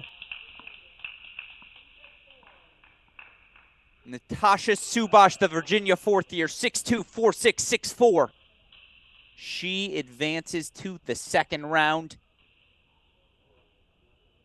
Take it to court number 1. Andrew Fenty looking to secure a 4-1 lead in the third set. We'll take it to El Sola.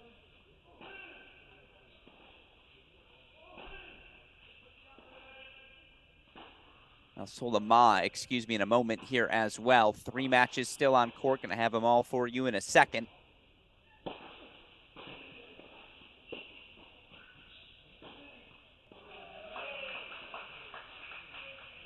Fenty holds 4-4-1.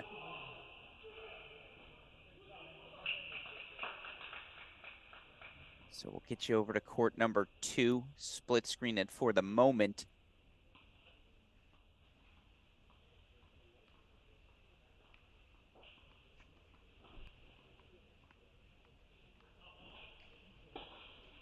Three, 2 El Sola, third set.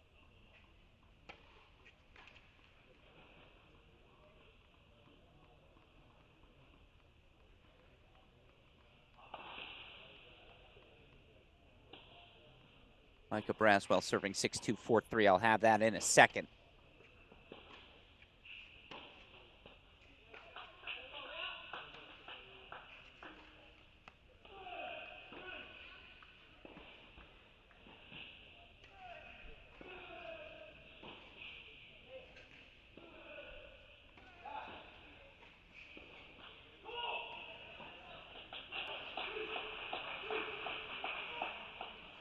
Asha Subash, Noah Schachter, Daniel DeJong, all closing out three-set matches, excuse me. So now we have 3 active matches here at the Indoor Center. Warm-up's going to come on those other 3 courts here. The 3 will hold with for the meantime.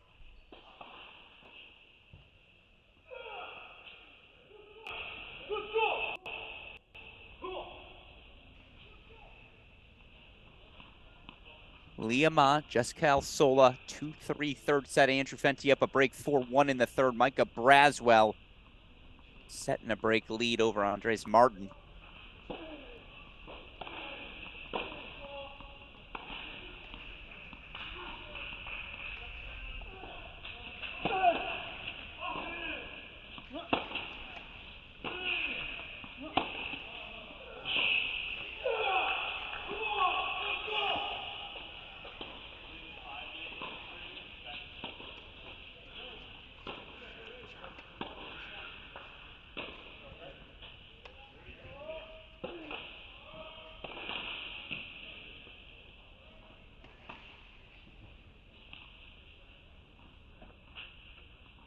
Braswell holds for 5-3.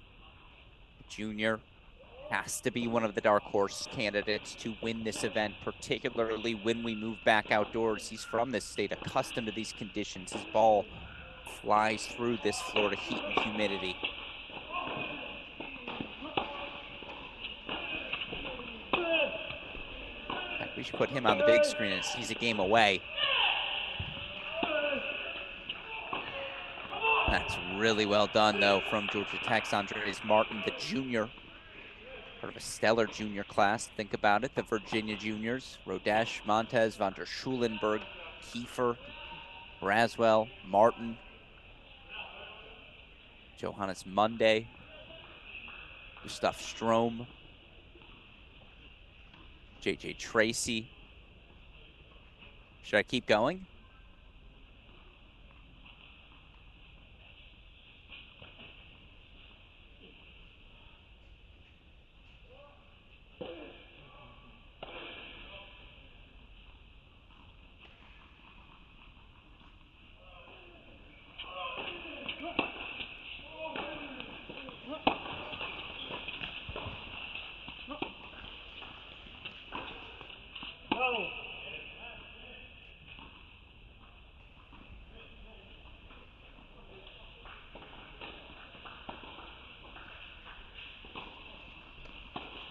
Fenty break points on 1. If so, he'll serve for it.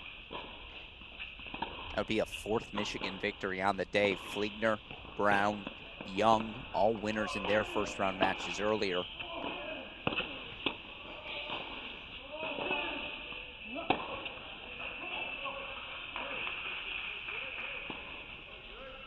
I'm looking to at least ask the question.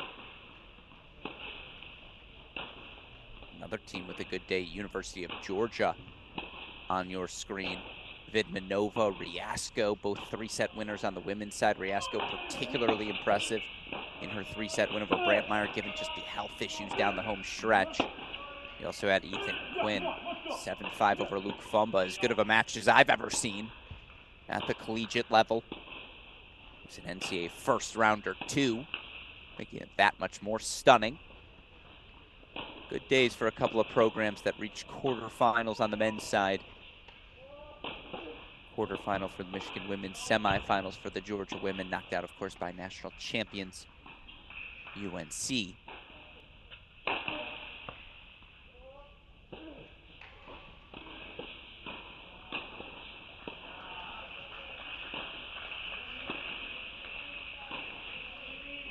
And he's going to serve for it up 5-1.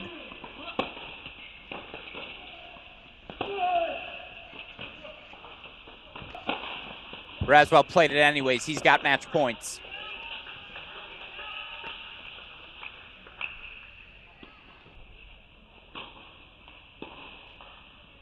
It's a match point for the junior Micah Braswell.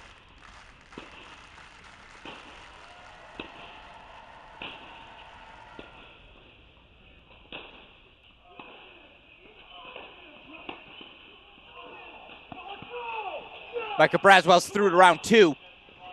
6-2, 6-3 win for the Texas junior. Plenty of Longhorns still on the schedule to come, but Braswell is through. So I believe now we only have 2 active matches. Courts 1 and 2. Andrew Fenty serving for the second round. Liama Jessel Sola locked that 3-all in a third.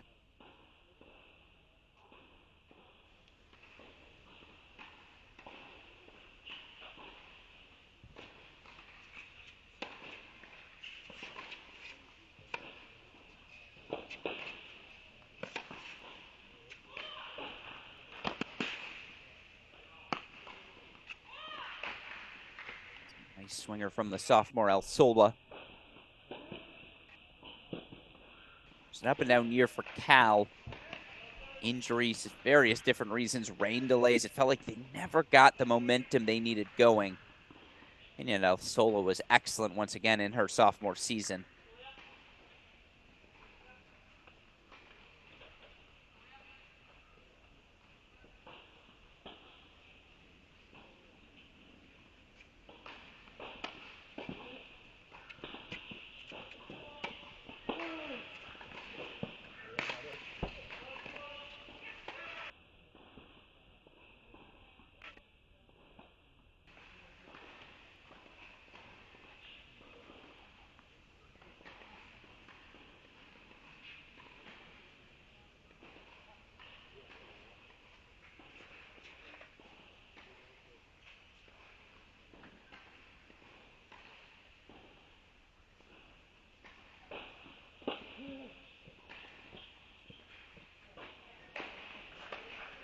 Andrew Fenty with the drop shot. Obviously, breakpoint chances here for Donay to extend his season.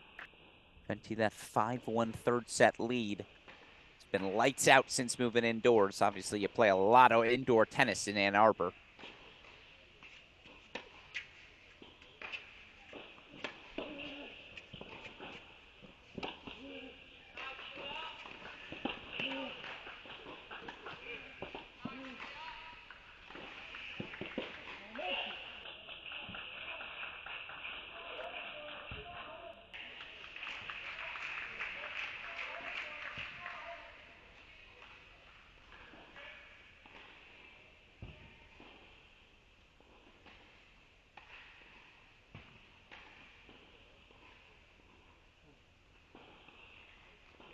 Four, 3, you see El Sola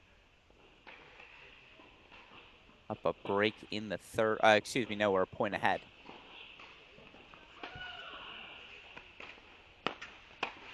There it is.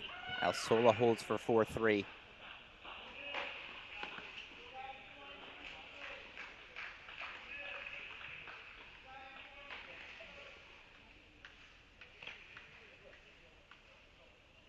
And I believe it's a deciding point, match point on 1.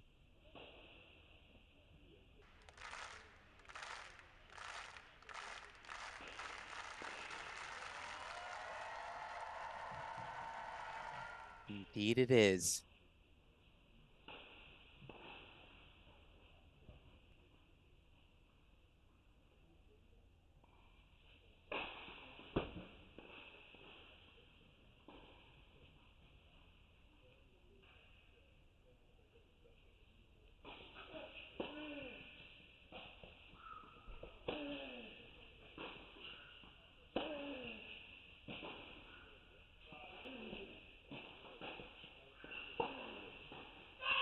Andrew Fenty's through to round 2. Quite the day for the University of Michigan. 4-0 in first-round matches. Gavin Young, Julia Fliegner, and now Andrew Fenty, all 3-set winners on the day.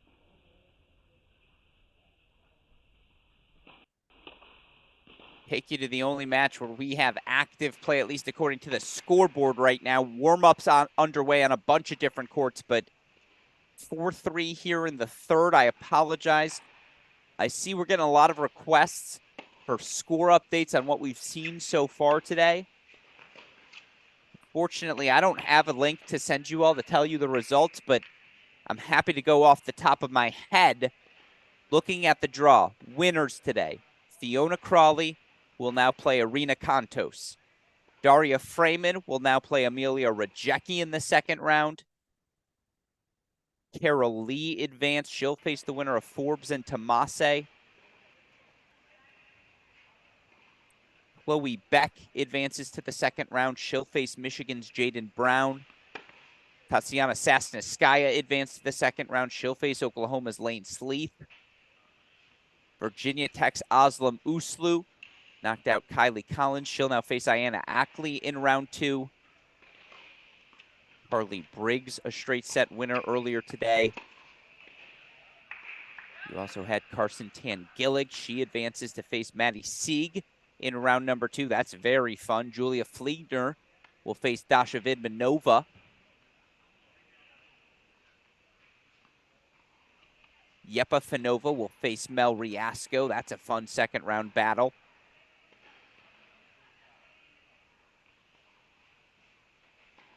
And yeah, we just saw Natasha Subash through. She'll face the winner of Fang Ran Tian and Tessa Pornaklo. So that's all of your women's results, at least looking at the draw. Plenty of things still to come, obviously. On the men's side of things, again, looking at the draw, scores aren't updated on the draw, but looking at the matchups, I know what we've seen. Dan Martin over Phil Henning. He'll now face Micah Braswell of Texas in round 2. Noah Schachter advances to round 2. Well, he'll face Stanford's Arthur Ferry. One of the big storylines, the day for NCAA freshmen. Michael Zhang, one of those freshmen, he got a straight set win over Ollie Wallen. He'll face Gavin Young in round number 2. Daniel DeJong, he just advanced to round 2. No second round opponent yet. Fun battle between lefty freshmen. Sebastian Domingo will take on Duke freshman Pedro Rodinas.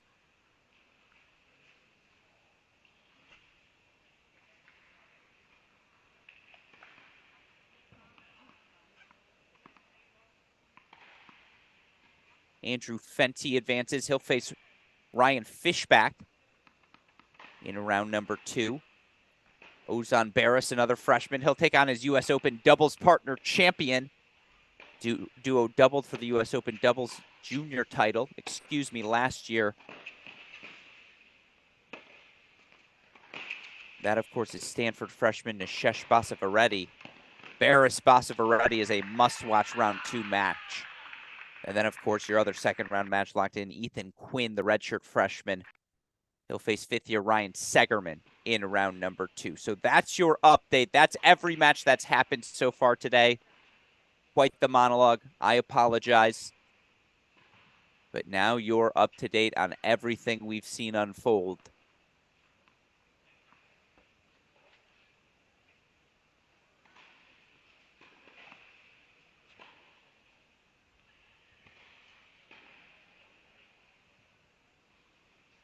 only active score right now. Oh, nope. We do have play resuming on a couple of other courts. Alexa Noel, Lisa Czar now on court. Caroline Ansari, Casey Wooten now on court.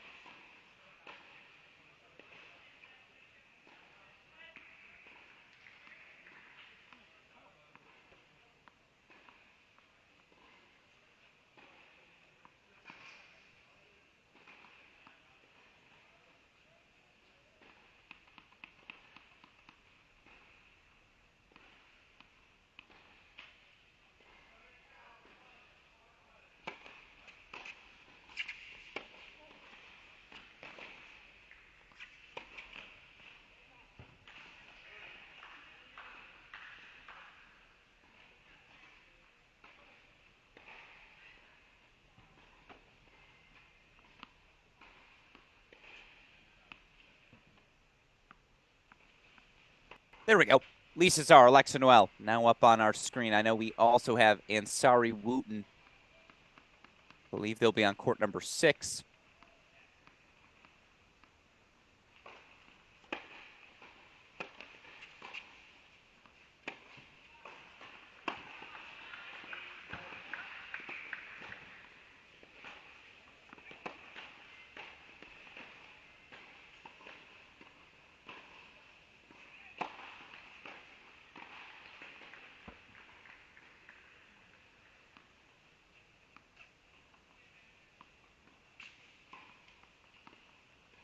Yeah, but that match is still in warm-up. So these are your only 2 matches with active play. Wooten and Ansari still in warm-ups. So this is what we'll leave on your screen.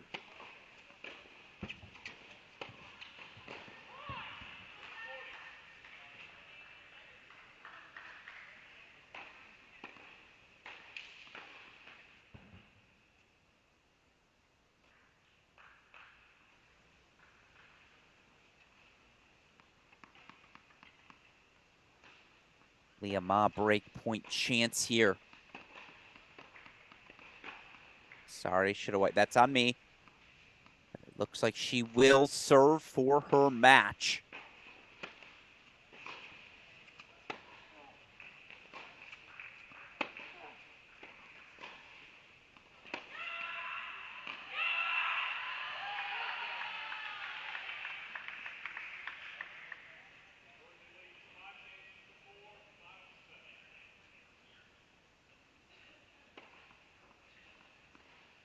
Ma breaks again, 5-4. Alexa Noel serving on the near side.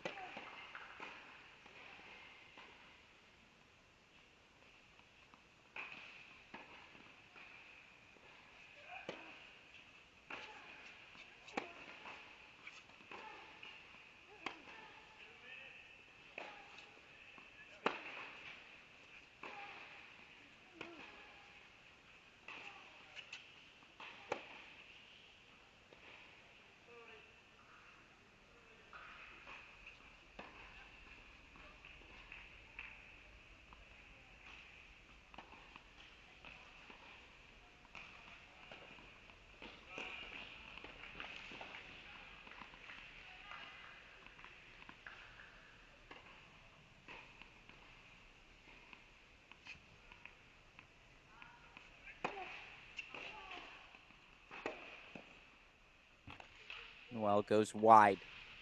I don't think that game score's correct. I think it might be 15-40, but I don't think it's too love because we just saw the changeover. Oh, unless she went to grab something. Ah. No, that is correct. I apologize. I'm caught up now.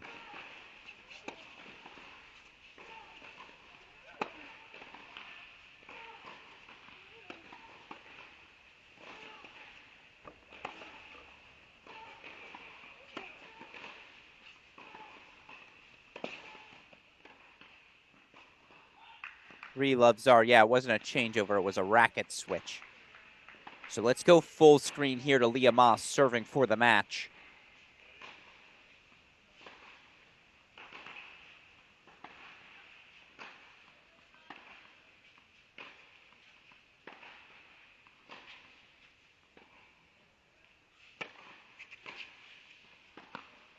So this is 15-all now. Point coming up. Ma, a top 8 seed in this year's NCAA tournament.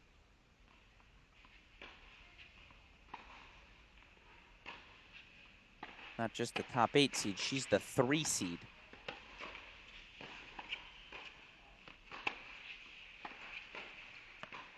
Two points away from the second round.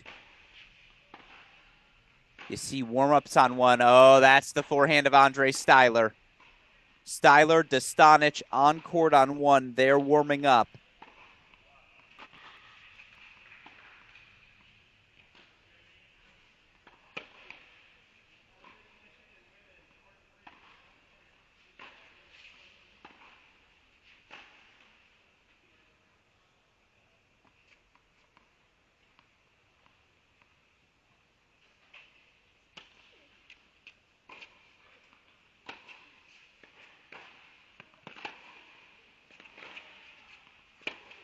So it looks like we're going to be staying indoors here for a while.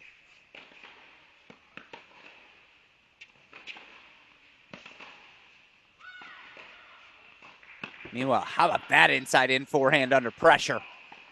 Sophomore Jessel Sola will not go away.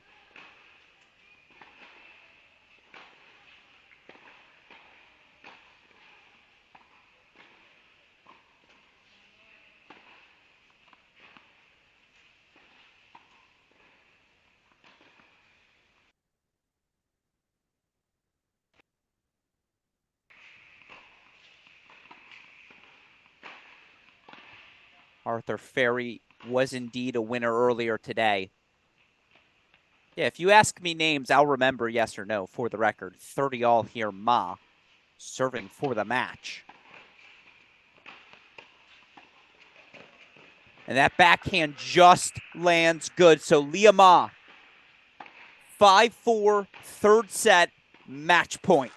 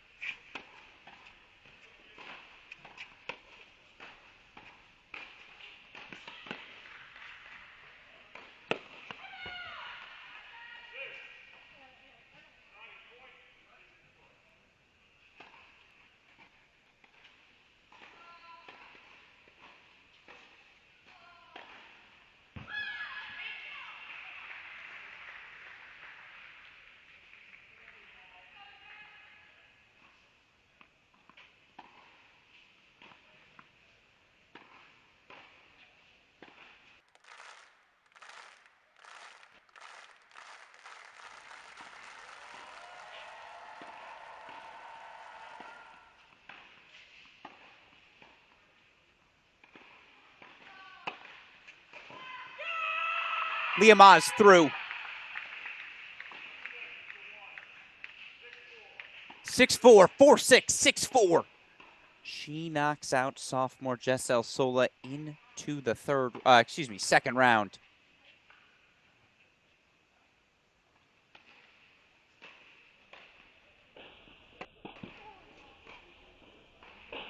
And so apologies, I didn't mean to show you this warm-up. We'll change courts there. Take you down to court number 6. Again, we do have action ready. Casey Wooten, Carolyn Ansari underway. You see Lisa Zara, Alexa Noel already underway. Yes, Styler Dostanic completing their warm-up on court number 1. We'll have that one for you. It was a thriller when the two faced off in the NCAA round of 16. Styler 7-6 in the third over Dostanic. Get a rematch of that in round number 1. Ridiculous.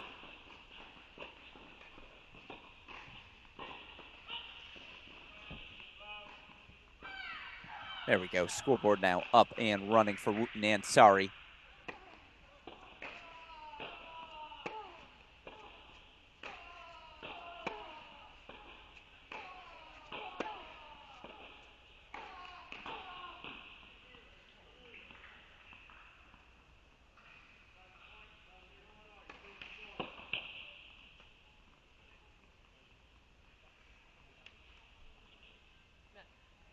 It looks like we have action underway on court number 4.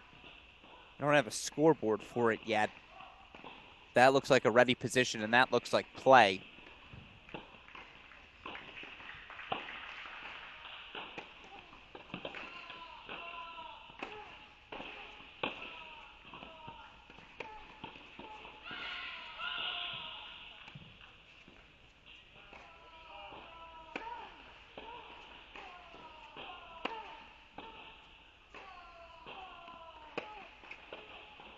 Looks like it's Naklo versus Tien.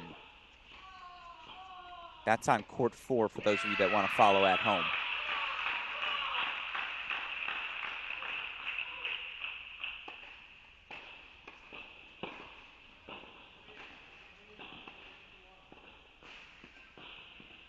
Noel gets on the board on court 5.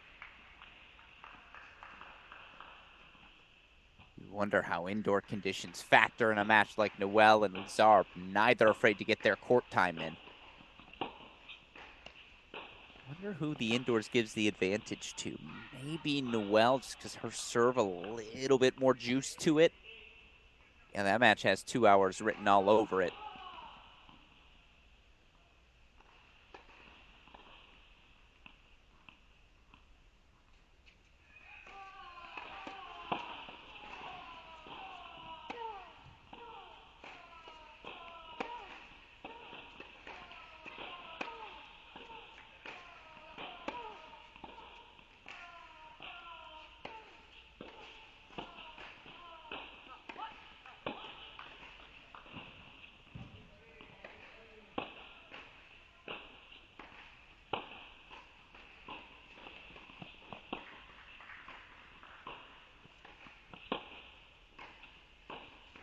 Update from the NCAA.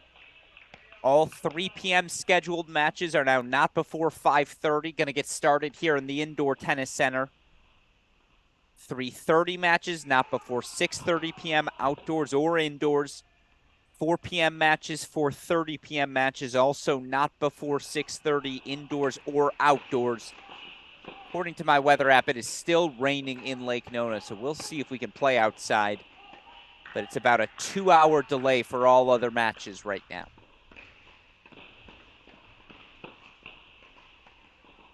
Really depends on the rain. That's when we'll figure out what the rest of the schedule looks like. Still some matches, I believe, to be completed. I mean, still many matches, excuse me, to still be completed.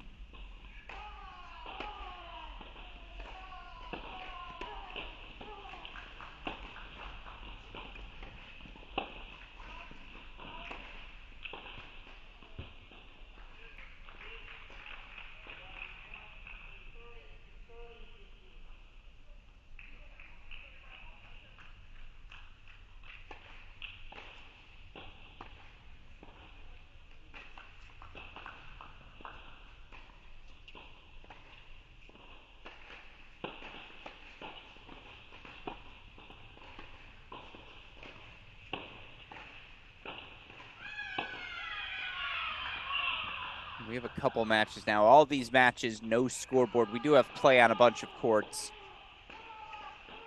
including on court number 1.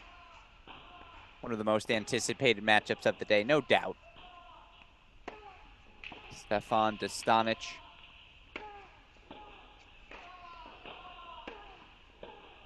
Taking on Andre Styler. First point of this match on your screen. The senior Andre Styler off to the working world after this NCAA tournament. He'll serve first. Again, no scoreboard, but the action is ready to rock and roll.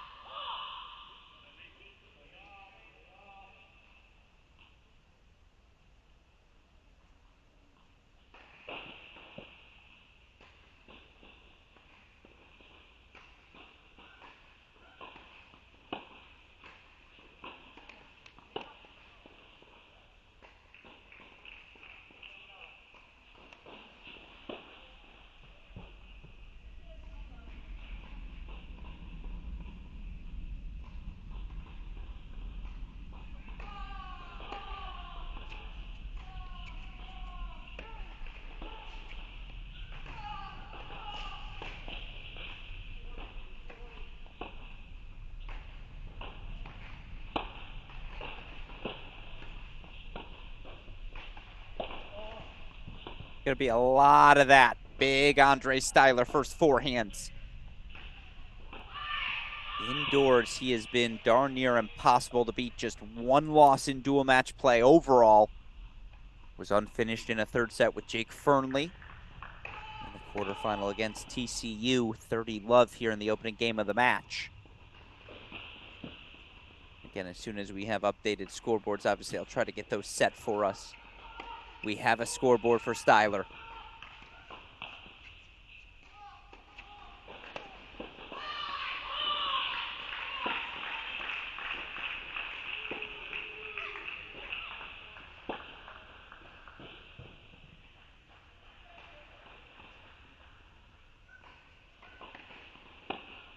Matches, I believe, are happening on courts. Maybe not 2 and 3 quite yet, but I think there's a match on court 4 between Fangran Tien and Tasapor Naklau. I just don't have a scoreboard for it, and unfortunately, as such, until we do have that scoreboard up and running, I don't want to be flying blind. So we'll stick with these 3 matches for now.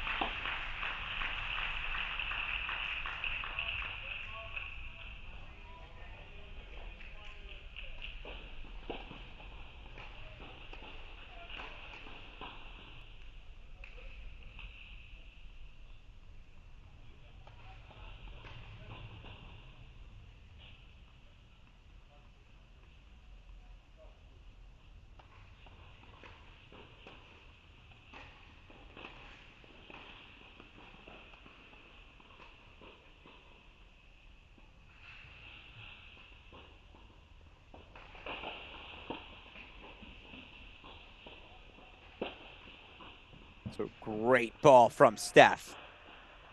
Been fortunate enough to get to know both of these players over the years. 2 of the nicest guys you'll meet. It's going to be a clean match. Big hitting, big first serves, big forehands. You see 3-2 lead from Zara Noel's close that deficit. Carolyn Ansari now from 1 love down to 2-1.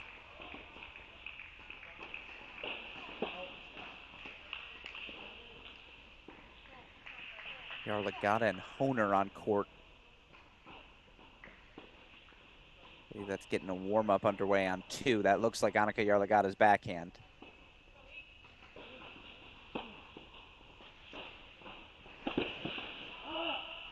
Styler holds for 1 love. Let's go back to Zara Noel. Again, this is a really fun match. And you look at the singles draw, which I appreciate people throwing those links in the chat. Crazy that this is a first-round match. These are certainly 2 of, I would say, the 20, 25 best players in the country. Noel, the 5 seed. Lisa Czar, unseeded, but again, has been inside the top 15 in her career.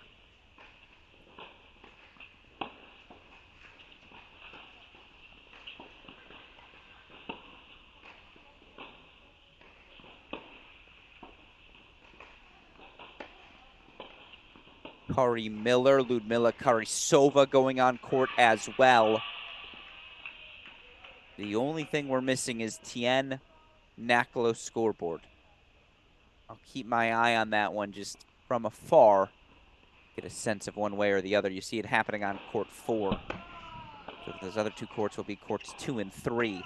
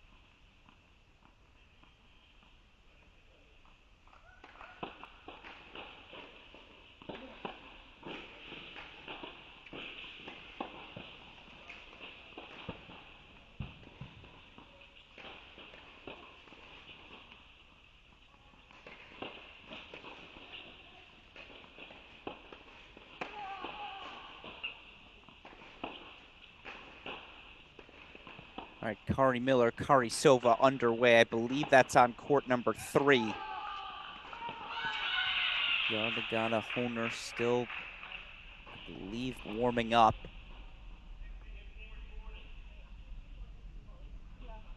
Alex Gruskin here. We've been moved indoors due to rain, and it doesn't look like that rain's stopping anytime soon.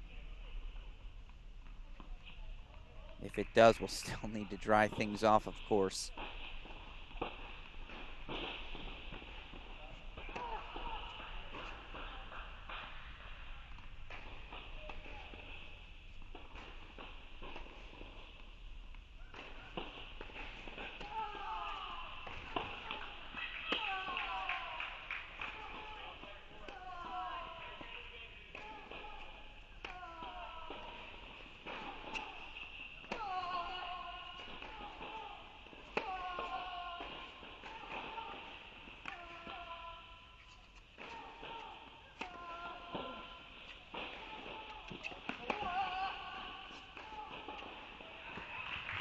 Czar goes long. Quite the turnaround again. Lisa Czar had an early 3-love lead, but Alexa Noel has been a top 5 player in her career. Whenever healthy, the 5th seed here this year.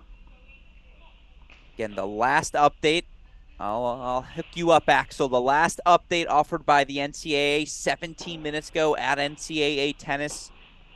3 p.m. matches are not before 5:30 p.m. at the Indoor Tennis Center. Matches scheduled for 3:30, not before 6:30. Not sure if they'll be indoors or out. 4 p.m. matches now not before 6:30 p.m. 4:30 matches also not before 6:30 p.m. All other matches still on a 2-hour delay. So that's your schedule update. For more, follow at NCAA Tennis on Twitter.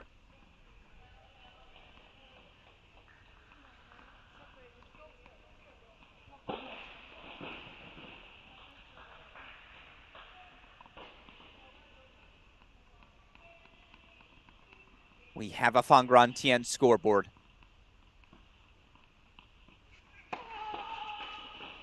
6-4, 3-2 lead for the UCLA freshman taking on Tessa Pornaklo. So now we're up and running on all 6 courts.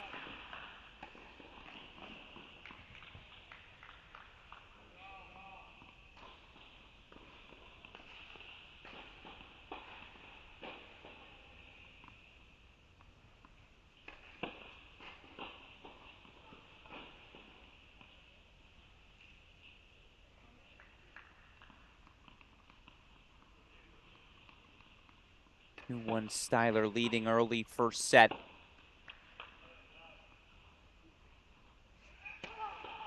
Oh, why do we have a QR code? Try that. There we go.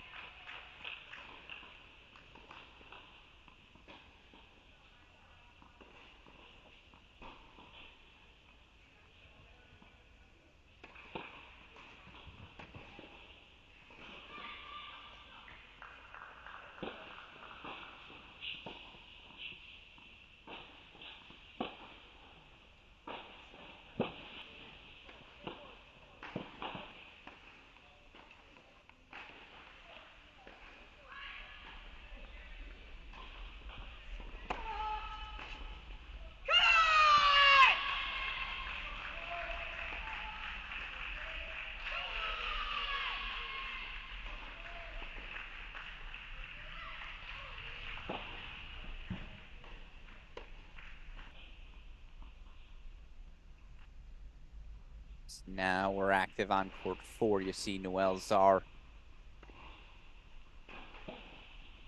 4-3 now. 4 straight games for Alexa Noel.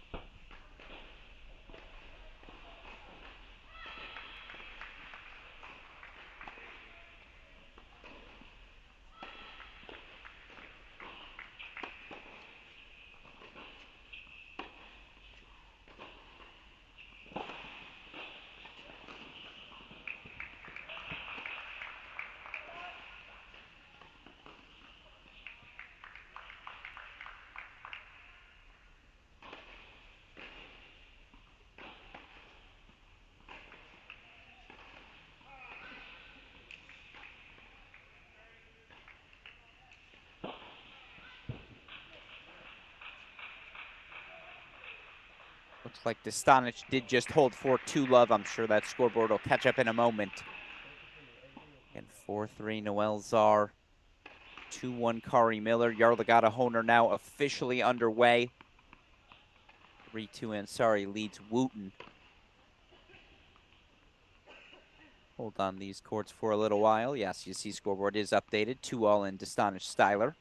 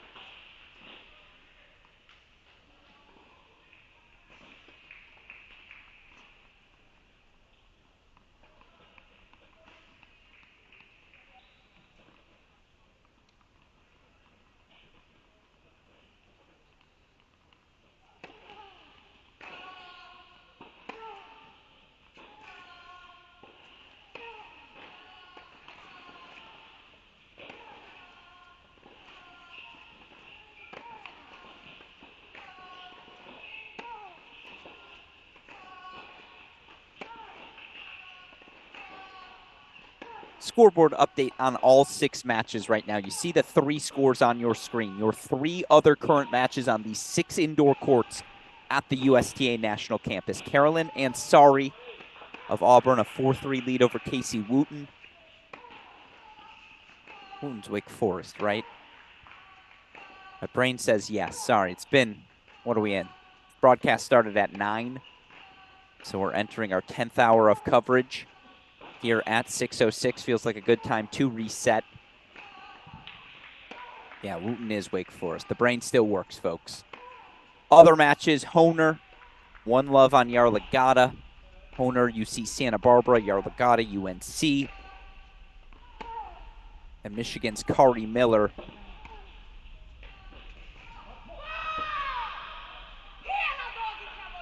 taking on Ole Miss's Ludmila Karisova. 2-all first set there. Actually, here's Tassaporn Naklo, the senior, serving. 3-all, 40-30. Down a set to UCLA freshman Fang Ran Tien on serve. 3-2 Styler Dostanic. 4-all Miami's Alexa Noel taking on Pepperdine's Lisa Czar. That's everything we got right now in this indoor center. Again, if you ask me questions, I can answer no. Unfortunately for you, Tyler Williams, I assume you, or excuse me, Rade Narang, I assume you're asking because you wanted him to win. Phil Henning knocked off by Miami's Dan Martin. Pretty sure I remember all the results, so ask away.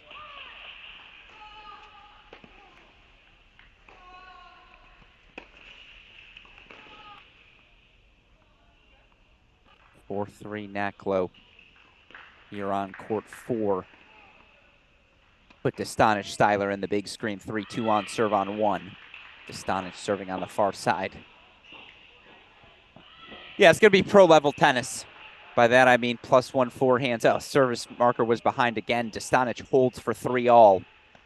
First forehands, big first serves. That's going to be the name of the game.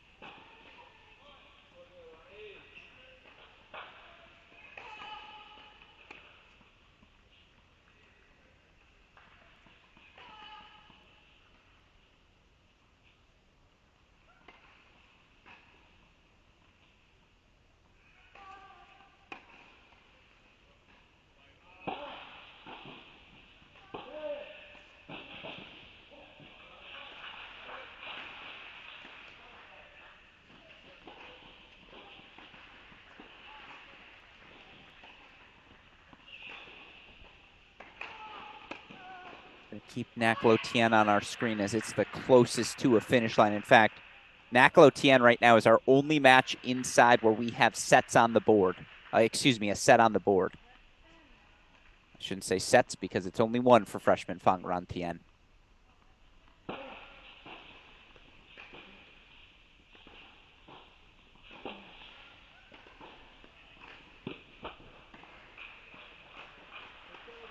Nice forehand from Dostanic.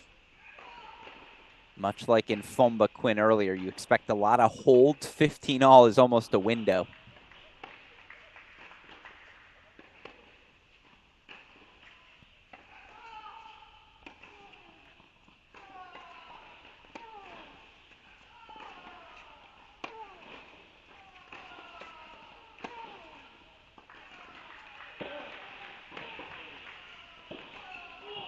Tyler goes long, 15-30. This is absolutely now a window.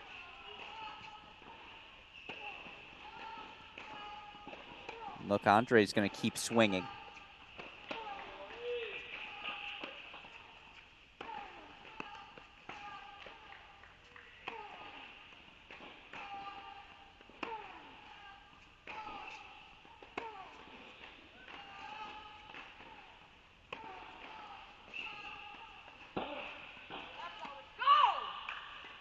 Dostanic won the first set when these two played in Ann Arbor a couple of weeks ago. Yes, Ethan Quinn did win his first round 7-5 in the third over Luke Fomba. That match was exceptional earlier today. And it's break point chances for Dostanic. Couple of forehands go awry.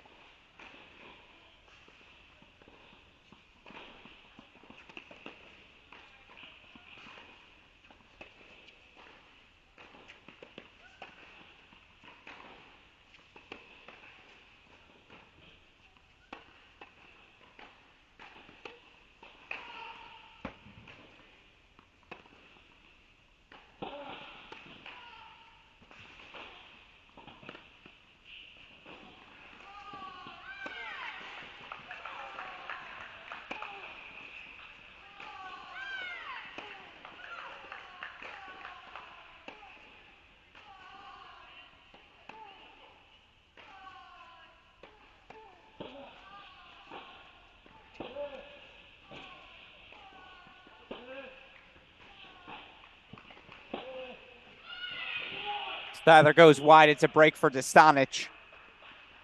4-3. He leads in set number one. Let's take you over to court five. It has been a zigzag first set. 3-love Lisa Czar. 4-3 Alexa Noel. Now break point chances for 5-4 Czar. Fang Run Tien looking to level things at 4-all in the second. 4-all between Ansari and Wooten.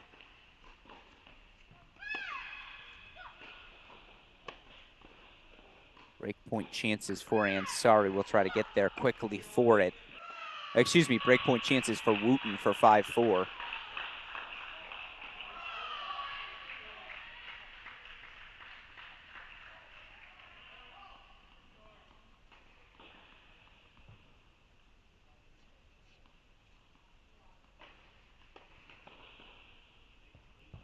And it looks like we might have missed it. 5-4, Wooten will serve for the set.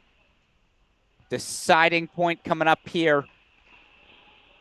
We'll keep it on your screen as Wooten of Wake Forest serving for it.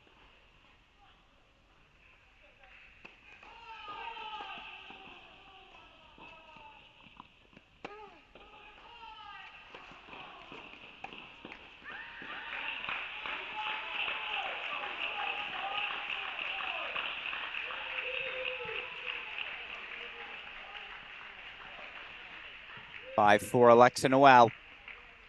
So we'll go to court number 6 now, see if Wooten can close things out in this first set.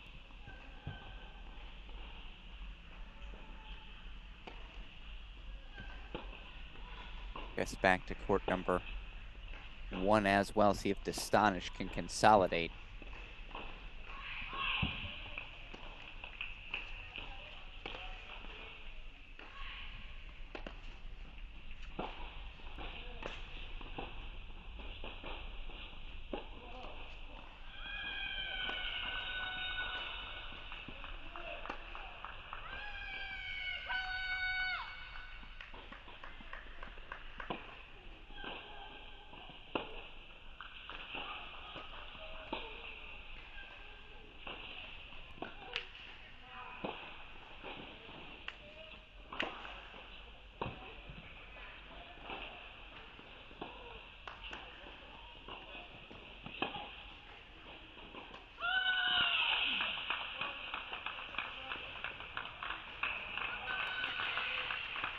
Fang Run Tien does hold for 4-all. 4-2, Kari Miller now leads in her first set over Ole Miss's Kari Sova. 2-1 on serve, and Yarlagata Honer. And Noel will, Lisa Czar will serve to extend the first set. Currently trails 4-5. Those are the 6 matches we have for you.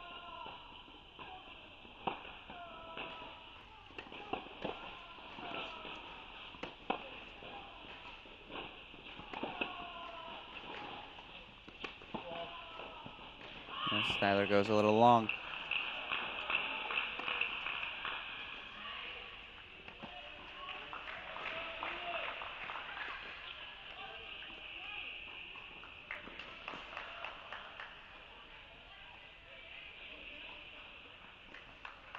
Wooten serving here on the near side of your screen.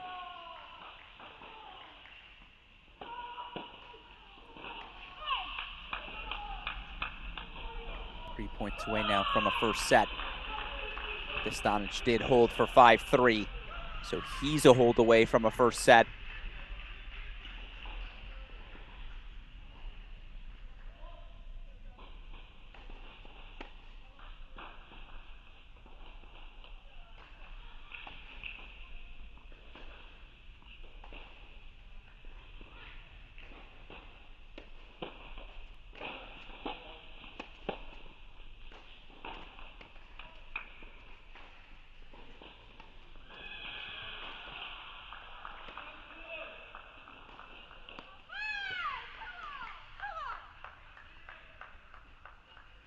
Watch this point here. You see Casey Wooten now set point.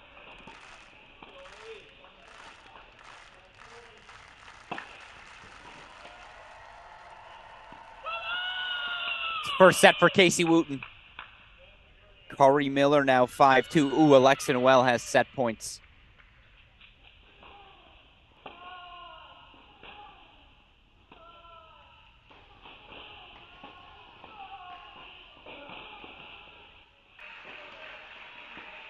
Sophie Tiano, an opening.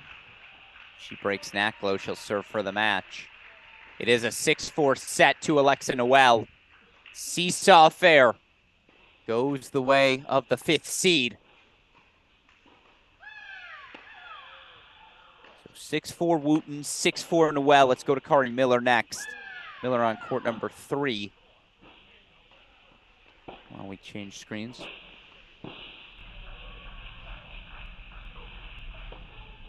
Breakpoint chances here for Fangran Tien.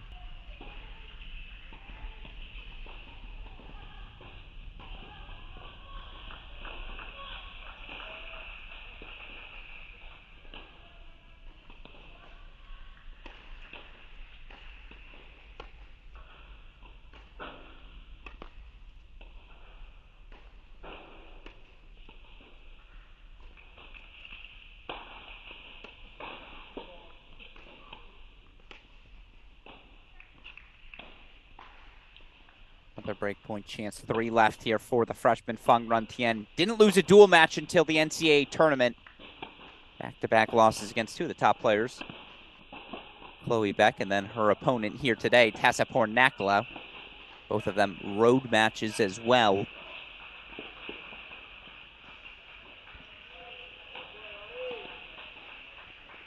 So you have these 3 matches and then again, 6-4 sets for Alexa Noel and Casey Wooten. Annika Yarlagata 2-all with Amelia Honer, UC Santa Barbara, Yarlagata UNC. Those are your 6 active matches right now at the Indoor Center here in Lake Nona. Rain pushing play inside. It's come down for a while out there in Orlando, causing at least a 2-hour delay here from scheduled starts. Doesn't mean we haven't seen exceptional tennis, as you see Styler there, a great volley. Puts the onus on Stanic, who will serve for the opening set. Keep that on our screen. As Fangran Tien does break, she'll serve for the match. So, again, you know our rule. No dead time on our air. Alex Gruskin here. Round 1 of the 2023 NCAA Division I men's and women's singles competition. I know it's been tough to find today's results, so if you have any questions about what's happened earlier, feel free to fire them at us. Right now, Karisova serving on the far side, again from Ole Miss. Down 2-5 first set here to Michigan's Kari Miller.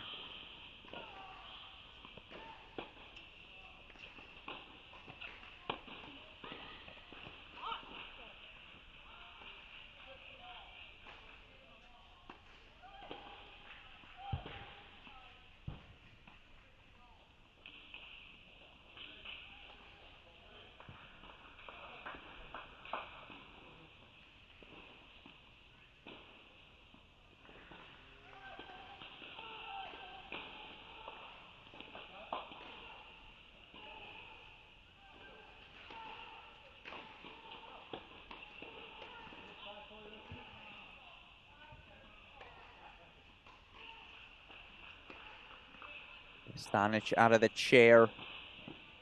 Tien about to be out of the chair.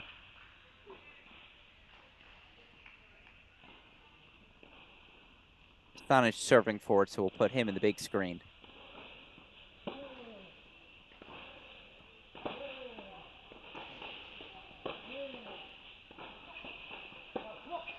First point, Styler.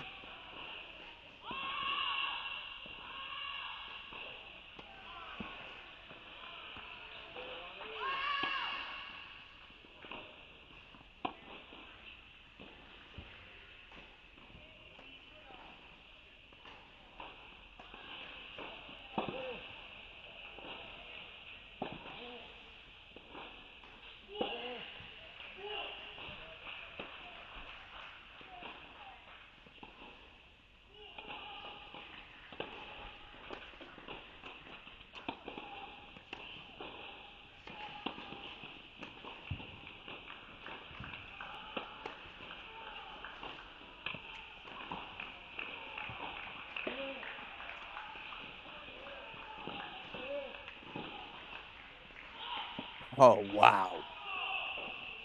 Oh, no. You are not going to find a better volley than that volley from Stefan Dostanic.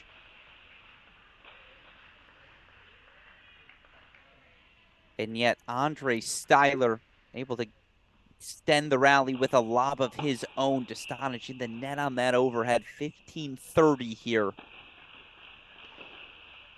Fang Rantian serving for the match. Dostanic in the net. It's breakpoint chances for Styler. 15-40 here. Don't you worry, that scoreboard will get it. There we go. Styler looking to extend the set. Can't believe he made that return in play.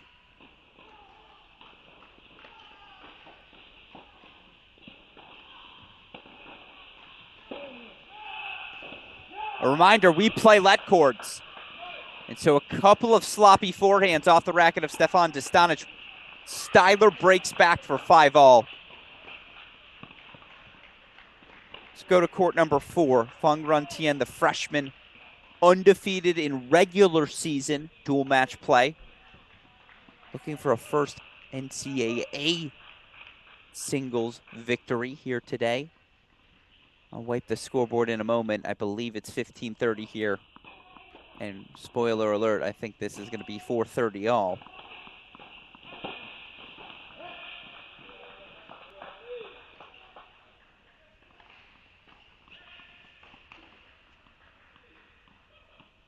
And serving on the far side. And the UCLA freshman. Naklo, the Iowa State senior.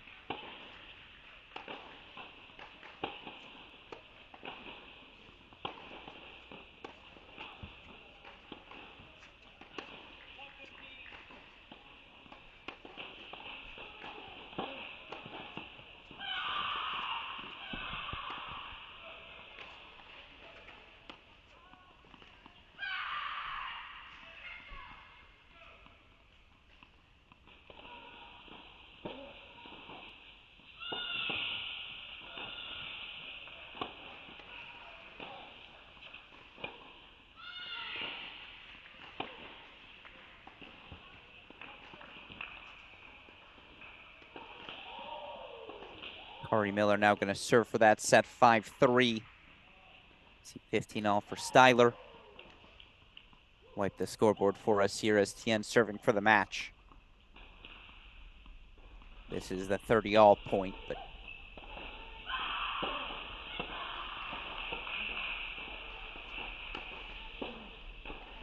we see how that goes. Match points for freshman Fang Rantian.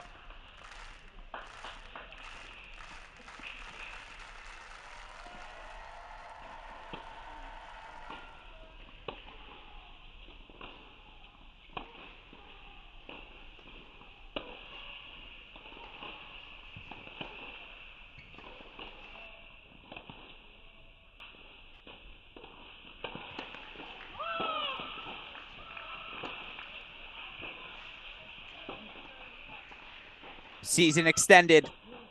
Deciding point, match point coming up on 4. Styler goes long, so I think it's 5-all, 30-all on 1.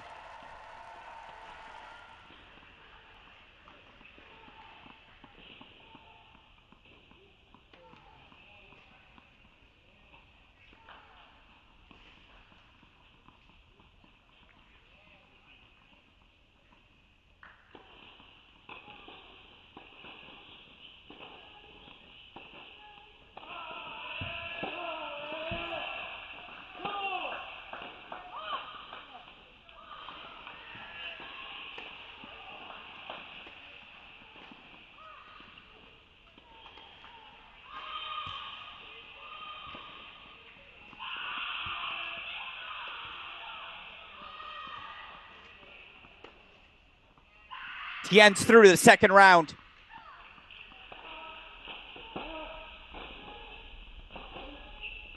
Six-four, 6-4, the freshman knocks out Tasapor Naklo.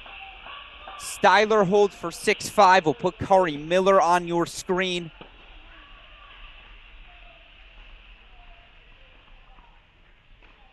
Let's check in on the Yarlagadda Honer match. We haven't been there yet.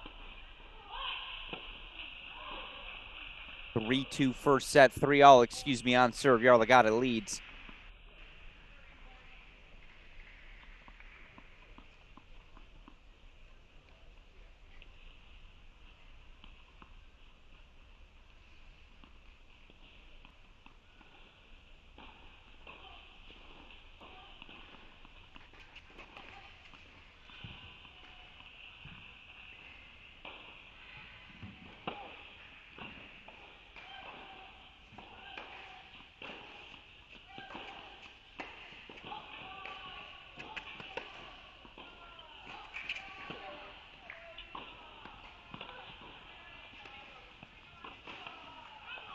Karisova breaks.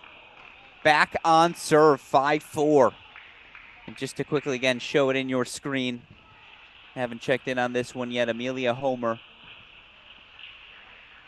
serving on the far side.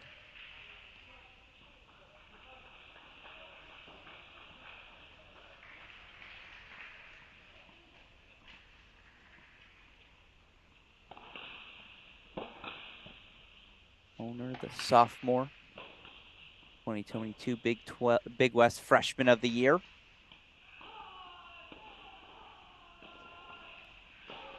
And again, the fourth year, Yarlagadda. Yarlagadda was able to survive that she didn't lose her match in straight sets to Gina Dittman in the final. Just provided a little boost to every other Tar Heel. Shout out, obviously, what Riley Tran did at 5 as well.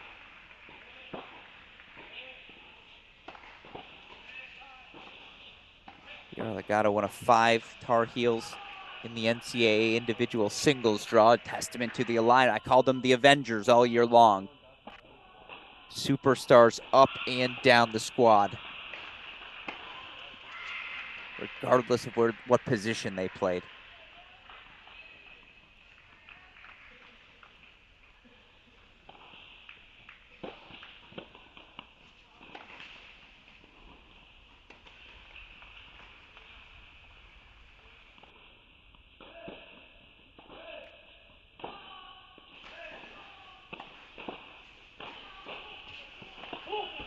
Styler goes wide. Update the 5 matches we have on court. Fangran Tien just came off for UCLA, so we have 5 active matches. The 3 scores you have on your screen: Alexa Noel up a set, but down love 2 in the second to Lisa Czar. You also have Carolyn Ansari down a set, but up a break in the second on Casey Wooten 2 love. Those are your 5 active matches. Wooten, Ansari, Noel Czar, plus the 3 on your screen. That's all we have going right now, given the rain delays in Orlando.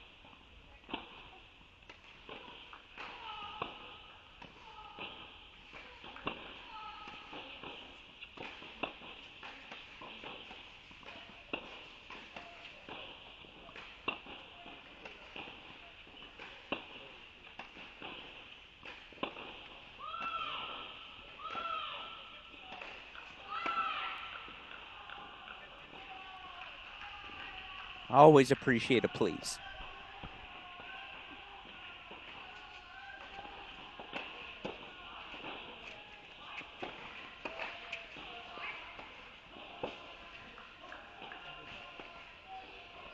Stefan Dostanic served for this set up 5-4. Missed a couple of first forehands. Had good looks at him, just sprayed a little bit. Had a good look at an overhead as well. He missed in the net, and so now it's again a little bit of a window here for Styler.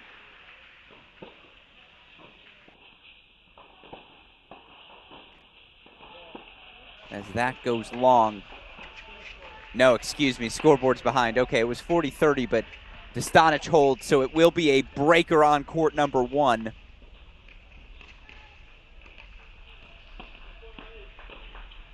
Feels a lot like the Quinn Fumba match we had earlier, right? It'll be a couple breaks, one here, one there, a made forehand, a missed overhead. That feels like that'll be the difference. Yarlagadda breakpoint chances on 2 top left of your screen. Karisova from 5-2 down, looking to level things at 5-all. Nice comeback from the Ole Miss player. 3 love Ansari in the second set. She looks to force a third. One love Styler.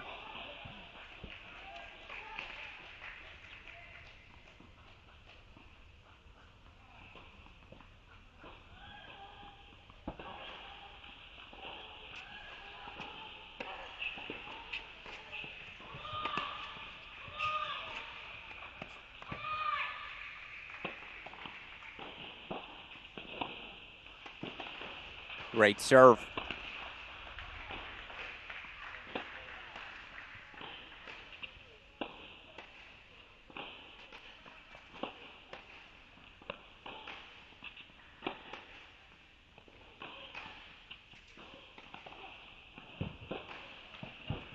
Two great serves off the racket of Stefan Dostanic. Yeah, this feels a lot like the Fumba Quinn match we saw earlier. Redshirt freshman Ethan Quinn, the ITA All-American champion out of Georgia, 7-5 third set win over big serving Luke Fumba.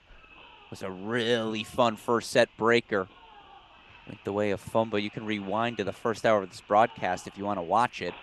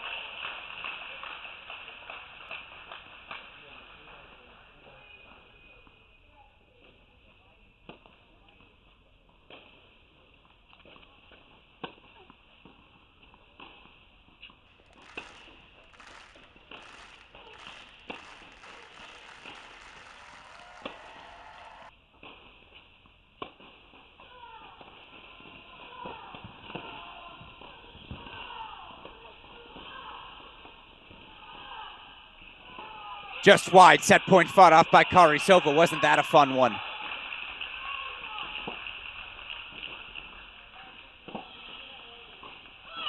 Five all first set. Mini break back to Styler. 3 all overall. This has been a fun one.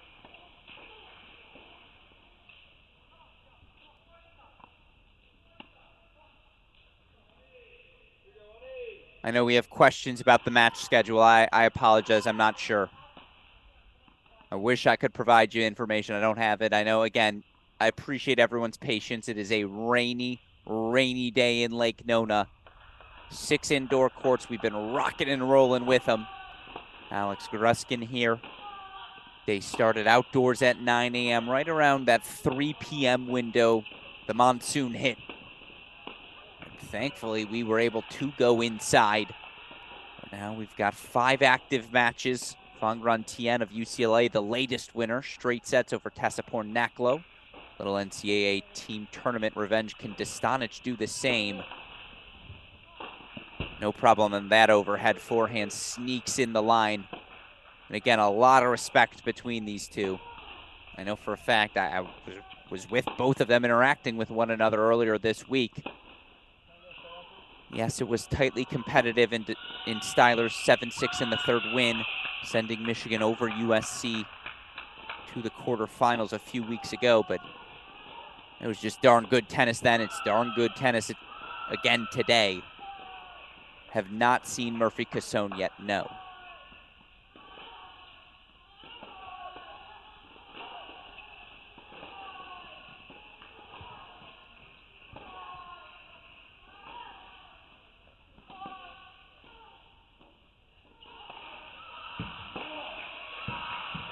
Well done by Andre Styler, 4 all. Nope, just kidding. Honestly, I thought it missed as well.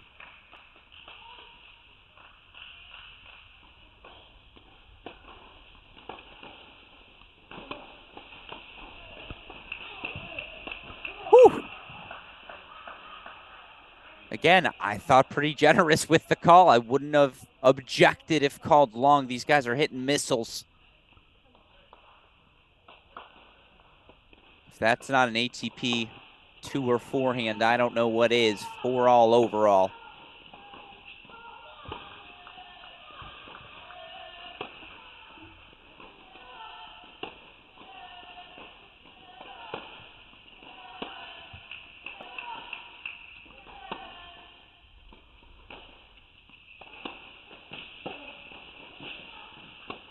For Styler on serve. Stefan Dostanic served for this opening setup, 5-4, missed an overhead, a couple of +1 forehands.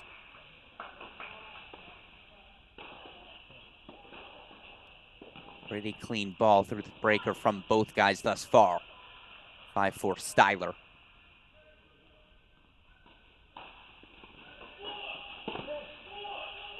It's a heck of a response.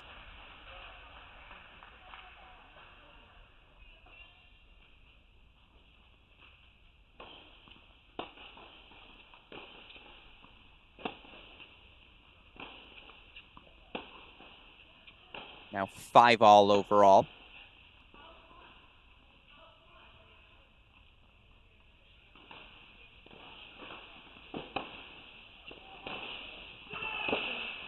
That's crispy. Set point, Stefan Dostanic. Now there's just one of them, and it's on Andre Styler's serve. 5-6 here. Good throw from Brett Macy. Still has a cannon.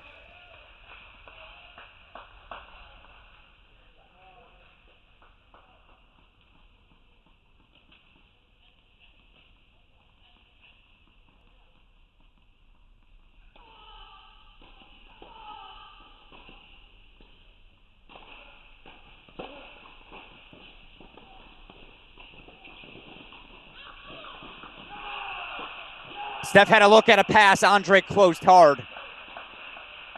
It's been a while since I've used the word gumption. What we got from Styler there, 6-all on the turn. 6-5 Kari Miller. She was up 5-2. Kari Sova got things to 5-all, but Miller now 6-5 lead. You see Ansari 4-1 after dropping her first set, the 4th year for Auburn, who has another year remaining. She's got a lead. Alexa Noel 6-4, 2-all, 30-love lead on Lisa Czar.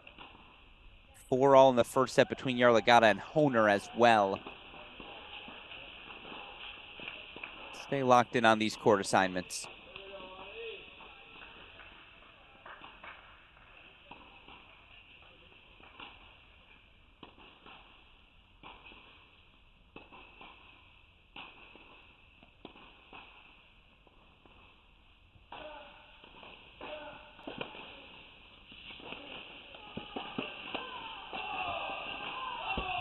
Painting.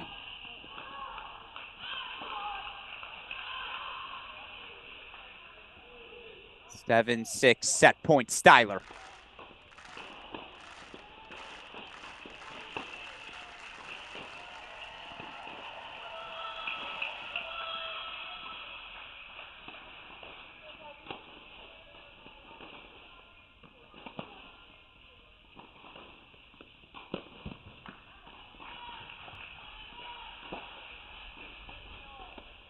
7-all.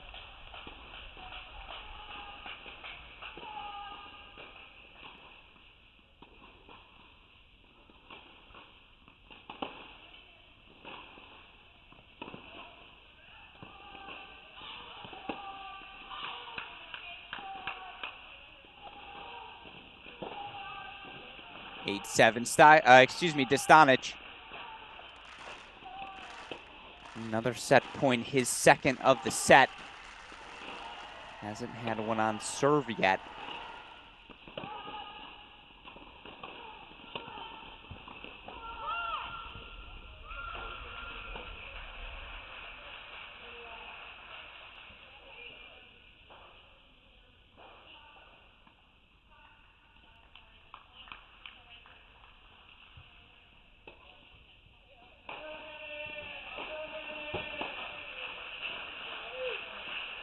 Yeah, that's an ace wide. You don't walk back to the tarp. Unless you know you got that one good. It's tough to tell on these indoor cameras. Plus, I don't know if you can tell, that's at least 120 miles per hour.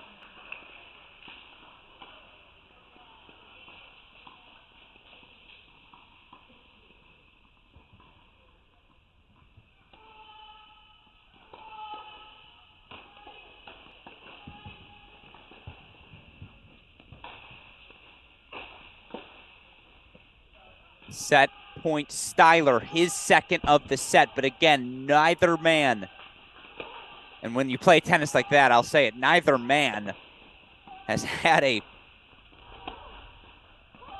set point on serve. This one for Dostanic, this one for Styler. Dostanic serving here.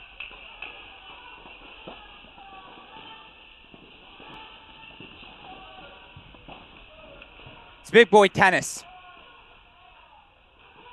Hit the big first serve, follow it with a +1. 9-all overall. Let's make another turn. Meanwhile, Kari Miller's got set point. We'll put it on your big screen, see if we can catch the ending. No need. Miller takes a 7-5 first set. No dead time on our screen. Obviously, I'm seeing them making the turn.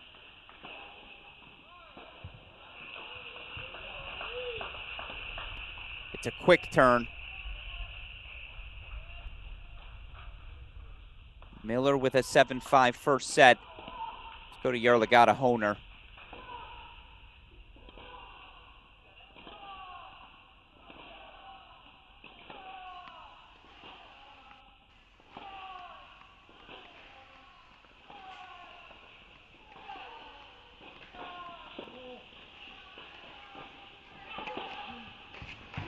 No, goes long. Another set point.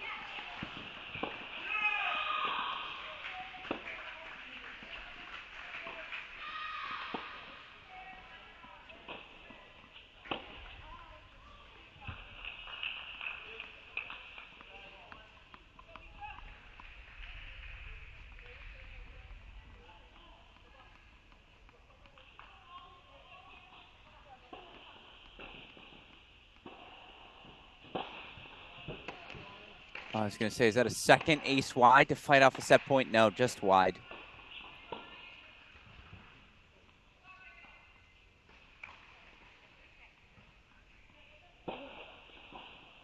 Let cord second serve. That is a sincere apology. Or is it? Probably a little both. Styler didn't mean to do that. He'll certainly take it. Again, all set points have been for the returner. Neither returner able to do damage. 10-all first set breaker.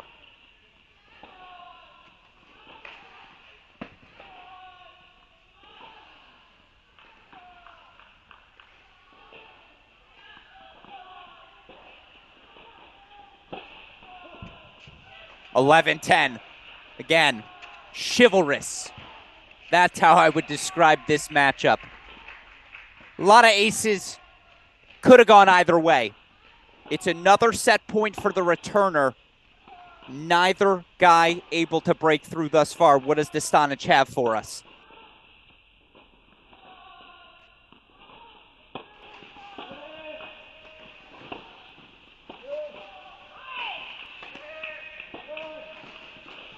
Styler connects on a backhand. Yeah. You completely understand the frustration. That's darn good tennis. 7-6 first set to Andre Styler. How he made that backhand down the line return. Your guess is as good as mine. So let's check in on Anarchy Yarlagadda. 5-all first set. Taking on UCSB's Amelia Honer, the sophomore. Take you away from Styler Dostanic for a moment. 7-6 first set for Styler, 7-6 first set for Kari Miller. 5 active matches right now. They got to get something ready. Nope, we have a match on 6. Angelica Blake of Stanford taking on LSU's Anastasia Komar. We'll get you to that match in a little bit. I want to go check in on Zar Noel.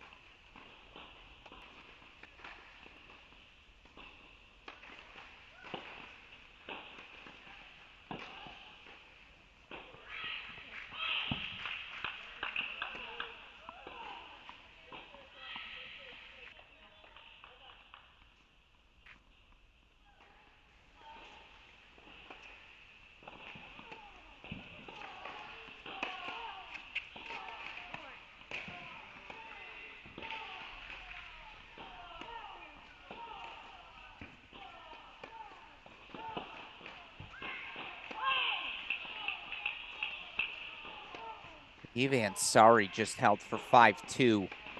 Indeed, she did, so she's a game away from forcing a third.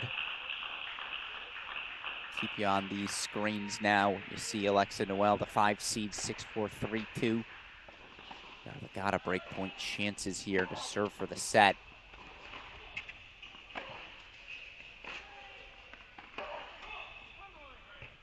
Yarlagata will serve for the set, 6-5. So let's hold steady on these courts. Noel Zar, Yarlagata Honer, Wooten Ansari.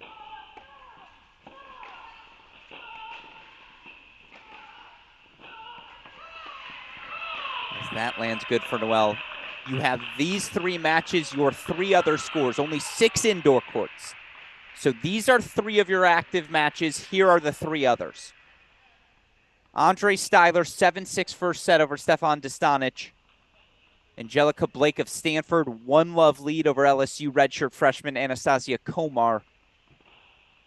Michigan junior Kari Miller, 7-5, 1-love over Ludmila Karisova of Ole Miss. So those 3 plus these 3, those are our 6 active matches.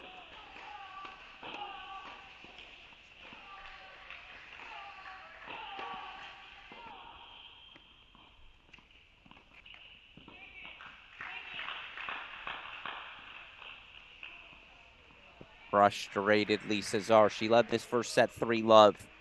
Of course, she's going to be frustrated to have drawn Alexa Noel first round at all, right? 2 of, I would say, clearly the top 30 players in the country, yet here they are in the round of 64. That happens, of course. Let's see what Zar has left. Meanwhile, Yarlagata serving for the set on 2. Let's put that in the big screen.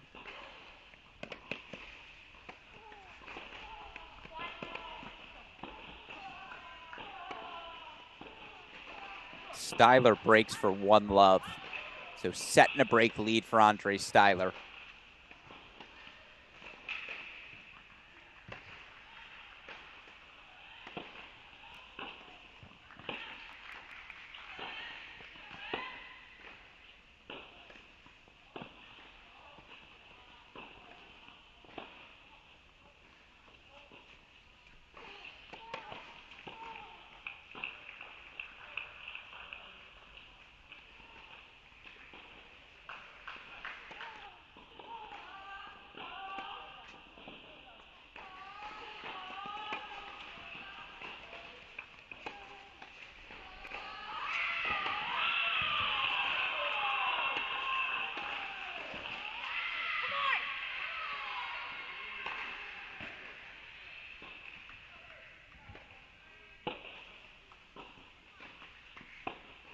Nice bounce back here from the sophomore Honer.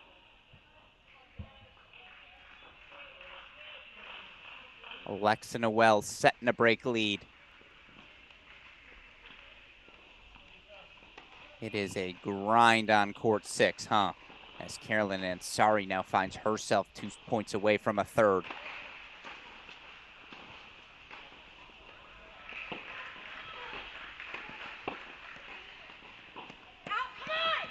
Yarlagata went long, I agree. So break point chances for Honer.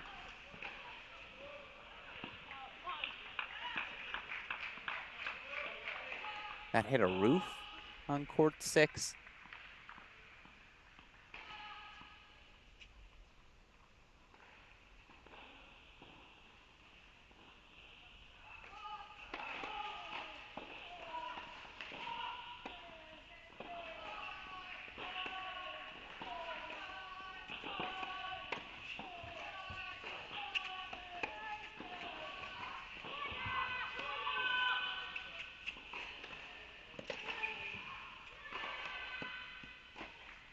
First fought off by Yarlagata.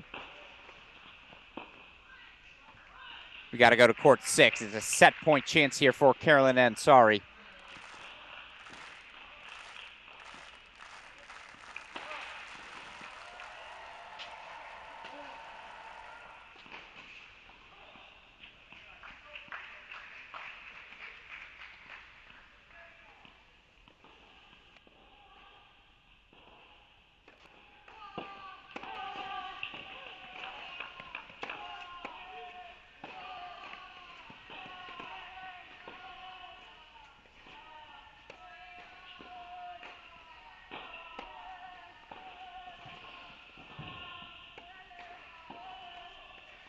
Deciding point.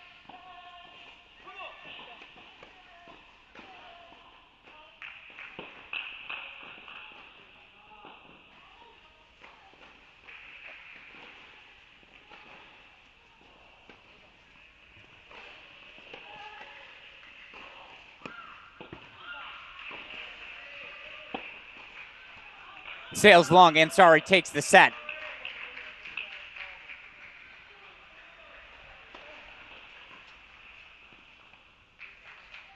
Back to court number 1, see if Andre Styler can consolidate his break lead.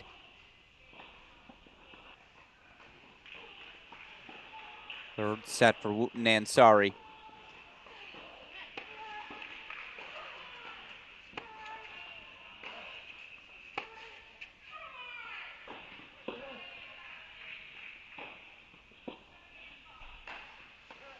Oh no, hopefully Stonic. Yep, straight up. That's good to hear. Good to see, excuse me.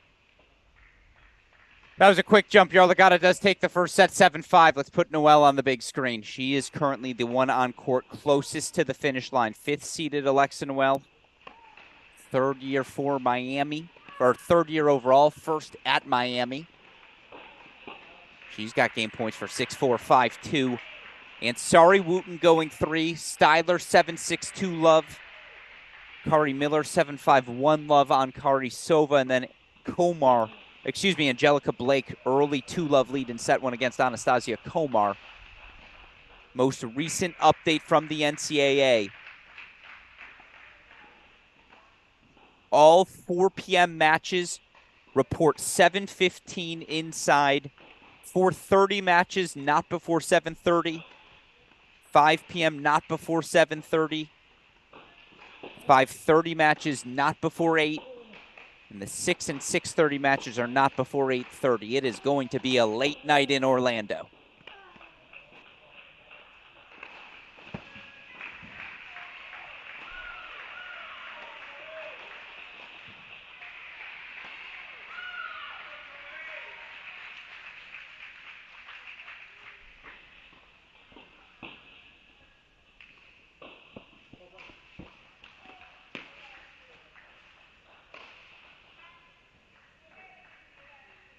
Five to Alexa Noelle. Get that Yarlagata first set off your screen, excuse me. Where to turn to. Let's go to Blake Komar. Haven't checked in there yet.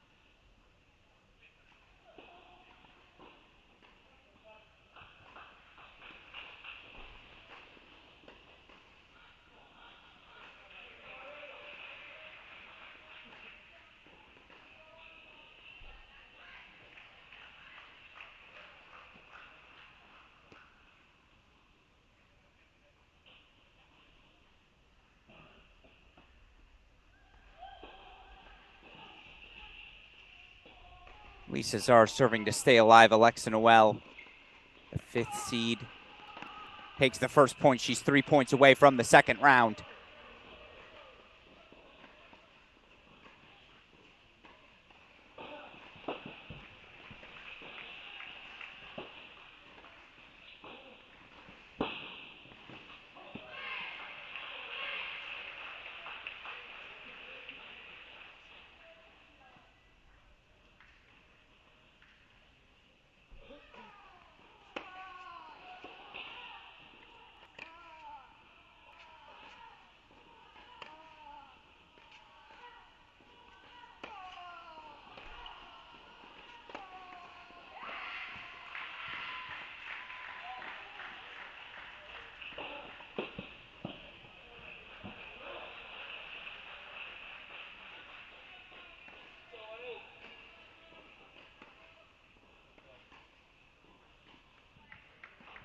Two points away.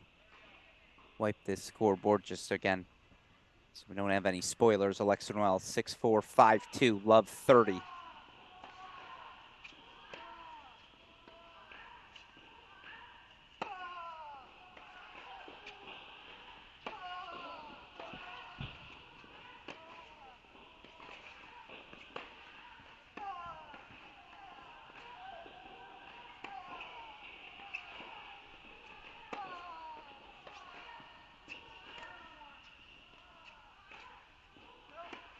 Make it match point, Alexa Noel.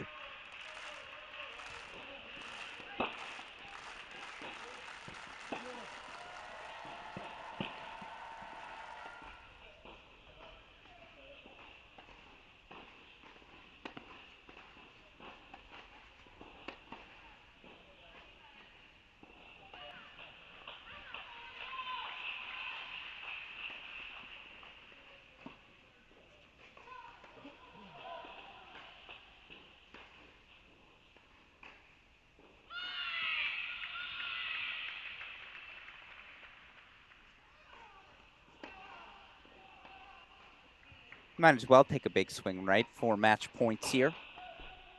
Got nothing to lose.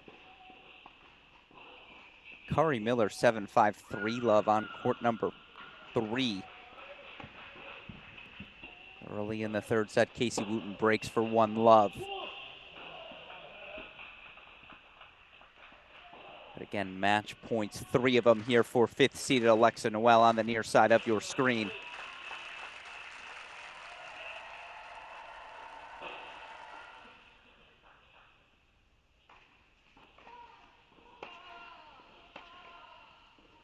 Yeah, that went long as well. Couple of returns. Spray.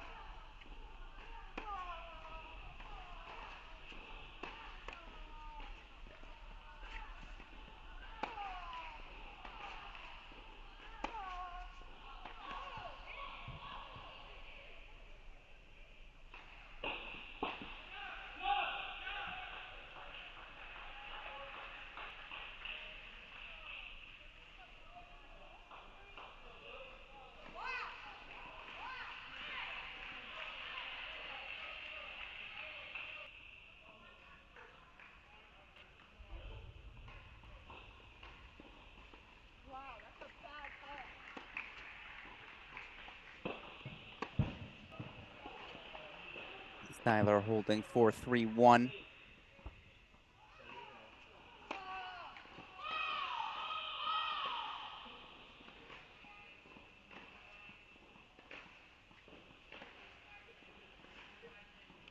Apologies.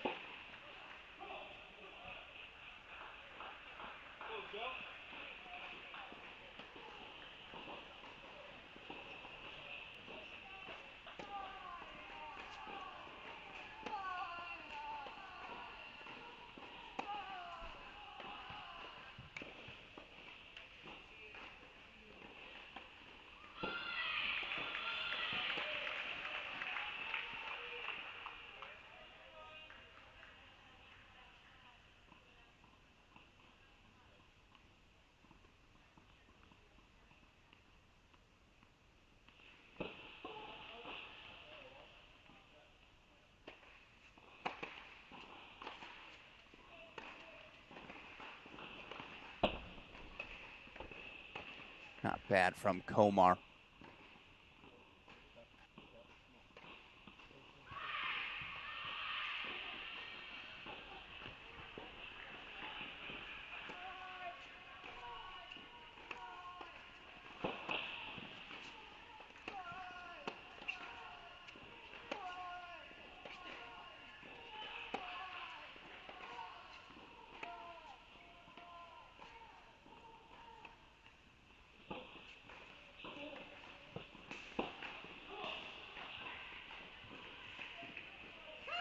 Athleticism's off the chart.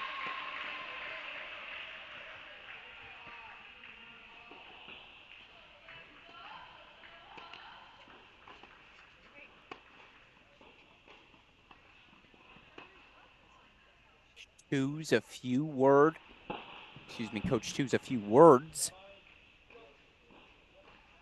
For Noel trying to close out the match. Styler a look at double break.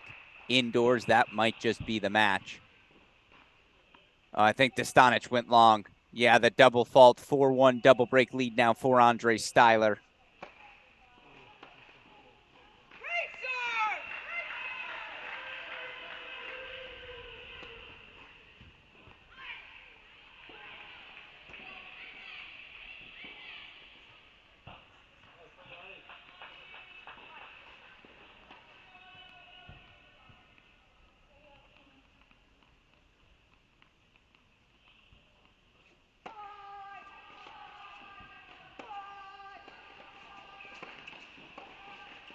Now overhead goes long, so 30 all now. Wipe the scoreboard again, just to avoid spoilers.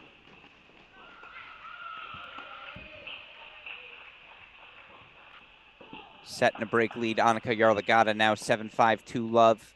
1-all in the third set between Wooten and Ansari. 7-5-3 love for Kari Miller.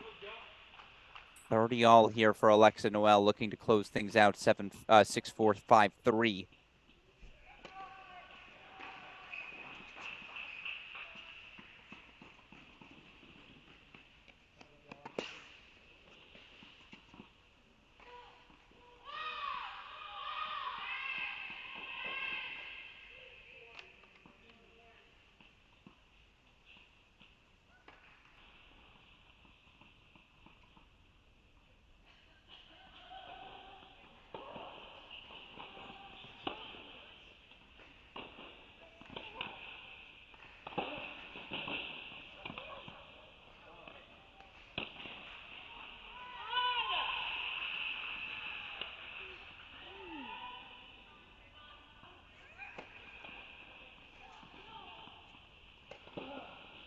Noel gets broken. We're back on serve. Yeah, that is a frustrated Alexa Noel. 6-4, 5-4. Put Styler on the big screen. Not sure how much longer, we might have. Now a set double break lead for Styler.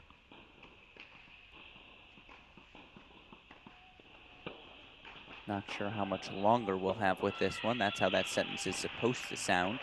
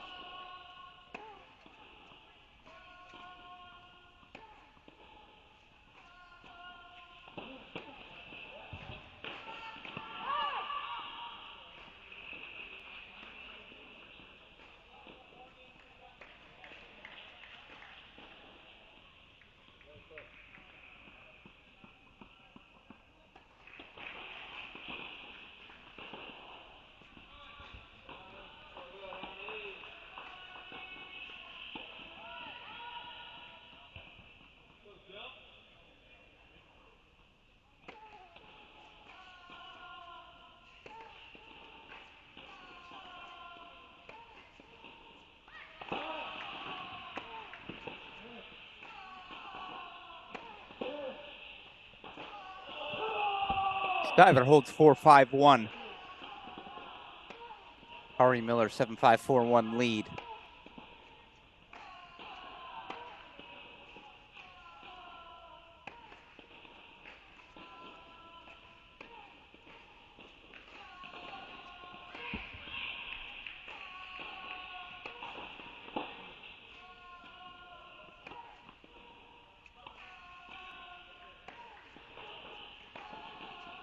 Oh, excuse me. Not game point. No, yes, game. Yeah, that's Tyler held. Thank you. But meanwhile, match point coming up again for Alexa Noel. Actually, I don't know. Yeah, she had match point. Love 40 in the 2-5 Lisa Czar service game.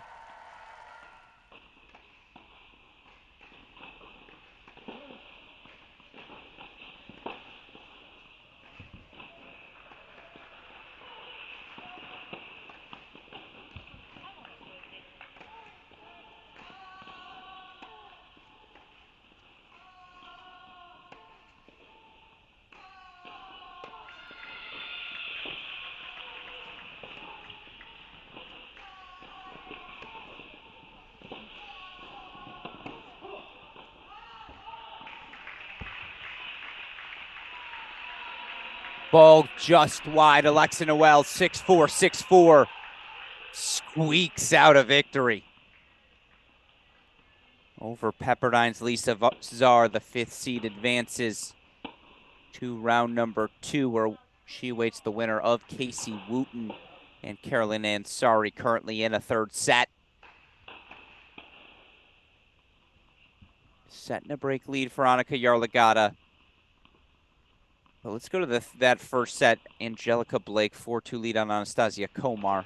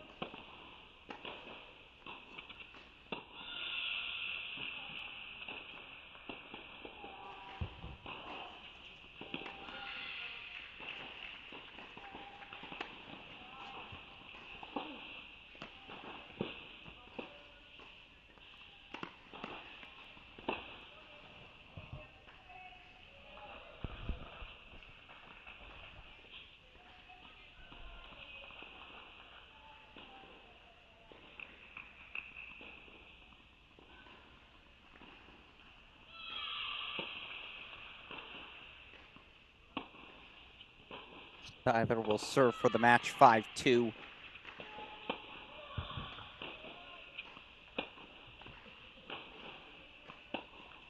And now Kari Miller will serve for the matchup, 5-1.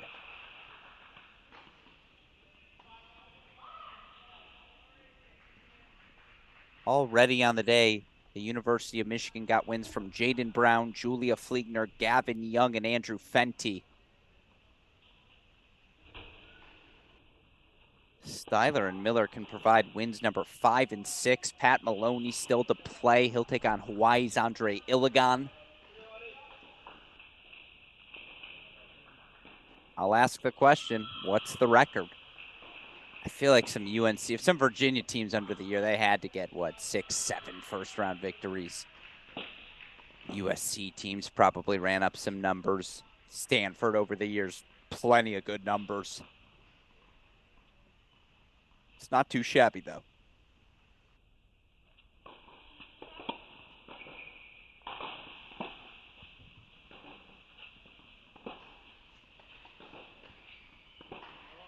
Let's go to a split screen.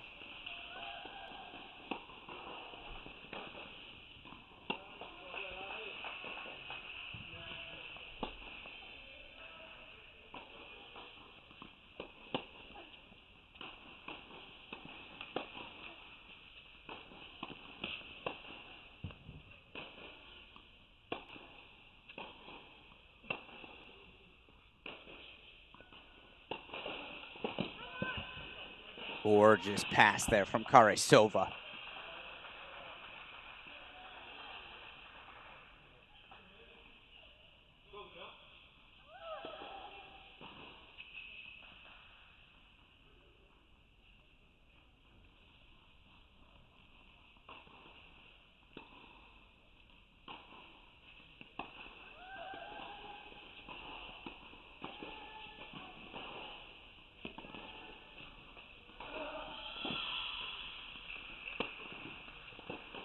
Little chip in charge for Styler.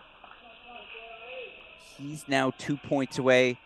Kari Miller had a 5-2 lead in the first set. Karisova was able to work things back to 5-all. Can she do it again for Ole Miss on court number 3?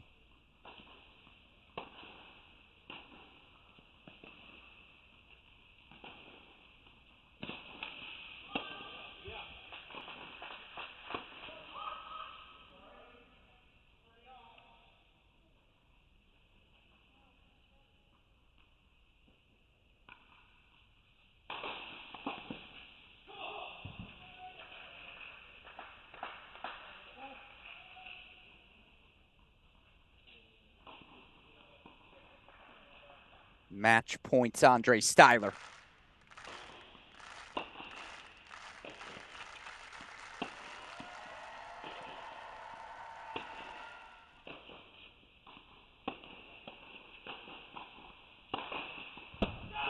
Indoors, it's going to be real tricky to beat Andre Styler. 7-6, 6-2. That's an impressive victory. Was down 5-4 in the first set. Dostanic served forward. Styler never looked back. Really fun first set. Really high level of play. Styler takes it. Angelica Blake, 5-3 lead. In her first set. See match points for Kari Miller.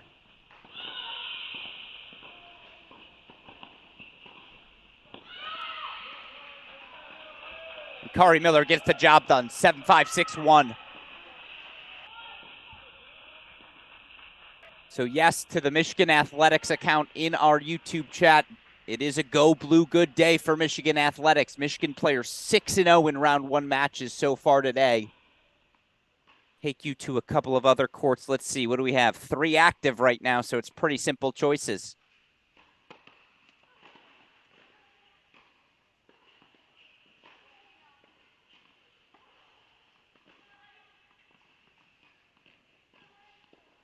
Monica Yarla got a set in a 4-1 lead.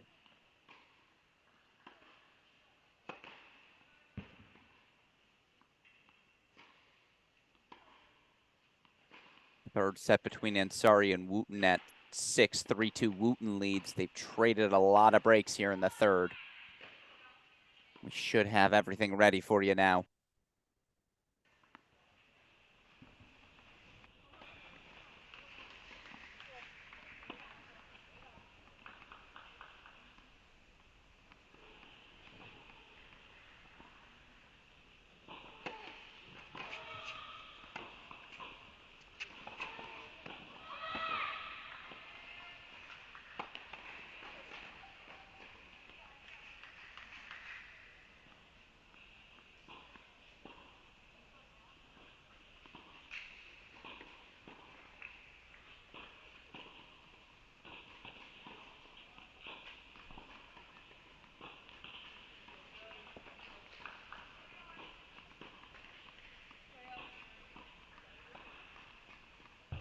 These are your 3 active courts right now. I'm sure people are warming up elsewhere, but courts 2, 4, and 6. We have action there. As soon as we have play on 1, 3, or 5, we'll get it to you. Looks like someone's warming up on 5. Not sure whom. It looks like Cam Mora, to be honest, of Duke. Cover the 5th year quite frequently in her career. So if it is, again, it sounds like she's coming up soon. No, not, excuse me, I got the Duke part right. It's Georgia Drummy. Drummy taking on Mary Stoyana Stoyana, your number 2 overall seed. That's a tough first-round draw in the 5th-year Drummy. Now, how healthy is Drummy? Anyone can guess. That match in the warm-up stages. Still no one out on 1 or 3 yet. As soon as they do go out and start play, we'll have them for you. Oh, Blake into the net. Still set point chances here for Angelica Blake.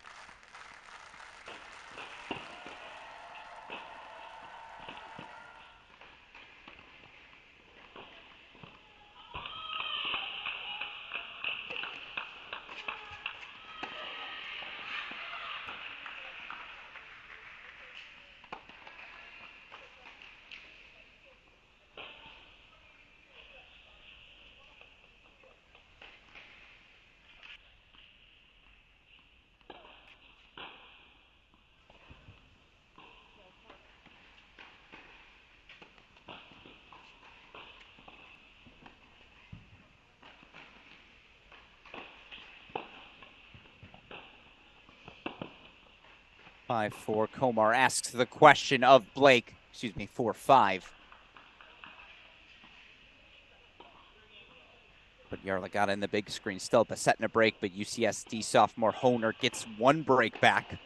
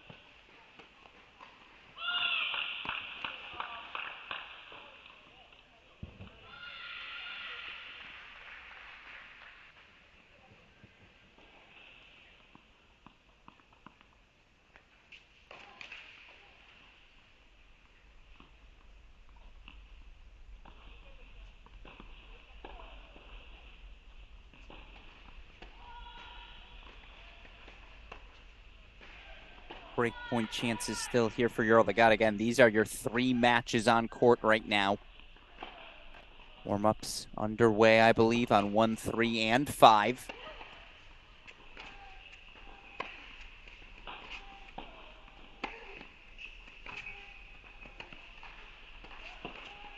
Yarlagat does break for 5-2, so she'll serve for the match. Let's take you to Blake, serving for the set.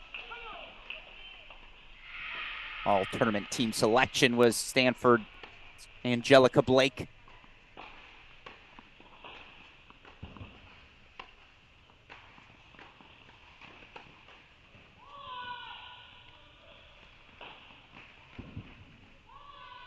Well done.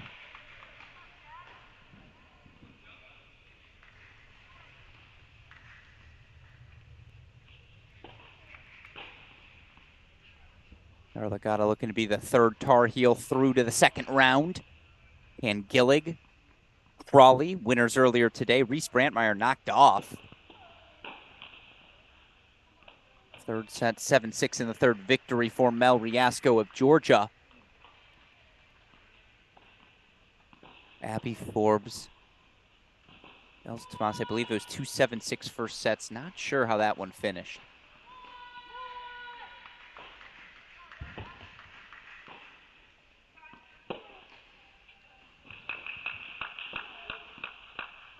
(6-4) first set to Angelica Blake. Again, only 3 matches on court right now.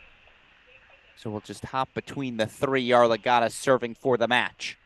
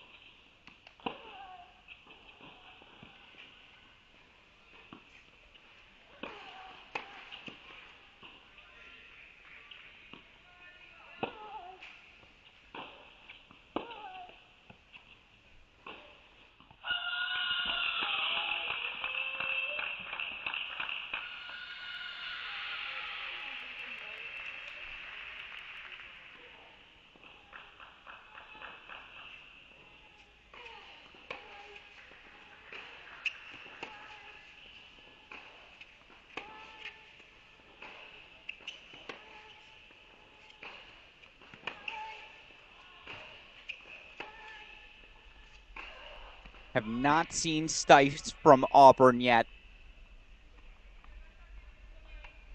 We do see Annika Arlagata 2 points away from the match.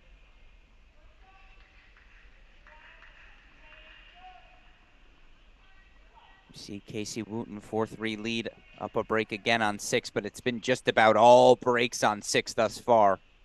One Wooten hold the difference. 6-4 first set to Angelica Blake, the 4th year, taking it over Anastasia Komar, the redshirt freshman. Blake Stanford, Komar LSU, Wooten Wake Forest, Ansari Auburn, Arlagata UNC, Honer UCSB.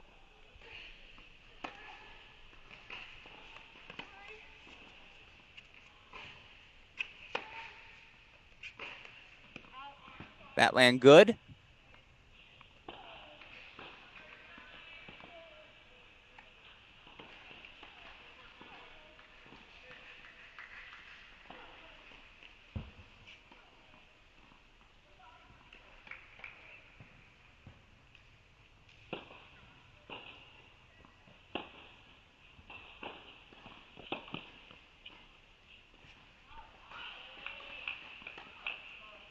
Action underway in Stoyana Drummy.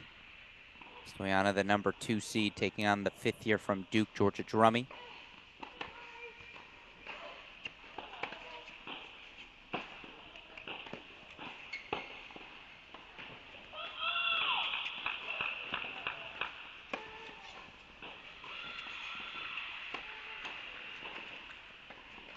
What a pass from Arlagata.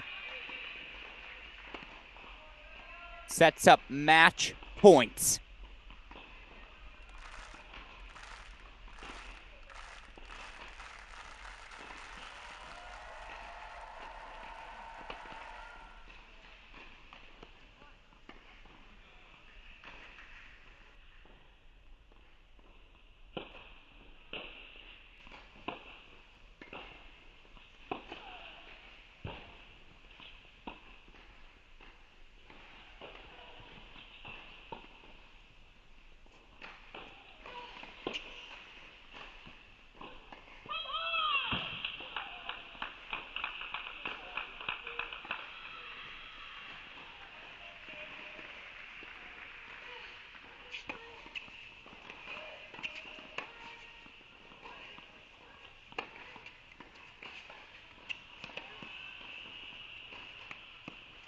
Seven, 5, 6, 2, Annika Arlagata. Our heel, 4th-year straight set winner over UCSB's Honer. And so again, 3 active courts right now at this indoor center. We have a warm-up on a couple of others. Going to take us to court number 5 now. Mary Stoyana, the 2-seed sophomore from Texas A&M. Match underway against Georgia Drummy.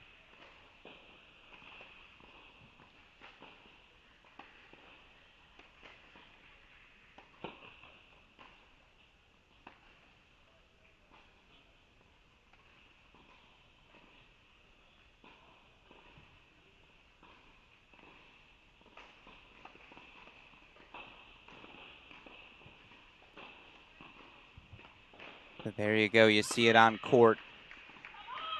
Again, 3 active matches right now. Although coming up on court, Siam Waldeep, Garrett Johns, they're warming up. On court number 1, Patrick Maloney warming up with Andre Iligan. We'll have those matches for you once they start. They're in the warm-up.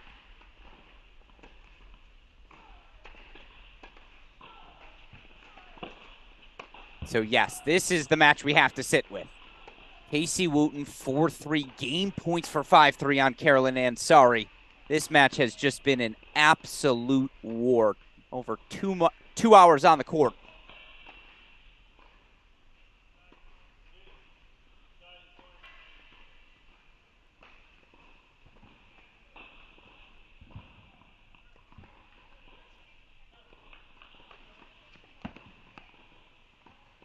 Some of you looking for Andre Iligan, Patrick Maloney, I see. They're warming up on court 1.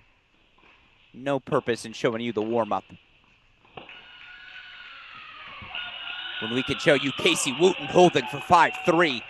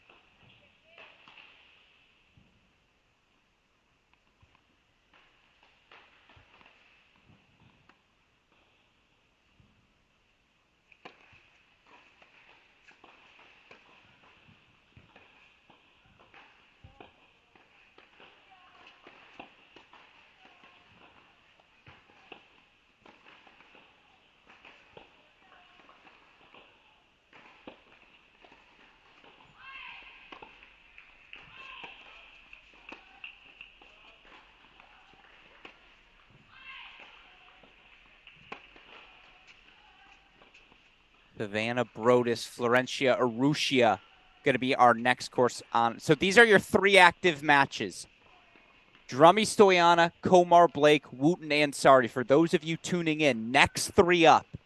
Maloney Iligan, Waldeep Johns, and Brodus Urrutia.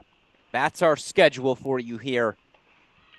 As again, we cover our 11th hour of play, excluding the rain delay, here on the opening day of the Division I NCAA singles event. Alex Gruskin here. Appreciate all of you who have joined us.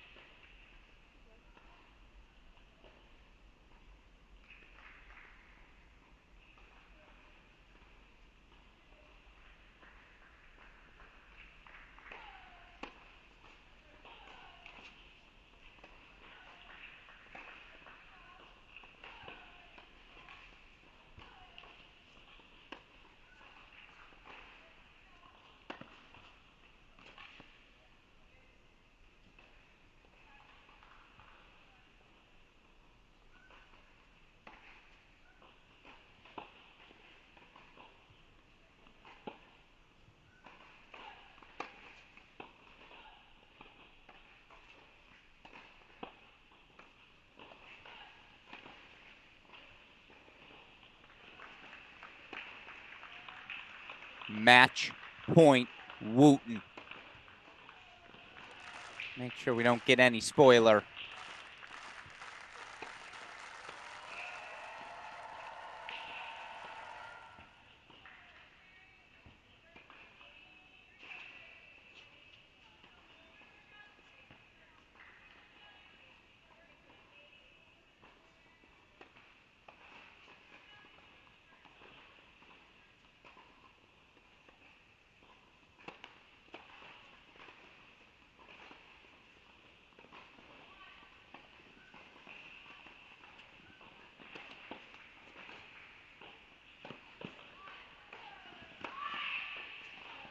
What a response.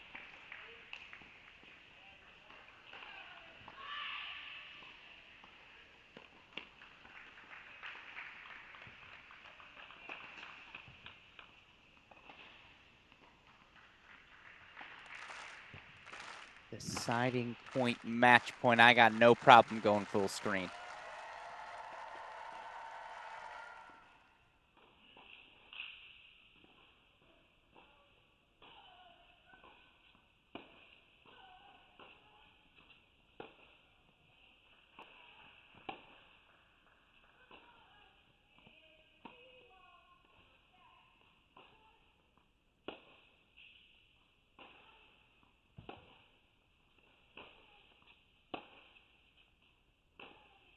Let's play on.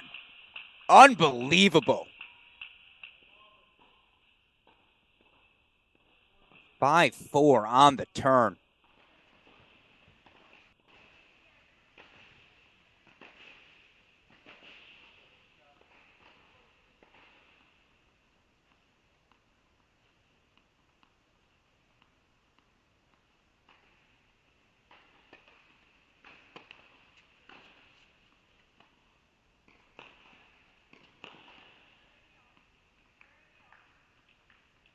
Relove Stoyana. Play underway in Waldeep Johns, Maloney Illigan.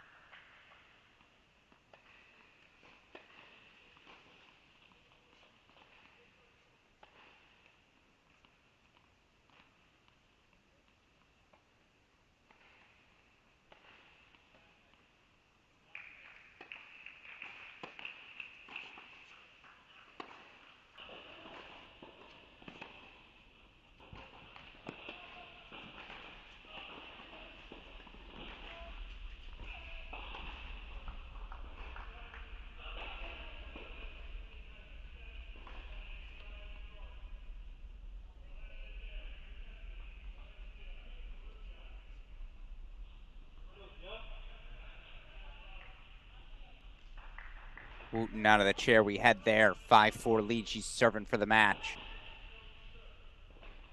Oh, no.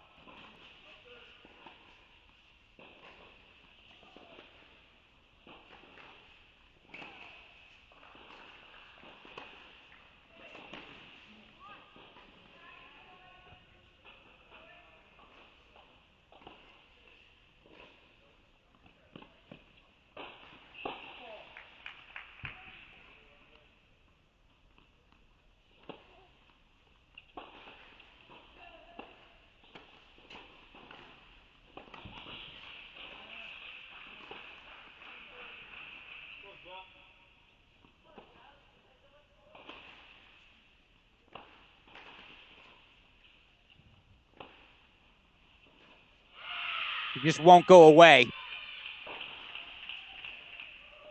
Break points for 5-all. As you see, redshirt freshman Anastasia Komar, 3-love second set lead on Angelica Blake. Break point chances for Ansari.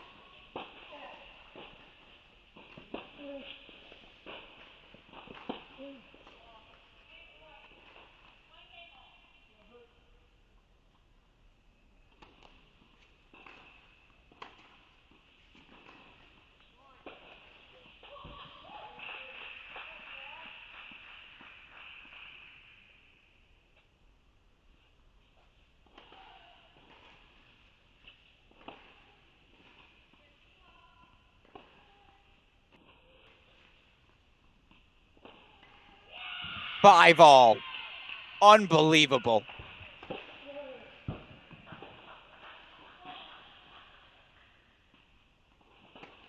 What an effort from the fourth year, Carolyn Ansari.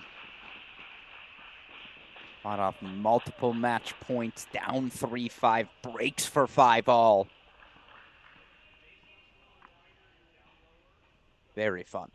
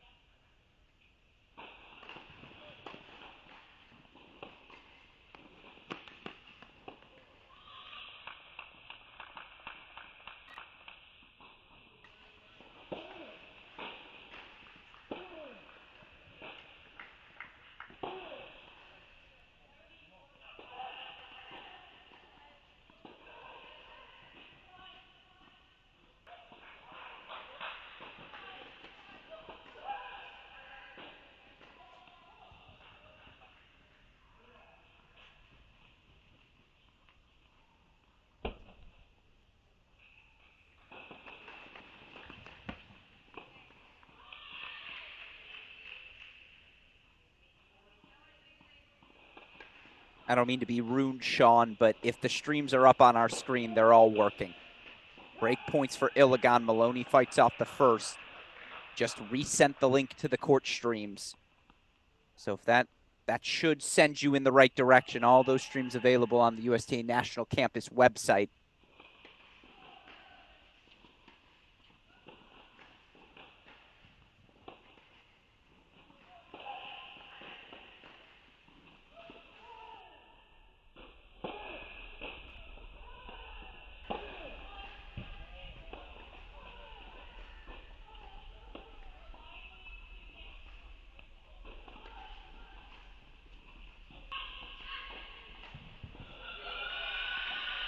course, Wooten broke back.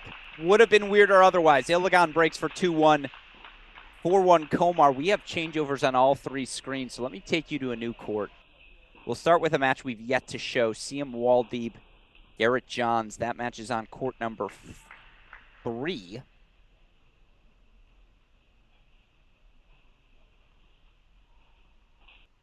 Omar Blake out of the chair.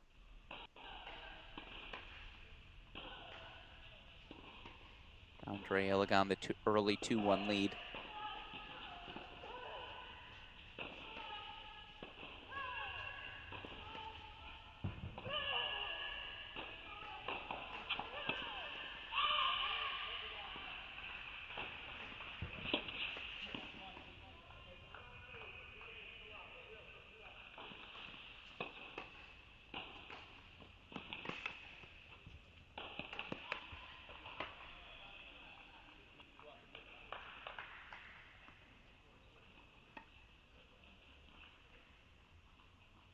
Johns a shot at 3-love.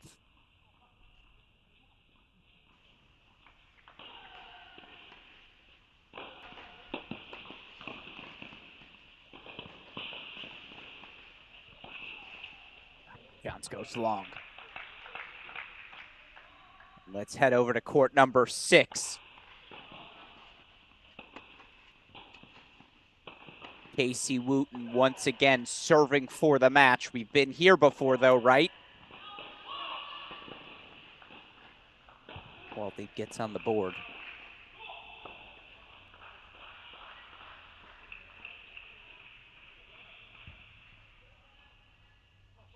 Casey Wooten served for the match up 5-4.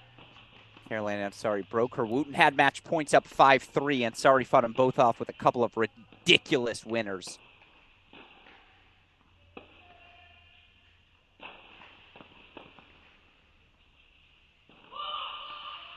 That's another ridiculous winner.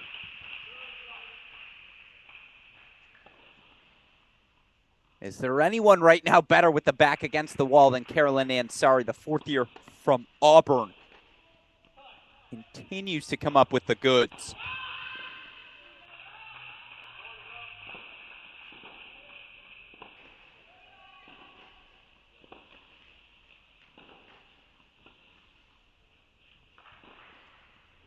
She's playing fearless.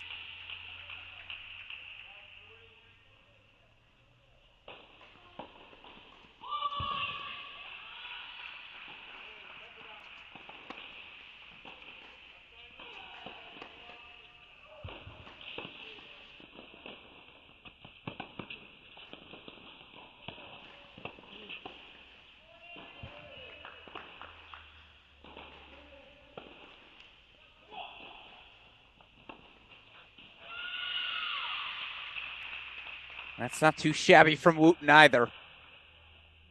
These two have battled. As you see, Komar, a chance at a double break, 5-1 lead. Breakpoint chances here for Ansari. Komar does break for 5-1, so she'll serve to force a third. 3-love Savannah Brodus, the sophomore, went undefeated in dual match play this year for Pepperdine. She's already off to a 3-love lead on Florencia Urrutia. Absolutely could win the NCAA title. Might be one of the favorites, if we're being honest.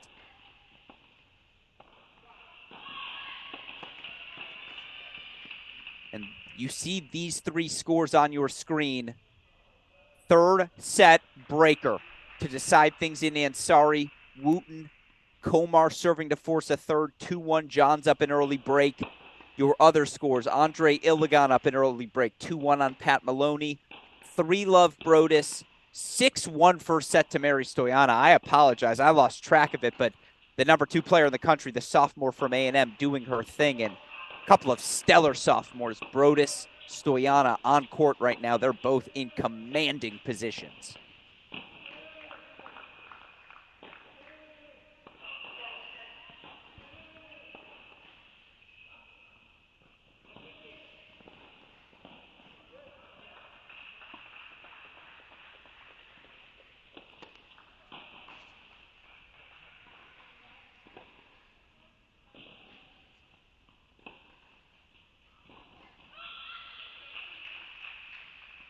I'm thinking something like 30-28.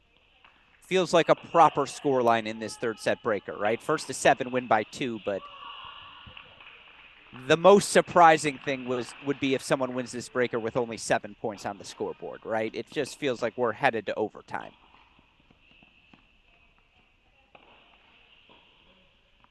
Komar takes the second set 6-1. Let's go check in on Brodus for the first time.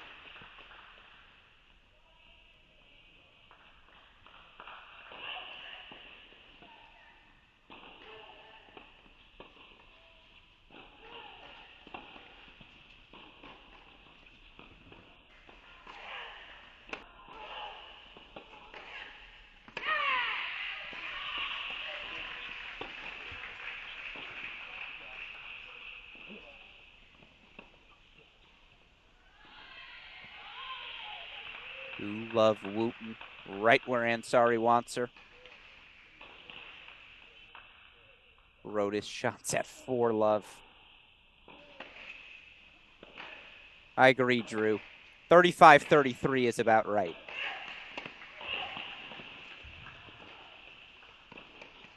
Poor love Brodus. Wow. I bet she finishes before this breaker.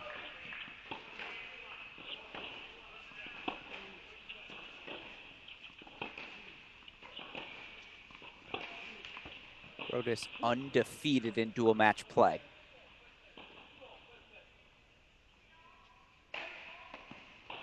Waldeep a chance to get the break back.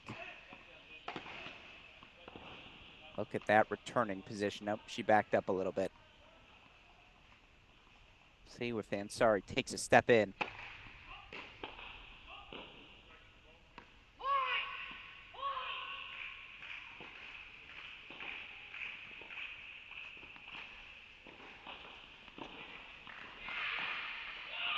That's the Ansari we see whenever her back is against the wall, that willingness to move forward. Waldeep breaks back for 2-all. Ooh, Iligan pulling away. 3-1-15. Pulling away is hyperbole, but chance to really open up set number 1. So let's go back there.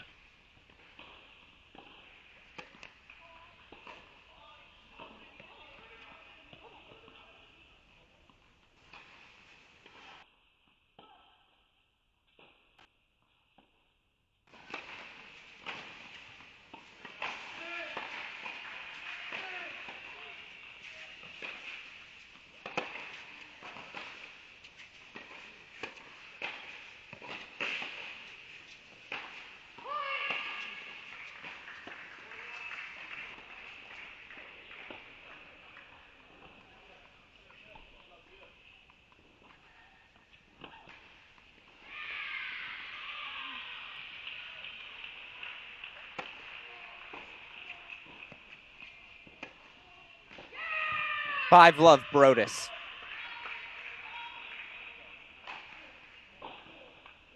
She might be the top contender for the NCAA title, especially if Diana Schneider's not in the draw.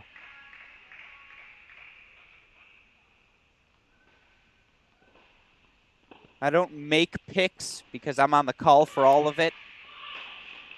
But if you do pick Brodus, it's not dumb. I'll say that. She is that good.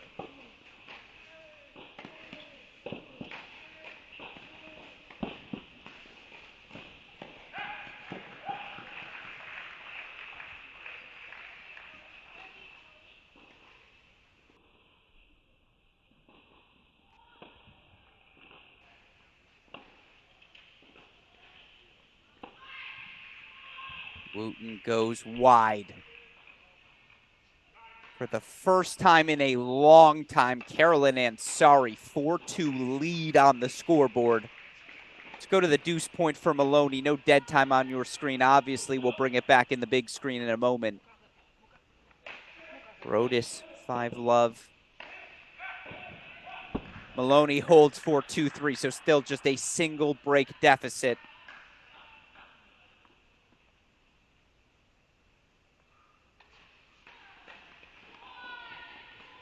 They're out of the chair, so 4-2 Ansari.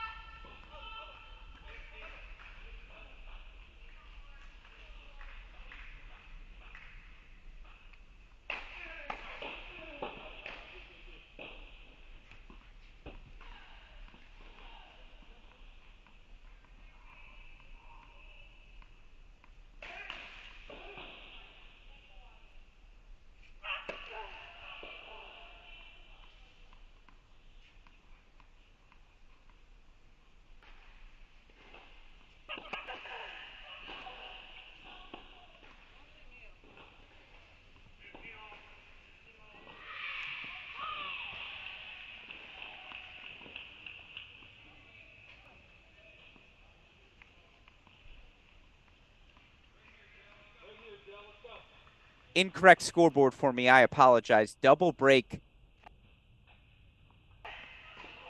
4-1 lead for Andre Iligan in that opening set on court number 1. 3-2 Waldy back up on serve. You see Brodus, 5-love, 15-all.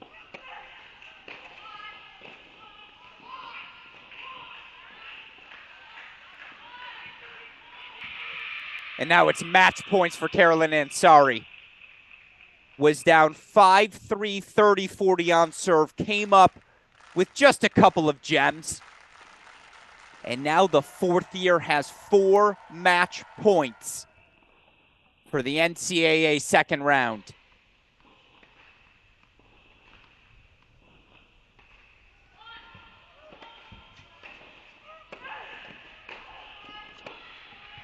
First one fought off, 6-3.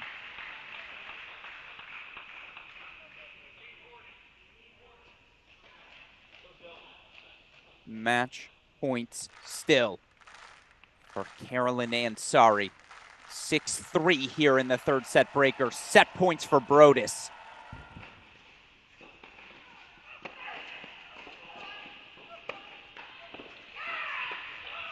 Six-love Brodus.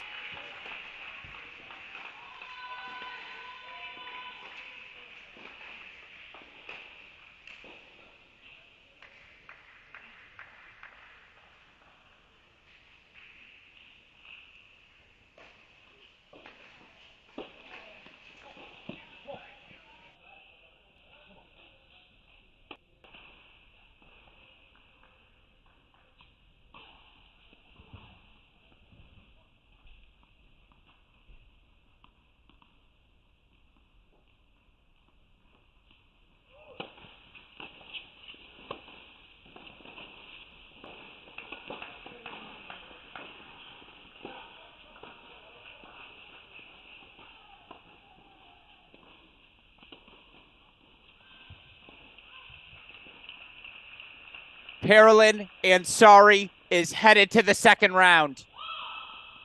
What a performance from match points down, 4-6, 6-2, 7-6. Ansari advances to the second round. It's as good of a match as we've seen all day. Next up, she'll face 5th seed Alexa Noel of Miami. All righty. Where to next as our action continues? 5 active matches. We haven't checked in on Stoyana Drummy in a while. 6-1 love lead for our number 2 seed. Pat Maloney, a look at his first break point chance back. What a match that was.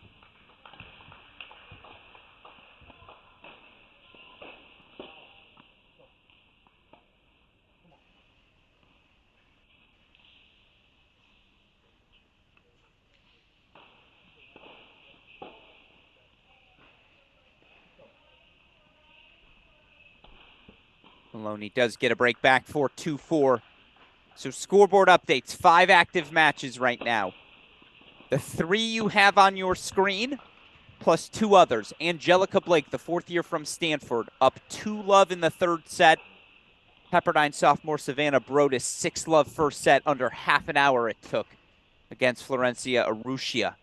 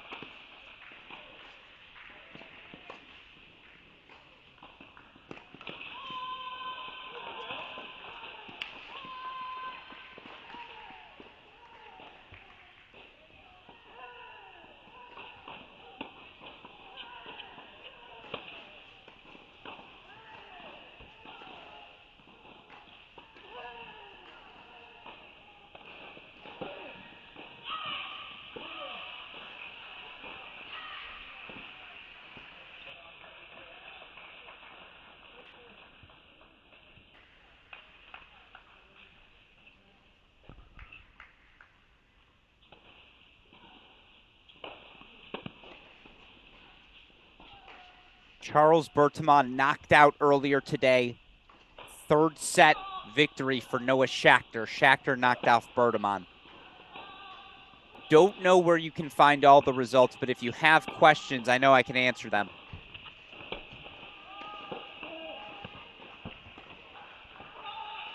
Maloney looking to keep it a single break deficit after he just broke for 2-4.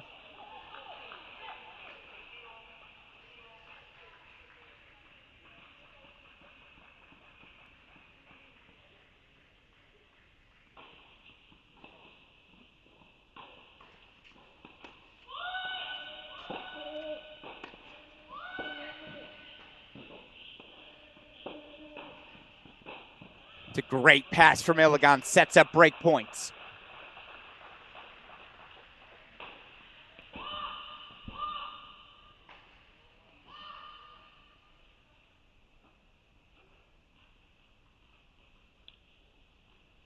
Maloney from Michigan, Iligan from Hawaii, Waldeep, Texas, Johns, Duke, Drummy, Duke, Stoyana, A&M.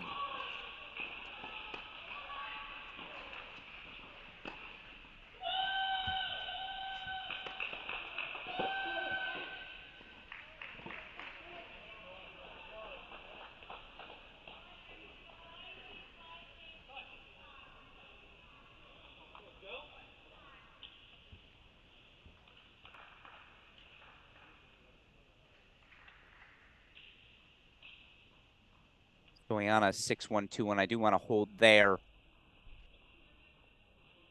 Just haven't shown a ton of the number 2 seed, and now she's up a set and a break. Ooh, Love Angelica Blake. Get you back there in a moment. Johns went up an early break. Waldeep, though, back on serve for 3 here.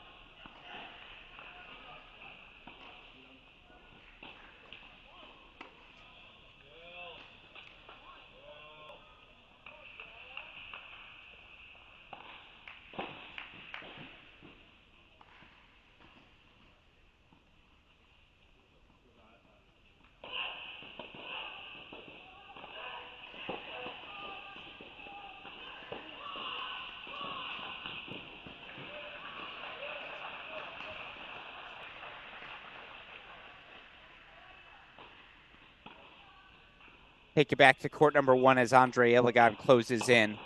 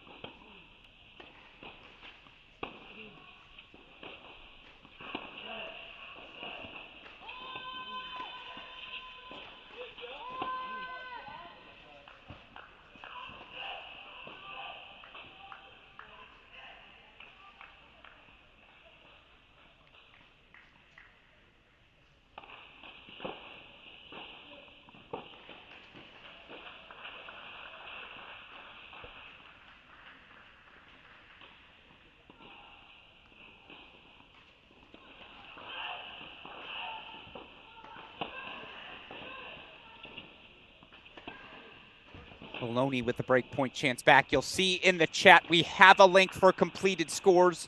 Just posted it for all of you. That link will take you to every match result we've had so far today. 3 straight breaks. Maloney's still down a break with 3-5. Let's go to John's Waldeeb. You see 3-1 for Drummy. Excuse me, for Stoyana. 4-love Angelica Blake. We got to take you there.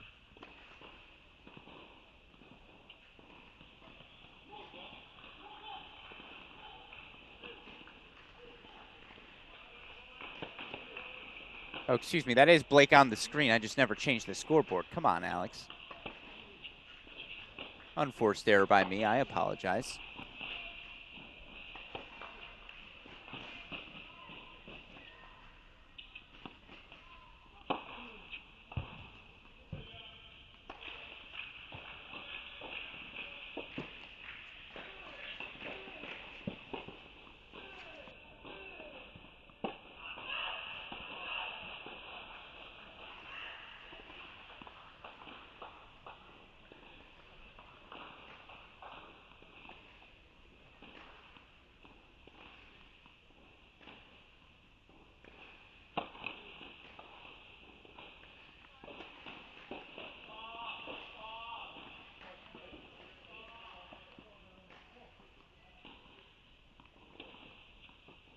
Now going on court number 6, TCU's Jake Fernley going to take on Cal's Yuta Kikuchi. Man, warm-up's underway there.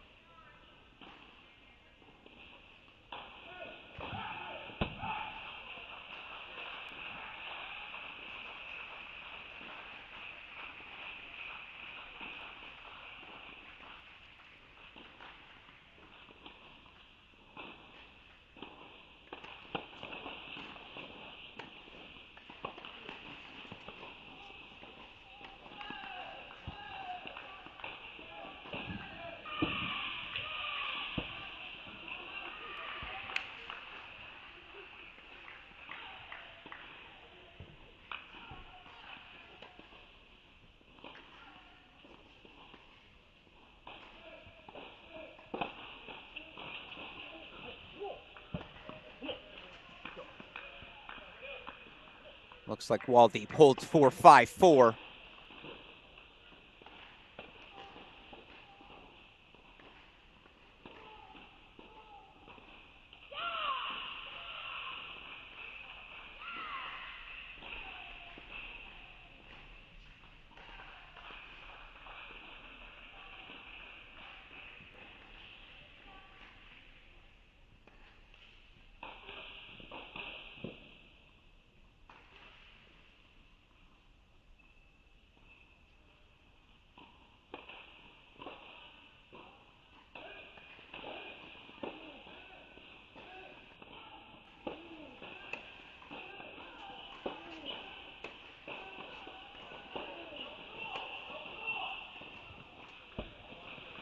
Overruled by the chair.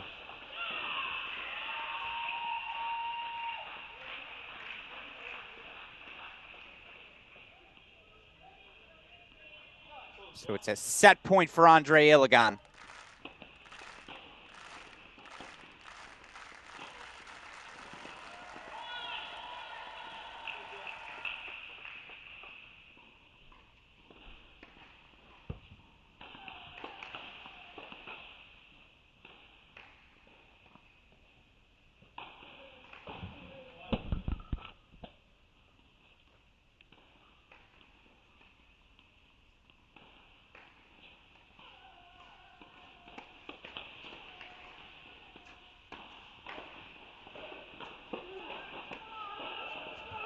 Forehand spray, 6-3 first set for Andre Iligan on court 1.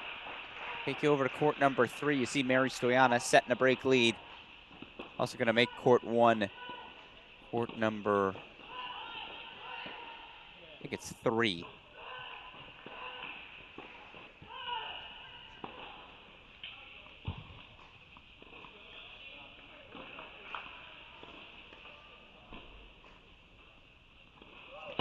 No, excuse me, it's court 4.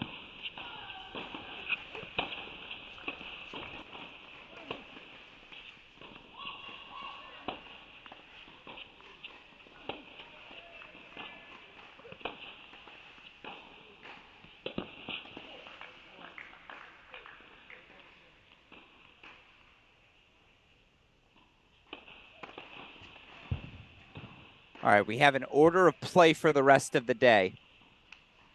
Officially out as of 1 minute ago. Order of play for the rest of the day.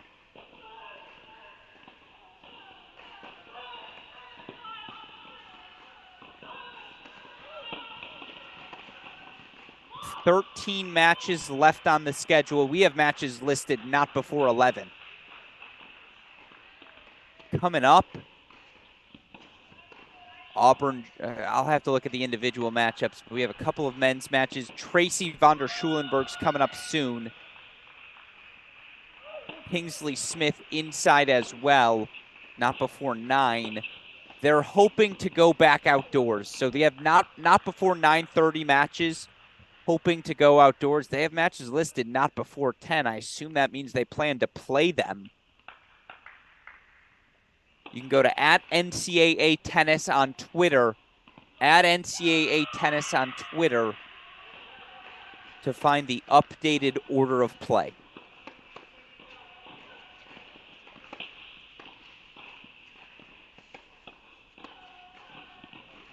Waldeep 2 points away from a first set.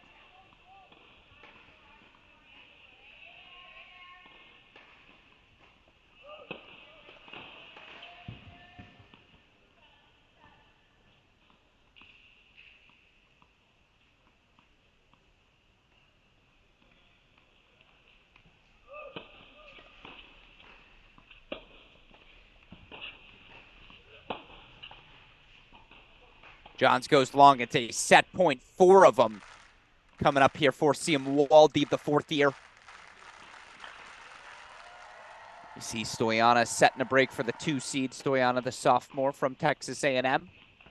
Angelica Blake, the 4th year, 4-2, up a break in the 3rd. Here's the 4th year Garrett Johns facing fellow 4th year Waldeep. Set points Waldeep.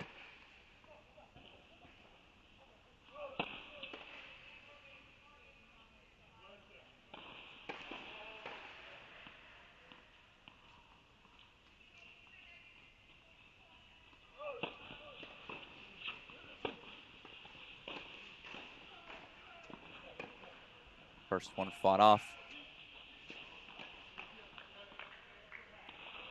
It is all Mary Stoyana on 5.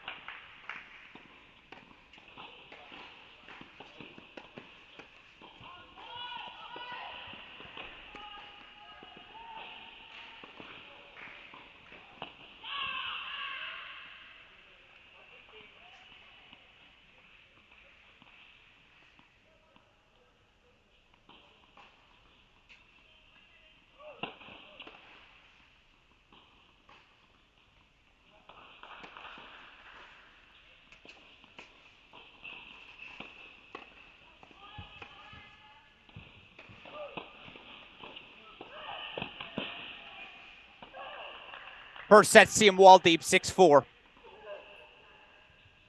Put Stoyana on the big screen as it's a de facto match point here. Blake a shot at 5-2. She gets it. So she's a game away. Stoyana a point from being a game away. 6-4 first set to Waldeep. 6-3 first set to Iligan. Head back to Brodus now.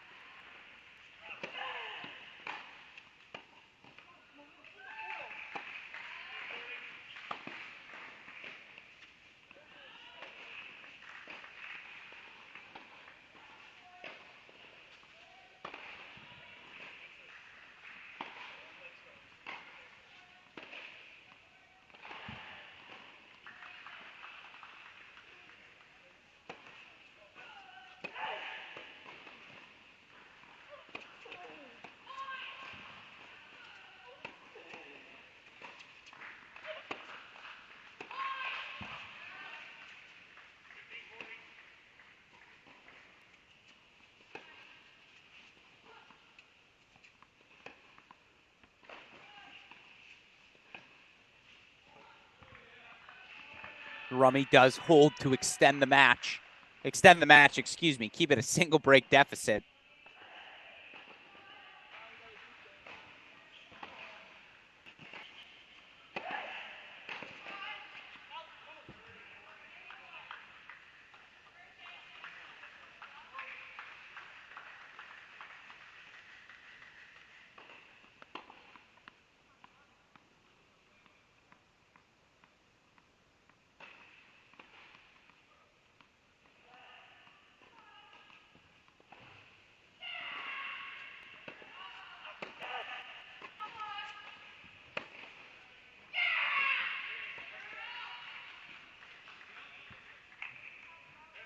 Setting a break lead for Brodus, setting a break for Stoyana.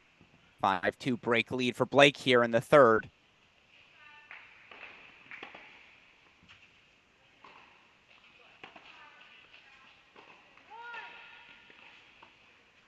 Blake is 2 points away.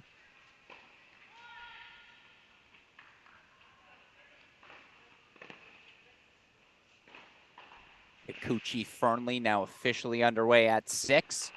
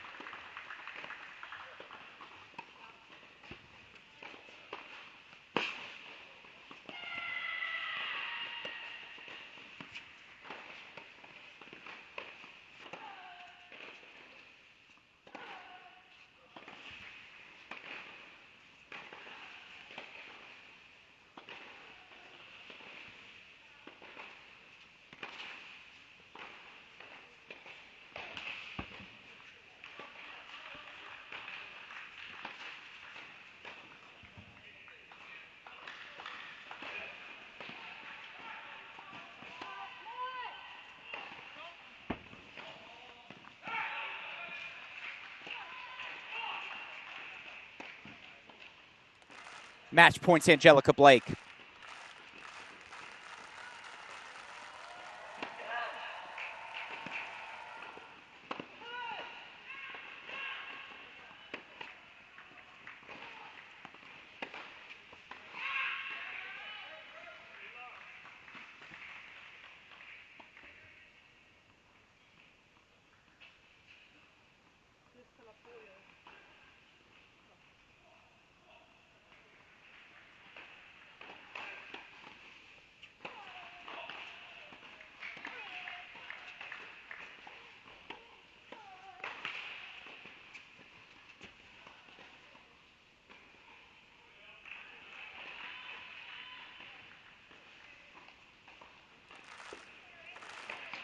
Deciding point, match point. 6-love, 4-1 Brodus. Excuse me, 6-love, 3-1, 40 love.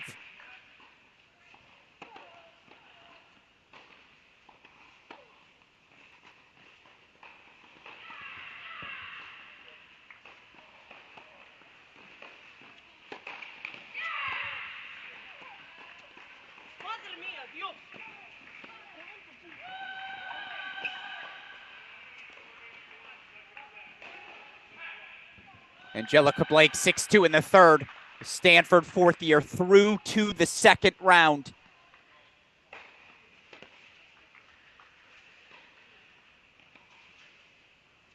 All right, let's put Stoyana on the big screen. Going to leave Brodus, as it feels like when, not if, for the Pepperdine sophomore. Take us back to court number 1. Pat Maloney down a set. Holds for 1-all.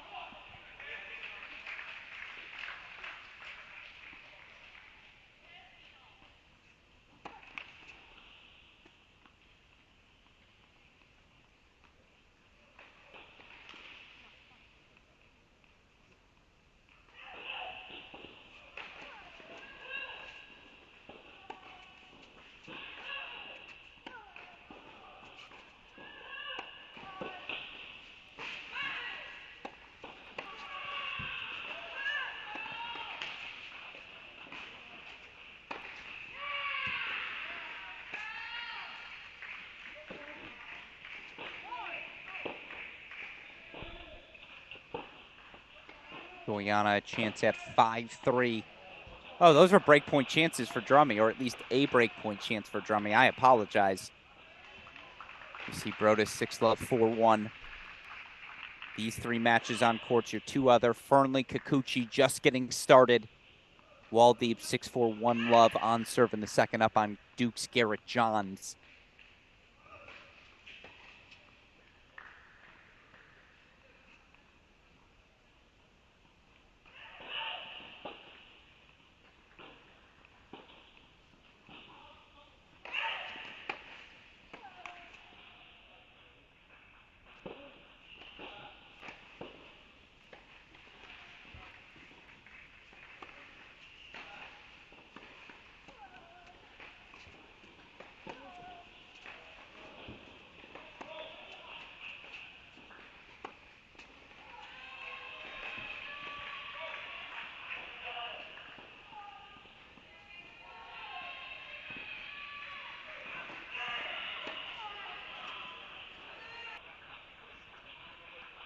Rummy breaks back for 4-all.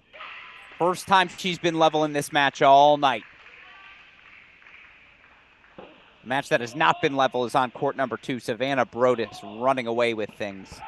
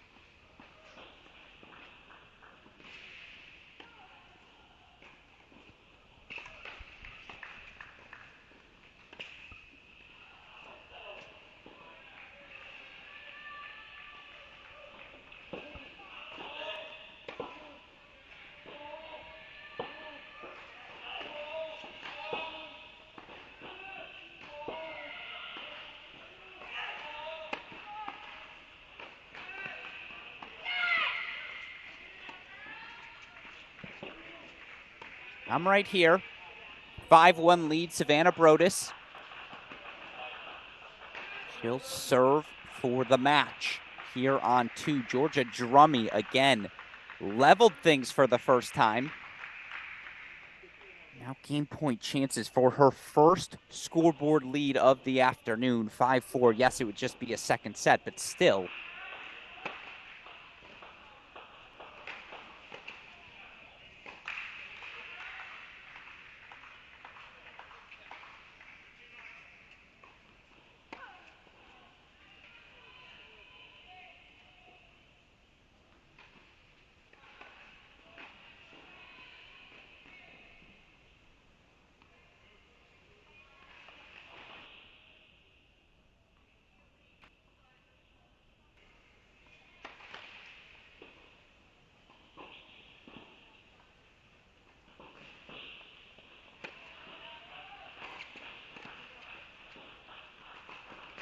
Brodus is 2 points away.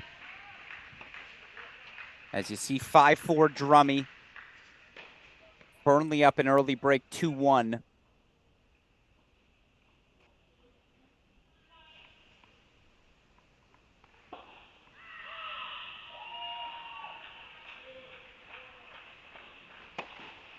Now it's match point Brodus. She's been on court 57 minutes.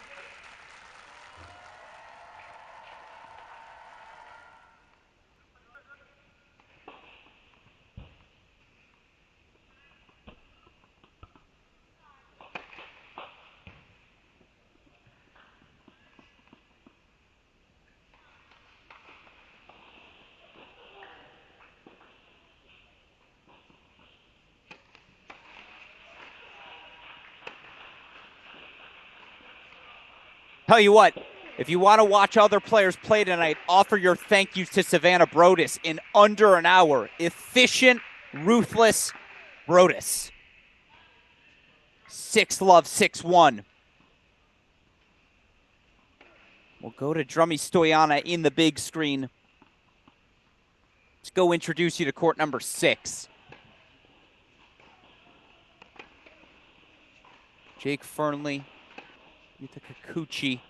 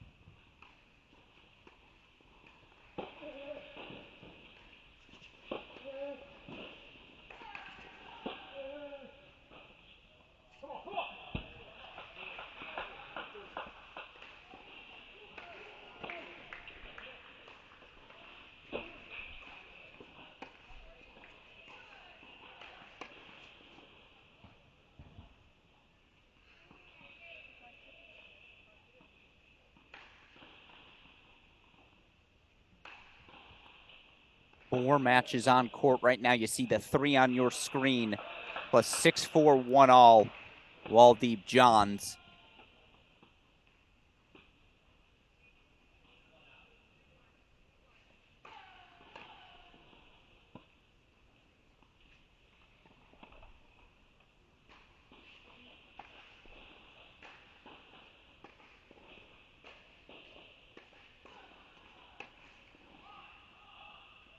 Stoyana holds for 5-all.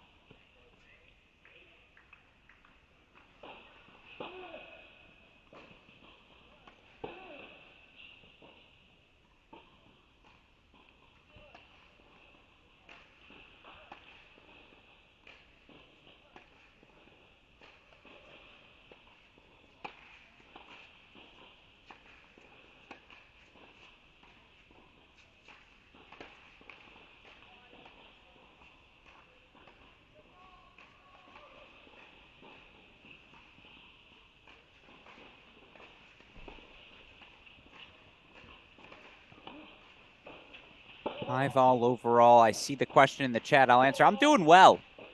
What's not to be good? What do I have to complain about?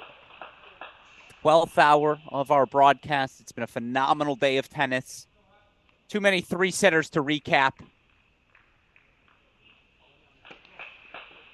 But we've shown just about all of them. I think we've captured every match point. There's a link in the chat if you're looking for the results on the day. A little bit of an opening for Maloney. Again, the only other match going on, Waldeep 6-4, 2-1 lead on serve in the second with Garrett Johns. Appreciate all of you who've taken the time to tune in today. It's been a healthy day of views. The numbers look good for what it's worth. I still have a voice, always a good thing. And Mary Stoyana has an opening. She's been up a set and a break all match long.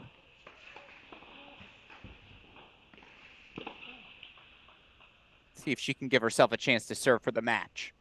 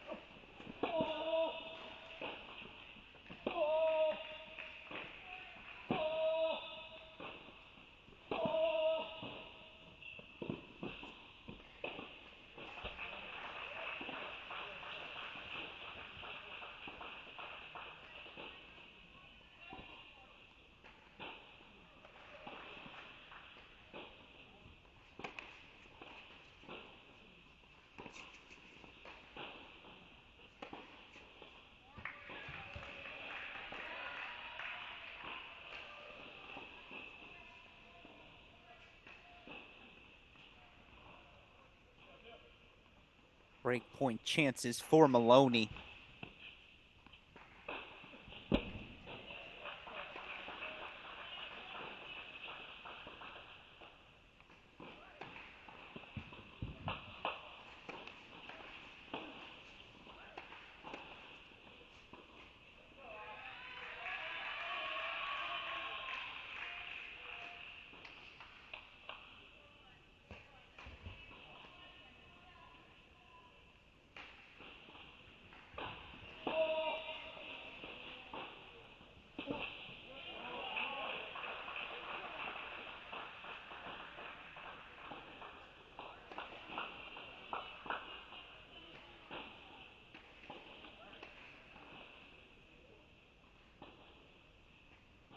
Drummy holds for 6-5. Illigan holds for 3-2. 4-1 Fernley. Simultaneous changeovers right now on 3 courts. Now, I could go to Waldeep, but in fact, I'm going to. He's got break point chances for a set in 3-1.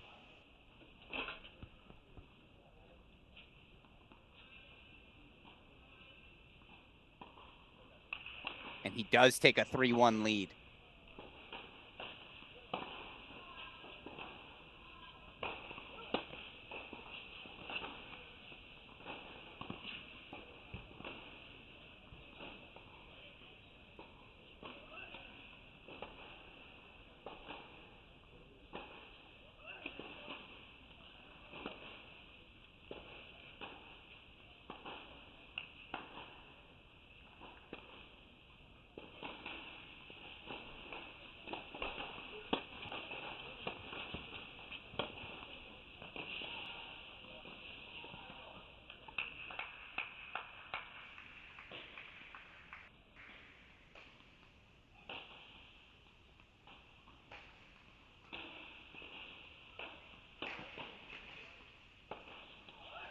Goiana serving to force a breaker. Waldeep looking to consolidate Fernley.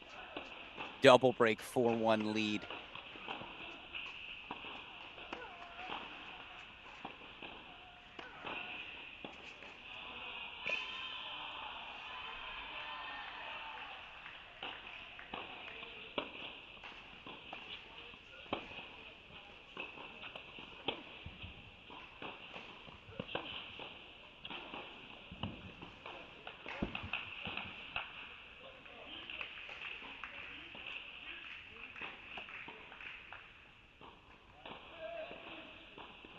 No, we have matches going on right now. Courts number 2 and 4. Not sure what those matchups are yet. As soon as I do, I'll let you know. Angelica Blake, Savannah Brodus recently winning on those courts. Those are your two most recent winners in this first round.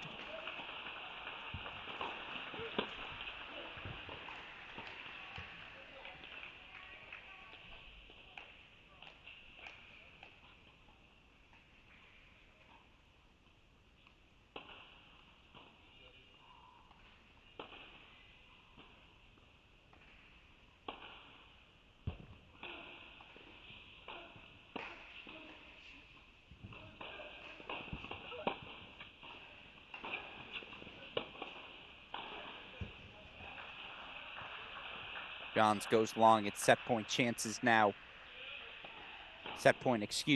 Game point chances for Waldeep to consolidate.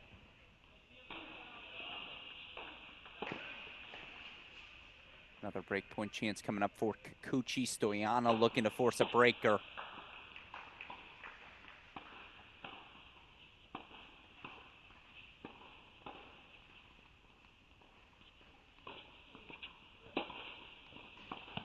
That is pretty from CM Waldeep. 6-1, 4-1. Let's get you back to Drummy Stoyana.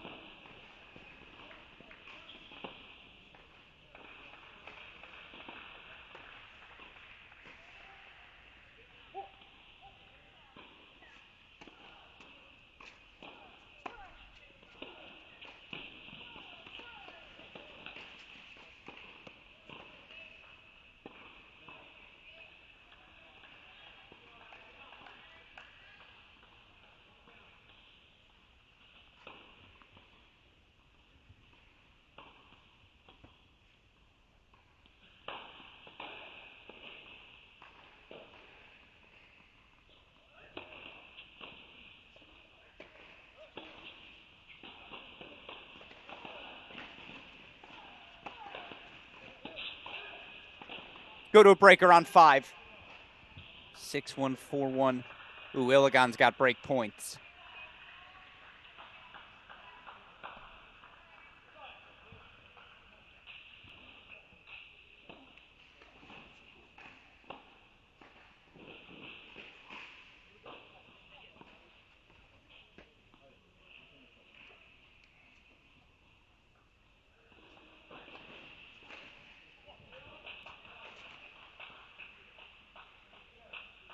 Checking on Jake Fernley more in a little bit. You did see Kikuchi get a break back. Let's go to Johns Waldeep.